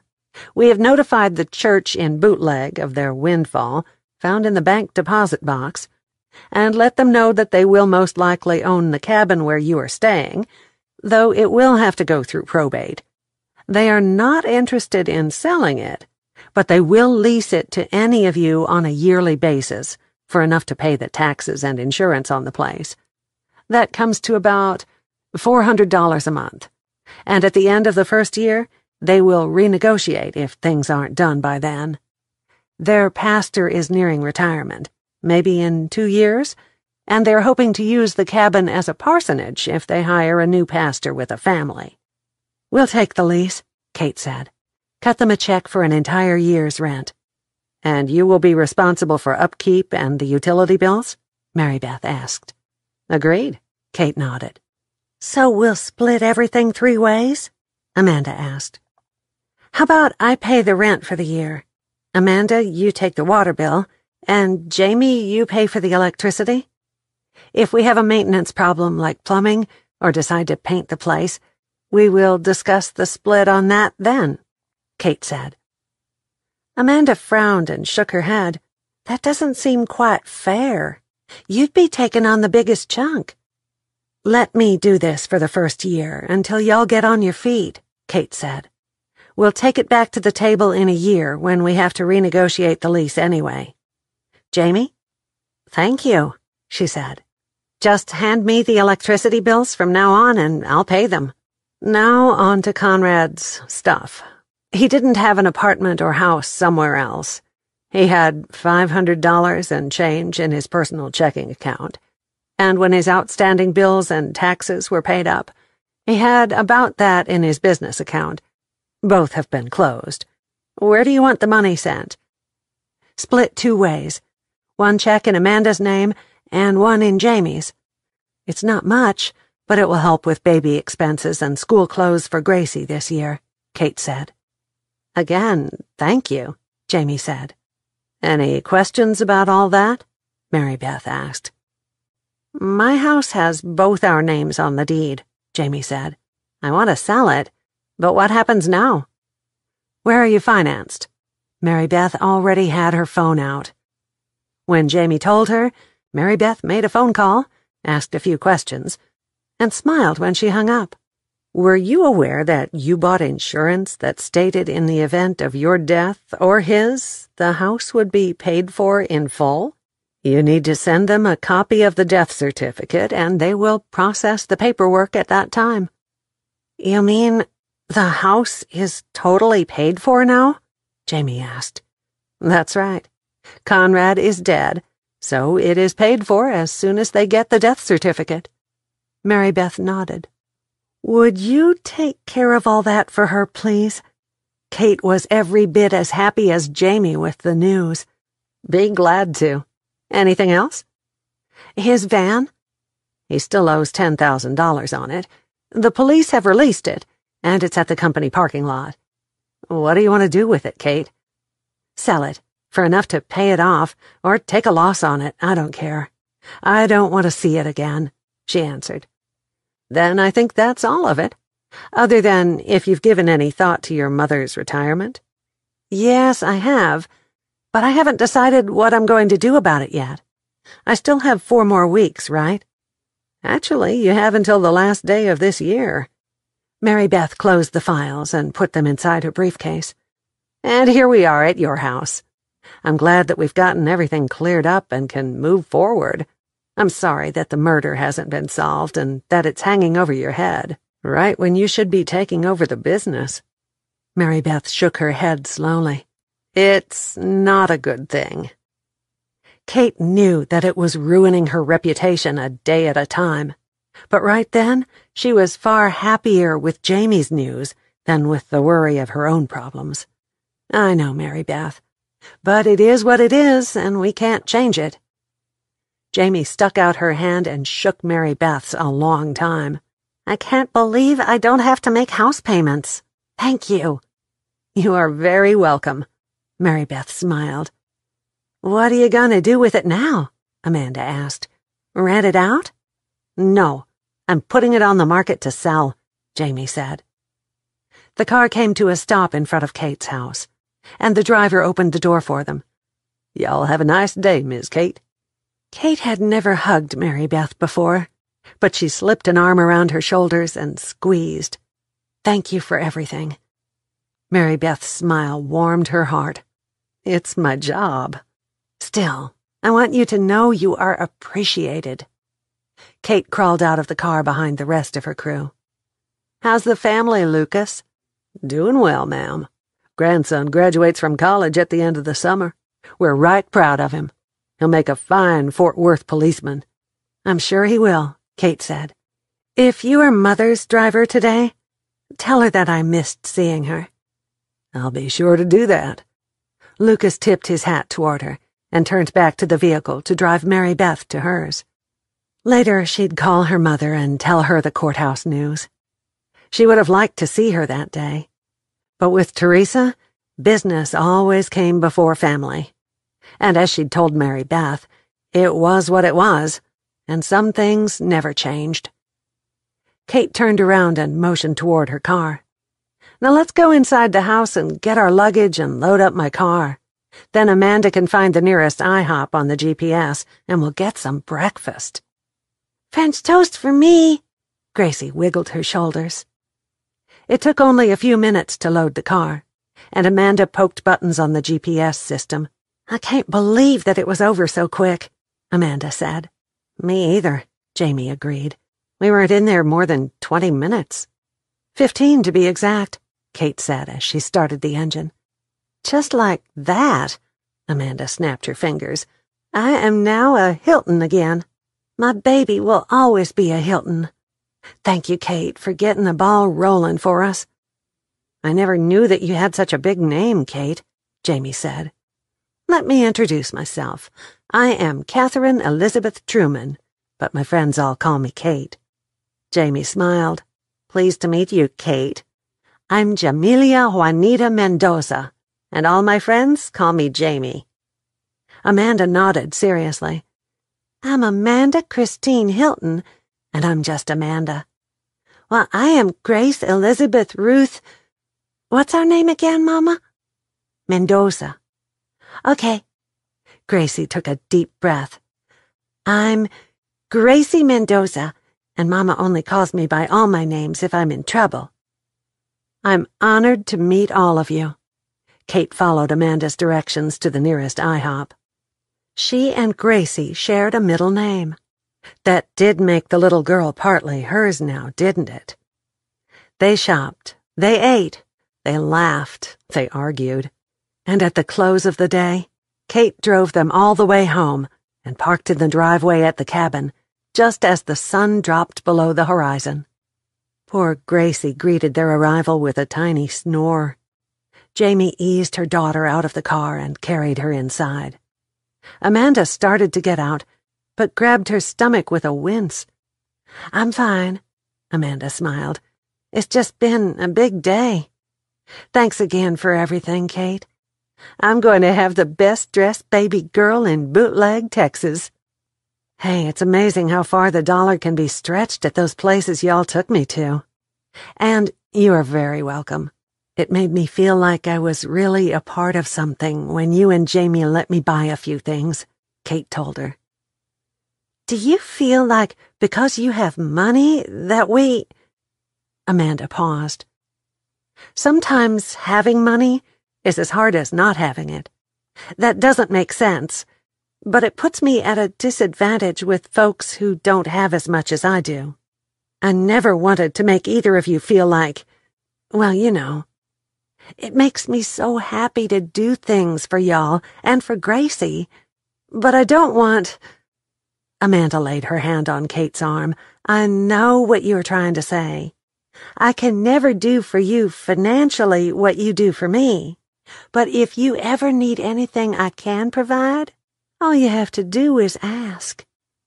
That means more to me than anything money could ever buy. Kate's voice cracked. Don't you dare cry, because with my hormones on a roller coaster, I'll start bawling like a baby if you do, Amanda said. Let's take all those bags inside. We can go through them tomorrow, but right now, I want to prop up my feet and watch television until I fall asleep. You get your feet up. I'll bring in the bags. Kate went around to the back of the car and opened the trunk, handily hiding her face in case tears decided to escape. She was taking out packages when her phone rang. Her mother's picture came up on the screen. She backed up against the vehicle, kicked off her high heels, and wiggled her feet in the grass as she answered. Teresa would have a hissy fit if she could see her daughter at that moment, but the damp grass felt so good that Kate didn't care. Mary Beth tells me everything is done. She sent a check to the church for a year's rent and has talked to the funeral home. They sent a courier over to the bank with a copy of the death certificate for Jamie, Teresa said. How does it feel to be Kate Truman again? Did it help to close the books on the past? No, but spending the day with Jamie and Amanda did.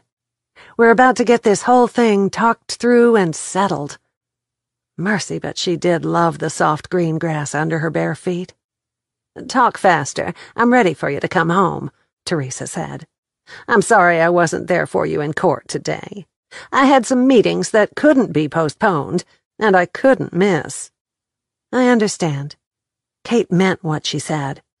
Her mother would never change, so she'd have to learn to love her just the way she was. We were in and out of the courthouse in less than half an hour, no more than 15 minutes before the judge. It took longer to drive there than to actually get the decree signed. The phone beeped under her ear. Got another phone call, Mother. Can I call you back? Not necessary. I'm walking out the door to go to dinner with the potential buyer. I'll call you tomorrow, Teresa said. Kate touched the screen and said, Hey, Waylon. Hello, Miss Truman. How did things go today? They went great. I figured out that I don't like high heels anymore, and that I do like the feel of damp grass under my feet, she answered. That's a step in the right direction. You ready to drive a tractor tomorrow? The weatherman says it's going to be another scorcher, Waylon said. I'll be there, she smiled. I miss you on the days when I don't get to see you. He dropped his voice to a deep drawl that sent little waves of heat through her body. She eyed the expensive shoes lying on the grass. I'd almost put those high heels back on for a kiss right now. You don't have to do that, darling. There will be plenty of kisses waiting on you tomorrow when you get to the ranch. I'll hold you to that. She flirted, and it felt good, even if it was just because she'd had an emotional day, out of character for her. Good night, gorgeous lady, he said, and the phone went dark. She hummed all the way into the house, where she dropped the first batch of packages in the living room and went back for more. When she'd brought the last of them inside, she found Jamie and Amanda sitting on the sofa. Jamie had poured 2 glasses of wine and 1 of water with a wedge of lemon. I'd brought movies with me to watch when I left a month ago. None of them are new, but they are some of my favorites. Have you seen Something to Talk About? It kind of seems fitting for tonight, Jamie said. I heard about it, but isn't that really old? It is, but I think you'll like it, Amanda said. Then hand me that glass of wine and let's get started. Kate figured good wine and company would outweigh even a crappy movie. But it wasn't, and by the end, she agreed it was the perfect movie for the evening. Chapter 24. At the end of the next afternoon, Kate was so hot, tired, and sweaty that she simply kissed Waylon on the cheek, told him she'd see him the next morning, and headed for the cabin. Big raindrops hit when she parked, and by the time she made it into the house, it was pouring so hard that she was drenched. Maybe that would break the heat. Well, you look like a drowned rat, Amanda laughed. A loud crack of thunder rattled the windows, and the rain came down in sheets, blowing hard against the house. I swear that one parted my hair, Jamie said nervously. August is showing July that it is a thing of the past. I'm going to take a shower. Did y'all save any leftovers? Kate kicked off her shoes and headed down the hallway. I made chicken Alfredo, and there's still some in the skillet on the stove, Jamie said. Amanda cleaned today and made 2 loaves of bread and a chocolate pie. You think we can keep her in this nesting phase for a little longer? It would be nice, but when the baby comes and it's up all night, nesting ends, Jamie answered. Kate shut the bathroom door and adjusted the water. The warmth beating down on her back felt wonderful, right up until the electricity blinked once and then went off completely. Whatever water was in the small tank wouldn't last through their showers if she didn't rush. So she hurriedly rinsed the shampoo from her hair. She fumbled around for towels, wrapping one around her body and another around her head in the dark.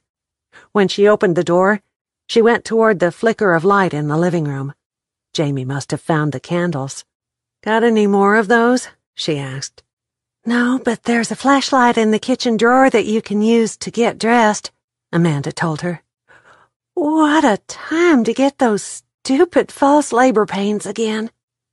I'm going to go lie down on my left side like they told me to do.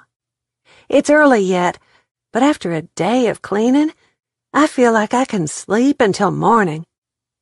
Good night, then, Kate said. I'll take that flashlight when you're done with it, Jamie said. Gracie and I are going to turn in, too, and I'm going to use the light to read books to her. Take it now. The candle will throw off enough light for me to find my nightshirt, Kate told her. With the wind sounding like a freight train coming down the rolling hills and the rain pounding on the roof and against the windows, she couldn't read, not even on her Kindle. Finally, she decided to call her mother, but there was no service. Next week, she would check into buying a generator, because she was taking the sabbatical, even if it pissed her mother off to the point that she fired her. She fell asleep thinking about being there for the baby's birth and for Gracie's first day of school in the new place. At first, she thought that she was dreaming, but then the screaming that had awoken her got louder. She sat up in bed so fast that her head spun in the semi-darkness. Then she recognized Amanda's voice yelling out her name. She stumbled across the hallway to find Amanda sitting up in bed and panting. This is the real thing. My water just broke. Call an ambulance. I don't want to try to go to Wichita Falls. Just call the one from Seymour. No phone service, Kate said. What's happening over here? Oh, my God, Jamie asked. Oh, no. Is it time? I'll get dressed. We'll have to drive her to Seymour. How close are the pains? Kate asked. Another one, right now. Maybe a minute, Amanda said. We'd better hurry, Kate. You drive. In a pinch, I can deliver the baby on the way. Jamie raced across the hall, throwing off her night clothes on the way. Kate was so nervous that she headed out the door in her nightshirt and bare feet and had to run back inside to hurriedly dress in jeans and a t-shirt and slip on a pair of sandals. You ever delivered a baby before? Jamie appeared out of her bedroom, fully dressed, with Gracie in her arms. One time I helped Mama Rita when her neighbor's daughter went into labor like this. I mostly just watched, but I could do it if I had to. My van or your car? Your van, it's bigger, Kate said. Jamie threw a blanket over Gracie and headed outside in the wind and rain. I'll get her situated and then come back and help with Amanda. What should have been a 10-minute trip took 30 minutes because of the driving rain and Kate's inability to see more than 1 foot in front of the vehicle at any time. It didn't help when she missed the turn to the hospital and had to go around a block to get back to it. I need to push, Amanda screamed as Kate pulled up beside the emergency room doors. Kate turned off the engine and slung the door open in one motion before she headed toward the big doors in a run. Hold on, Amanda. I'll bring help. The lady behind the desk covered a yawn with her hand. Fill out the form and I'll need your insurance cards, and I don't have time for that. My friend is in the car and starting to push. Her baby is coming right now, and we need help, Kate yelled. Okay, settle down. The woman picked up the phone and pushed a button. I need a wheelchair and a nurse right now. An older lady pushing a wheelchair arrived in less than 2 minutes, but it seemed like an eternity to Kate, who paced the floor the whole time. She shot a knowing smile toward Kate, one that said babies took a lot of time, so don't get your panties in a twist. When she returned with a sweat-covered, screaming Amanda, she was doing double time and hollering at the check-in woman to tell the on-call doctor to hurry. I want Kate and Jamie to go with me. I can't do this by myself, Amanda squealed. I'll come and get them as soon as we get you on a bed and check you, I promise, the nurse told her as they disappeared through double doors. Me too. I want to be there to see my baby sister, Gracie said. After the baby is born, you can see it all you want, Jamie said. When they call for us, I'll stay with Gracie and you go. We'll take 15-minute turnarounds, Kate nodded. That way, Gracie can stay updated all the time. Look at us.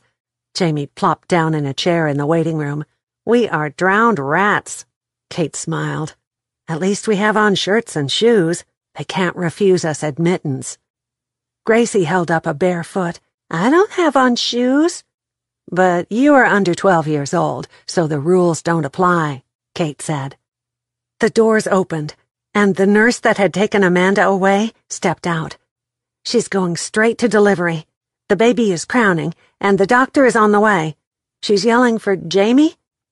Jamie stood up and tucked her wet hair behind her ears. That would be me. Then you need to come with me. Kate looked up at the big digital clock hanging on the wall. In 15 minutes, it would be 2:30, and then it would be her turn to go help with Amanda. Cold sweat popped out on her forehead, and her hands went clammy. She had no idea what to do. Jamie had had a child, so she had some inkling of what happened in the delivery room. Kate had never even seen kittens born, and that video of a birth she'd seen in college was more than 20 years ago. The time came and went, and another 5 minutes passed. Kate's mind went into overdrive. Amanda had died back there, and Jamie was trying to get a handle on her composure before she came out and told Gracie. Another 10 minutes went by, and suddenly the doors opened. Jamie was smiling so big that she could have been posing for one of those stock photos they put up in the dentist's office. It's a girl for sure, and she's here. 6 pounds even and 18 inches long. Doc says she's about 3 weeks early, but everything looks good. Red hair? Kate asked. Oh, yeah. Y'all can come back and see Amanda, but the baby is in the nursery. You can see her through the window, though, Gracie. I can't hold her or kiss her on the forehead tonight? You can tomorrow.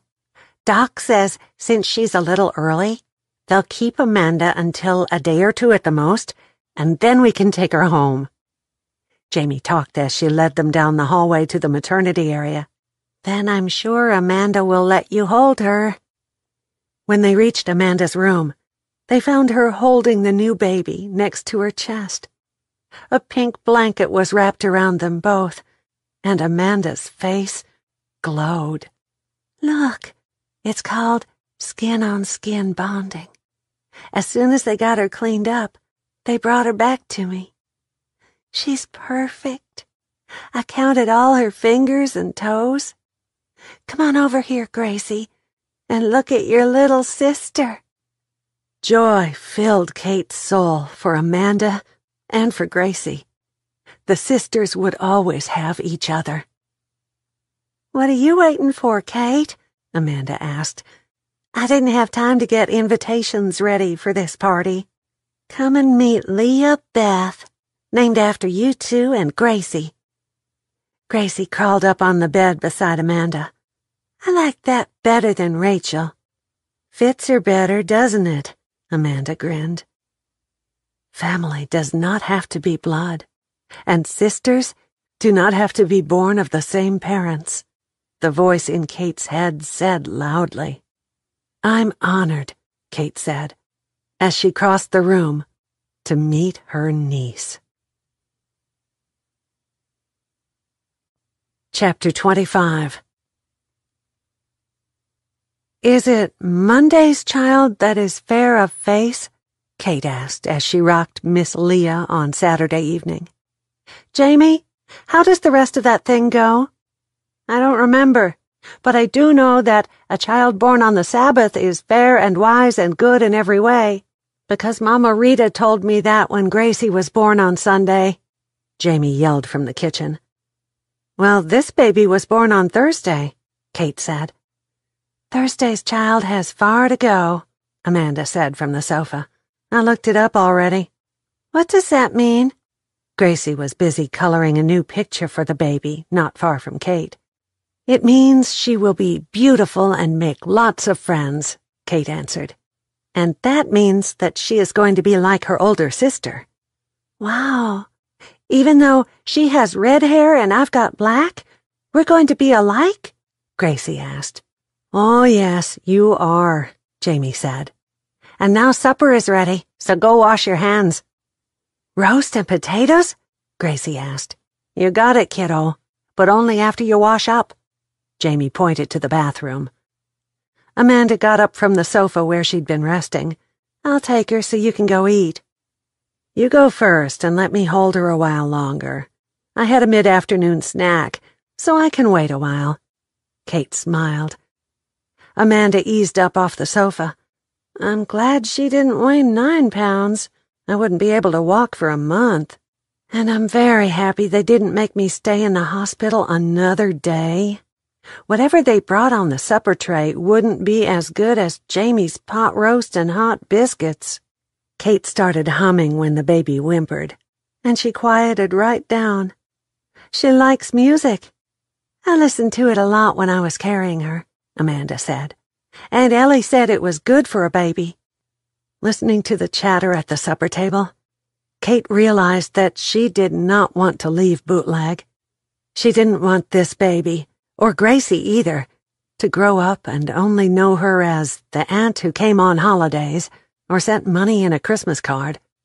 She wanted to be a part of their lives, to go to church with them and be there when they went out on their first dates.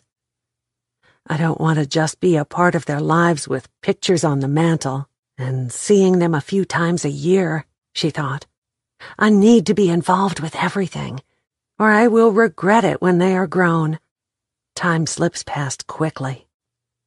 Kate sighed when someone knocked on the door. She wanted to explore this idea of a drastic life change a little longer. Carrying the baby in one arm, she crossed the living room floor and slung open the door to find Hattie and Victor with big grins. Victor held up an enormous gift bag and stood back while Hattie pushed her way past him into the house. We came to bring the baby a present. Y'all just keep your seats out there in the kitchen, she called out. I'm going to steal this baby from Kate and rock her a spell.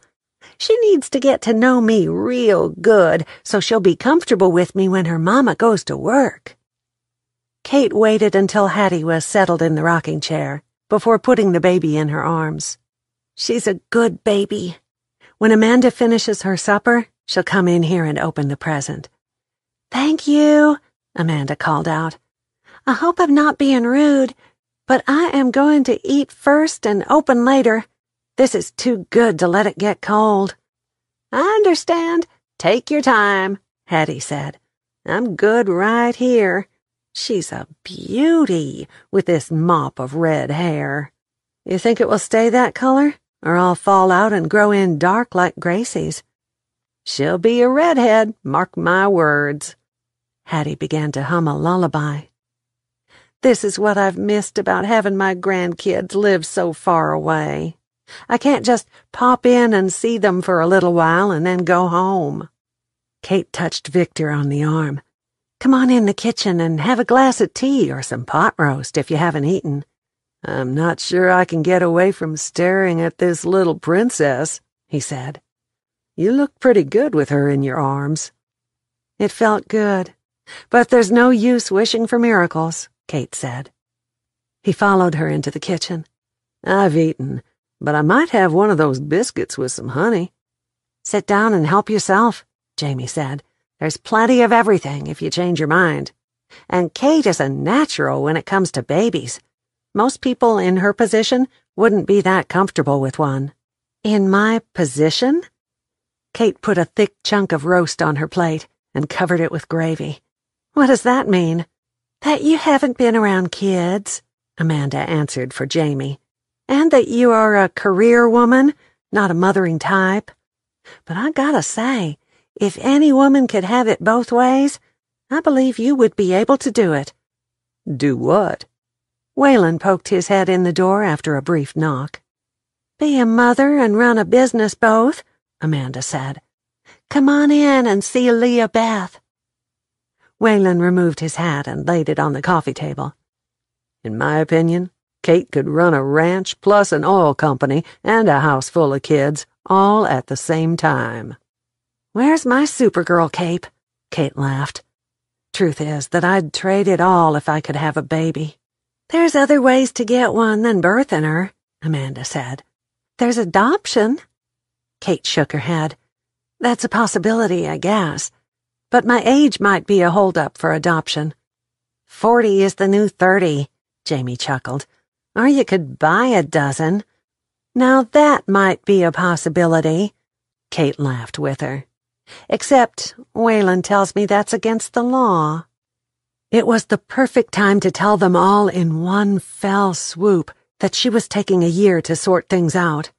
She had no idea what she'd do, other than keep working part-time at the ranch. But she wanted to hold the decision close to her heart for a few days, be selfish with it, and wait until that perfect moment to tell them and Waylon. Tonight was all about Amanda and the new baby, and she didn't want to steal their thunder. Waylon held out his arms toward Hattie. It's my turn to do some rockin'. I'm an old woman, she protested. He wiggled his fingers. I bet Victor hasn't even gotten to hold her yet, has he? No, I have not, Victor called out from the kitchen. But you go on. I can take her away from you easier than I can get her away from Hattie. Oh, all right. Hattie handed the baby to him. You could have had a dozen of 'em if you hadn't been so busy chasing bad guys. Can't do a recall on that decision. Besides, you met my ex-wives. Which one would you pick to be a mother? Waylon asked. Hattie shook her finger at him. Neither one. They were both too self-centered to ever have children. And there you have it. Waylon sat down and stretched his long legs out in front of him. Here, you can come and sit beside me, Gracie. Hattie patted the sofa. Tell me what you think of your new sister. Gracie snuggled up next to Hattie. I thought she'd be big enough to play Barbies with me when she got here, but Amanda says that first she has to learn to crawl, and then walk and talk, and that all takes time. I guess I like her, but about all she did all day long when we got her home from the hospital was eat and sleep. You did that when you were a baby, too, Hattie said. Mama told me that. It don't sound very exciting, does it? Kate listened to them with one ear, but she couldn't take her eyes off Waylon. There was something extremely sexy about a big, muscular man with a tiny newborn in his arms. His eyes sparkled when he stared down at her, and when she wrapped her little fist around his forefinger, he absolutely beamed. What? He looked up and caught her staring. You look pretty good with a baby in your arms, too, she answered. Every little girl needs an uncle to spoil her and teach her to ride horses, he said. Yes, she does, Amanda said. We'll be christening her at the church as soon as we can take her out of the house. I want you and Kate to be her godparents. What about Jamie? Kate stammered. I've talked to her about it. If something happens to me, she'd be glad to help you two out, but she has Gracie, and you two don't have any children. I'd be honored, Waylon said. Me too, Kate said. That solidified her decision right there. She was Leah's godmother, and she needed to be close by to help Amanda with her upbringing. Plus, Waylon would spoil her too much, and Kate needed to keep an eye on him. No one saw her swipe a tear out of her eye, or knew the peace that settled around her like a warm blanket on a cold winter night, when she finally came to grips with the decision she'd been fighting for days. Chapter 26. The job had consumed Waylon for more than 20 years. From beat cop to detective had been a journey that had cost him, but there was no use in looking back. Good memories linked him with 3 different partners in that busy room through those doors. He finally pushed into the room to the nods of his fellow detectives and smiles from his partner and the new woman who was officially taking his place at the end of the month. "You can't tell me you aren't going to miss this," Larry grinned. "You could still work for another 20 years, Christina said. Waylon set 3 cups of coffee on the desk.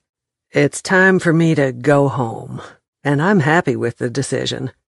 So, you think my phone call last week spooked the florist?" "Oh, yeah," Larry said. "And he's willing to talk? He's scared out of his mind, but he says he'll only talk to you. He's got a sign on the door saying he's closed this week due to a family emergency. Says for you to come to the alley door. What did you promise him when you talked to him that second time after we'd visited with Estrella Gonzalez?" Waylon handed each of them a coffee and sipped at his. "A way out? Well then, let's go take it to him." Half an hour later, 3 empty coffee cups lay in a plastic bag in the back seat of Larry's unmarked vehicle behind the Red Rose florist. A little round man with a bald head and wire-rimmed glasses poked his head out and motioned them inside before they even knocked on the door, sporting a gang's spray-painted graffiti. He'd flipped on the overhead lights in his office, but the rest of the place was dark. "I'm Detective Waylon Kramer. This is Detective Larry Johnson and Detective Christina Miller. We talked on the phone. I understand that you have something to say to me," Waylon said. "You said that I could be held as an accomplice if I withheld information. Before I say a word without a lawyer, I want your word that—" Waylon held up a palm. "You didn't think it was important, did you, Mr. Drummond?" He shook his head. "Of course I didn't, or I would have told you earlier." "And then you remembered and you called me immediately, right?"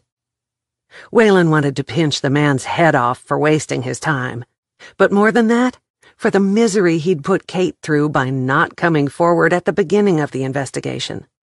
Mr. Drummond's head bobbed up and down several times. "That's right. You see, Conrad was a very good customer, but the past few months, I got nosy and saw that he was signing the card with a different name. I figured he was sending the weekly roses for one of his buddies who had affairs all the time, like he did." "How long had he been a customer?" Larry asked. 15 years, I'd say. The first lady he sent flowers to worked at Truman Oil Company. I'm the florist, so I don't ask questions. I just send 'em wherever he says." He ripped a tissue out of a box and wiped his hands. "There were lots more through the years, but his last few times I noticed that he signed Carl to the card instead of Conrad."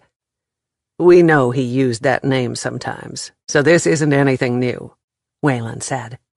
"Let me finish," Mr. Drummond said. "So after a few weeks, my protector," he made air quotes around the last word, "came into the store and wanted to know all about Carl, the man in the picture that they showed me." "We asked you about gangs weeks ago," Larry said.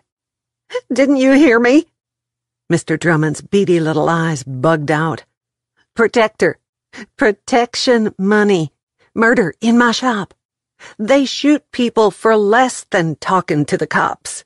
I've been scared they'd kill me for even letting you know about Estrella."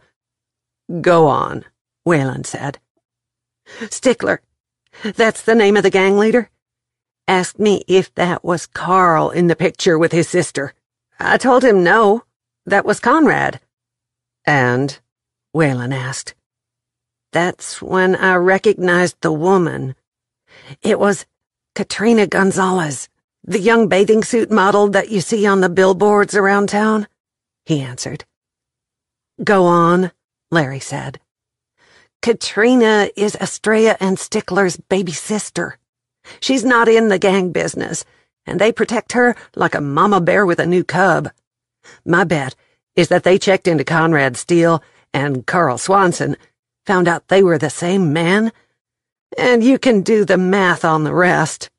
They found out about his 3 wives and his other life," Christina said, "and the dozens of other women he'd sent flowers when they came back and made me pull out my files."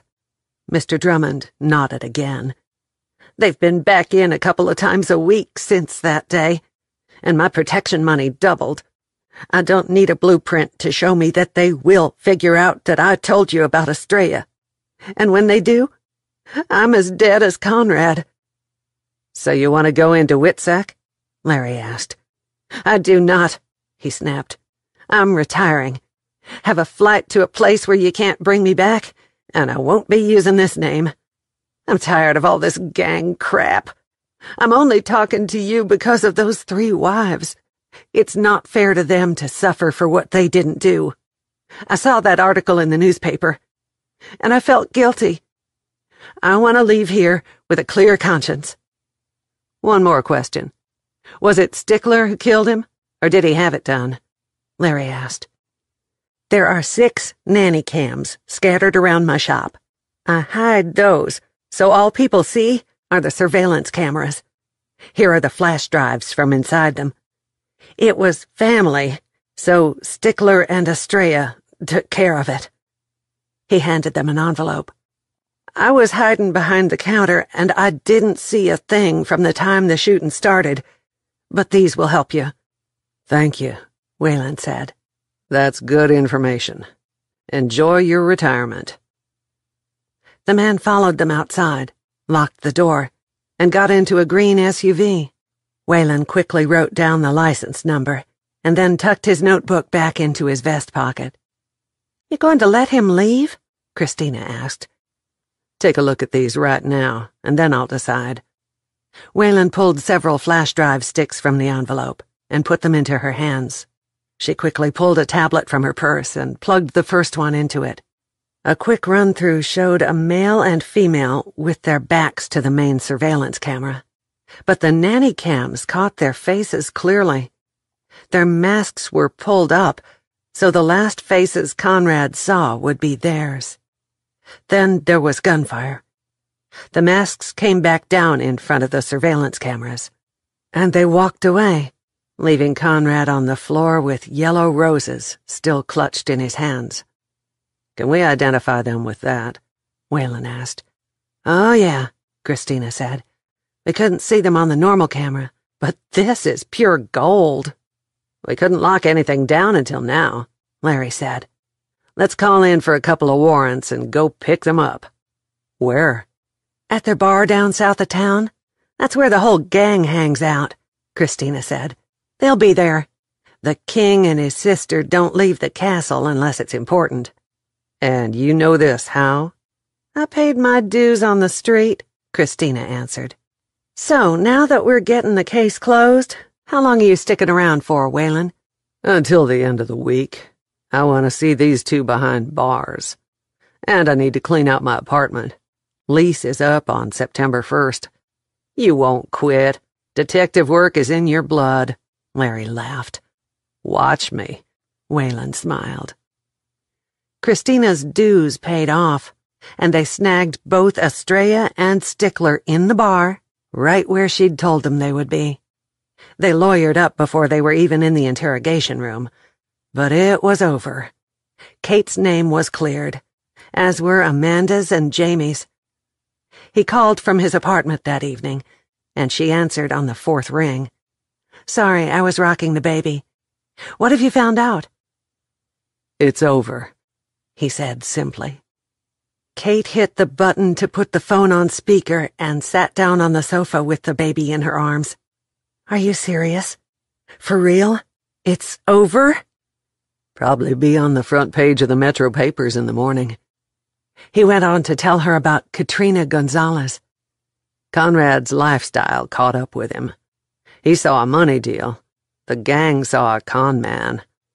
She'd expected a great surge of adrenaline to shoot through her veins when she finally heard the news, or maybe a few emotional tears, but nothing happened, except that the baby burped up milk on her shoulder. "Are you sure?" Kate asked. "They are behind bars, and they confessed?" "No confession, but the lawyer is already begging for a deal. Seems they have some information about a drug cartel that the feds have been after for years." "Will they go free?" "Oh, no. But they might get the death penalty off the table, or their sentences reduced by a few years. Estrella is a cocky little witch. She'll run the whole Gonzalez business from behind bars. Aren't you happy? Yes, Waylon, but I'm in shock that it's over. Thank you seems like so little. Just doing my job, he said. I thought I'd be home on Friday, but I need to stay over until the middle of next week to get everything finalized. You'll be home a week from Sunday for the christening, won't you? They're having a baby shower along with the potluck. As godparents, we will need to be there, she said. This isn't a dream, is it? No, it's real, and you are free to do whatever you want. He chuckled. I'll call you tomorrow, and every day I'm gone. I'll miss you, she said. I'm glad. Good night, darling. He'd said home, not back in Bootleg or Maybelle or at the ranch. Waylon was coming home for good, and she'd made up her mind to live in Bootleg. Things were sure enough looking up. With a towel around her red hair and wearing a white terry robe, Amanda padded out of the bathroom. That felt so good. And thank you for watching her, so I didn't have to hurry. Sit down, Kate said as she pulled a tissue from the box on the end table and wiped away the baby's spit up. Why? Amanda stopped in her tracks.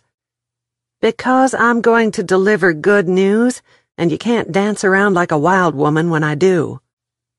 Amanda eased into the rocking chair. It's over. They caught Conrad's killers. Kate told her the whole story. Katrina Gonzalez is that new swimsuit model, isn't she? Jamie came in through the deck doors with Gracie behind her. Can I take my Barbie dolls in the tub with me? Gracie asked.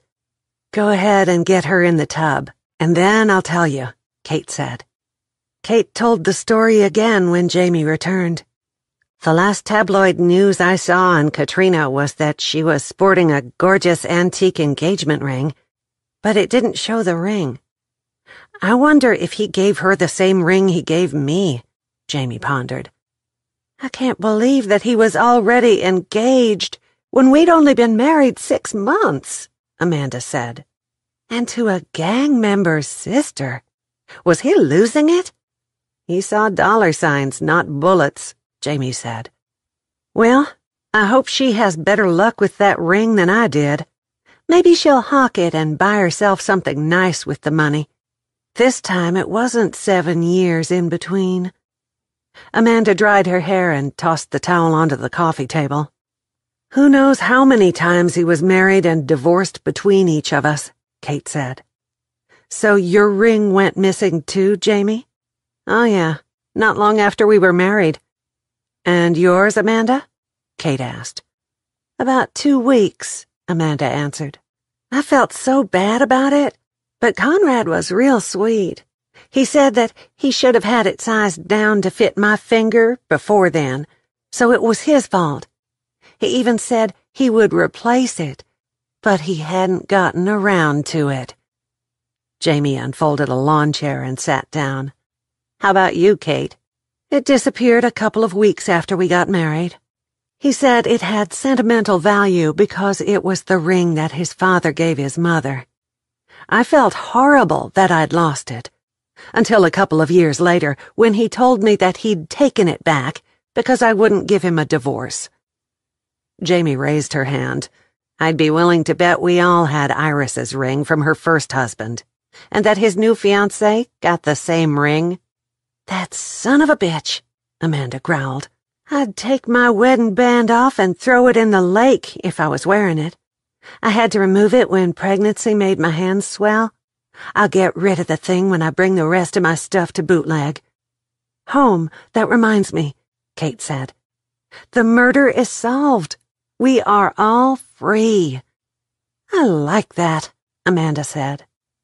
But I'm kind of glad that this has all happened. I came looking for closure, and I got that.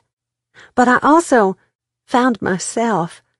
I like this town and these people, and I'm glad that we don't have a stink on us. Do you guys feel like it's not as big a deal as it was a month ago? Kate glanced at Jamie. Jamie pushed up out of the chair. Yes, same story again, but different reasons. I like the future I see here. Let's have a glass of wine to celebrate. You haven't put your 2 cents in yet, Kate. Are you staying or going? Staying, Kate said. I've got some things I need to work through that have nothing to do with Conrad. Right now, he's probably more history to me than he is to y'all. Yes, Amanda and Jamie said at the same time. Kate had gone to bed with damp hair the night before, and now it was sticking up and out in so many directions she could have modeled for a punk rock band. She ran a brush through her hair, drew it up in a ponytail, and got dressed. When she looked into the mirror again, the same Kate stared back at her, but this one was far different than the one who'd left Fort Worth more than a month ago. That corporate lady would never have been caught in denim shorts and a neon green t-shirt with a picture of a multicolored unicorn on the front. Gracie had picked it out when they'd gone shopping after the court date, and wearing it made Kate smile every single time. She padded to the kitchen in her bare feet and poured a cup of coffee, picked up a leftover breakfast burrito from the stove, and carried both out to the deck. Wednesday morning, 5 minutes till 8:30. She'd made an appointment with her mother's assistant for a 15-minute block of time to talk to Teresa. At 15 seconds before the time, Kate dialed the number. Her mother picked up at exactly 8:30.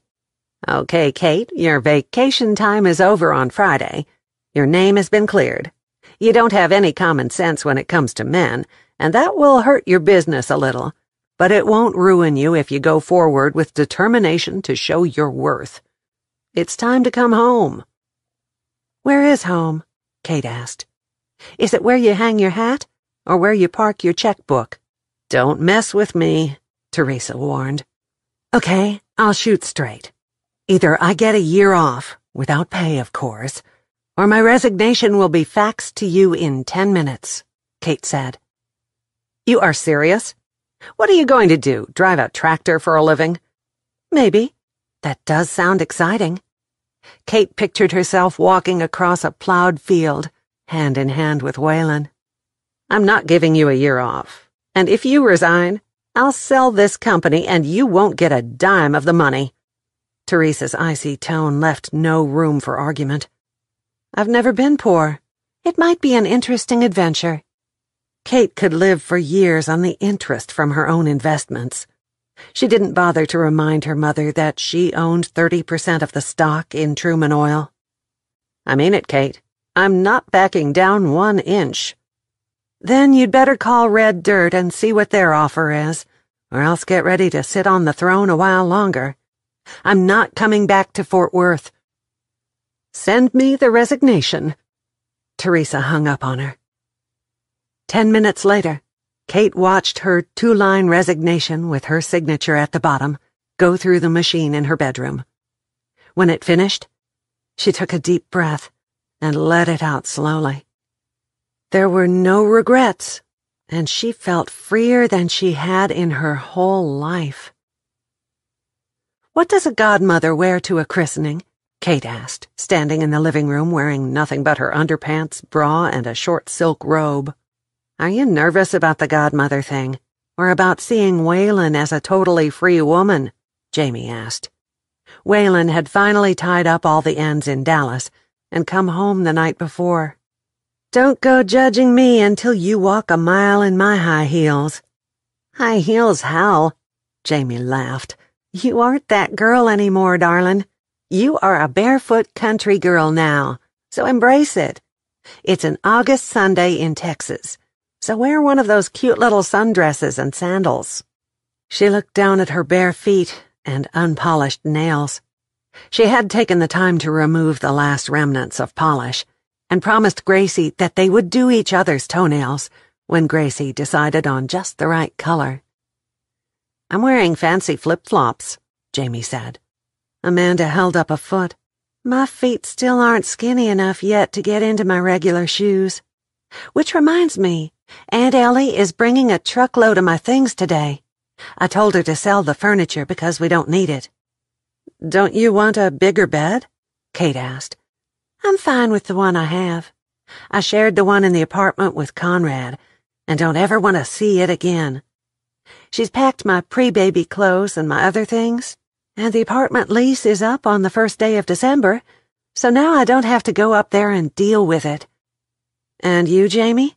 Kate asked. House is for sale. I'm leaving the furniture in it, because the realtor says that it helps sell the place.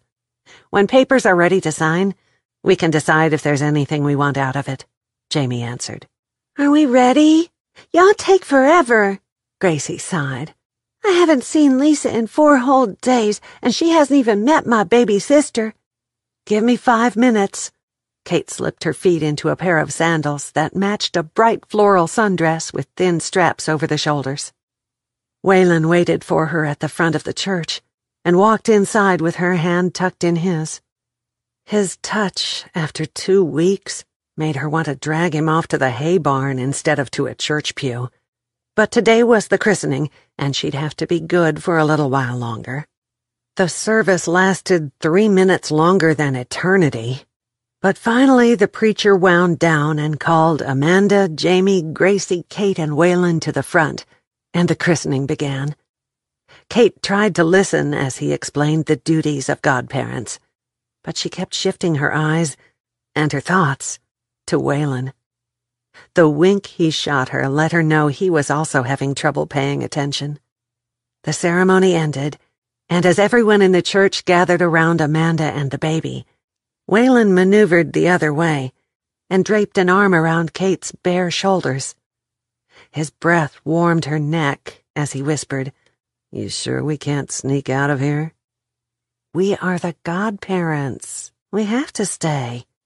"A drive afterward?" He kissed her earlobe. "Definitely," she nodded. She'd begun to think the party would never end and the congregation would never stop talking. But at 3 o'clock, Hattie pulled her to the side. "Why don't you and Waylon sneak out the back door? I can see he's getting antsy to talk to you in private, and I bet it's got more to do with you than that nasty murder business." Kate made her way around the crowd and tapped Waylon on the shoulder. "We've been given the green light to leave this party." "Well, hallelujah." He looped her arm in his and headed toward the door. "Let's go before the thing turns red and stops us." Luckily, everyone was either involved with the new baby or visiting about whatever gossip was new in town, because no one even tried to start up a conversation with either of them on the way out to the churchyard. The hot August sun burned brightly, and there wasn't even a hint of a breeze, but it didn't take the truck long to cool down once they were underway. "Where are we going?" Kate asked. "Anywhere you want to go," he answered. "To the lake, where I can put my toes in the water and then curl up in your arms under that willow tree." "A wonderful place." He grinned and made a turn to take them in that direction. He parked beside her car and held her hand all the way down to the dock. Waylon was one of those cowboys who knew how to hold hands with a woman to make her feel special. Not too tight, so that he was in control and she had no say-so over anything. Not so loose as to make her feel like he'd rather be anywhere else in the world other than beside her. When they were settled down under the shade of the willow tree, he draped an arm around her shoulders, brushed her hair back, and kissed her. "I missed you so much this week, but I am officially just a Texas rancher now.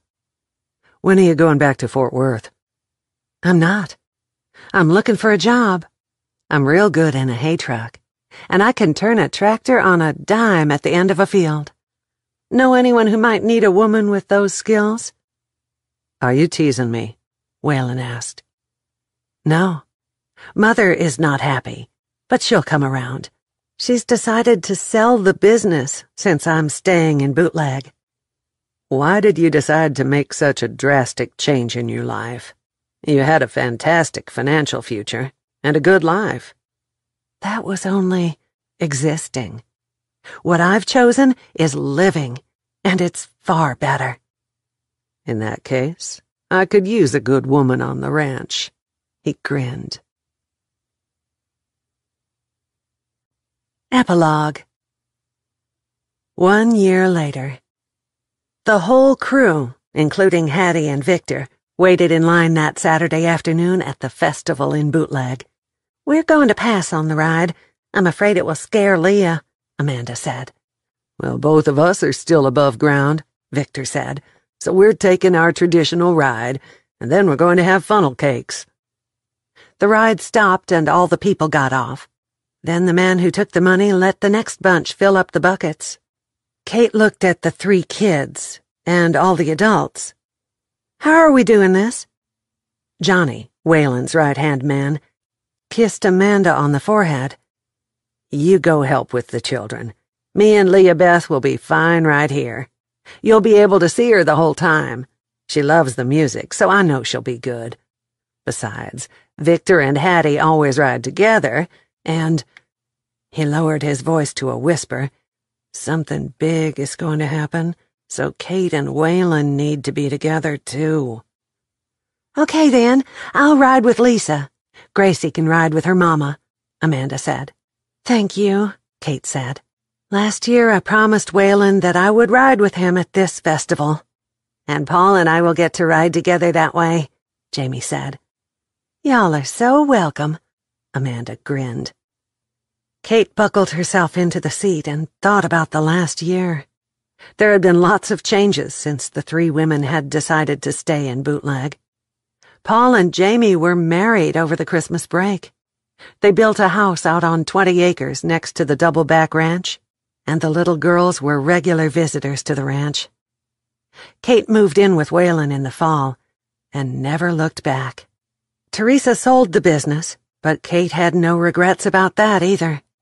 She'd thought about building a bigger place on the ranch, but she and Waylon both were comfortable in the cozy little house.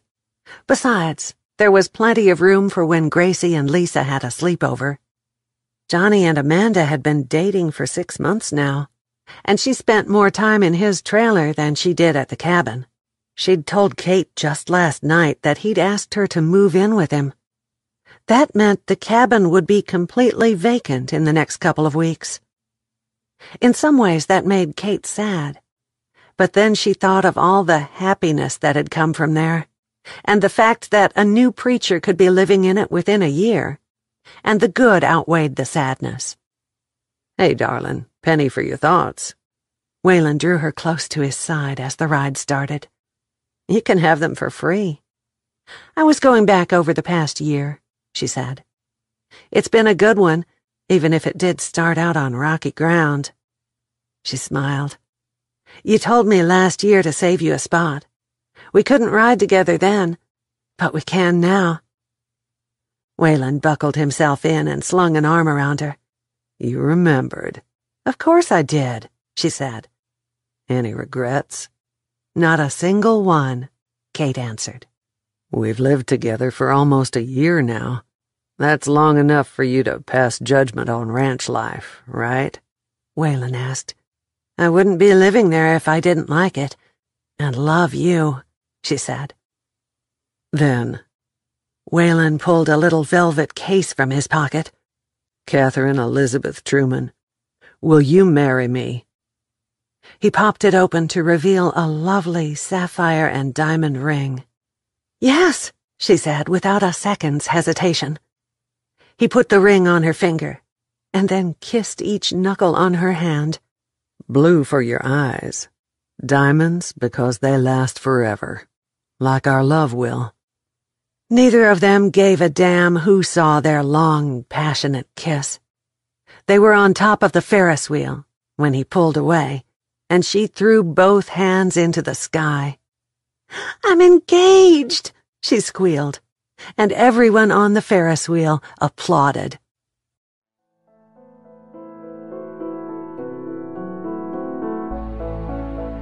We hope you have enjoyed our presentation of The Barefoot Summer by Carolyn Brown, performed by Donna Postel. Performance copyright 2016 by Brilliance Audio, all rights reserved.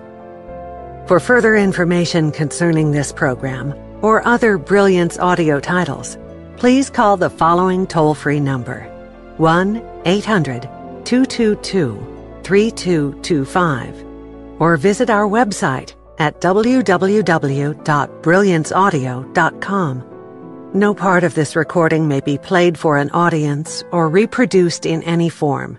It may not be streamed, downloaded, broadcast, or copied without written permission. Address all inquiries to Brilliance Audio, P.O. Box 887, Grand Haven, Michigan 49417.